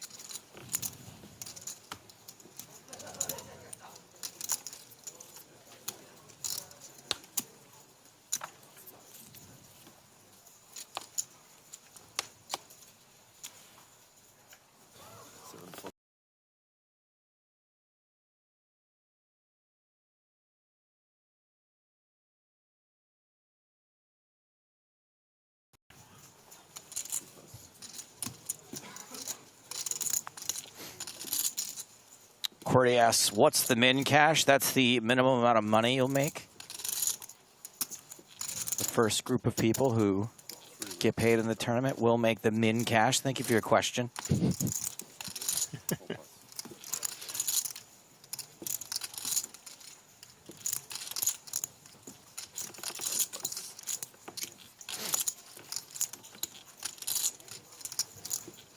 Drake suddenly with raising chips. Going for it with ace-7 in the cutoff. Unfortunately, running into Gadzia Colias. This time with ace-queen. Drake.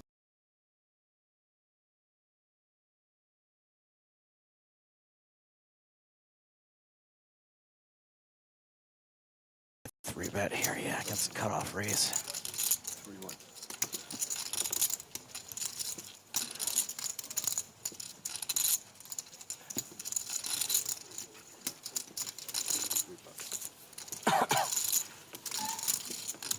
And 3-bet gets the job done. I would invite everyone to run, don't walk to the Twitter page of Nicholas Walsh, who's trying to make Gadzia Colias a thing for us. Gadzia Colias. How have we not seen it before? It's so, I mean, it's so accurate. It's so, you know, I attached a really good GIF that I think represents Ramon's performance in pretty much every tournament that he plays.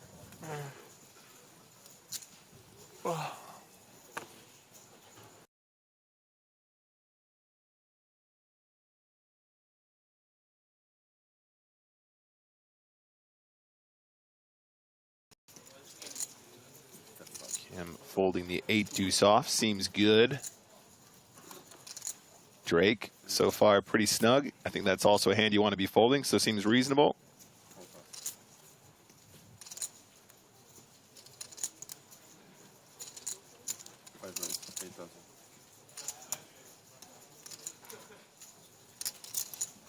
Ace King suited on the button, feeling good. Gonna go ahead and open up. Colias in the small blind, 139K.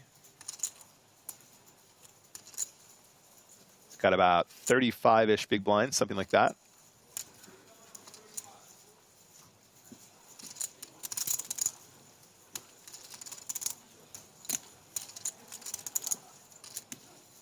Might choose to 3-bet this one, guys.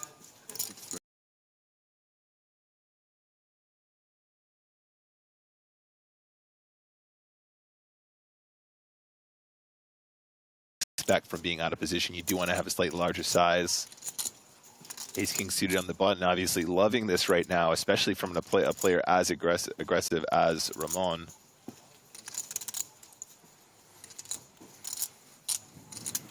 Just checking out how many chips he has, deciding, weighing up his options. I think it's pretty clear what the next move should be.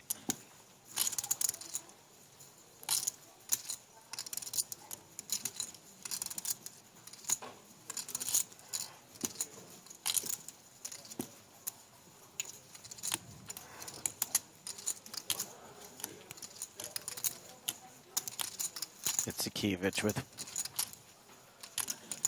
one of the most liberating hands in the game. There it is, all in.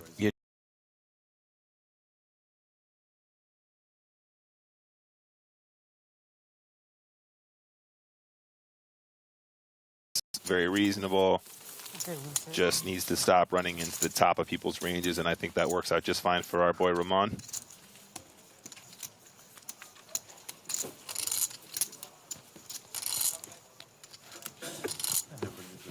Thank you.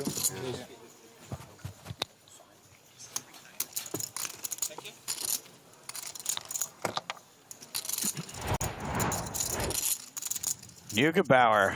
Oh, he's on the list, and he is on the top of the list now. Narrowly edging out Kim, who's narrowly edging out Mateos, who's slightly less narrowly edging out Mazafarian, and after that, there is a steep drop-off.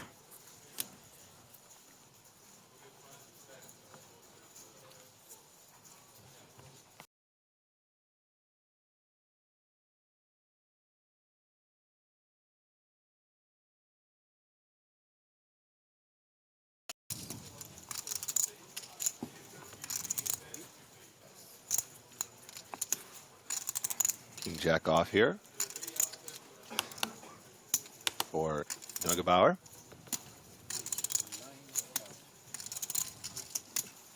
Don Hill says, why don't you guys show day one in these big events so we can see how the peasants play?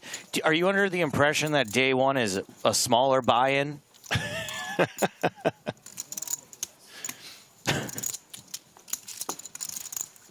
Not sure what you mean, Don.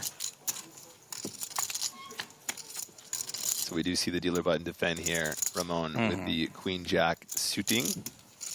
Really, really interesting texture. Can be very, very tricky to play King Jack off correctly here just because Kolias has so many options. He can float ridiculously light if you put in a C-bet in these situations.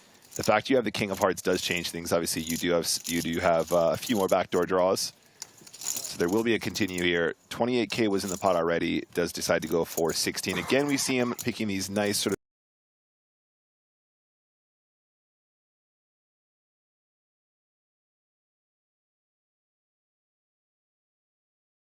are just so intimidating. He's like an HGH Mike McDonald. A little Timex that was grown in a lab.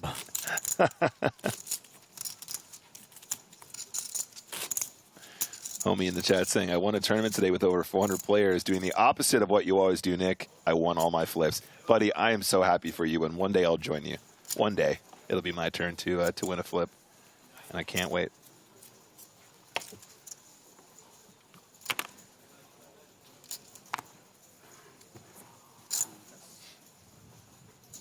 Yeah, I mean, it's got to be intimidating when the guy's literally wearing a patch that says mttdatabasereview.com. I review databases for a living, dude. What makes you think I'm not going to make the right choice every single time? I mean, for a website that sounds that boring, it must be really good. It must be really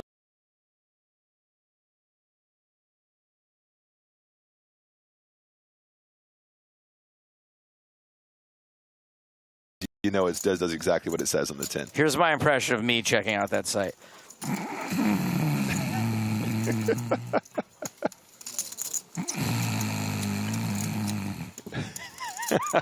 That's a great sound effect, Joe.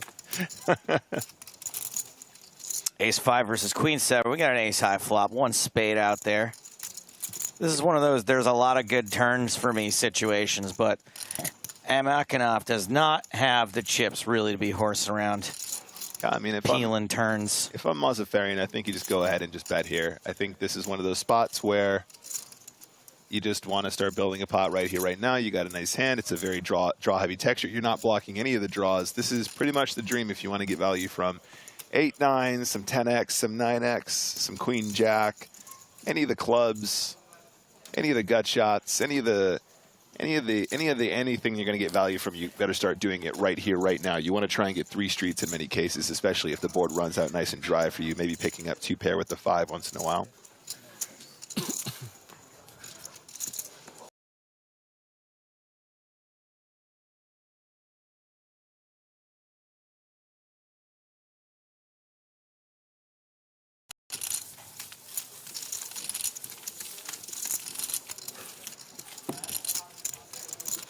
Don comes back with, come on, Joe, you didn't ban me, so my question is good. No. No, it's not a good question.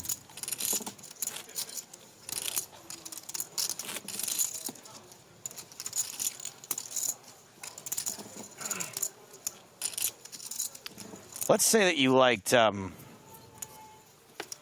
what's a TV show people like? Game of Thrones. Yeah. Asking us to show day 1 of this poker tournament is kind of like saying, can we just get an episode of Game of Thrones of everyone just getting dressed?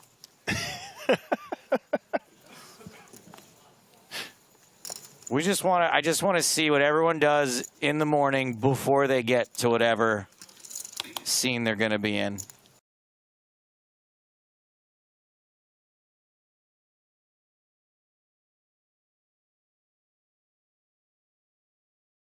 Good stuff. I think it is. I think it is true to say that we kind of do good stuff. I mean, we're missing the guy that sits down and then puts in 600 big blinds like first hand. But yeah. But we have to get lucky to get that on the feature table anyway in the first place, right?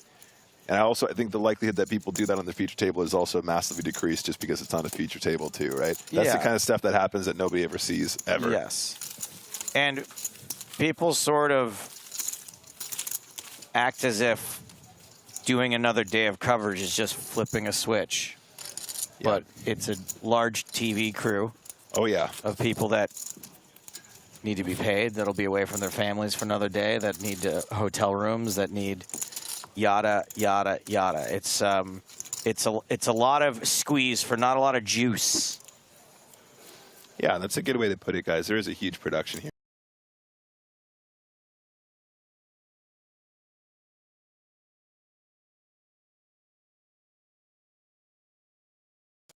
And we're just the people that talk about it.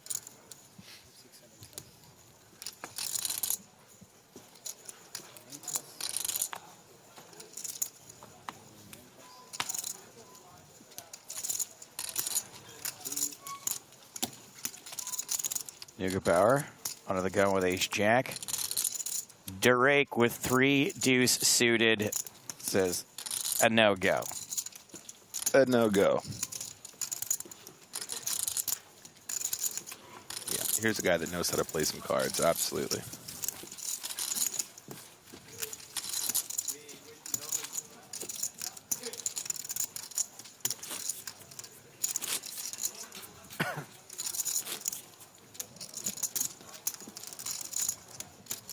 Dylan says, lots of squeeze for little juice, the perfect metaphor.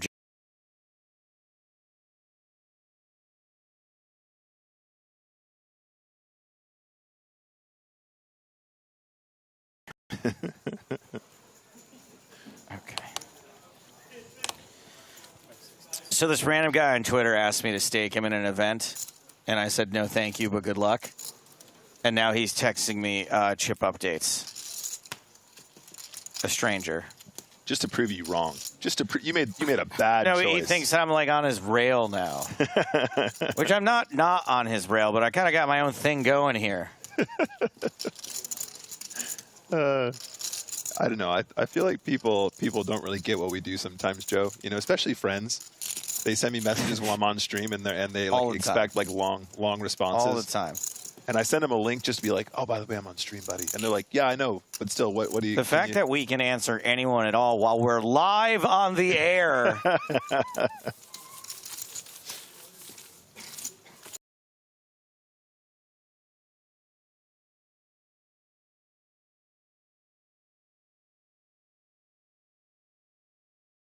CFNM or MFM, FFM. Those databases are the ones I've done a lot of research.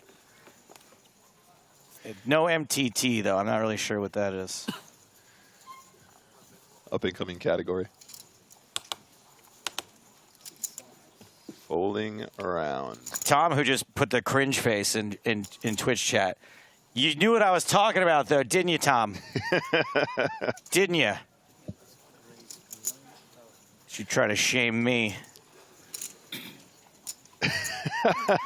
Chad, I love you so much. Mozaffarian, we saw him defending that 6-5 off just a minute ago, didn't we, Joe? I mean, he's not unwilling to mix things up here. He's coming in here with some pretty unconventional combos. Probably just boredom, right? I mean, I don't know.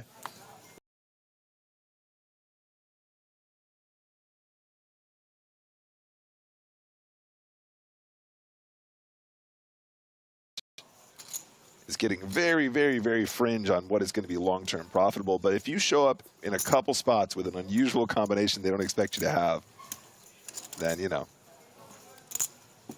I think there might be some validity to it where it's already going to be marginal pre-flop. Whoa.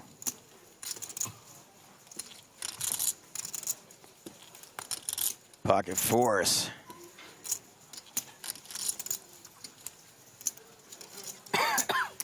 Coming along. All right. You want to get some water? I get some. Thanks. Let's see a flop. 9-5-4. Or ace, king, 7, 2 spades. I was close. A board nobody likes. I mean, if I'm Mozaffarian, this is exactly the kind of texture that I'm looking for to put in a nice.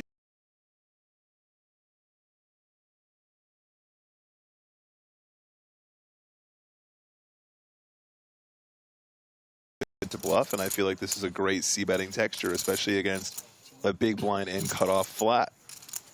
Now you may have to try and convince some kings to fold on later streets because especially that cutoff flat will have some king X in there, but I think it's fine to put in a single bet, see how it goes, nice and small, and that's why sometimes having a wider open can pay dividends when you know what you're looking for in those c-bet spots. A little bit of camaraderie there, guys.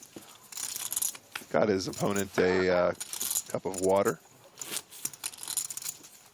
Gripping stuff here at EPT 2022. No, it's nice to see everyone staying hydrated out there. Fantastic.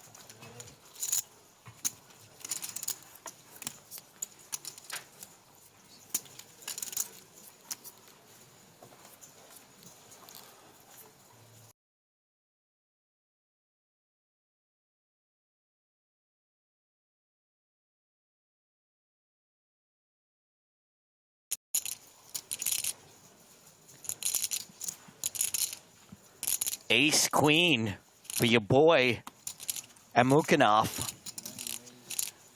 Yep, our guy has just shy of 20 big blinds here.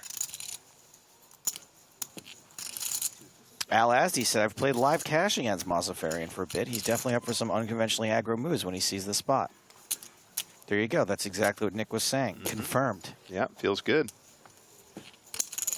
Vichikevich out.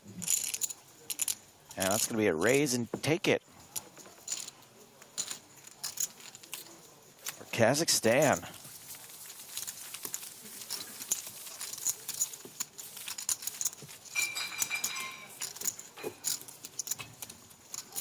Party foul.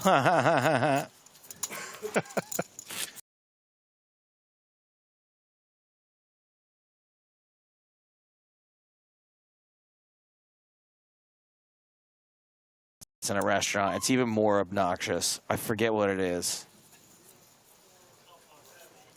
I can't park there, mate. Is that one? I feel like that's a more modern quip, but it's definitely a good one. Well done. We've just got mountains of video of people driving past people who have just gotten like minor like, you know, fender benders. Sorry, mate, you can't park here. Oh man, mate. that's annoying. Watch people go on live. Oh, it's so annoying. It would be great if whoever yelled at also got in a car accident while they were doing it. I'm sure there are videos of that as well. I'm sure there are.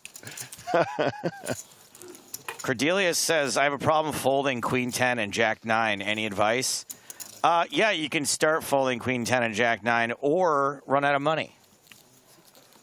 Or just like flop more boats. Make hands, yeah. Oh. Yeah. I mean, the people who play Jack 9 and Queen 10 against me never.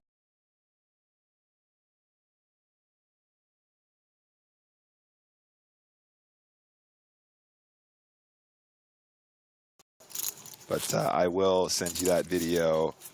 Our friend Kiwi Sean sent me this really nice care package all the way from New Zealand, which was hand-delivered to me by our very own Majin of Team Pro when we were in London.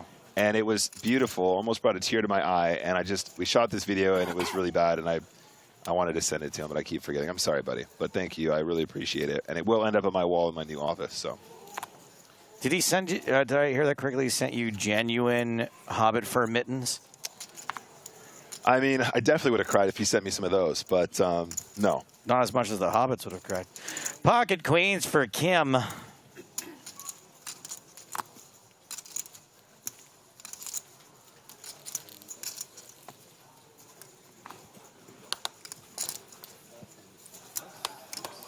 Makes it 9.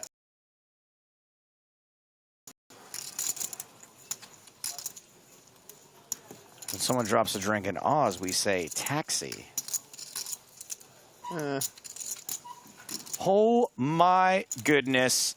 Pocket kings for Mateos. 2 big stacks. Number 1 and number 3. Number 1 and number 2. Yeah. This could get ugly. I was about to say, this is Kim who 4-bet light with 3 deuce off. What do you think he's going to do with queens in this spot? 4-bet not light. I don't know. I feel like he definitely has a good concept for game flow.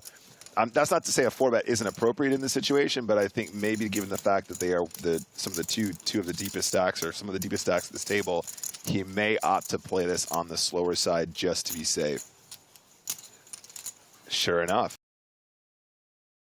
All right, Nick, we get it. You know what you're talking about. Stop showing off. 8 high flop is going to be big, big trouble for Mr. Kim. Our VIP Novo Biblio, excuse me, a regular on my stream, says this would never happen online. Absolutely. Absolutely right. You wouldn't see any of this nonsense online. Confirmed rigged. Mateos checks. Interesting. Gives up the betting lead.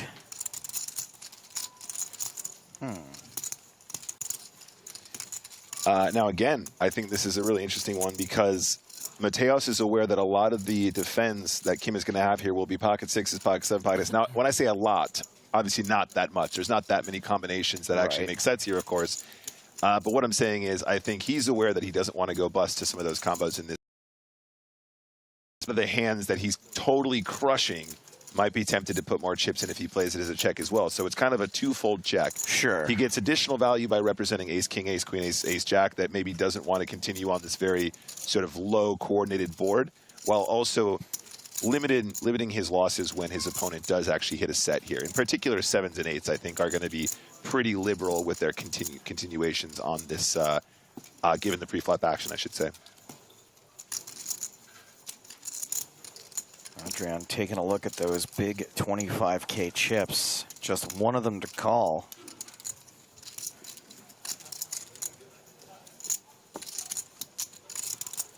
Doesn't use... Oh, yeah, uses 3 of them and 3 blues. That is a raise. There it is.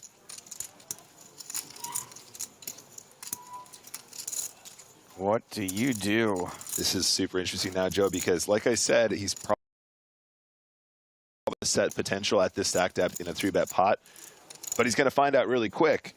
However, if your opponent has queens and overplays his hand, does that mean you go, oh, okay, cool, he must have one of those sets, and you let it go? It's such an interesting dynamic now when your opponent has you, when you got your opponent just pipped as an overpair. I mean, we're already polarized here, right? With this raise. This isn't a raise that we're not gonna see with 9s and 10s, are we?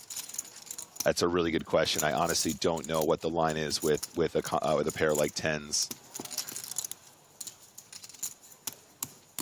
I mean, it's so weird because Kim has got to be concerned that his opponent might have a combo like tens and play it like this. He might have a combo like jacks and play it like this. So it is a very, very, very weird spot now. And there's a queen on the turn. Oh my goodness. Oh no, not like this. The tables have turned. Kim does not have. Oh my God. Joe, look at the pot. Look at Mateos' stack. SPR is incredibly low. It's so hard not to do a stack at this point.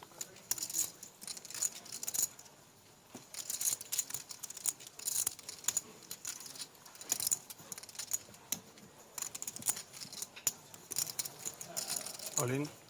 He's all in. Snap call. It is grim for Adrian Mateos. Has walked directly into the wood chipper. Oh man, Joe, he puts, if it was just like a jack on the turn, he'd probably just be rejoicing at this stage, getting a call, maybe even gets a fold from queens, I don't know, but absolutely savage turn. Mateos needs to see a king on this river if he wants to remain. He might have a few chips behind. The 4 of hearts changes nothing. He has a few chips behind, though.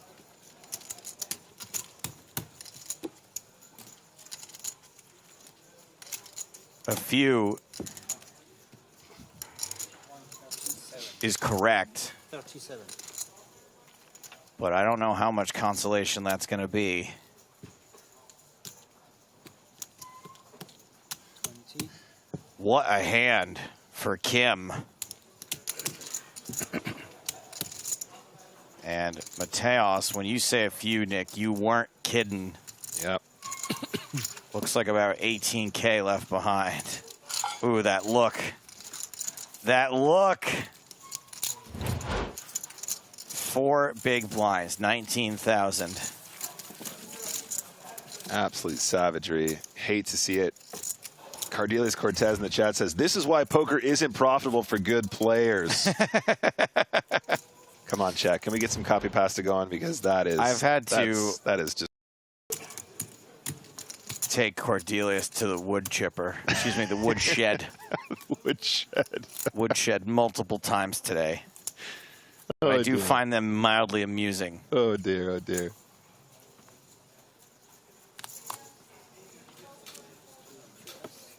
That's going straight on the Twitter, guys. I'm sorry. You guys got some gold today. It really is beautiful.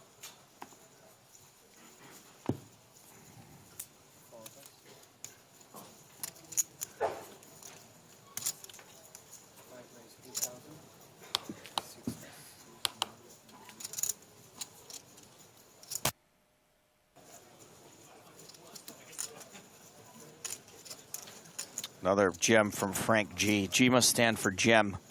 That's his fault. Colon. No pot control. He got greedy. Because controlling the size of the pot on the flop would have prevented him from getting turned. I don't know, man.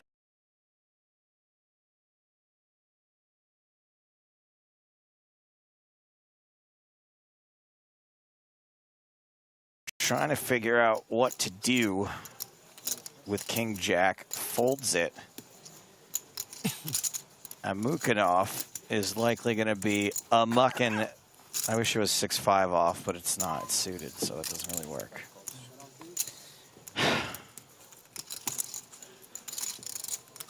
And Vichikevich has made the call. We are flipping. Like King Kong versus Godzilla. One of these two things has a slight mathematical advantage.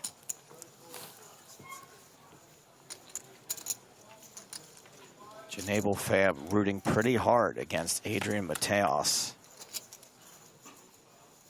Has not got their wish yet. Clean flop, deuces holding.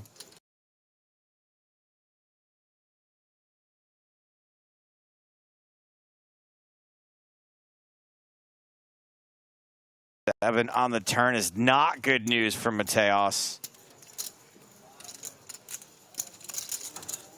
Someone has booked him a reservation to Counterfeit City. River card is a queen that is a counterfeit.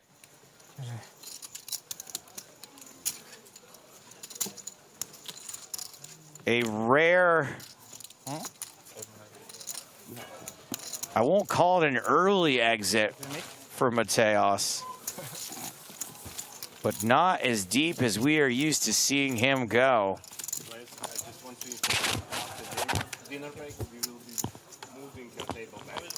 So that is tournament staff letting the table know there'll be a new featured table afterward, just after Adrian goes broke. Adios, by the way, Adrian.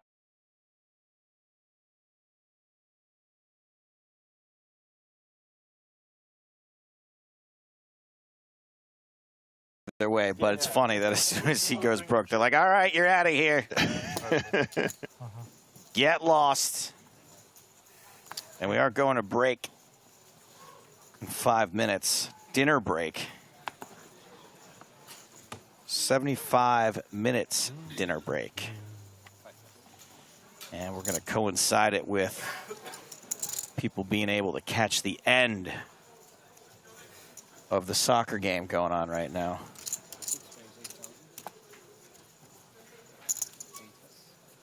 You know what I was thinking is that they should do a World Cup, but with like a sport that's interesting. Like a game that's actually cool. Yeah. Yeah. Like something that's fun to watch. Yeah. That would be great. That would be awesome. Because I like the idea of a World Cup. Yeah. But then they ruin it with soccer.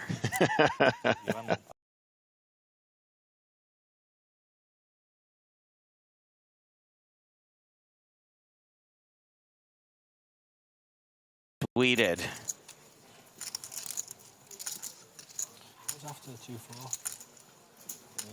5, I think. 5. I think so. Amookin off. Amookin the King 10 off. I'm going to do that every single time. Well, there's probably only one hand left. It was like 2, then 2, 5, 3, 4. And it will be kind of 4, 5, 6, 8. Okay. And then it will be, I guess, 8, 12. I think that's how they always do it. Like every third level, it's double. Not sure if it's not 5, 10, and then 5, 10, 6, no, 6, 12, and then probably 10, 15. Because it's, I think it used to be like this. Okay, I could think that.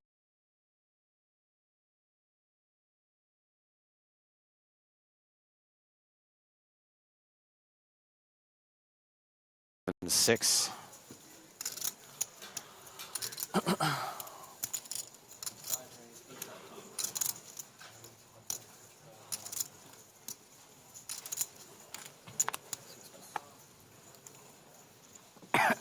And we have got some hands here. Vichakevich.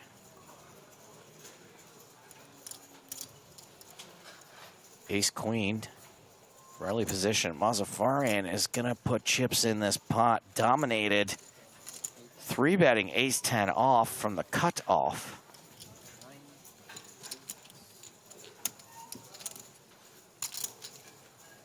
Drake with Jack 9 cannot stand the heat, so he gets out of the kitchen.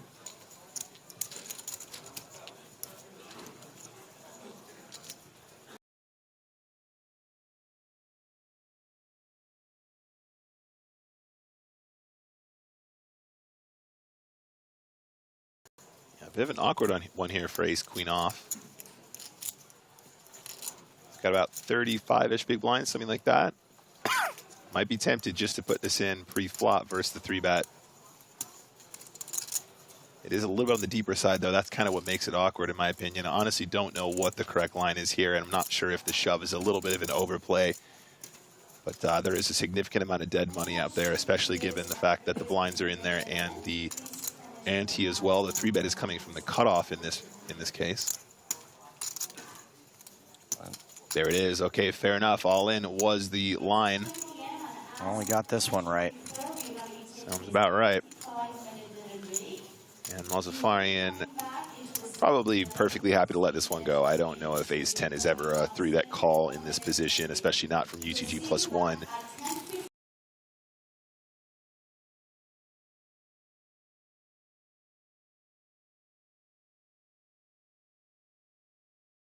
When I say a few sourdough suited, there's literally only 4 combinations of sourdough suited here, Right. so it's not that many. And there's a bunch of other ones that you don't want to see. There's more combinations of hands that beat you than bluffs in this position.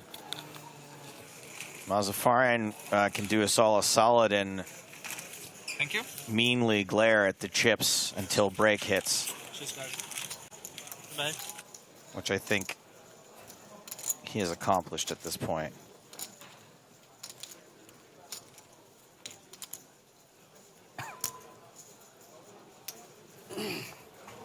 Okay, we'll see in YouTube. You did your job. Okay, go ahead, fold so everyone can go to dinner. I've got a surprise for y'all. I've got some good news. I don't.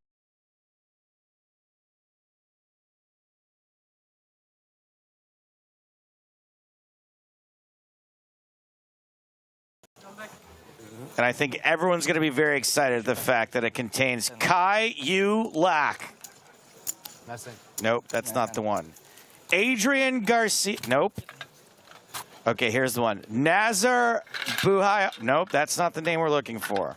How about this one? Does this do anything for you? Fanzel Hannes. Nope. No, not that one.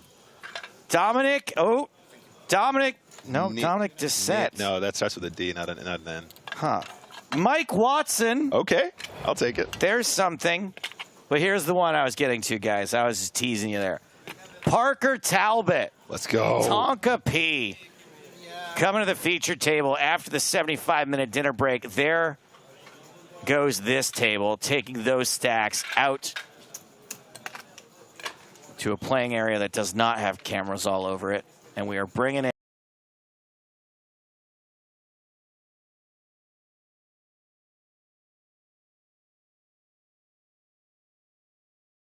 us when we get back. 75-minute dinner break.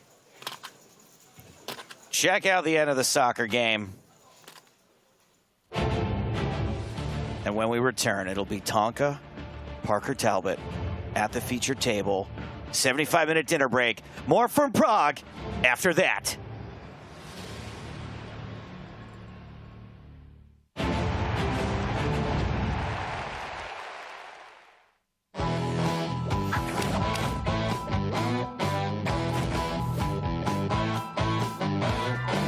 How much of you at this point is still the legend of Jungle Man, and how much of you is Dan Cates? Like, it seems like Dan Cates has really become more of a thing in the last 10 years.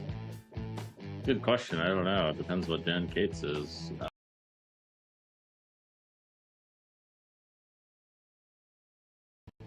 I'm adding some musical instruments to my repertoire and some, what else? Some new hobbies and some traveling and charity and all that stuff. All the good stuff. So do you know who Dan Cates is and where Jungle Man is left behind? Jungle Man's not left behind. I wouldn't say he's left behind. More like embracing my heritage, you could say. I'm learning some jungle tunes.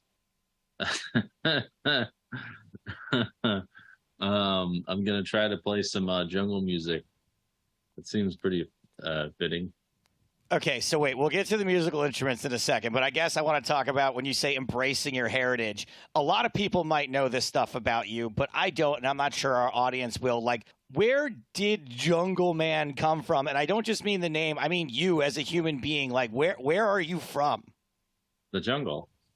You're literally from the jungle? That's the answer that you still want people to think of you? Yeah, that's correct. Can you tell us hair? Like, I'm trying to. It's pretty messy. I'm trying to figure this long hair thing.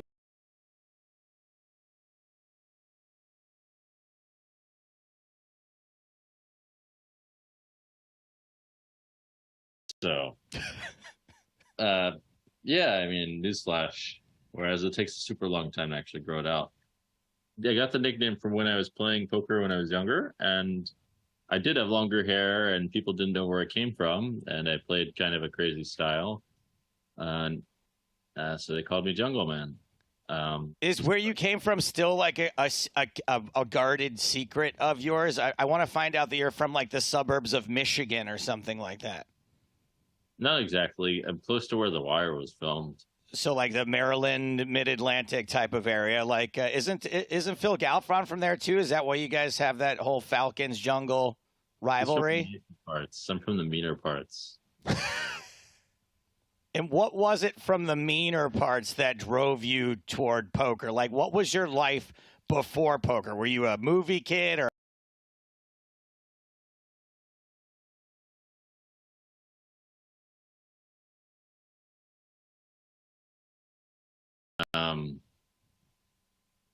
What else?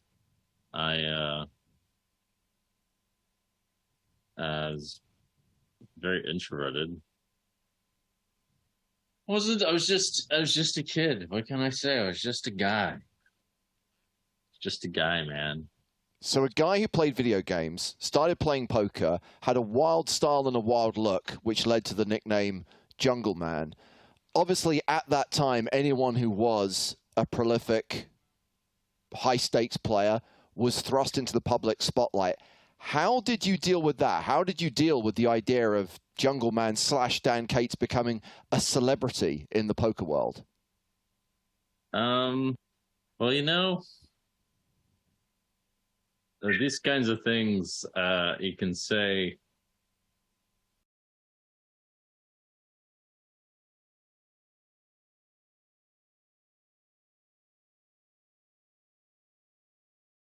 The more difficult aspects to deal with than that? Is it just the swings? Yeah, the swings are difficult. The swings are what else is difficult about poker other than the swings? Sometimes your opponents are difficult. You get some really difficult people, some really special people out there. You get quite some characters you have to deal with. You have to learn how to not only be indifferent to swings, but also learn how to smile at them. That would be ideal. That seems like something that you, at least publicly, it doesn't seem like you struggle with that much, smiling at the swings. It seems like something you've always, like I can see you smiling right now. It seems like you've always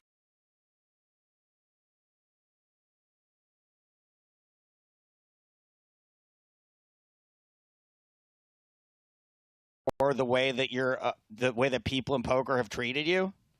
You don't, actually, when I started out, I got cheated a lot. It appears you're not familiar with the old me that did yell and throw cards and get very mad at people when I lost, actually. I somehow broke that habit. And I generally don't do stuff like that anymore. Now I try to make fun out of it. So when you say you broke that habit, was that something that you specifically worked on, or it just came naturally from success and maturity and age? I worked on it a bit, I would say. I worked on it a bit. It came more naturally from, how do you say, like diluting myself, like not putting all my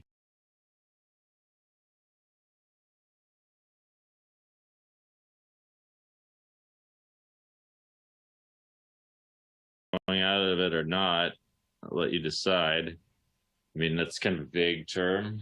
I did work on it. I had to change. So I did. It's easier to change when you have a reason to. Sure. What do you attribute those reasons to? I mean, I could have gotten kicked out of games. If I misbehaved while playing poker in Bobby's room, they wouldn't have let me play. They're quite reasonable with me. Same with Aria. I mean, at some point you realize it matters more in terms of actually taking action, that you can't be it's kind of like when you're You can only go, at some point you get the wake-up call, you can't be a anymore. That's something like that, really.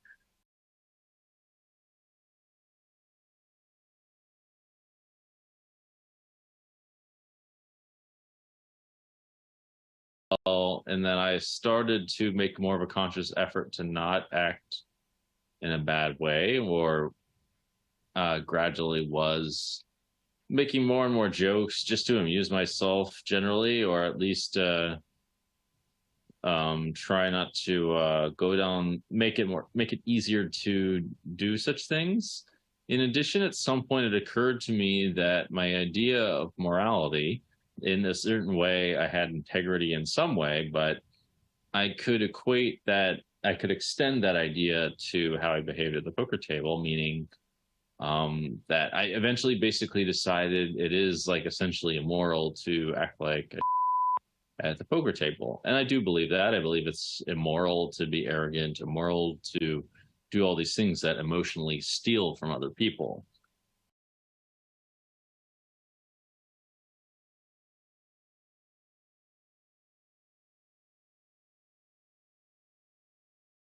I mean, this sounds like maturing. This sounds like growing up, to boil it down to basics. And I guess it brings us back to where we started, right? You came into the game at a very young age. You had a lot of success very early on. You were still basically a kid. That's right. But I'm getting younger, actually. That's my secret. I'm getting younger. I was more serious when I was younger, when I was in my 20s. Benjamin buttoning this thing. I'm just going to stay young forever. That's my plan. I'm just going to stay this age. That's a solid strategy. I mean, again, there's so many familiar stories from people who've been in poker for as long as you have. And, more than a decade is a long time because, as you've already referenced, the game has its ups and downs, and some people don't recover from those downs. In addition to kind of your outlook changing, has your play changed? I'm assuming you can't be as wild as you once were to succeed in the modern game. My play had various evolutions.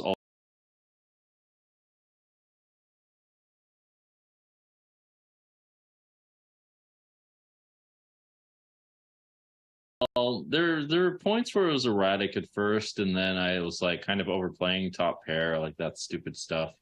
And then at some point, I became kind of the opposite. I was folding a lot and believing people a lot, and I just couldn't read through everyone's tricks. And at some point, I became a bit more solid, and I looked at things more through just playing a solid overall game. And then at some point, I started looking at it in terms of, I can exploit people more and more based off of just the ways that they fold, how often they fold. I mean, that was actually kind of common.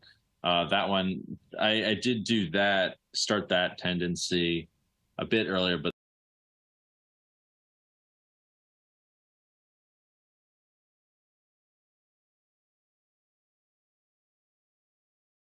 I use that quite a lot in my game, I guess you could say, particularly at soft stakes. At higher stakes, you can't. You can do it a bit, but it has to play out a little bit differently than you would use it against mediocre opponents, if that makes sense. And it really depends. It depends on who you're dealing with. What do you consider? What is your metric for success in poker? Is it for you purely about the money? Or, for example, when you won your first World Series of Poker title last year, was it just about the money, or do you feel a sense of accomplishment? Does winning a tournament, having that title, is that something that's tangible to you? What title? Your first World Series of Poker title, the first time you won the PPC. Oh, yeah, that one.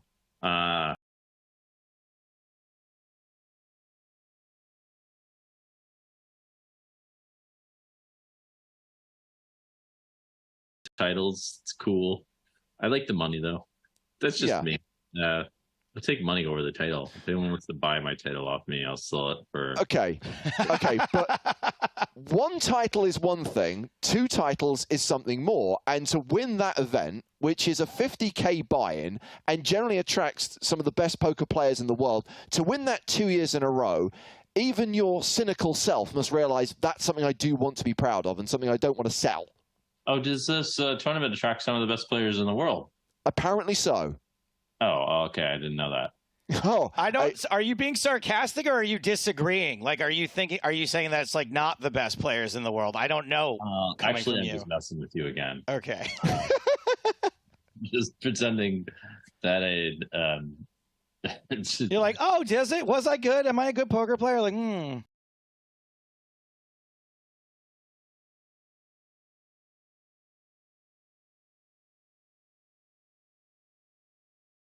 poker players in the world are playing with them. I mean, so winning the tournament helps. I mean, once you're already doing it, it doesn't. I mean, it matters more to like have the presentation of looking good, because I think a lot of mainstream people or a lot of people outside of poker don't really know how to interpret this information. They don't see really what's going on, so this kind of brings it more to the outside, so that's nice. But how much does that matter? That matters more in just being more in that eye, I guess. It matters more if you're gonna like use that some kind of way for leverage, which I do intend to. I would like to use that to teach, to do more poker.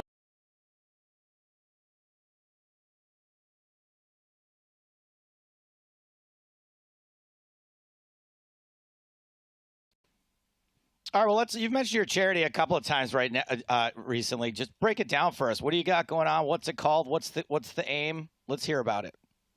Well, I do have a foundation, but we're working on getting the appropriate licensing for doing something. I've been actually toying with the idea of what exactly to do with it, because a few things. First of all, charity by itself, I'm not so sure how effective charity is by itself. If you just like leave it at that, it's a nice idea. It does something, but I don't know if it does exactly what people think it does. I believe that charity needs more of like a long-term game plan, and actually starting the right sorts of businesses appears to do more good than just general charity, because a business is an ongoing transaction of creating value, whereas a charity is just like, oh, I'm going to give some money.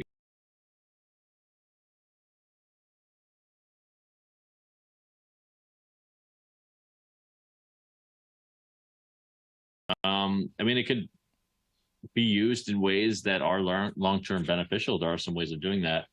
But anyway, I've been thinking, how do I use my foundation to actually do something unique, stand out, and make an actual difference rather than like give a little money. I don't know. It just doesn't really satisfy me to have this like weak game plan.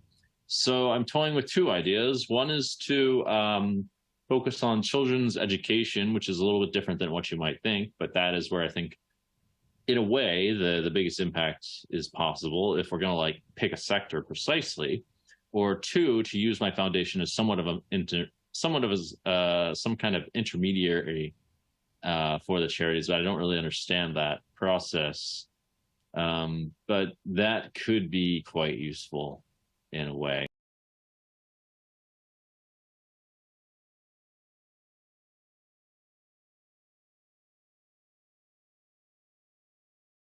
Because you can you can give people something, it can actually hurt them. In fact, it requires a certain level of discretion and firmness to help in the right way. Yeah, so I've seen a lot of poker players are sort of gravitating toward effective altruism, and I read a lot of what they have to say about it on Twitter and various sort of studies and debates they have, and it's quite dense to understand how it all works. And I assume, given the way that your brain works, you probably understand it a little bit better than most people. Is it there's something about effective altruism that draws like a poker player's mind to it? Does it work in the same way to crack those sorts of codes as it does to figure out poker strategy?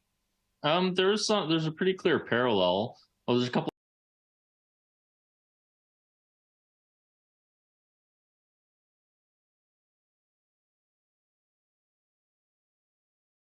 Let the lesser emotions get in the way of doing the right thing. And it's the same process of the same idea of an effective altruism. It's like, okay, well, we're going to use our sympathy and our desire to make an impact in a way that overrides, that in a way that's rational anyway, that really does make a difference and isn't just like throwing money away because we feel bad or whatever sort of thing, which does happen.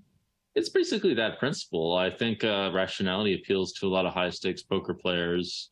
It doesn't sound that sexy, but the cool thing about rationality is that when you apply it to like the idea of making something sexy, it can be. So it's got that going for it. You can like use it potentially to get to this.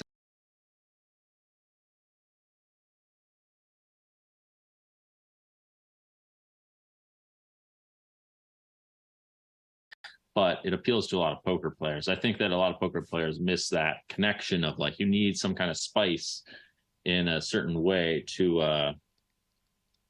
appeal to a lot of people. Like rationality is not going to be like, it's not gonna. I thought of a funny analogy, but it's not gonna get that much attention. Let's put it that way. I mean, obviously, you clearly want to make a positive change. As someone who is in the poker world, if you look at the poker industry in the year 2022, what do you want to change about poker? Okay, so I did allude to this already. There's a few things. First of all, and I have to think of how to do this. I mean, really, the way to do it is get the people who are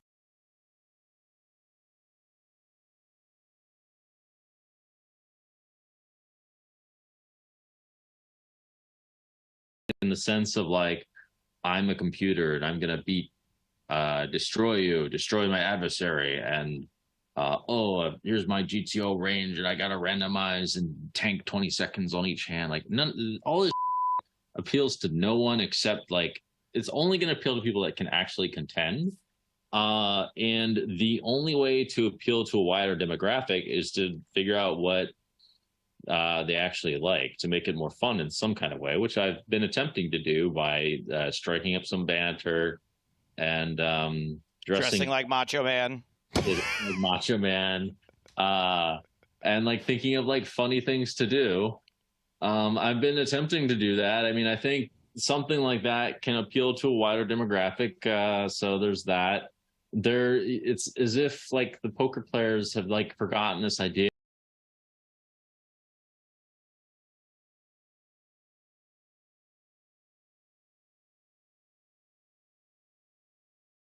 And really, what is it that's taking me there to these tournaments? It's like, well, I want to win the money. So guess who you're left with? You're left with only a bunch of guys, typically guys that are like competitive and they want to win that money. Surprise! Or you've got some people who want to gamble. But if you want to like appeal to people who more want to gamble, you want to make it more of a fun environment. The whole thrill of like slot machines and stuff like that is that they give something in return for the money that's actually lost. They give a whole experience, like the lights light up, all this stuff, And they're never mean to you, right? Like when the slot machine beats you, it doesn't laugh in your face. Like you've still had a really good time. It doesn't call you an idiot, yeah. It right. It doesn't like say, oh, you dumbass. It doesn't go, you should have studied your slots charts more, you idiot. I don't know.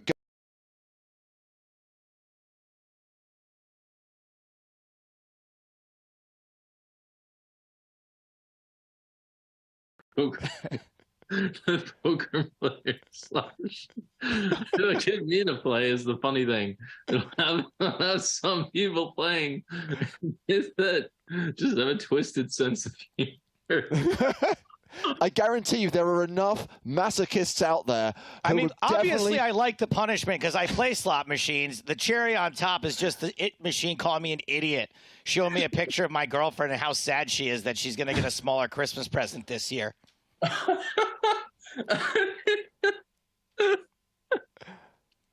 Actually, if this could be like done as like an idea that's not too expensive, that would be pretty funny. I feel like we're just going to tank Dan's entire charity now because he's going to sink a bunch of money into this slot machine. No, do not make the slot machine a reality. But it seems to me, and you've said already, Dan, that you've spent a lot of time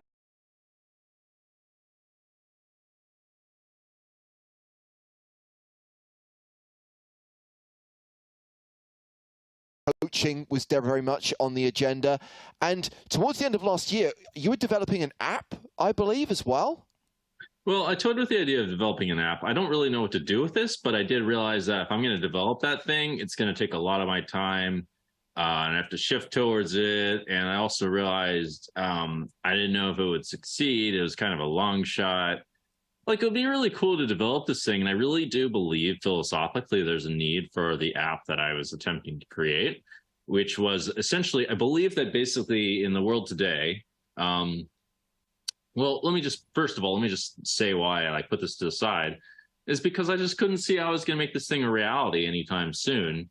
But if someone was to come along, like take it from me and make it, that would be nice. But basically my whole idea was that, you know, in the past, people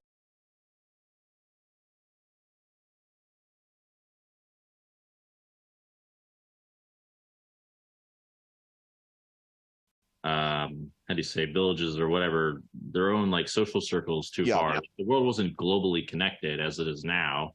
And so there was, you know, reputation mattered more in various different ways. But now, because the world is globalized, you know, people can kind of go around and hide behind the veil of anonymity pretty easily. So there's more and more need for something that at least mimics a reputational currency, although it doesn't have to actually be like a literal currency, but it can just be like, you know, like a global rating, depending on, especially for things related to integrity. I just think there's so many applications for this thing that would solve so many problems.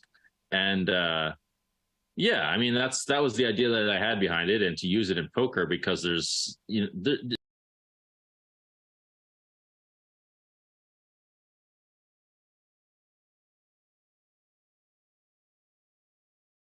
they think they don't have to pay it, and they can just kind of get away with it without obvious repercussions. I mean, I think there are, but I can't like verify really. No, people ask me this all the time. They see movies and TV shows, my friends that aren't in poker, and they're like, oh, does anyone ever get beat up over debts or get there? And I'm like, not really. Nothing really happens. Like, everyone just sort of just accepts it.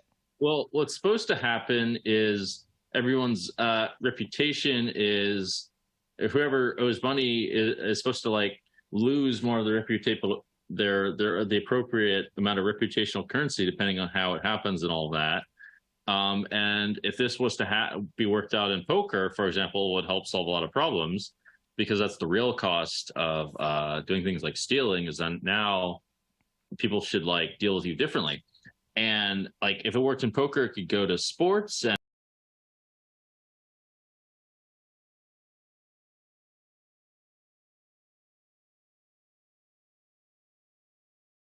background to make it work, and then you like start raising money, and you know, it's all these things that I'm not really used to doing, so it'd be like total commitment. And I've just been realizing that it wasn't gonna, there's like a low chance that it monetizes also, so it's like a bit too crazy for me to pursue it. So I've just kind of put that one to the side. I would love to be able to do it. Maybe I'll pick it up later when it's possible. I just don't think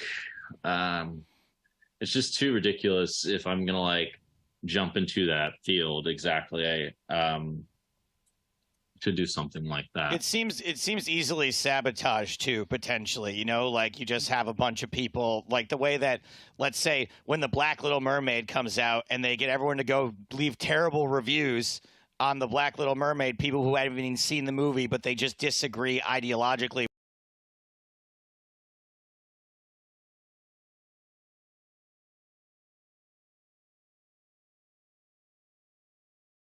in a very like idealistic way. It seems like there's a lot of potential ways it can be abused, though. Also, it seems like a big commitment.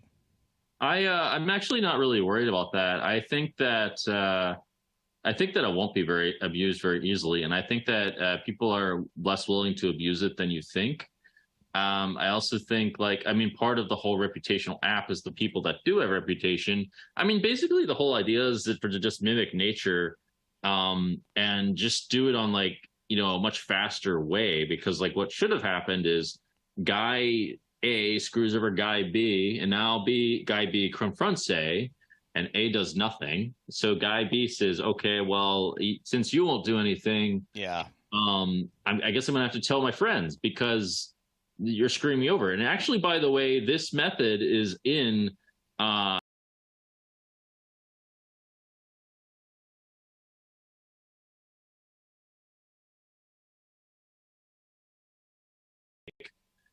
I lack the scientific terminology to say it, but sort of like a social way of like a tit for tat kind of like strategy for dealing with things. I'm curious to see if it turns up in other religions or other, not necessarily religions. It's all like labels to me, if I really, but like other like practices of like other ancient like wisdoms or proverbs or whatever. I would suspect there probably are these things because they're very consistent over many different cultures, as it turns out. So that's kind of fascinated me lately. But yeah, like I'm not too worried about this being corruptible. Like even if it is, yeah, of course there'll be mistakes. The thing is that, I mean, you fix the mistakes, and this is why it would be tried with poker first, before gone on to anything else. So that part, you know, the whole like,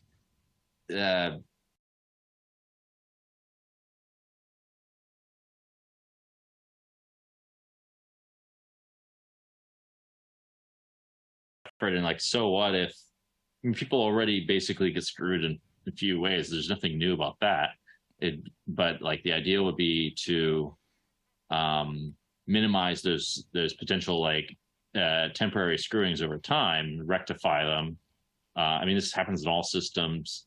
Right. And you know, one benefit of this thing that is it's very hard for people to get their reputation back, and if it was to exist, it could fix that very fast as well. It gives a more viable route for redemption. But again, I would have to put together, I know like a little bit of what needs to be done. There needs to be like some proper algorithm in place for doing this. I'd have to get the right team in place for doing it. I would just be, I couldn't really run it myself, basically. I think we should do the slot machine first and use the money we make off the install slot machine.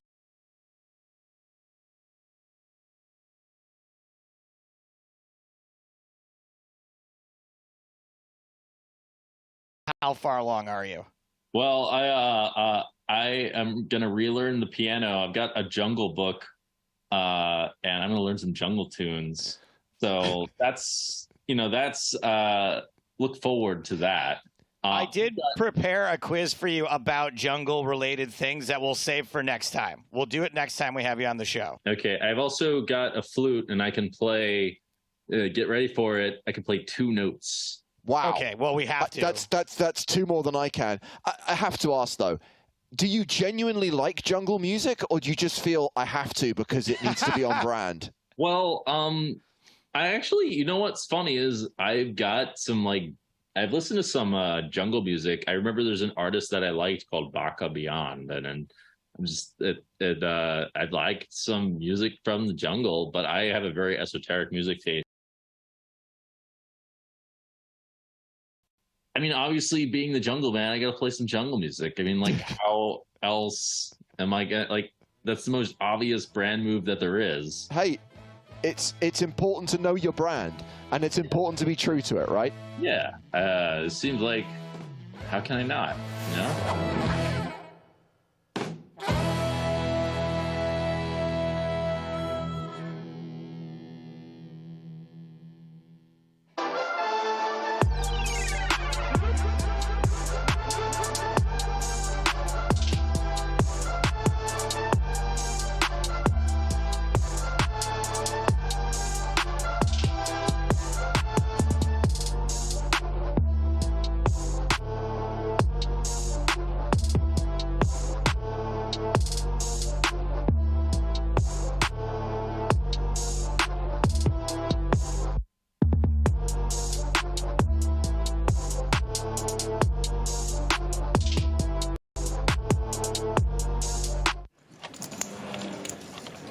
He's going to raise to 13,000.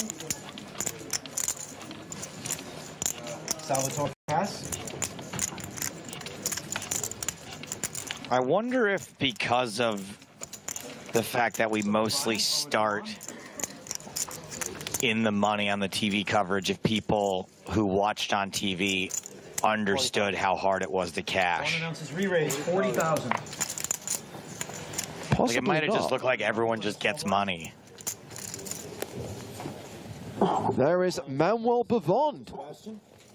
Now, he's quite important at PokerStars these days, Joe, so be careful what you say about him. Sebastian announces. Is he a bon vivant? Ruthenberg all in after Macera's 3-bet. How many chips you got? 130. Total 130. 34. Sebastian's all in is 134,500.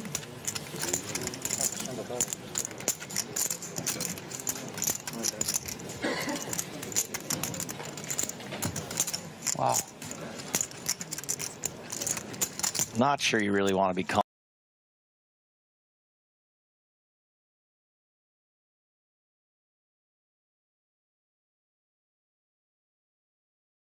Do you have 8? I don't have a. Close to that. I'm not sick. Eh? What are you saying? Not sick. Yeah. That's a good point from Busty. Are we going to hear the trademark Prague squeak in the background of this coverage? Is it the same room? I think it might actually be a different room. What do you have? King Queen. King Queen, man. That's sick. That's sick, eh? That's sick. That's sick. I'm really thinking about. What does it mean that's sick? I mean, he's just never going to be worse than King Queen.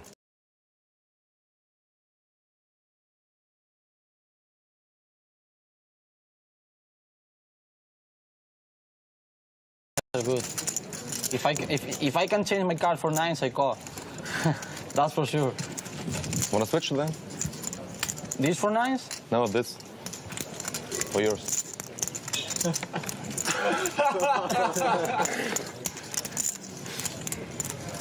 I need a ruling if you guys want me.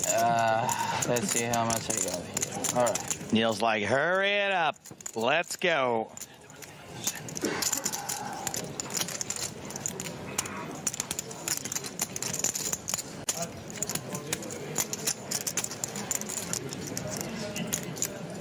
All right, I'm counting them down in 3, 2, 1.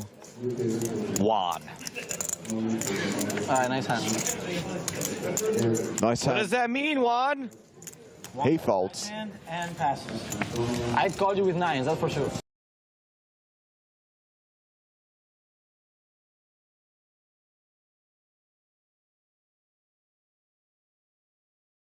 Second place on the all-important EPT rankings, just behind Elke. Luca Pagano has moved up to 3rd, and Jason Mercier, who's only played like 3 events, is also in the top 5 by now. When he says all important, he means not at all important. Bear in mind, everything I say is heavily loaded with sarcasm. Even that. You keep folding, Brian.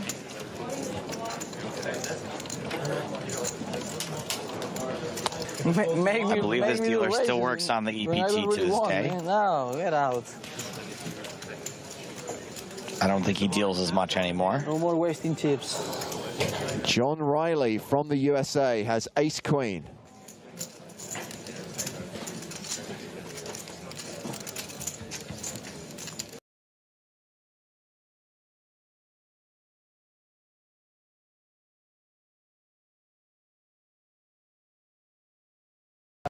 Nice raise, Wayne Grow. Riley! Dan Pedersen with the decision. He's in the big blind.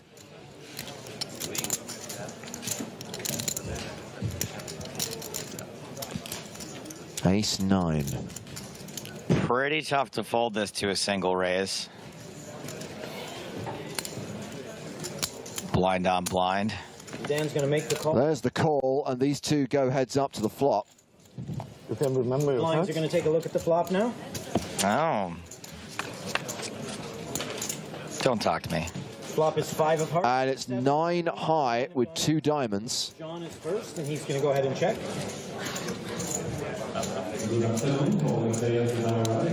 Riley has checked. No C-bet.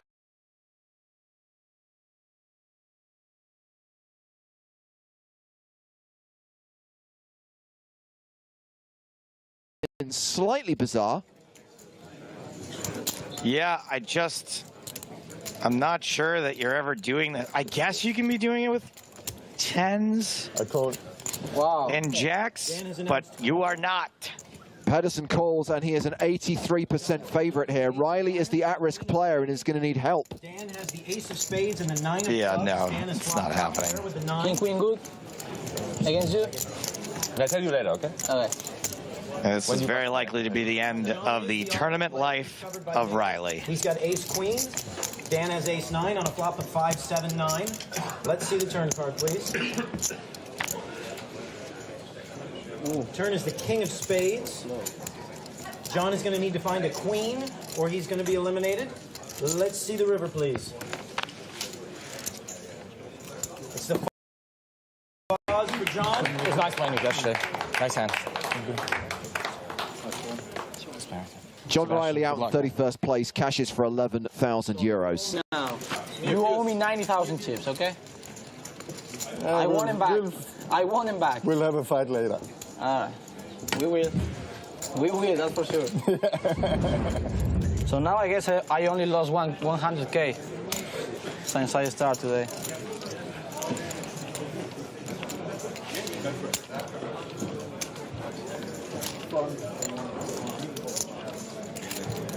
Great. All right, under the gun, Sebastian's going to raise. Ruthenberg raising with 10-3 offsuit. Pocket 4s here for Jensen.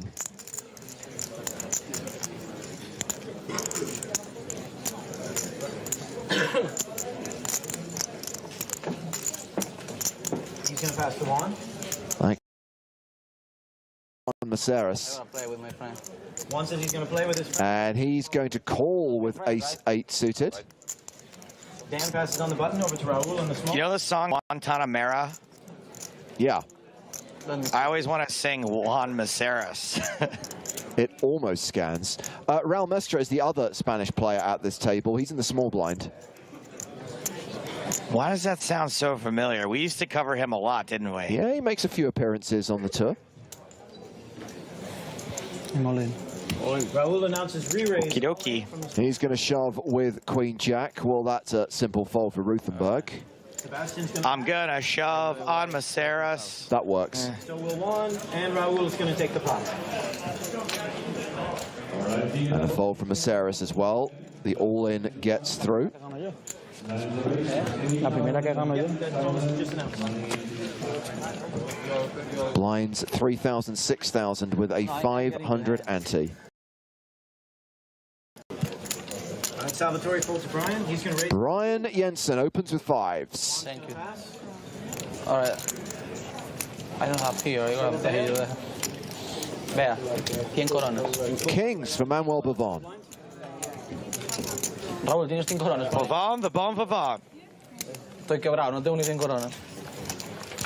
Manuel makes the call. Sebastian's going to pass. I have Manuel to thank for all those many days I spent in a voiceover booth saying $1,000, $2,000, $3,000, $4,000. But you know what? That's brought a lot of joy to a lot of people. 9 of spade. In that case, I'll be the first to admit I wasn't sold on that idea, but I've had so many people tell me how tickled they were when they got those videos. Do they still happen? I believe they do, in which case, claps for Manuel Bavon, please. By the way, who just flats here at the Pocket Kings. Nice. 19. Brian's going to bet 19,000. I'm all in. Seriously. Under-repping his hand. But now decides to go crazy with it. Well, He's obviously just playing for Jensen's stack here, who's got 53.5k behind. Continued with the fives, and Bavond has check-raised all in. Do you call it off here with fives, hoping to be up against 2 overs and a flush draw?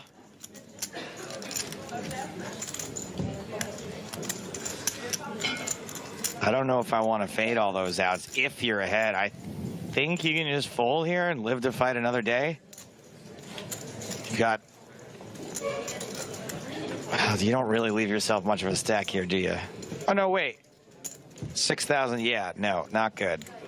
Yeah, it's fewer than 10 bigs. I just can't think of a situation where you're going to be very happy when you get it in, even ahead. But I think you're going to be behind so often. He folds. Emmanuel's going to take the pot. I'm genuinely surprised to see a fold there, even though I couldn't think of a reason to call. Have we reached that point in time where HTC syndrome is dying out? It's entirely possible. People realize that losing is bad. Emmanuel under the gun.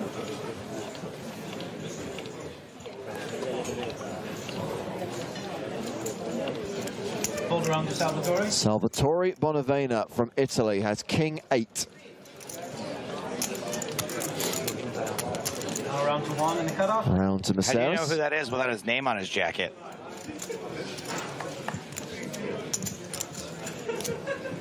And keep folding around, just the blinds now. Pedersen in the small blind. Raises to 18.5k with 10 deuce offsuit. Raul Mestre in the big blind has King 9.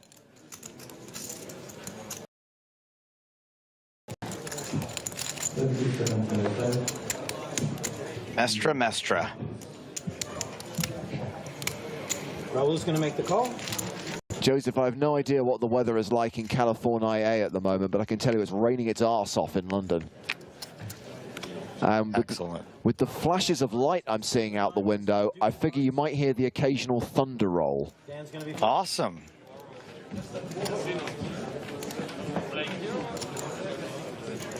The gods are bowling.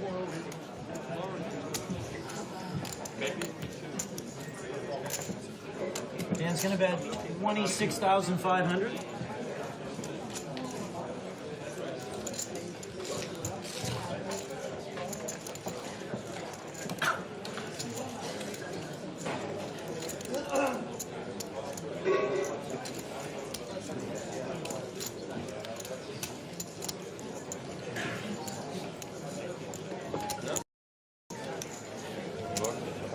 And Raul is going to make the call.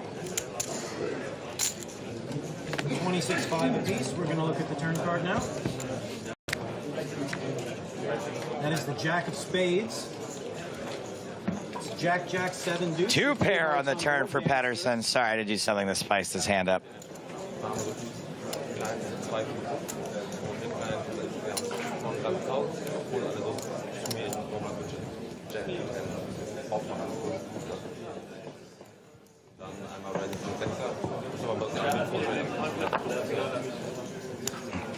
Pedersen's gonna keep on Pedersen.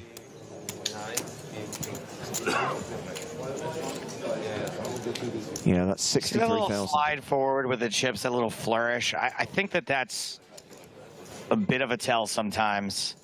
Try to put an extra little spice on it with your hand. What do you make of this then? Mestre moving all in with just king high. I mean, I think that Pedersen is going to fold.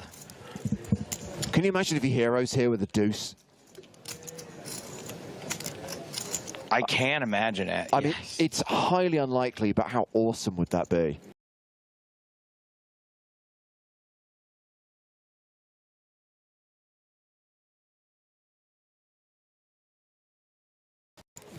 Por favor.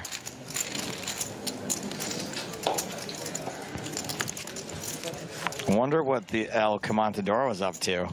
Well, it's time to step into the mind of an EPT champion. We're going to sweat with Sebastian Ruthenberg on this next hand and only see his hole cards. This should be fun.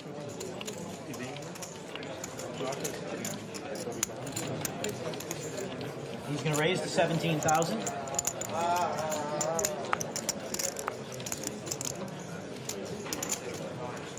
Fold over to Nasser. Ruthenberg has raised with ace-10.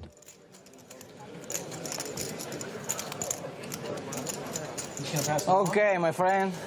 So me and you again, eh? And it's Juan Maceras.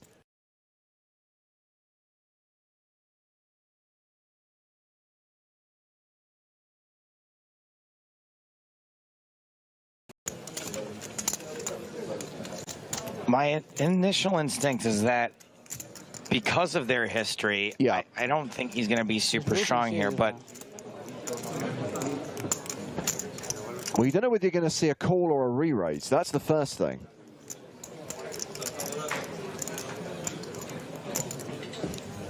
yeah.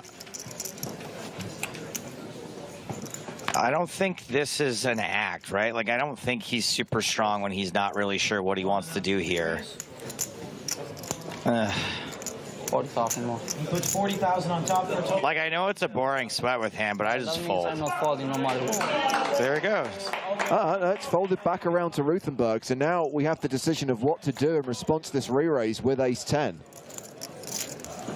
I just like a fold here.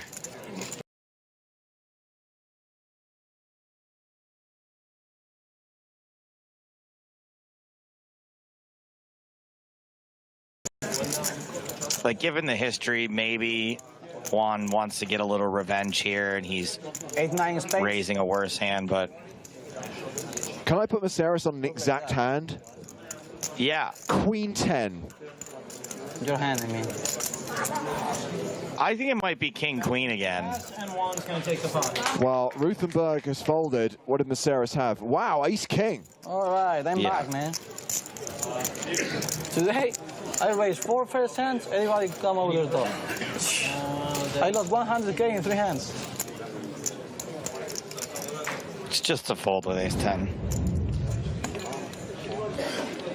Is this Kate's first appearance on the EPT? Holy Kate the dealer. Frederick first. Frederick Nygard from Finland.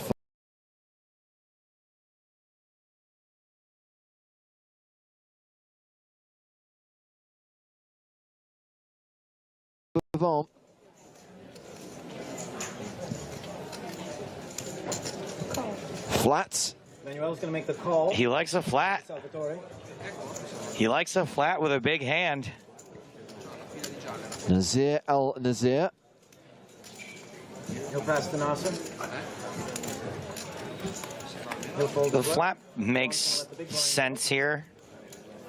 You don't necessarily want to re-raise and then have to get it in for your whole stack with pocket 10s or get 4-bet. Flop is queen. Queen, jack, 8. And flops like this you can get away from, although you do have a gut shot. So maybe you call 1. He's going to make it 24,000. Mestra continuing.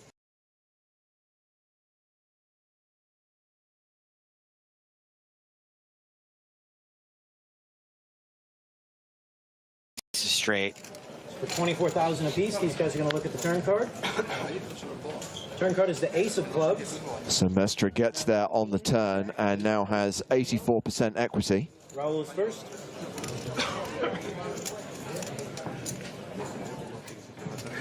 Seems like a spot where you want to bet again with ace-king. Mestra checks. So will Manuel. These guys are going to see the river then. Action goes check, check. The river is the 9 of spades. Oh, Bavon River's the straight. This is just so unnecessary to have let your opponent get there. Manuel's going to bet 60,000. Nice chunky bet on the river. 60K into 90K. Pissed. He's just checked the turn.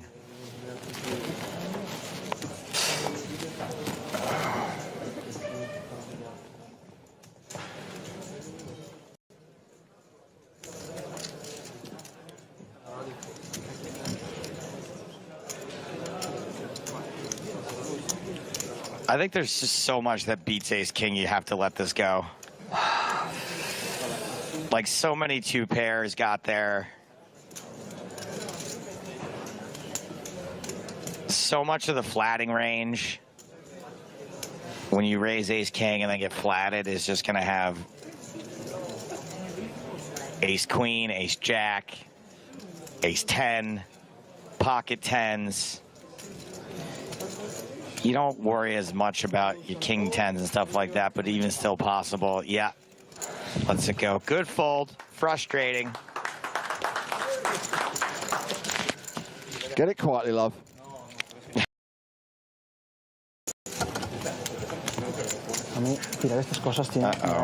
I'm taking a note on you, sir. You are going in my book. You're on the list. Ace king? Yeah, that's pretty much the same thing. These are the chip leaders right now. Frederick Nygård is the man in front with 848,000. Bavon and Mestra are both in the top 10. Well, there's a name we haven't seen before on the EPT, Andrew Chen. But we will be seeing quite a bit of him in future weeks. Bavon has opened with ace queen. Frederick Nygård, the chip leader, has sixes in the small. Nygård. And so we'll and Pedersen comes along from the big with sevens. Are you trying to say New York guard? No. NY guard? Flop here.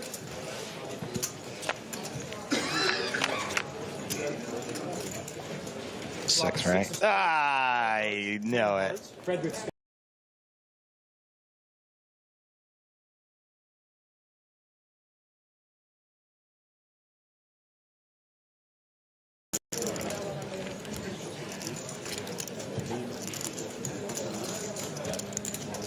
So Nygård has checked, which is fine. You don't have to. I do say always bet your sets, but you can still check to the pre-flop raiser.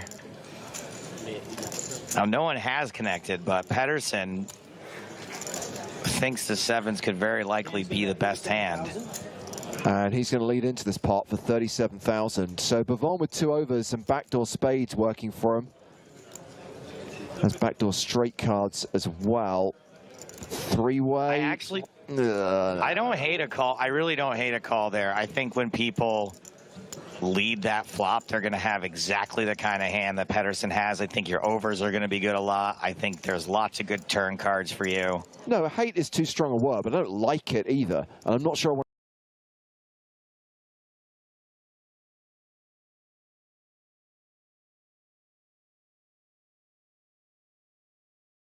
Even if they lead with a 10, like, you're not in terrible shape.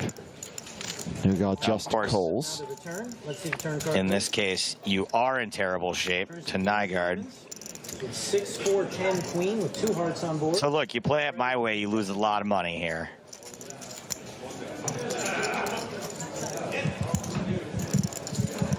Yeah, because you pay your queen on the turn and then you start paying off more bets. Yeah.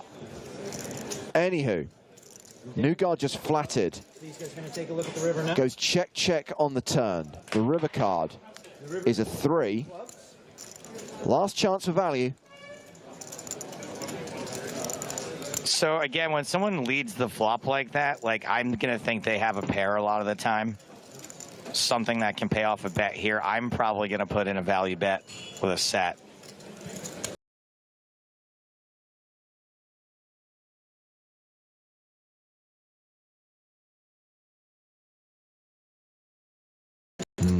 Tasty. Frederick's going to bet 62,000. There you go, 62,000.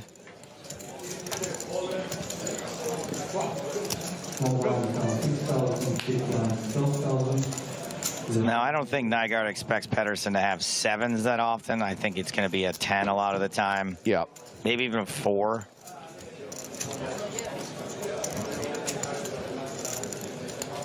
I think the lead out with bottom pair is a fairly standard move. Dan's gonna gets the call. Well done. Pocket sixes for a set of sixes.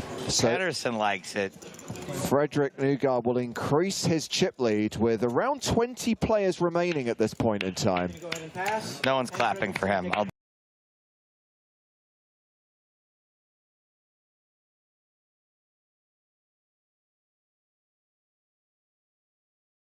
8,000 with a 1,000 ante.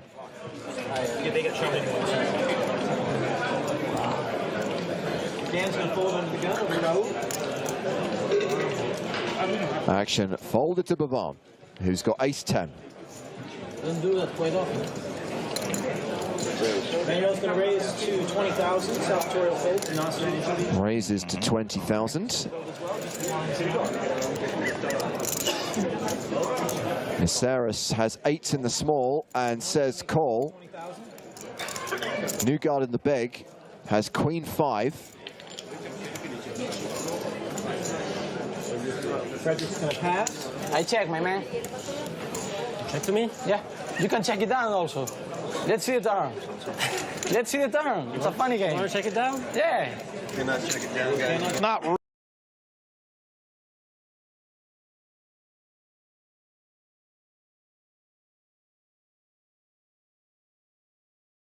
So Miseris has checked dark. Action will be on Bavon after a flop of King 10-8. Second pair top kicker for Bavon. The set of 8s for Miseris. Bavon does check behind, so we are going to the turn. Okay, so in all your wildest dreams, when you check dark, like this is your dream, right? Yeah. You're like, I'm going to check dark and flop a set. Let's see if this actually works out for the person who checks dark. This might be like the one time in 150 when it actually works. 32. We're not checking anymore. We're going to bet 32,000. Juan is going to bet 32,000. All right, I show you, like everybody else. I call. Manuel announces call of the 30. Bavon calls the 32K, and this hand going to the river. Miseris has a lock on it. No river card can help Bavon.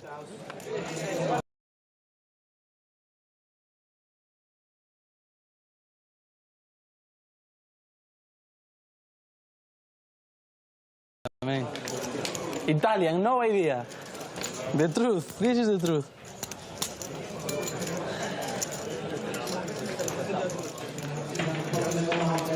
Might make him think that his 10 is more likely to be good, but Miseris is going to blast off here, so maybe... Manuel instantly calls. A bet of 80,000. Snap calls it. From Juan.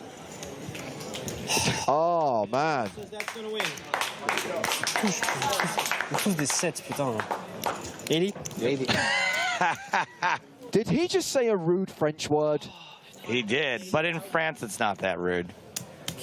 You got the king, I right? hear it pretty regularly when I'm there. Usually in my direction.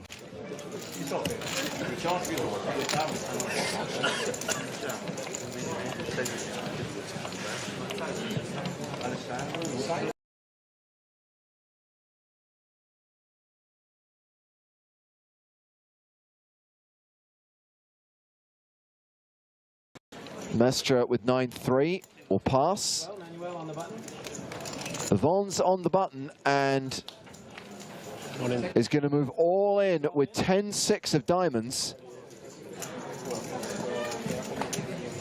Salvatore Bonavena has King-Jack suited in the small.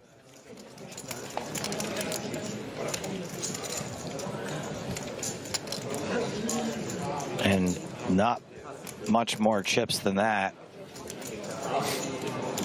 I think you gotta just let this go.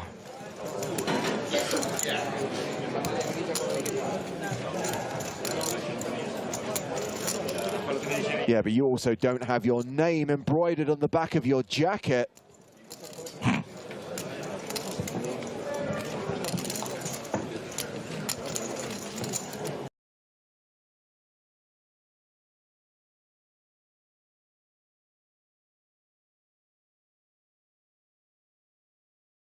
Another player to act behind you. Announces call. Bonavena calls, Nazar folds, so here we go. Bavon at risk and behind. Diamonds. Salvatore has king, jack of spades. I think it's very rare you're going to be in this good a shape in this situation. Manuel has 10-6 suited in diamonds. Salvatore has king, jack suited in spades. Let's see the flop, please. Flop is ace of clubs, deuce of hearts, 9 of diamonds. King high still ahead. Make it interesting. Come on, make it interesting. So far, the king, jack of spades is still in the lead. Jack of diamonds. Let's see the turn card, please. Turn card is the 7 of spades. Manuel is now.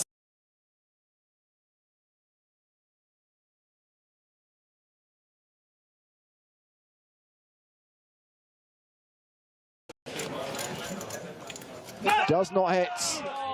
The Italian celebrates as Salvatore Bonavena KOs Manuel Bavon in 19th place. He cashes for 13,800 euros. Congratulations, Manuel. You've won 13,800 euros. King 10. You played some pretty good hands. Yeah. Hachi Machi. When I had poker pens. Congratulations. We hope to see you back at the table soon.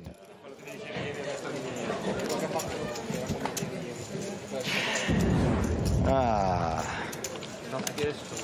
4,000, 8,000 with a 1K ante. 18 players remaining. EPT 5, Prague.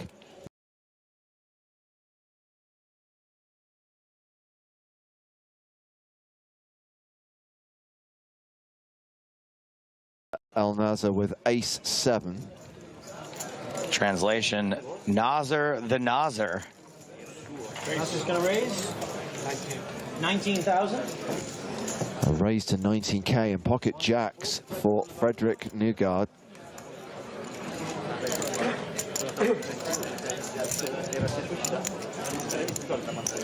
I think we can 3-bet this. No reason to slow play it. Can make sure that the blinds don't get a super good price. Frederick's going to make the call from the button of 19,000. He's going to just call. Both players are going to pass, though. He's too good at flopping sets, I guess. And with the blinds folding, we're going heads up to the flop. Flop is 3 of spades, king of clubs, deuce of spades. No set, but jack still ahead.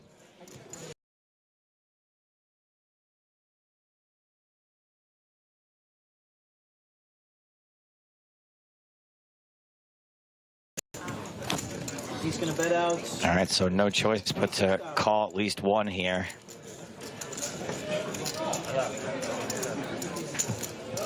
You ever just fold jacks to one overcard? You're like, they have it this time. Oh yeah. Frederick's going to make the call 26,000. I do it every once in a while too. It's like, nope. That turn card is the deuce of clubs. That is a safe turn card. He's going to check.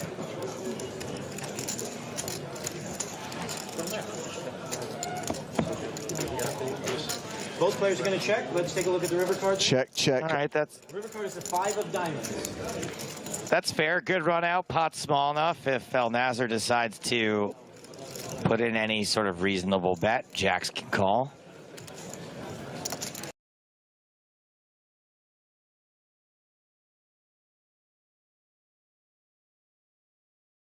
Nazar's going to bet. I think it's tough to get a better hand to fold here if you're El Nazar. There's not a ton of reason why a king would not keep betting on the turn.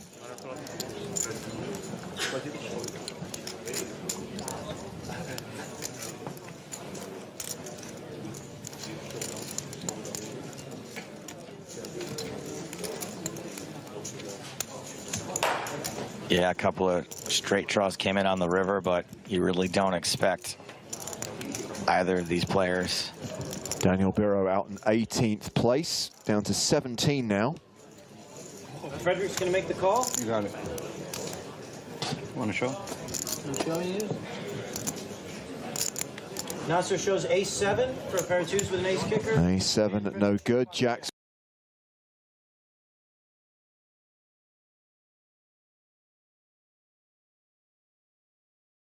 Bad lookalike, ready? For Newgard, dollar bill from Billions. That's a good lookalike. Yeah, I will. Stick the curly wig on him and he'll be passed to Tim from the Americans. Today, one That's hand. right. I'm not gonna say when, but I only got one big hand. Yeah. Well, I got an ace full, but I got a very good hand today. Only one. Man, how good was the Americans, huh? Very enjoyable series. Yeah, I always have fun playing poker. Frederick's made the call from the small blind. We're over to Dan in the big blind. So Mestra hates re-raising. Has opened with sixes. Newgard calling with the ace-10. Pedersen with 10-9. Sorry, Newgard. Dan's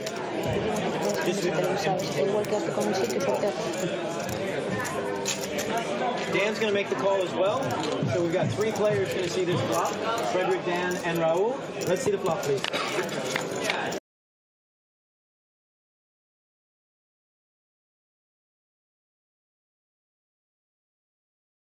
Almost. Dan's going to move all Sixes, 5, 6, 7, 8. Yeah. How much is it? See where you're going here. Does anybody have a straight, though?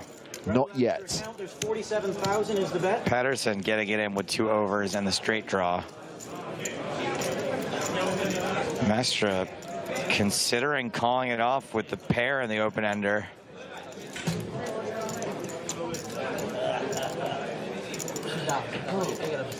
I don't know about this. Call 47,000. Frederick's going to throw it away. Yes, it is the best hand. I think you're going to be up against like a 7, 6, 7 a lot and 9-10. top pair a lot. I don't know about the call at sixes. Am I crazy? 10, 2 over cards, and he also has an open ender. None of the flush.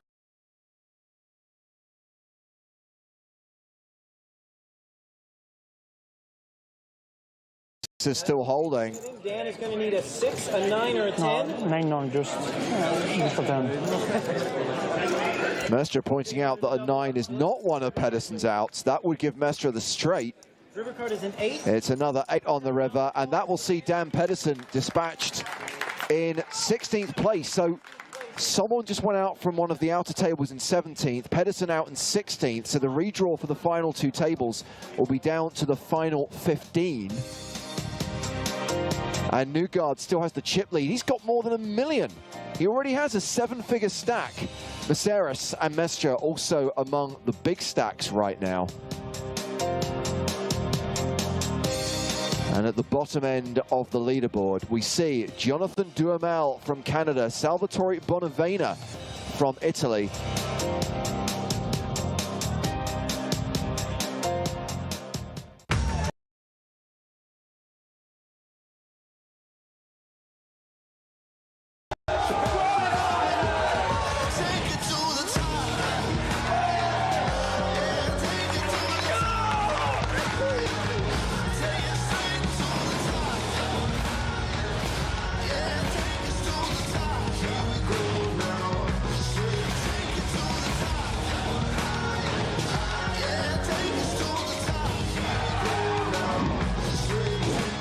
It's over, baby.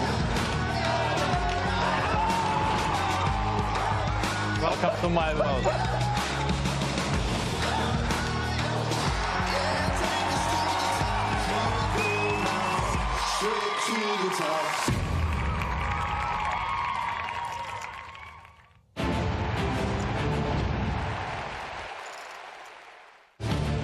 Welcome back to Prague and the final event of EPT 22. Yes, the PokerStars European Poker Tour.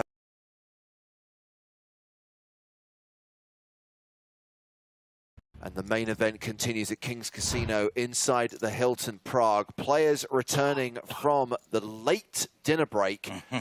That dinner break will be a bit earlier tomorrow because there won't be a blooming football match to work around. These are the chip leaders returning from break. One of them is on your screen right now. Now obscured by the graphic, but we will be seeing a lot of him during this last session of the day because Parker Talbot will be at the feature table with his stack of 764 1,000 chips. By the way, I'm James Hartigan. He's Joe Stapleton. Hello, my babies. And that fella over there, that's Nick Walsh. Cheers. Cheers for having me. Thank you. So yes, new lineup on the main stage. Two of Canada's finest. Although Parker Talbot, almost a Brit now that he resides in Spraggy's bathroom. But Mike Watson is going to be at the new feature table as well. Sir Watts, the Mad Dog. If you have just joined us, you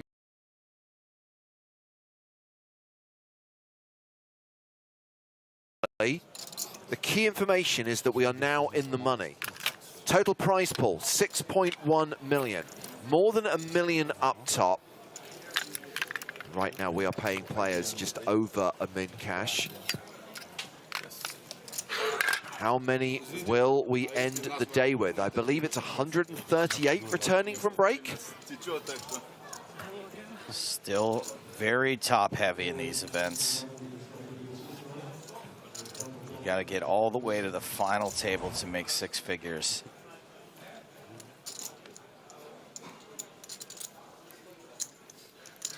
There is Sir Watts, Mike Watson, one of the big names, one of the most famous players at this new feature table. Timeless, ageless, fearless, angerless. You have to put it like 2-3 seconds, then you can move.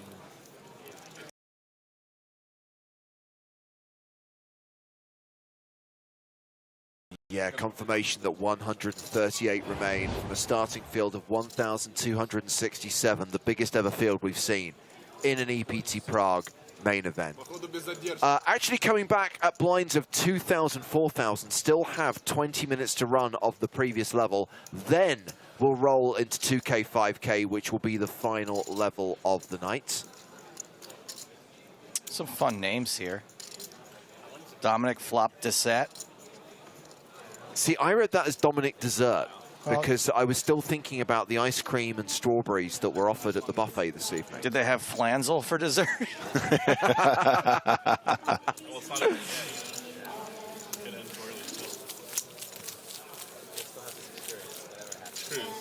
Is it true that Parker Talbot is heir to the Talbot's department store fortune? I would love for that to be true. I'm going to get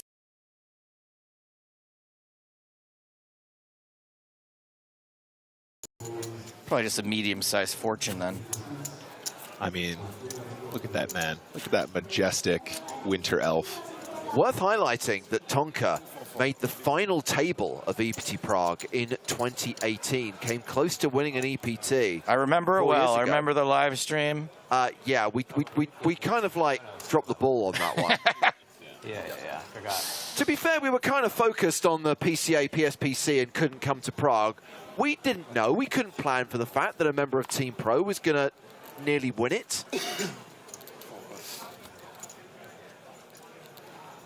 Yeah, so just to highlight, we have got a small error on the graphics right now. Blinds are not 2-5, they are 2-4. Oh. What a treat. We're going to get to see Mike Watson in action on the very first hand. It's going to be Canada versus Canada. What?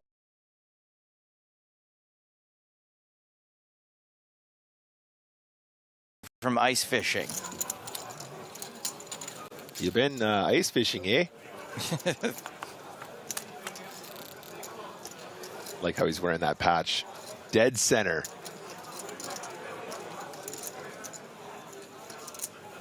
It's like his arc reactor. He's basically a PokerStars Iron Man right now.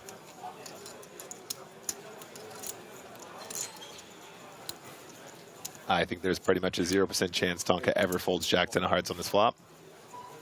Does make the call. Yeah, no, it's still 2-4. There was a bet and a call on the flop, guys. King of clubs on the turn. Watson with the decision again. I think it's probably a pretty quick check in these situations unless he really tries to get a deuce to fold. Yep, does make the check. Tonka now not only with a good draw, but also jack high. I don't think he wants to turn this into a bluff.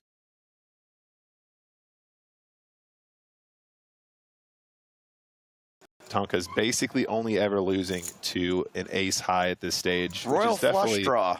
Potentially the Royal Flash. Should be a check and a check on the river. I think Tonka's going to be winning here a lot.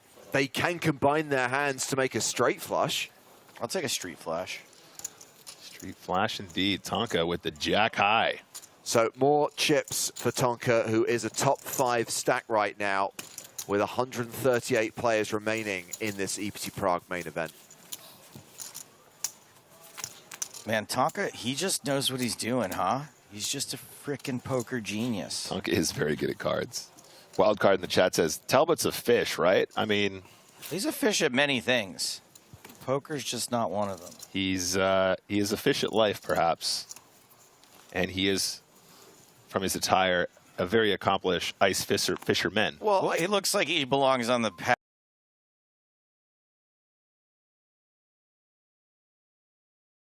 For the title of most hirsute PokerStars Pro.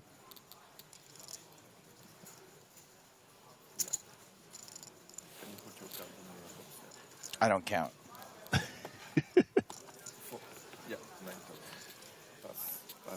Also, a lot of your hair is hidden. I go to great lengths to make that happen. I mean, we do have video evidence to the contrary. Unfortunately, we're not allowed to show that anymore because we nearly got banned from Twitch.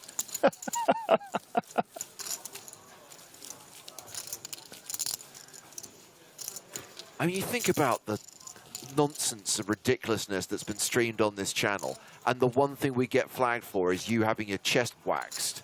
Hashtag free the nipple. If I could show my nipples on stream, my...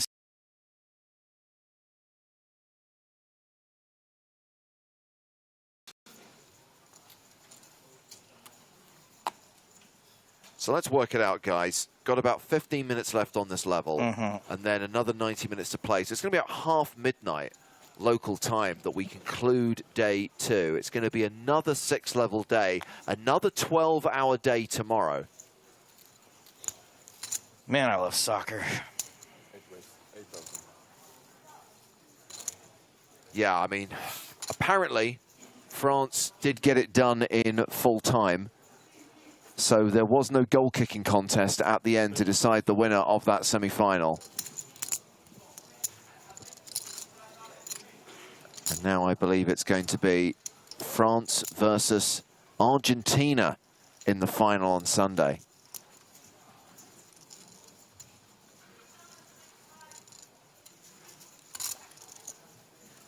Oh, we got some.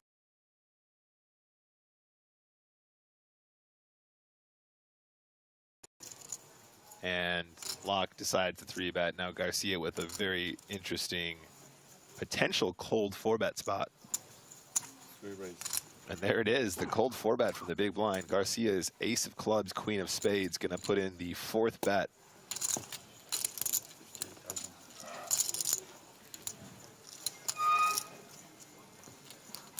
Last time I went deep in an EPT was the only untelevised EPT in the last, like, 8 years or some shit. Here, in EPT Prague, like 4 years ago, I think. Oh, Tonka's telling the story to the rest of the table. I'm going to hazard a guess that they don't care. Well, Mike Watson's sitting next to him, so he's at least going to pretend to listen. Locke folds to the 4-bet from Adrian Garcia. Can you imagine if Mike Watson was just like, hey, man, both made a move. Shut that up. Mad dog. Yeah. Move makers.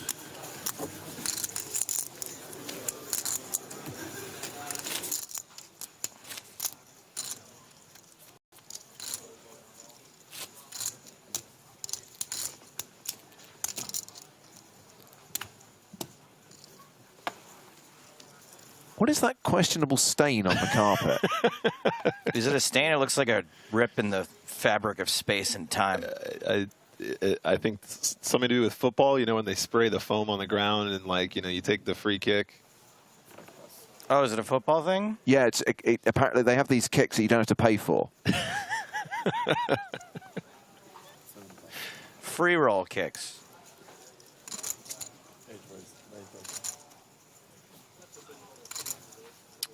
XY Epsilon asks, what is the average stack at the moment? So if you take all of the chips in play and divide it by the number of players, that is the average stack at the moment. So total chips divided by 137.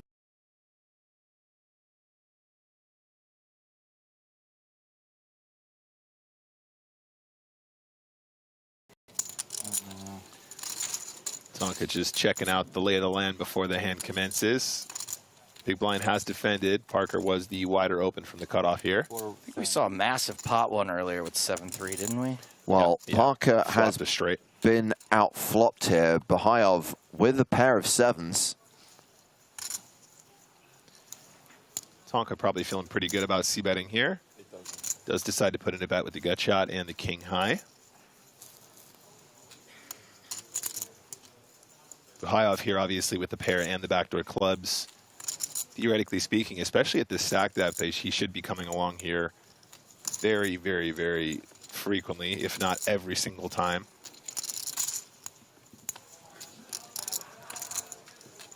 Ooh, Talbsy. And that's a straight.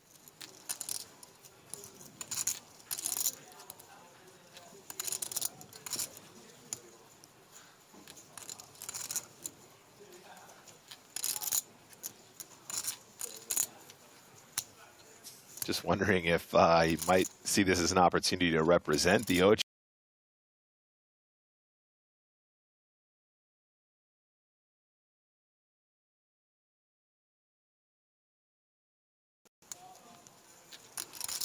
I mean, if you're Tonka, how do you just not burst out laughing here? Are you just like, oh my God, I can't believe it. He just bet into me when I have it. I can guarantee you he's doing that internally. Like, what a charmed life. I've spent enough time with Tonka to know when he just he laughs easily. You know, he's a very affable, likable, fun guy. He's a good laugh, and he doesn't. He's not afraid to hide his mirth. But in this situation, I can guarantee you that he's internally chuckling, and that will end the hand right there and then. I think Tonka was aware of the fact that this is either going to be like a hand that really wants to get to a river for cheap, or it was just going to be a complete airball. So you might as well punish the stuff that's that still likes their hand, right? So coming back from break, I think the average stack was 275,000. So with one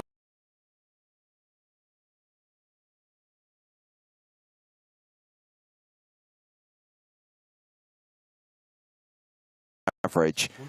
It's obviously considerably higher than that right now, and will be higher than that when we get to the next blind level as well. So I wouldn't be shocked if we didn't see too many eliminations during the last level and a bit tonight. There were so many double negatives in there. What was it? You wouldn't be shocked if we didn't see too many eliminations. I'm basically saying that it should not be a bust-out bonanza for the end session tonight. And that does fit, right? The last level of day 2 does tend to be quite slow. Yes, I would agree with that.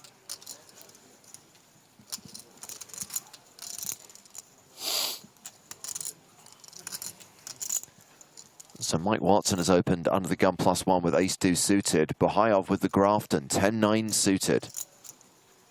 32. And he knows what to do with it. He's watched the streams. You 3-bet. It's my way.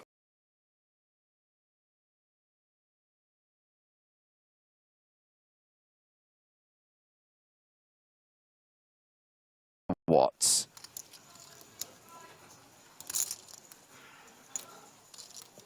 I mean, you got a steel wheel draw. How do you fold this? Just like that.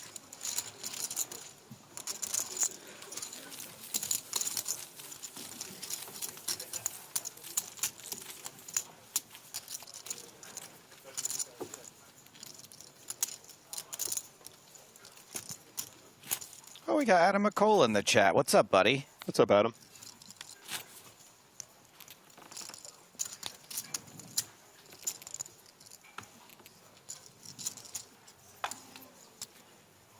It was cool meeting Adam in Barcelona. Yeah, I got to spend a little bit of time with him in London as well. It was nice. The few takes of his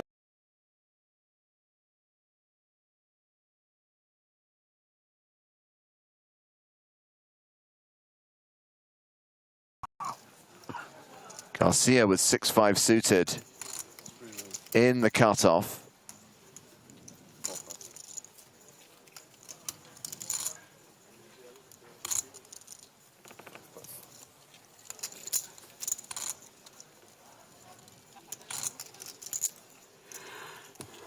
We wish you came to Prague too, Adam. You should have come, bro. What's your excuse?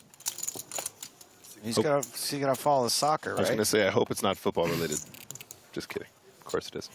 Ace 7 suited for Deset. And it is a queen, queen, deuce flop. Ace high still the best hand. Didn't we already see a flop just like this? Blind v blind. Tonka had Jack 10. Watson had 7-9 off.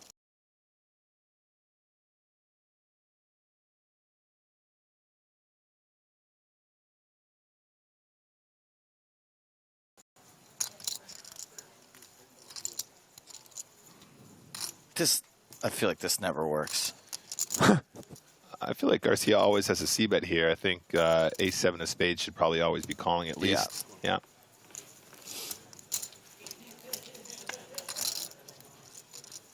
Eight of spades on the turn, ace high and a flush draw now.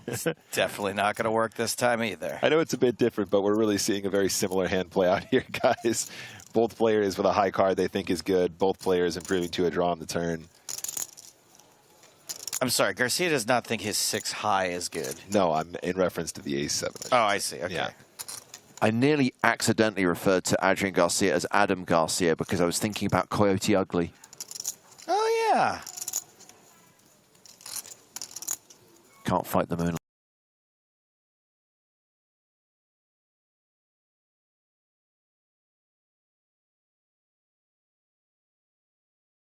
Sorry, excuse me, around full pot, excuse me, on the turn. That set doesn't seem concerned. I still have the best hand. This is fine. And also a pretty sweet draw. Yeah, that helps a lot. And now a 7-8-9. Which is still not anything, I'm being told. LFG, ace-7 of spades. Now, obviously, if he didn't have that spade draw, the full pot might have worked on the turn. But also begs the question, is he going to have a float there without the backdoor spade draw? I think probably he does. But I think the turn size might be successful in the event that he doesn't find the flush draw. So I applaud the play. Also applaud the call. Nice answer.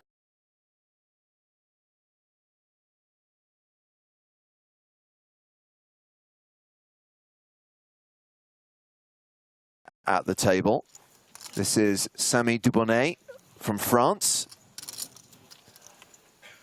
That's right, you surrender that phone, sir. Absolutely. Dubonnet. No memes for you, sir. Only poker.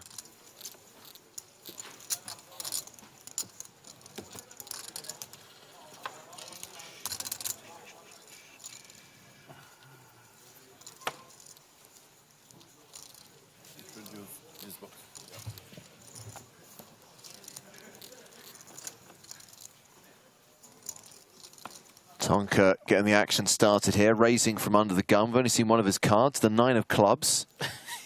He's such a goober. How is he so good at poker?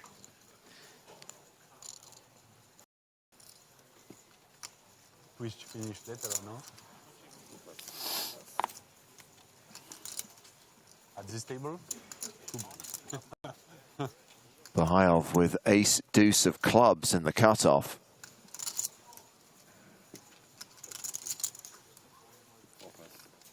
Folds it. Flansel. Foldsels. And round 2, the big blind, Mike Watson. Kitchens. We're playing 8-handed though.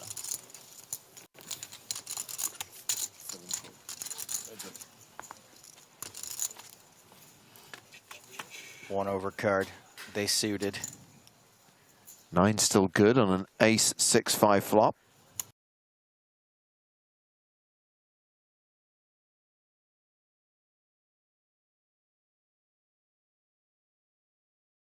The 6s from the 5x. And he is going to take that one down. Nice hand for Tonka. More continuations than the last level of Contra. Right? It's 8-handed, right? It's 8-handed, right? Yeah. Yeah. Yeah. I mean, you can look and see that you've got 6 players to one side of you and 1 to the other and do the math. Huh? 10 boxes. 10 boxes, yeah.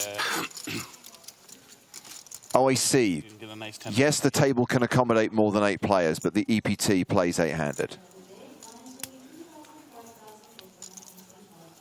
He's a poker genius, can't count to 8?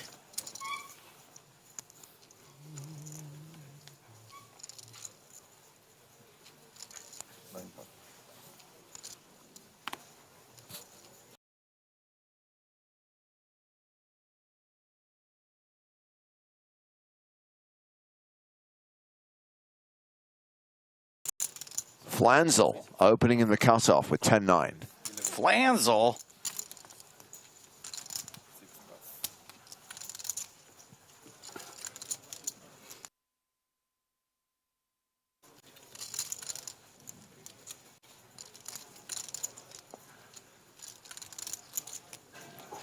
When Mike sits like that, he always looks like he's in an ad for a seasonal affective disorder medication. Just like sitting by a windowsill. Watson does decide to defend the small blind here. 5-4 suited. Parker with a very nice hand in the big blind as well. He's going to come along as a call. 3-way action. Flop is 8-7-4. It's a juicy flop. Yeah, definitely. So what's ahead right now with a pair of 4s? Flanzel, the best chance of winning. Open-ended straight draw. Bets 11,000. Flanzel. 7, 8, 9, 10. Okay, almost. Yeah, he's got that open-ender, but also 2 overcards to the current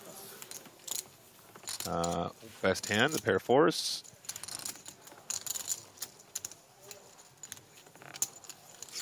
Gets a call from Sir Watts. Tonka has folded. Heads up to the turn, which is the Jack of Spades. Wow. Hello, straight. Holy.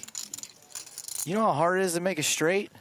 It's reasonably difficult. It's tough.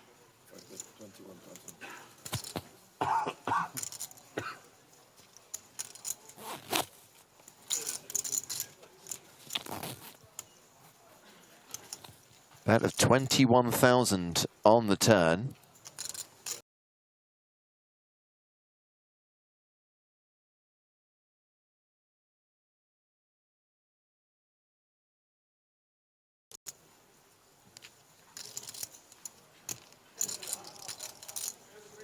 Both literally and theoretically. Ooh, but does call. Interesting. Mike Watson is drawing dead. Barry Greenstein makes an appearance. Doesn't change the outcome of this hand, but it might stop Mike Watson losing any more chips. 40. 40 into 101.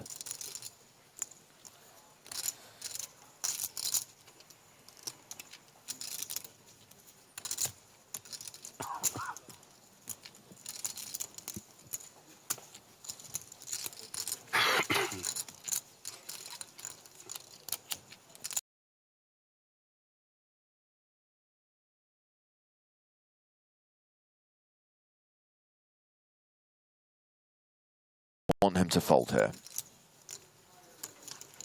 Let's fold, guy. Wait, guys, is this? What if this is plot twist and Mike Watson misread his hand and hand his pocket 4s? He's about to like check jam the river here. I really hope that's not the case. No, I hope so. I hope not as well. But he's looking at this pot like How do I get max from a set? I will say that I was relatively surprised by the call on the turn even. Okay, need to do a quick PSA, a reminder, especially to new viewers, that because we stream cards up at the feature table, there is a 30-minute delay between the action taking place and it being shown on the stream.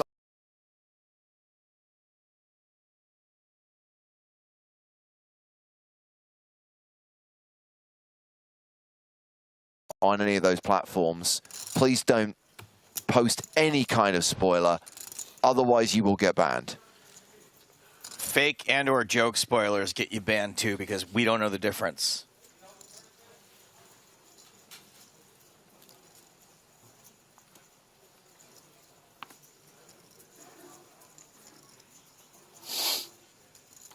All in.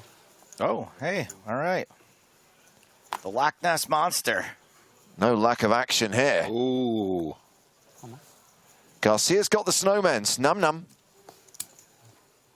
All right, so Nick, obviously, if you're like closing the action, snap call. In this position with many players to act behind, what do you do? Honestly, I'm not entirely certain. This is not a spot that I've seen a lot of. This is not a chart that I'm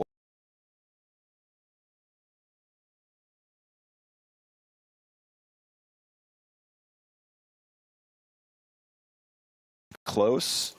But as you mentioned, with so many players stacked behind you, you kind of want to isolate. You don't just want to flat. Right. But if you do flat and then somebody else shoves behind, a min 3-bet. I think you're lighting money on fire if someone shoves behind you, right? I mean, the sickest part about flatting with eights there is somebody could like shove ace queen behind you and you have the right price to call, but you just don't know it because it's hard to distinguish between that and, you know, jacks or tens or something like that. So I can appreciate the tighter fold there, but I think you hit the nail on the head. He's just so far out of position. Oh, yes. You can't keep him, buddy. Like Tonka folded ace 10. Saved him.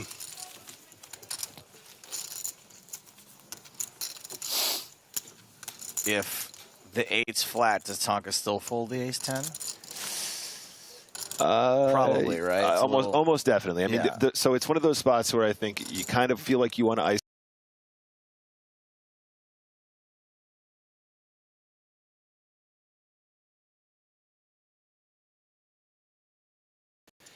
Like I said, it's the situations where your opponents shove a hand that you still should be calling against, but it's hard to distinguish whether or not you should, right? As opposed to a situation where people are going to be calling light behind you just to try and get lucky, right? It's not like it's a 5 big blind shove and you're just going to raise it up a little bit to try and push other people out. Yeah. Still a big chunk. Garcia's raised under the gun with queen 8 suited. By the way, blinds are now up. We had the last hand of 2-4, and now we are into the 2-5 blind level, which will be the last level of the night.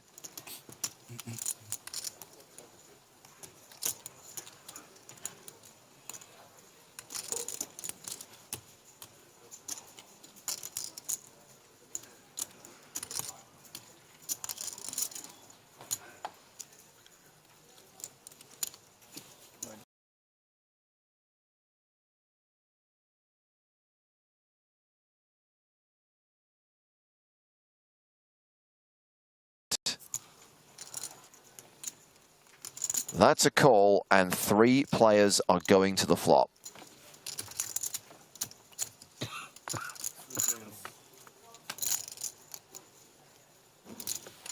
Jack, Jack 7. Trips for Sir Watts. Flush draw for luck.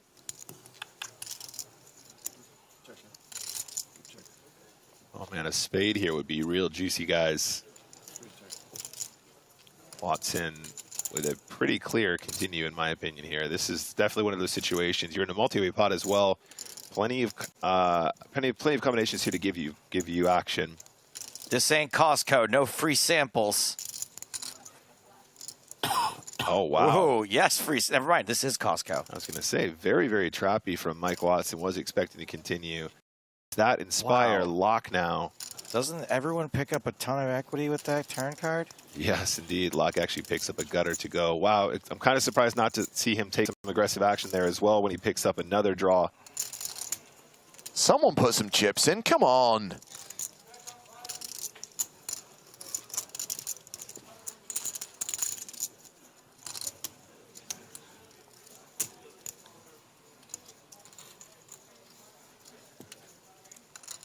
37,000 in the middle. Garcia reaching just with the pure gutter. The least amount of equity. I think if you miss the flop bet, you do want to size up on the turn here a little bit. There it is, 28K, nice and chunky. They're pretty similar, aren't they? It's crazy. Yeah, it's very hard to see from a distance. The biggest with the smallest. It's. I guess it's not around for very long, right? Oh, I don't know. 5K, 6K, 8, 10. Yeah.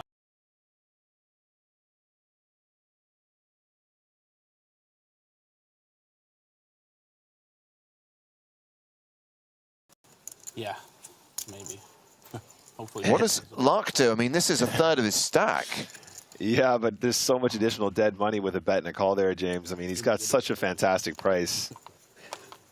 Such a fantastic price here. To call, yeah.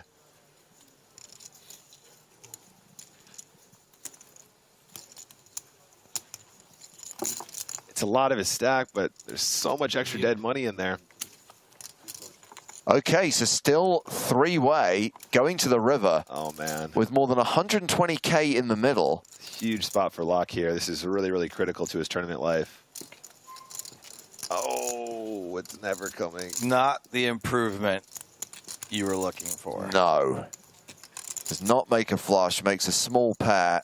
Nada for Garcia.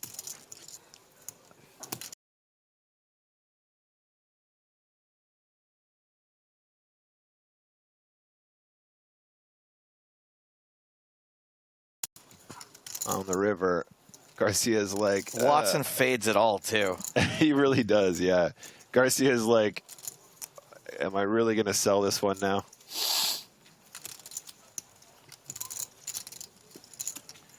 I mean, Watson's played his hand in such an unconventional manner. I guess he really feels like Watson would never have a jack being in position. That's me.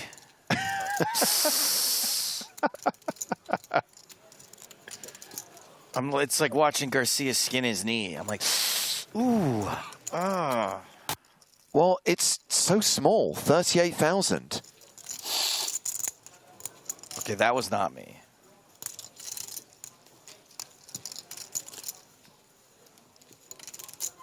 Dave J says, holy moly, these guys play slowly. Yeah, that's what happens when you're good at the... your chips in there and get knocked out like you're playing a free roll. Yeah, it seems like a big buy-in event like this requires a little bit of thought, a little bit of extra time. I don't think these guys are taking a particularly long time given the size of this pot, guys. 159K in the middle. It's not like they're agonizing over a river like a one big blind river bet, guys.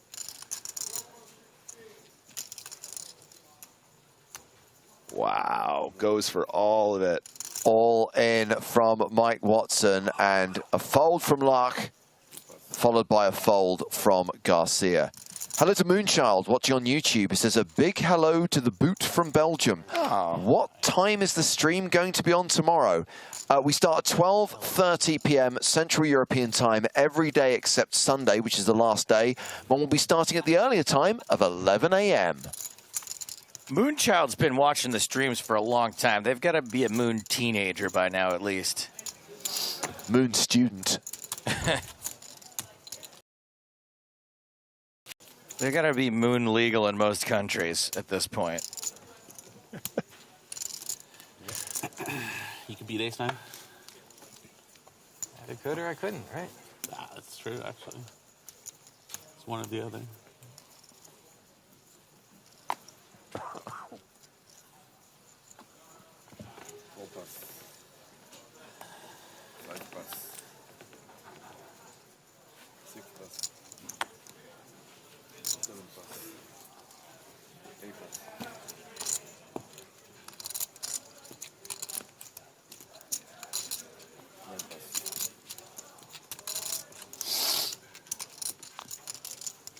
Well, we're round to the blinds. Lark in the small with queen 6 of strawberries gives Garcia a walk.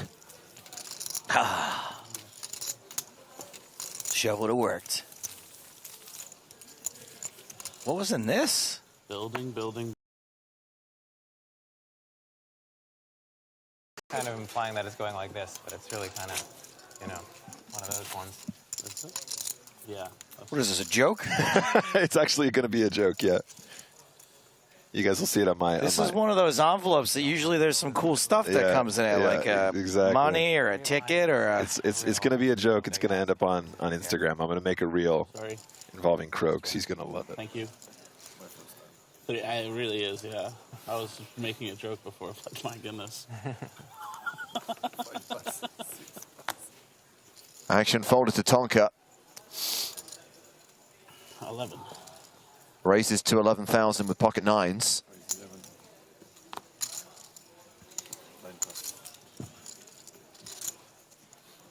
Uh-oh. He's all in. All in. Shoves the ace-10, gets a fold from the... Falling literally 100% of the time. Oh, wait. Oh. Still got the big blind to act, and Bahayov's got ace-king. Here we go. Easy 4-bet. Easy 4-bet ISO. No sweat.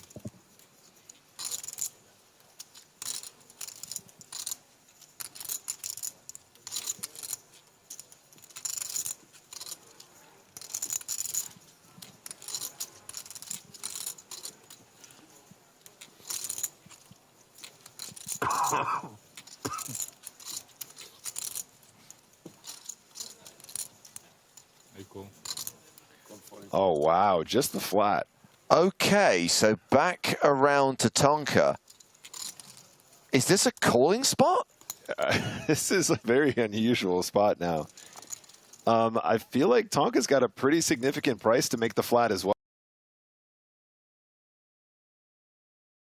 I really think that the ace-king could have just put in a small 4-batter and just kind of cleaned this up right here, right now. Okay. So unconventional, but we end up with 3 players going to the flop. One of them is all in. Give him a 9. Give him a 9, please. Oh. 8-4-4. That's as good as a 9. Parker probably feeling pretty confident on this board. Wow, that's a very unconventional flat, especially for that many chips. If if Locke, had shoved like 25 big blinds or something like that, maybe maybe it would make more sense to me, but I feel like you're just giving your opponent the opportunity to really go to town on you in these situations, letting pocket 5s, pocket 6s, pocket 7s, pocket 8s, pocket 9s see a flop like this and take it away from you. 148K in there. Tonka's going to go ahead and fire 35K, nice and small.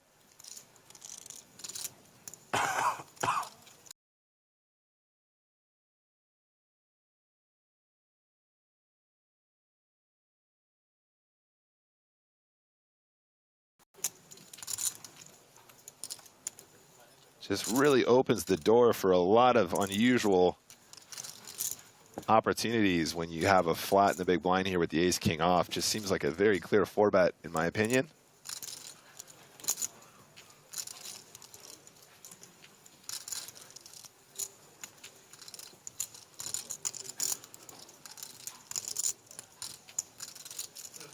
Until he makes a crazy play on the flop and proves us all wrong. Right. We have seen it before, and I'm here for it.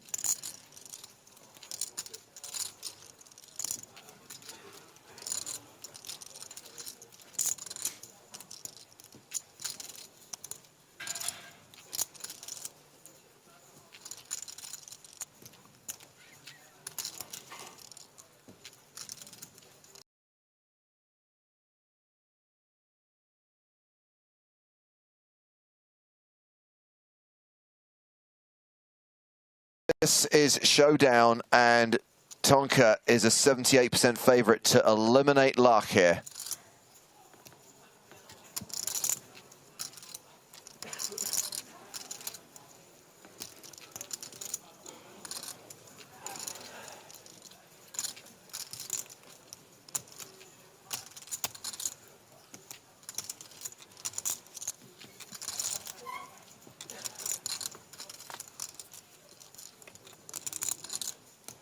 Ooh.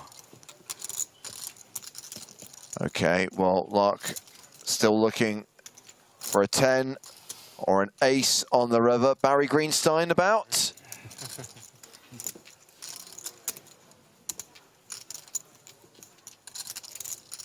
Steve's is saying something real stupid right Yeah, now. just They just gotta let something him so finish. Yeah, for sure. Unlucky. That's beautiful. Thank you. You're open. We now have a luck of luck at this feature table as he is eliminated, cashing for 9,950 euros. Tonka gains even more chips. Sorry, who said I was saying something stupid? Was that Mike or the player to Mike's? It's Mike Watson, I think. It was Mike? Yeah. Guys, I have to reiterate, I just feel like Ace-King wins that pot a lot when they just 4-bet. Like a lot. And that, I don't think that's being results-oriented either. I really sincerely think you're going to get a lot of very strong hands that you don't want in the pot to fold by cold 4-betting, especially against a player like Tonka who has some more creative, wider opens from that specific position. It just seems like a very clear one, but as played, does get away from the hand once the nines do see a very low pair.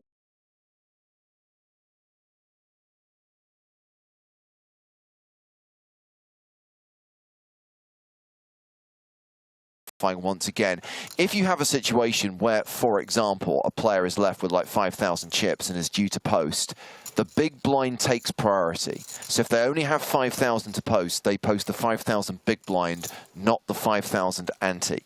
So then they are eligible to basically win as much as then posted by the other players, up to the value of 5,000 each. Big blind first, they call it. Correct.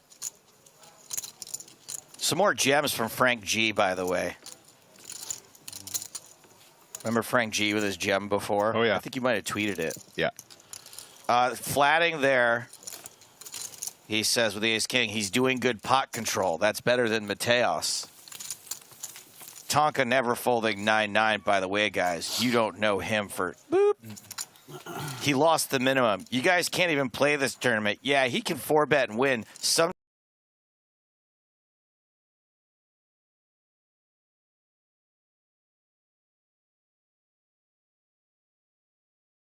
Oh, I've met him a few times. Yeah. It's like we don't know him at all.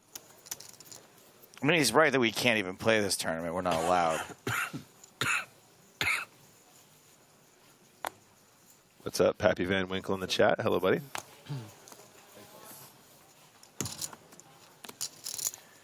Cardelia says usually ante is paid first. I think you got it wrong. In the big blind ante structure, the big blind takes precedence. It doesn't everywhere, but it does on this particular tour and many other tours. There are some TDs that run it differently, but I think we would know what happens here. I don't know. And I think that is pretty much the standard way it runs. If it runs differently, I don't think that's right or fair. No. In the tournament I just played, I had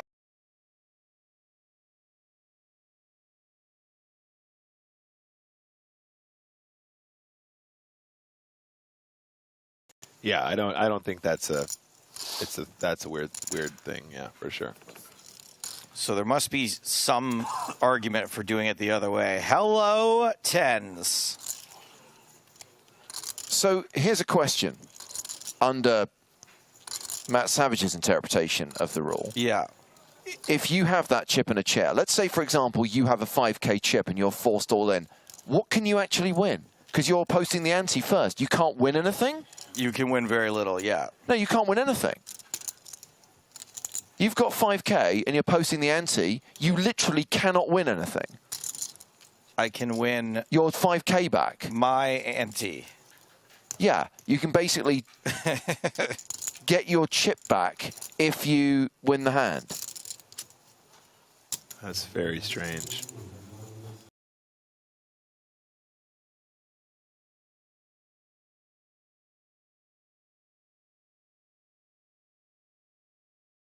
Yeah, I don't think I've ever seen that ever.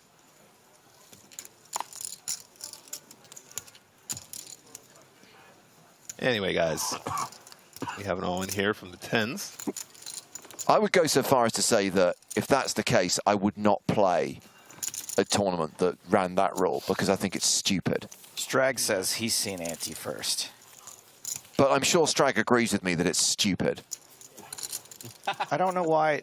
everyone That's the at the place I was just playing was saying that they think the big blind first is stupid. I recently discovered that there is a place in, I believe, Madrid where they deal cash tables right to left. Sorry, they do what now? They deal right to left, like counterclockwise. Well, in Australia, right? It all flows backwards down there.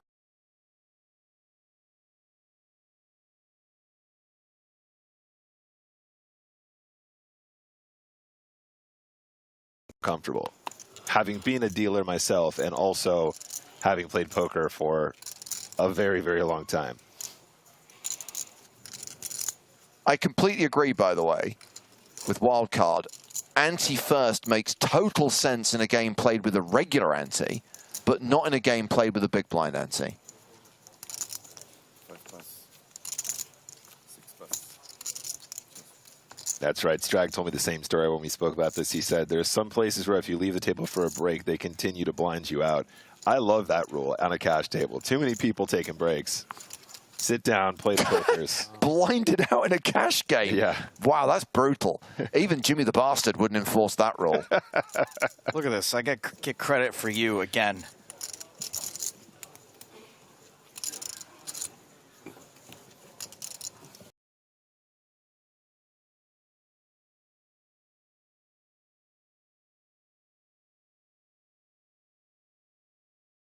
I'll happily let Joe take all the credit as long as I get the royalties when you use it on Manx Radio to advertise your business, Ian.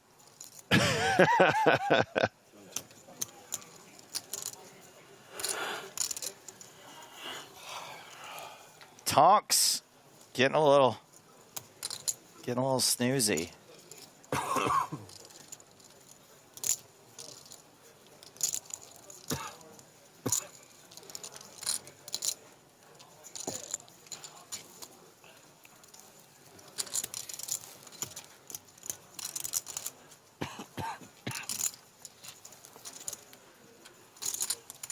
Garcia with the double gutter, the double belly buster.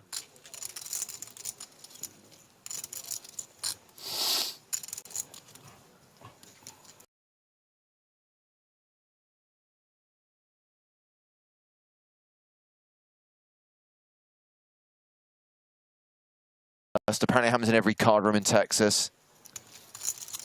I think America is the place where I've seen the most like, well, that's how we do things here rules. Yeah.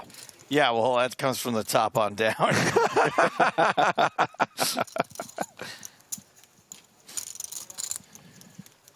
This is the best way to do it. Why?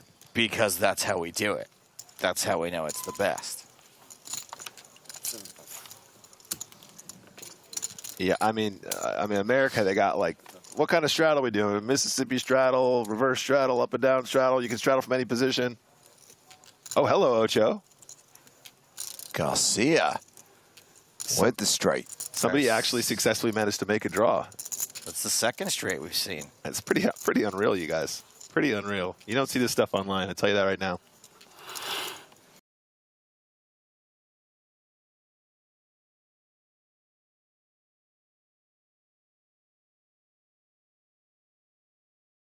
Just trying to size up how he's going to get value at this point, how much value he wants to go for. There's 97K in the middle. Bring it on down to Valueville. Garcia's got something in the region of 2x pot, a little bit less. We're going quite slow at the moment. Play like 25 Maybe like 3 more orbits. Yeah, hands, yeah, 25 hands, 3 more orbits. Go on the more aggressive side and say 4 orbits. Only 48K. I feel like with this kind of a run out, Garcia might be tempted to go on the bigger side because there are quite a few sort of 2-pair runouts here. 9, 10, You guys both 10, 8, King 10, that kind of thing, given these positions. This is okay. I can double you up. Except not them. And 85,000, just shy of pot. So, whoa. Feel like Tonka.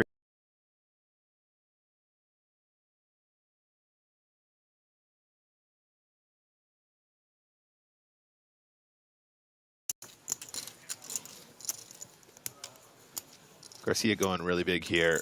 Really like this sizing. I feel like this is definitely a good run out to have a larger value bet.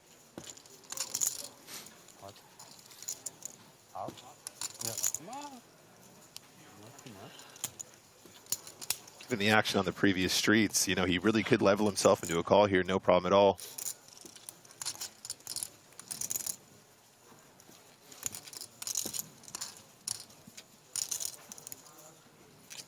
I like how Nick's trying to keep up with the hand, and me and James are just trying to quash dissent in the chat. I'm just going to start banning everyone in a moment. Cordelius is had multiple warnings today. And also a fantastic quote that ended up on my Twitter.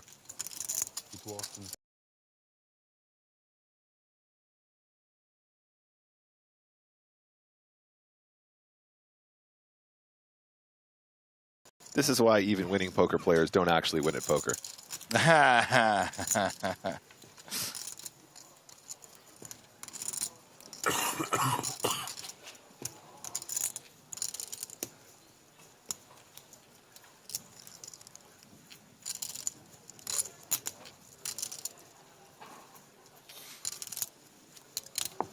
Do you have to, in order to be a good poker player, consider calling here with second pair on a straight? Oh, someone called the clock finally. Somebody called the clock. Huzzah.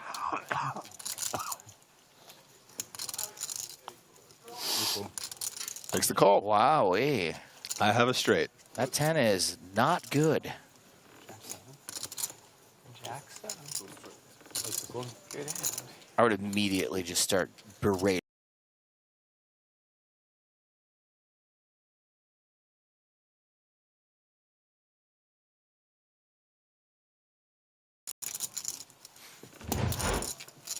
Garcia now up to 69 big blinds, 346,000. Very nice bet size. Nice hand there, buddy. The double gutter comes in good for our friend Adrian Garcia. You.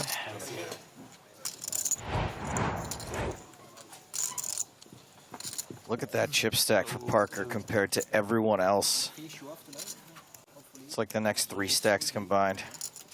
He really is a good poker player. He really knows what's up.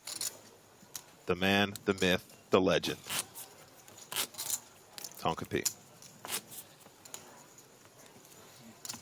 Great, Gonzo. Thank you very much. I'll check it out.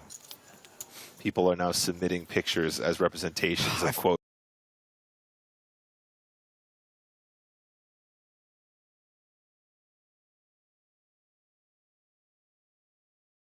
Never be profitable. Do you really need to find the evidence to refute the follow-up statement from that person? I kind of just would like to literally cut and paste from the rules, but it's a really long document. Yeah, no. I mean, I have a text message from Toby Stone confirming it, but I don't know whether that's really going to convince anyone. Toby will never forgive you if you send that screenshot to Twitter. Yeah, I know, right? Here's a sick brag. I have Toby Stone's phone number. Yeah, that is a sick brag.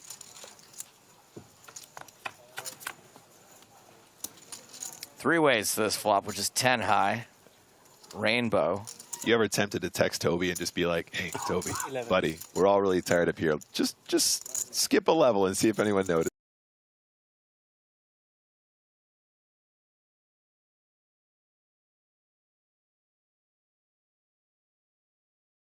Little did they know it came all the way from James Hardigan.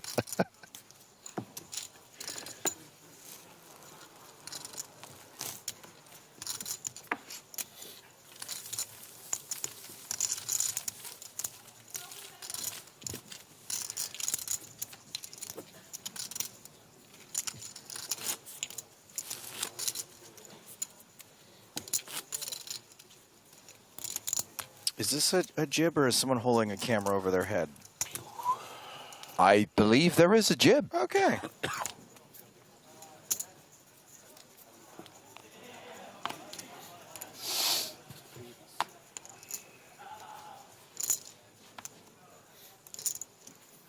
Leaf actually has a good point here, guys. In the future,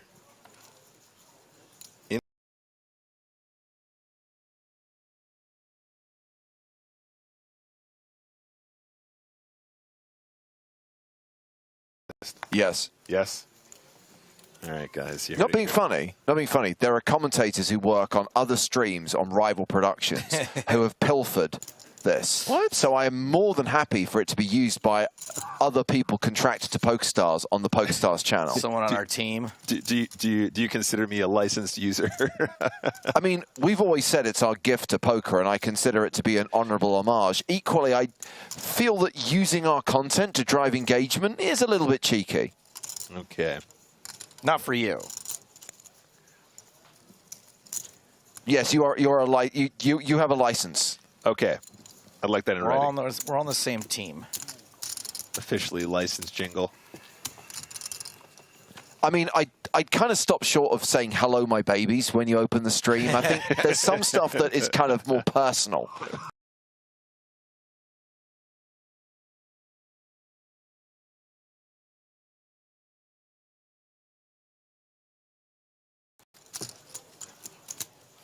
Wooly says, I've never heard anyone else sing it. That's because you're loyal, Wooly, and you only watch us.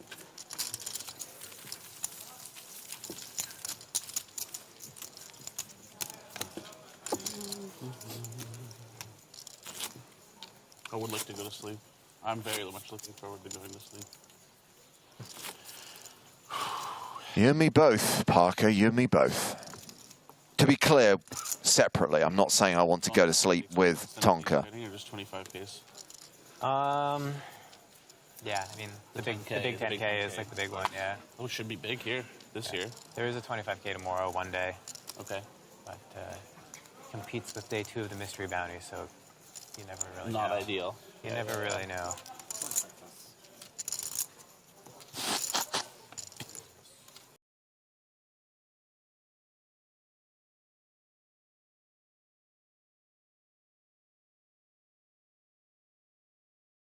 And I'm using that word in the loosest possible sense. Any ideas we have are owned by our employer. We literally have no right to anything that we do or come up with whilst working for the Red Spade. Right. Yeah. That's actually in our contracts. The insulin produced by my body while I'm on stream is owned by PokerStars. The essence of Joe that's extracted at the end of each stream. And to the person who asked about Danger Zone, I don't really think that referencing a TV show that's referencing a movie is really owned by anyone on this production. I couldn't possibly take credit for that.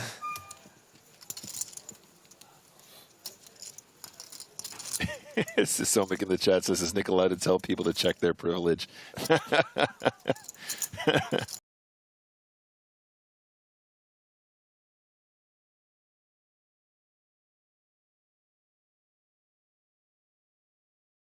And Mike Watson is going to go after them sweet, sweet chip leader discs.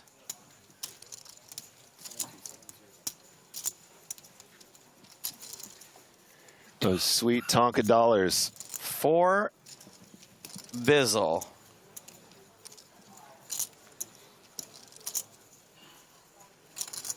Tonka ships it. Are we going to get to know that other card? Never. That's a big pickup to you guys. Oh, we're going to see him. I had them in my hand the whole time. No. No, come on. No. What? Never put them on the box. That's so exciting.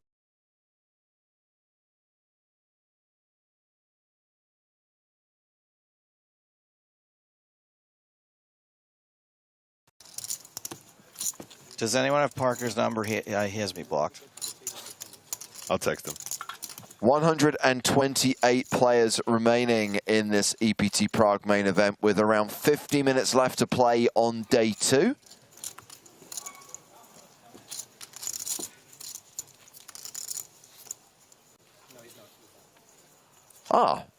New players arrived at the table. This is Dmitry Shepkin.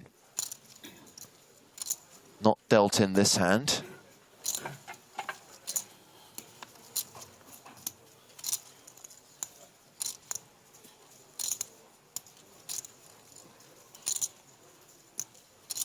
The set with King 8 suited.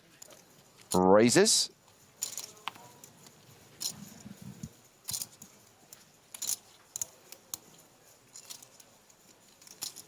Everybody loves a good Jack 9. Jack 9 suited is a very, very pretty hand. I prefer it in diamonds personally, but strawberries is good.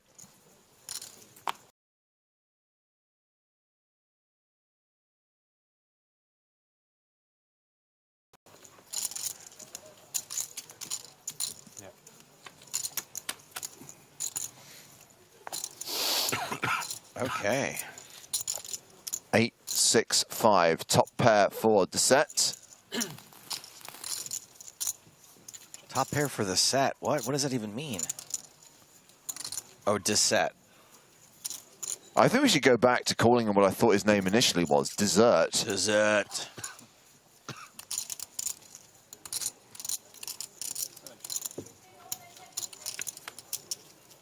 The turn.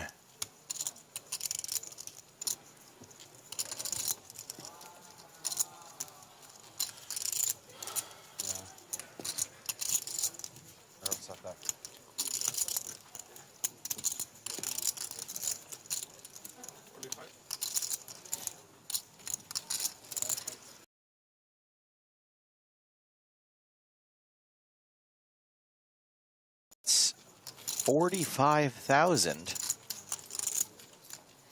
Certainly gonna protect that top pair. Strong scarf game here. Almost.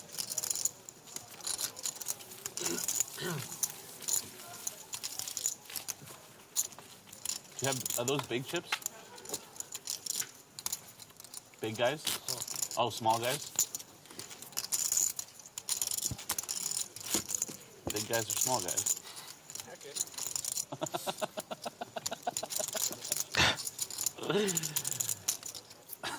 Tonka's laugh is genuinely infectious. Yeah.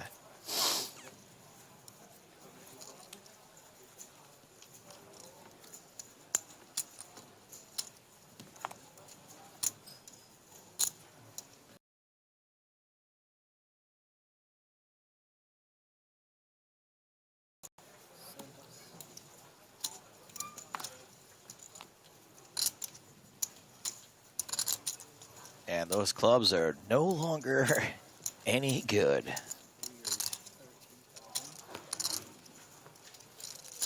Gotta love those 3 bets.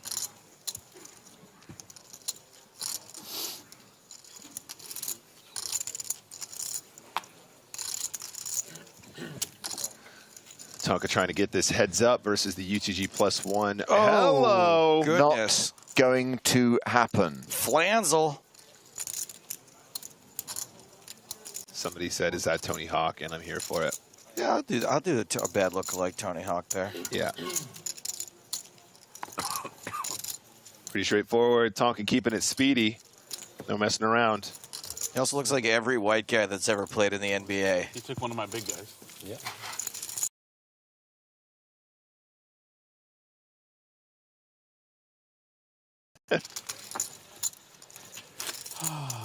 Flanzel just rips it in there. There's a lot of chips. Flanzel.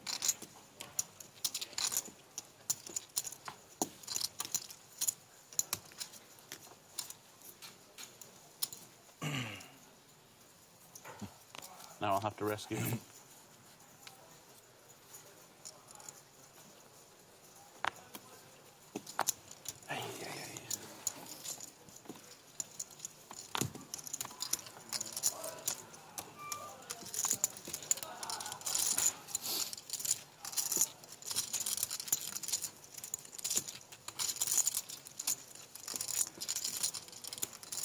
If you saw how many bags this guy checked in with, you'd know his real name is Schlepkin.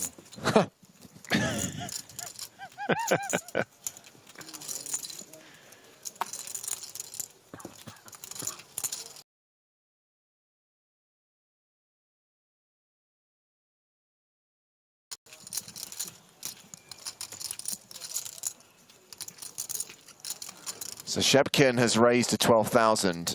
Bahayov flats on the button with ace-9. Flanzel. Yes, he's done it again. Got them both dominated. Great spot to re-raise. Huh. It's relatively small here, isn't it, guys? For a squeeze, looks very, very inviting. Did feel that he kind of just grabbed some chips and said raise without considering the re-raise size. Yeah, I was kind of, when he had the kings just now as well, James, kind of a haphazard just snap jam for a very significant number of chips there. Not too much thought given, even though he was on the deeper side there to start the hand, excuse me. Flanzel, I mean, this is inviting. If I had ace-9 suited on the button here, I'd be tempted to just peel one here. It's really, really not that much more when you consider that there's already the dead.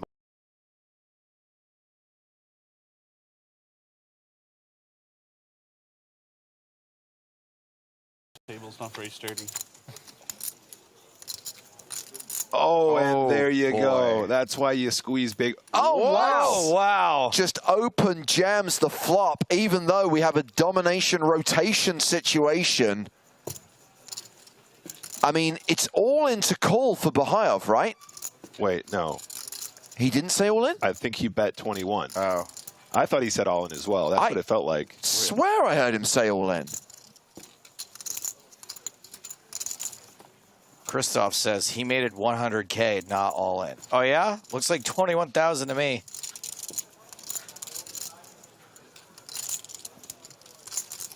Explains why Buhayev didn't snap call. So 21,000. Let's listen very carefully to what he says on the turn, which is the 8 of diamonds.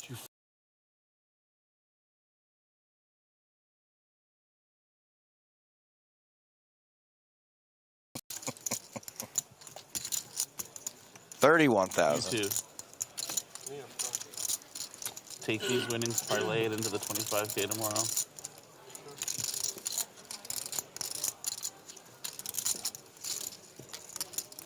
I mean, if ace-9 just flats here, it's going to be a pretty easy all-in on the river for either the initial 3-better or indeed if it goes check on the river and Buhayev wants to put the rest in. Honestly, I don't really see much value in shoving the turn here if I have ace-9. I'm not really that concerned about him having a flush draw or something like that given the action here. I feel like he's probably a lot more likely just to have an ace that you have crushed, or maybe kings, maybe queens. Ace is obviously very unlikely, but that will be part of the range in this situation.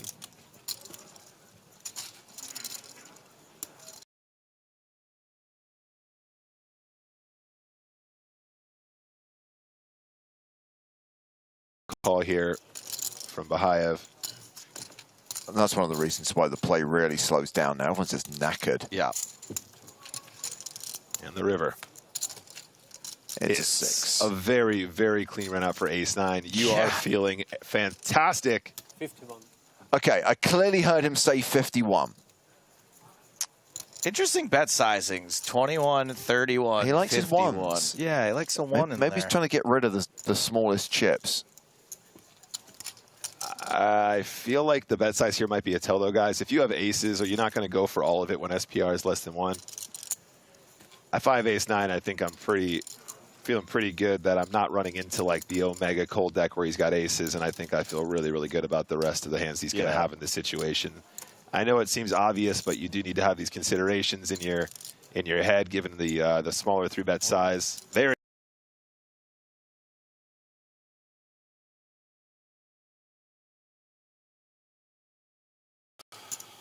We established on the flop that Flanzel has Buhayev covered.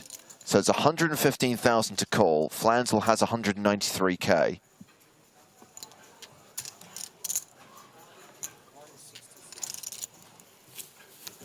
We have had a bad lookalike from Mudokon. Flanzel, David Thulis. I can see that. I can see that. I don't think that's that bad for a bad lookalike. Oh, that's well, can I point out, we basically get the same result as if he had just open jammed the flop. Yes. Which is that Bahayev gets a full double up through Flanzel, adds 272k to his stack, and that's going to leave Flanzel pretty short now. I feel pretty bad for Flanzel. Yeah.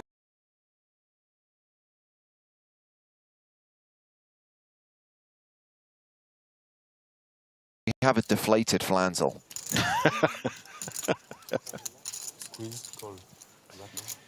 Yeah, you got to look out for those squeezes, guys. When you're squeezing, there is additional incentive for the button to call because there's so much additional dead money in there.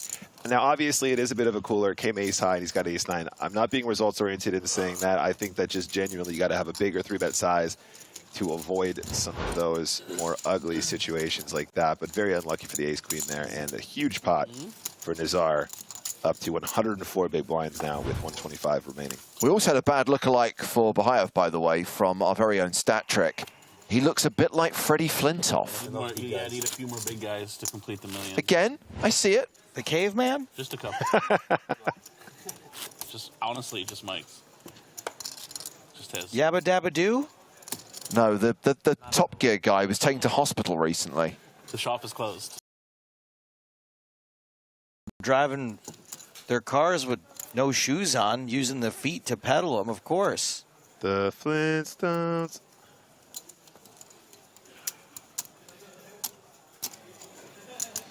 Yabba dabba doo.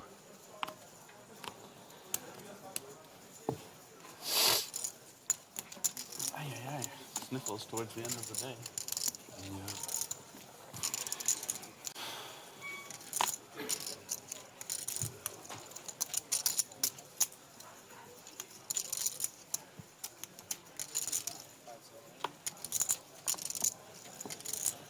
Flanzel all in with a deuce. I was going to say he hasn't really reacted at all. But I'd say that there's very few hands that this is not a tilt shove right now. Gets it through. Yeah, he did seem pretty shook after that hand. The lack of reaction bothers me more than if he didn't wince. Last level, yeah. Some reaction there now.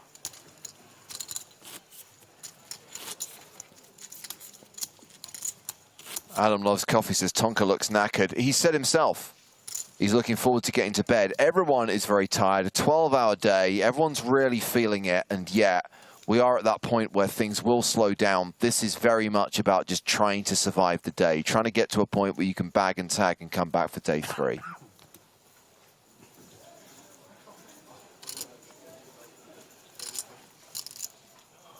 Pocket fives for Shepkin under the gun, +1.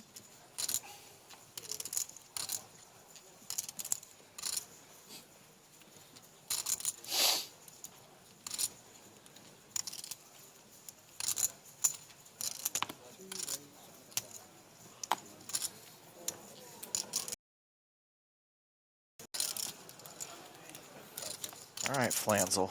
Hang in there.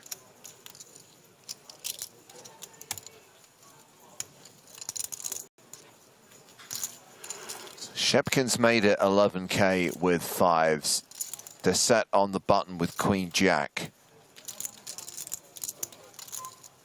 A no-go, not on the button. Mike Watson folding the small blind.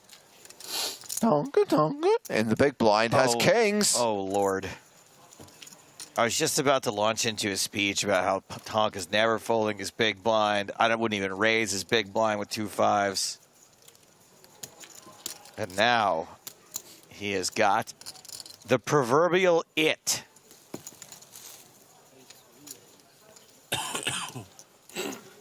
Re-raises from the big blind.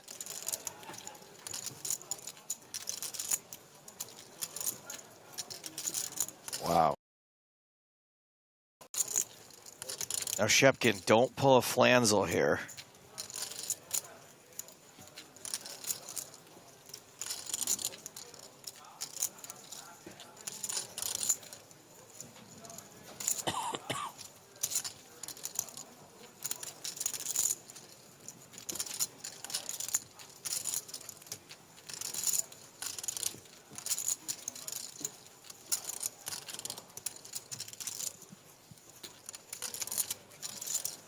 There we go.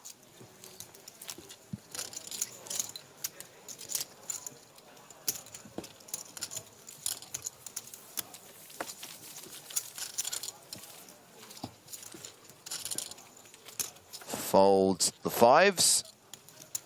More chips for Tonka. Still among the tournament chip leaders in the closing stages.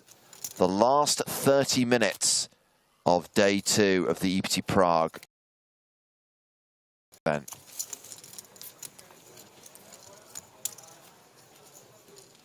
Players are getting tired. Chat's getting ornery. The World Cup really brings out the best in all of us.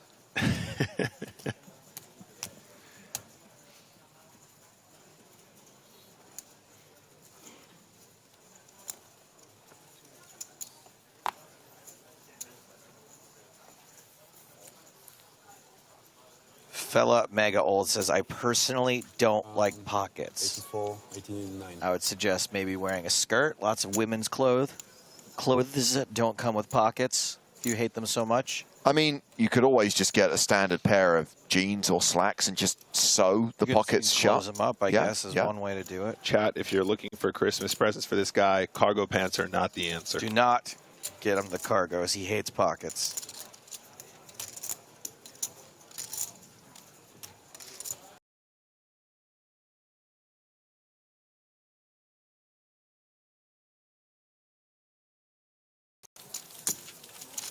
Much nice. How sick. I like playing against people who call pocket pairs pockets. You're a madman. True. Do you ever flop trips with your pockets, Nick? I definitely know people that call pocket pairs pockets, and kind of tilts me almost as much as pockets tilt those individuals.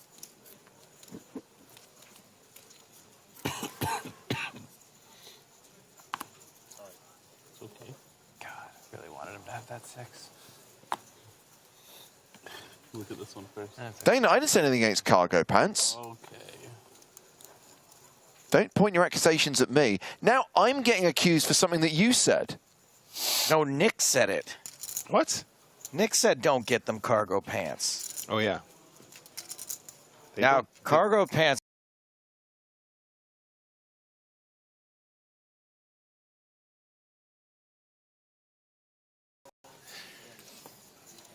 I'm just saying, I was thinking about clothing that had a lot of pockets. Cargo pants got a lot of pockets. I don't have a problem with cargo pants, guys. I'm okay with cargos.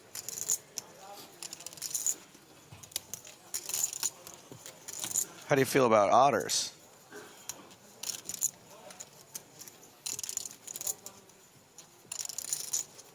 Very sweet creatures. So, Bahayev is raised with King 9, flattered by the set with 9-8 of clubs. And we are going heads up to the flop. Ho ho, hello. It is crunchy. King 10-7 with 2 clubs. Straight draw, flush draw, 4 to set, 52% equity, even though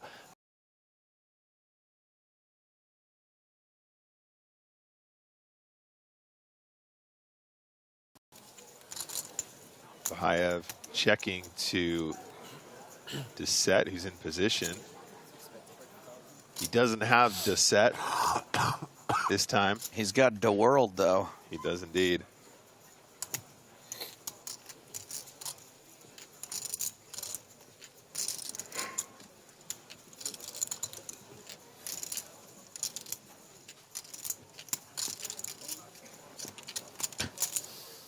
Metal Face TV does correctly point out that an otter did once bite off Terry Nutkins' finger. I'm not saying you should handle the otter. You can admire them from afar. Such majestic creatures.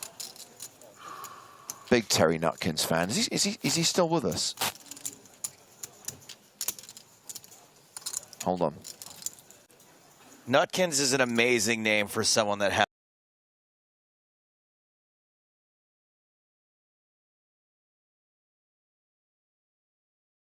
Would you like the straight or would you like the flush? To set on the turn, deciding not to continue with the semi-bluff. Maybe he thought the ace was a turn he might get check raised on once in a while from the earlier open of Bahayev. Really sad to learn that Terry Nutkins actually died 10 years ago. He's only 66. Wow. Great, now I'm going to be depressed for the end of the stream. Yeah, it was definitely cold down there yesterday. I think Bahayev knows in order to get paid here, his opponent needs to have probably a king or an ace. A lot of the time, might be tempted to go close to full pot, something like that, maybe even more. Although, I imagine that the check on the flop.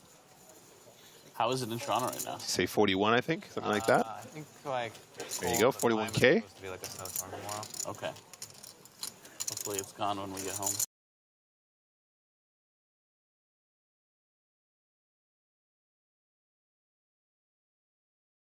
Nothing, right? Part of the value of Dissett checking the turn here might be to inspire Bahayev to call a little bit more frequently when he does actually make a draw.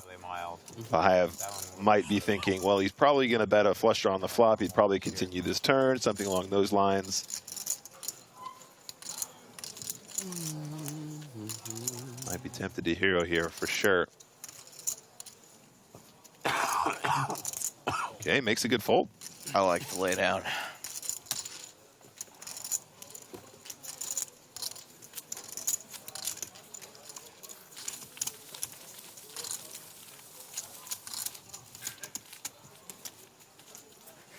Ellie Moose on YouTube says, sorry about England, James. Now, I don't know if that is a reference. There's so many things that she could be sorry about right now. To the World Cup or the general state of the country. I don't care about the former.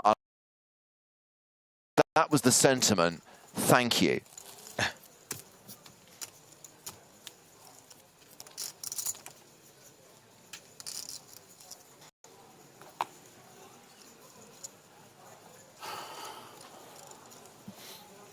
The guy with 499K. Very pretty hand here, UTG. Love to see an open here. Decides to make it 11K to go. A little bit over a min raise.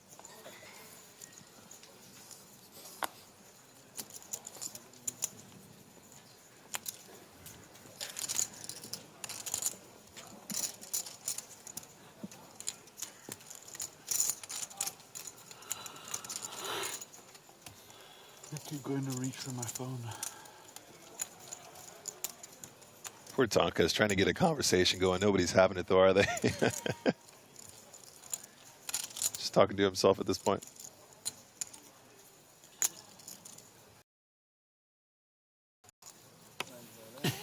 Dubonnet is all in from the dealer button. King, queen off, 82K, less than 20 big blinds. Shepkin with fives again.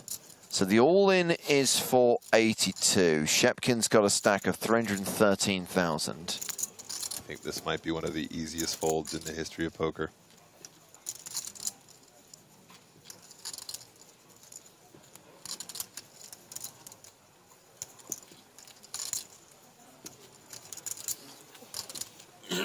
And Jack-9 folds as well. Nice little pickup there for King Queen. Debonair finds a great little spot to pick up a significant number of chips. Going to increase his stack by something like 25% there at non-showdown. Feels fantastic. Do a few more like that and you'll be right as rain. Okay, so 123 players remaining. About 20 minutes left on the day. And yes, the day has been long. Tomorrow and the day after that. 6 levels tomorrow, 6 levels the day after that. 12-hour streams for the first 3 days here in Prague.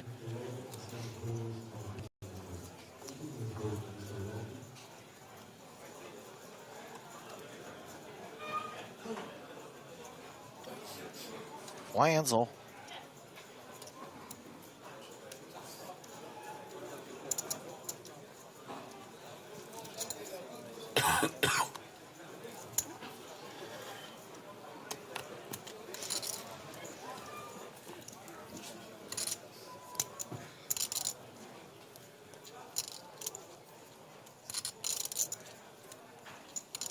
Mad Dog, Ace-9. 11th thou. Big blind.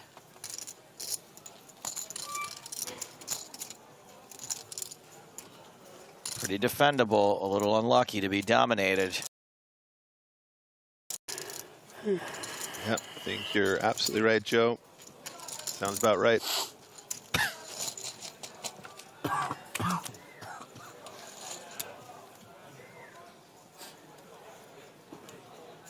Hard to get in trouble with Queen 9 on this board.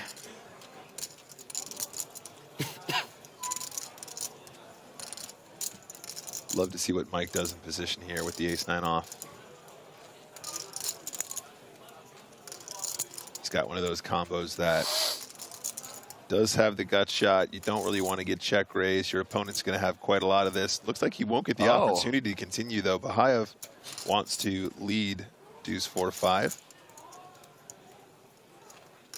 I mean, for that size, I'm pretty sure Watson is never folding, though. You might even get raised sometimes. Potentially. Raisy daisy. I mean, if Watson thinks that he's leading with a 5 or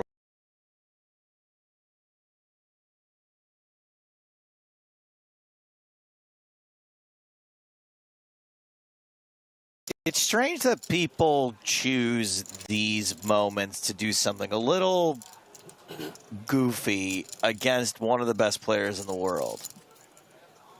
You know, I'm not very well versed in what the leading range is supposed to look like on 5-4 deuce, but I feel like that is unconventional with a combo like Queen 9 off. I could be wrong.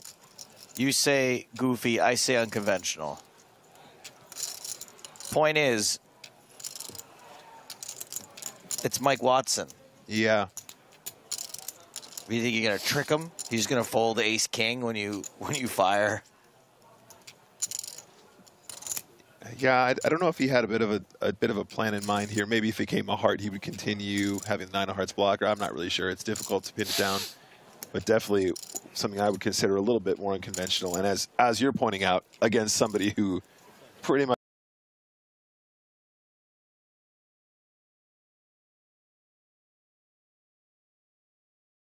on the turn. GL.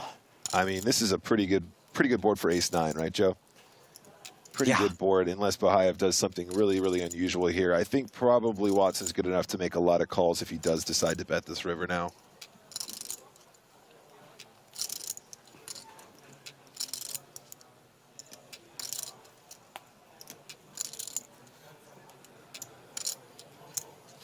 It's a great shot of Mr. Watson there.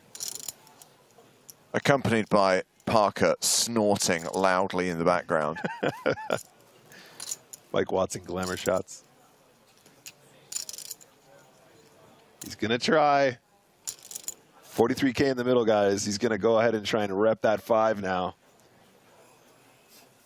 It's not completely crazy for him to have a straight in these situations either, but I'm not sure if he would bet flop and check turn. I don't know. Maybe as a trap once in a while.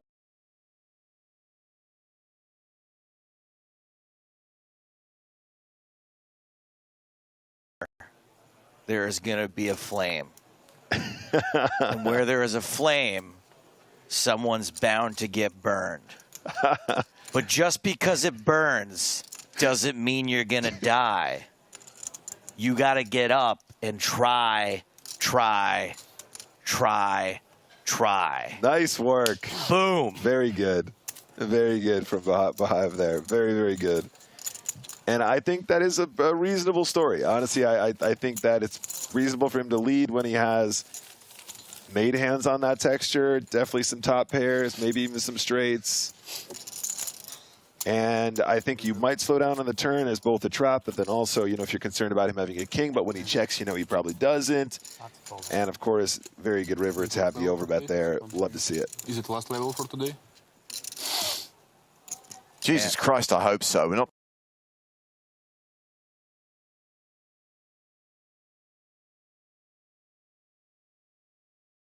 But when it's not good. When it's not good. Or sometimes Tougher to when call. it's like only okay. Only okay. Yeah. When it's bad, sometimes when it's okay. Sometimes even when it's like pretty good. Not to you, but Yes, Bill, Bernie the Lizard will make an appearance tomorrow. The shot clock will be in play from the start of day 3. Pretty good is relative, right? very relative.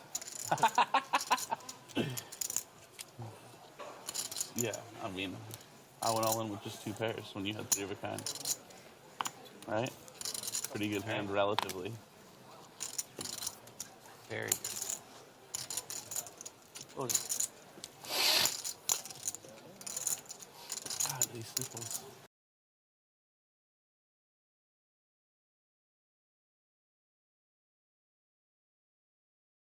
King, we are likely to be shipping this pot to Shepkin unless Flanzel gets pretty lucky.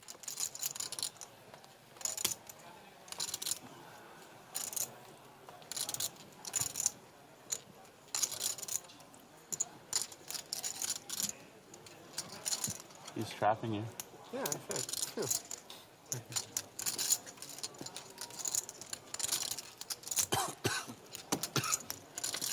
This kind of bot can be a problem. An ace high flop.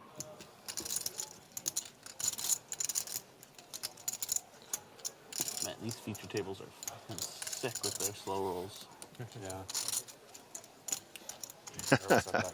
Little grin from the dealer there. It's definitely fucking State's fault again, you're right. You leave in this show.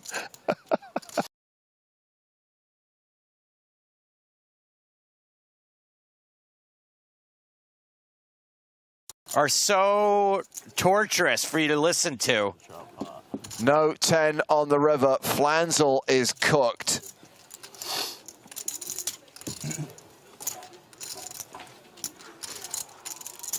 And I tell you what, Parker, I'll cut you a deal. We'll speed up all in hands. If you stop sniffing and snorting and coughing and spluttering for the rest of today. Yeah. Hans Flanzel cashing out for just shy of 10K. 121 players remaining now. Sorry we had to go and make poker entertaining all these years.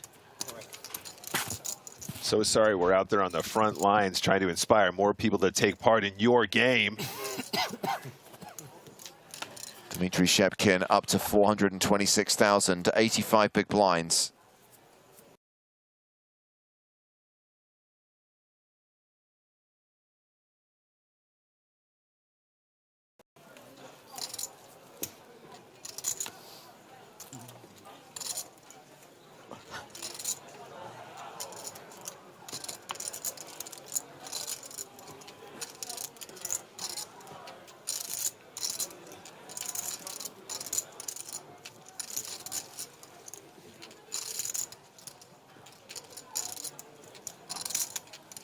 Shepkin with another pretty good hand, top tier hand, IMO. Top 3. Oh my goodness. Yikes. The Johnny Rocket. Shows it.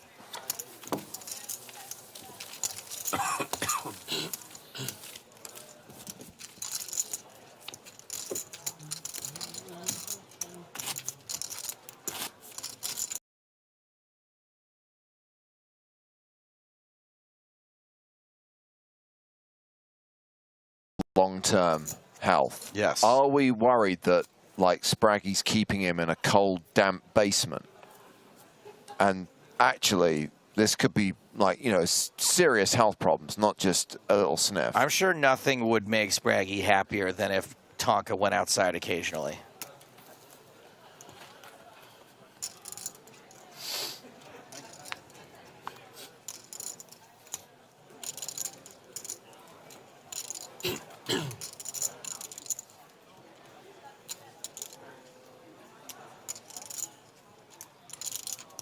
Well, well, well. If it isn't the same hand.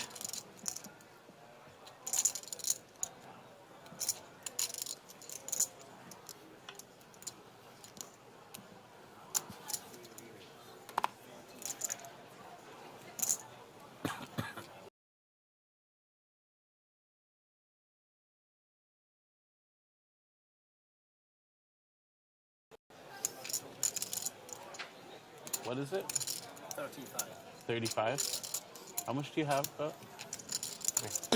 have 300?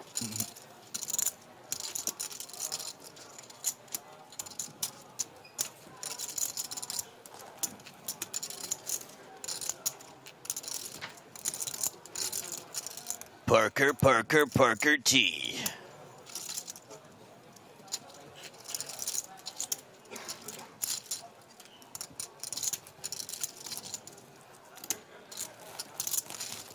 Ooh. Yeah. Tight fold. He folded just because he didn't want us to sing the song. Man. Worthy of a tight fold, to be honest. Some of these amateurs just want to make it.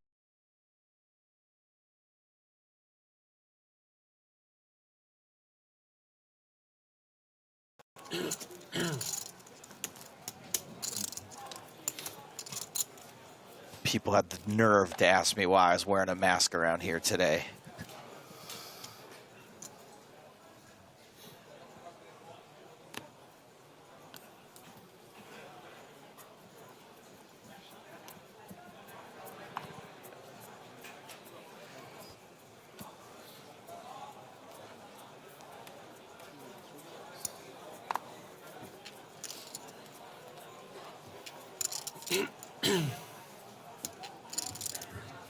Buhayev.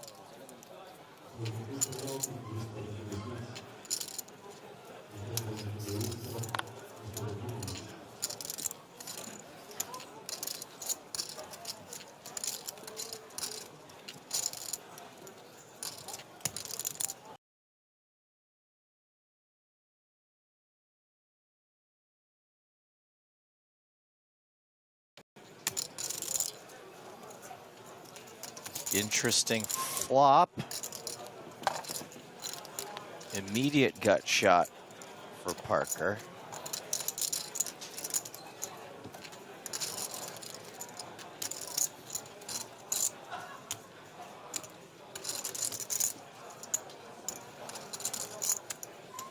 Wow, Love to Write gifted a subscription to Tonka.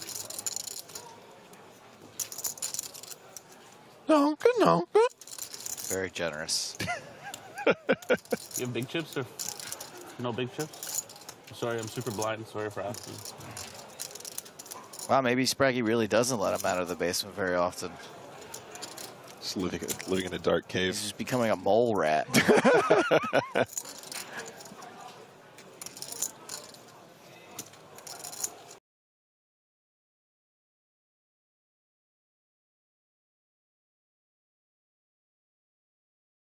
Back to the basement.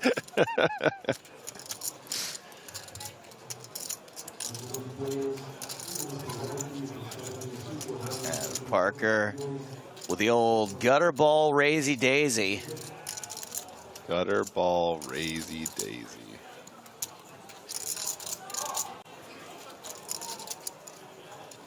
Nice work, Parker. Very nice indeed.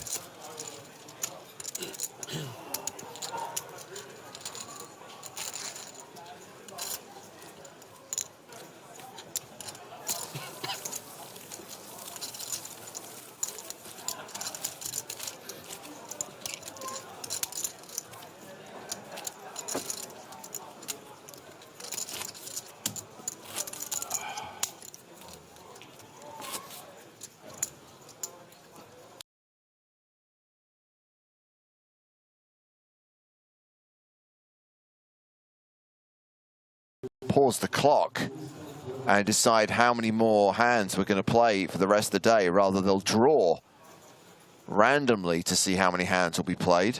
Stop the clock. I think I heard Parker muttering about stopping the clock.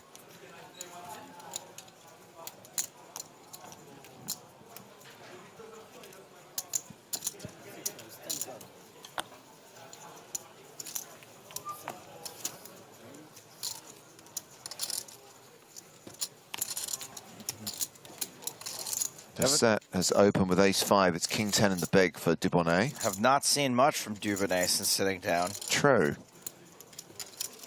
As you can see, he's been nursing a relatively short stack. And we're going to see a flop.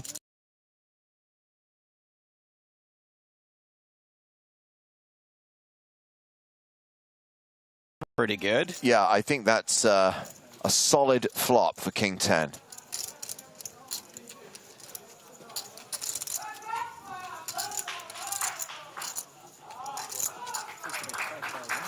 I mean, everyone's losing the plot right now. It's all kicking off out there.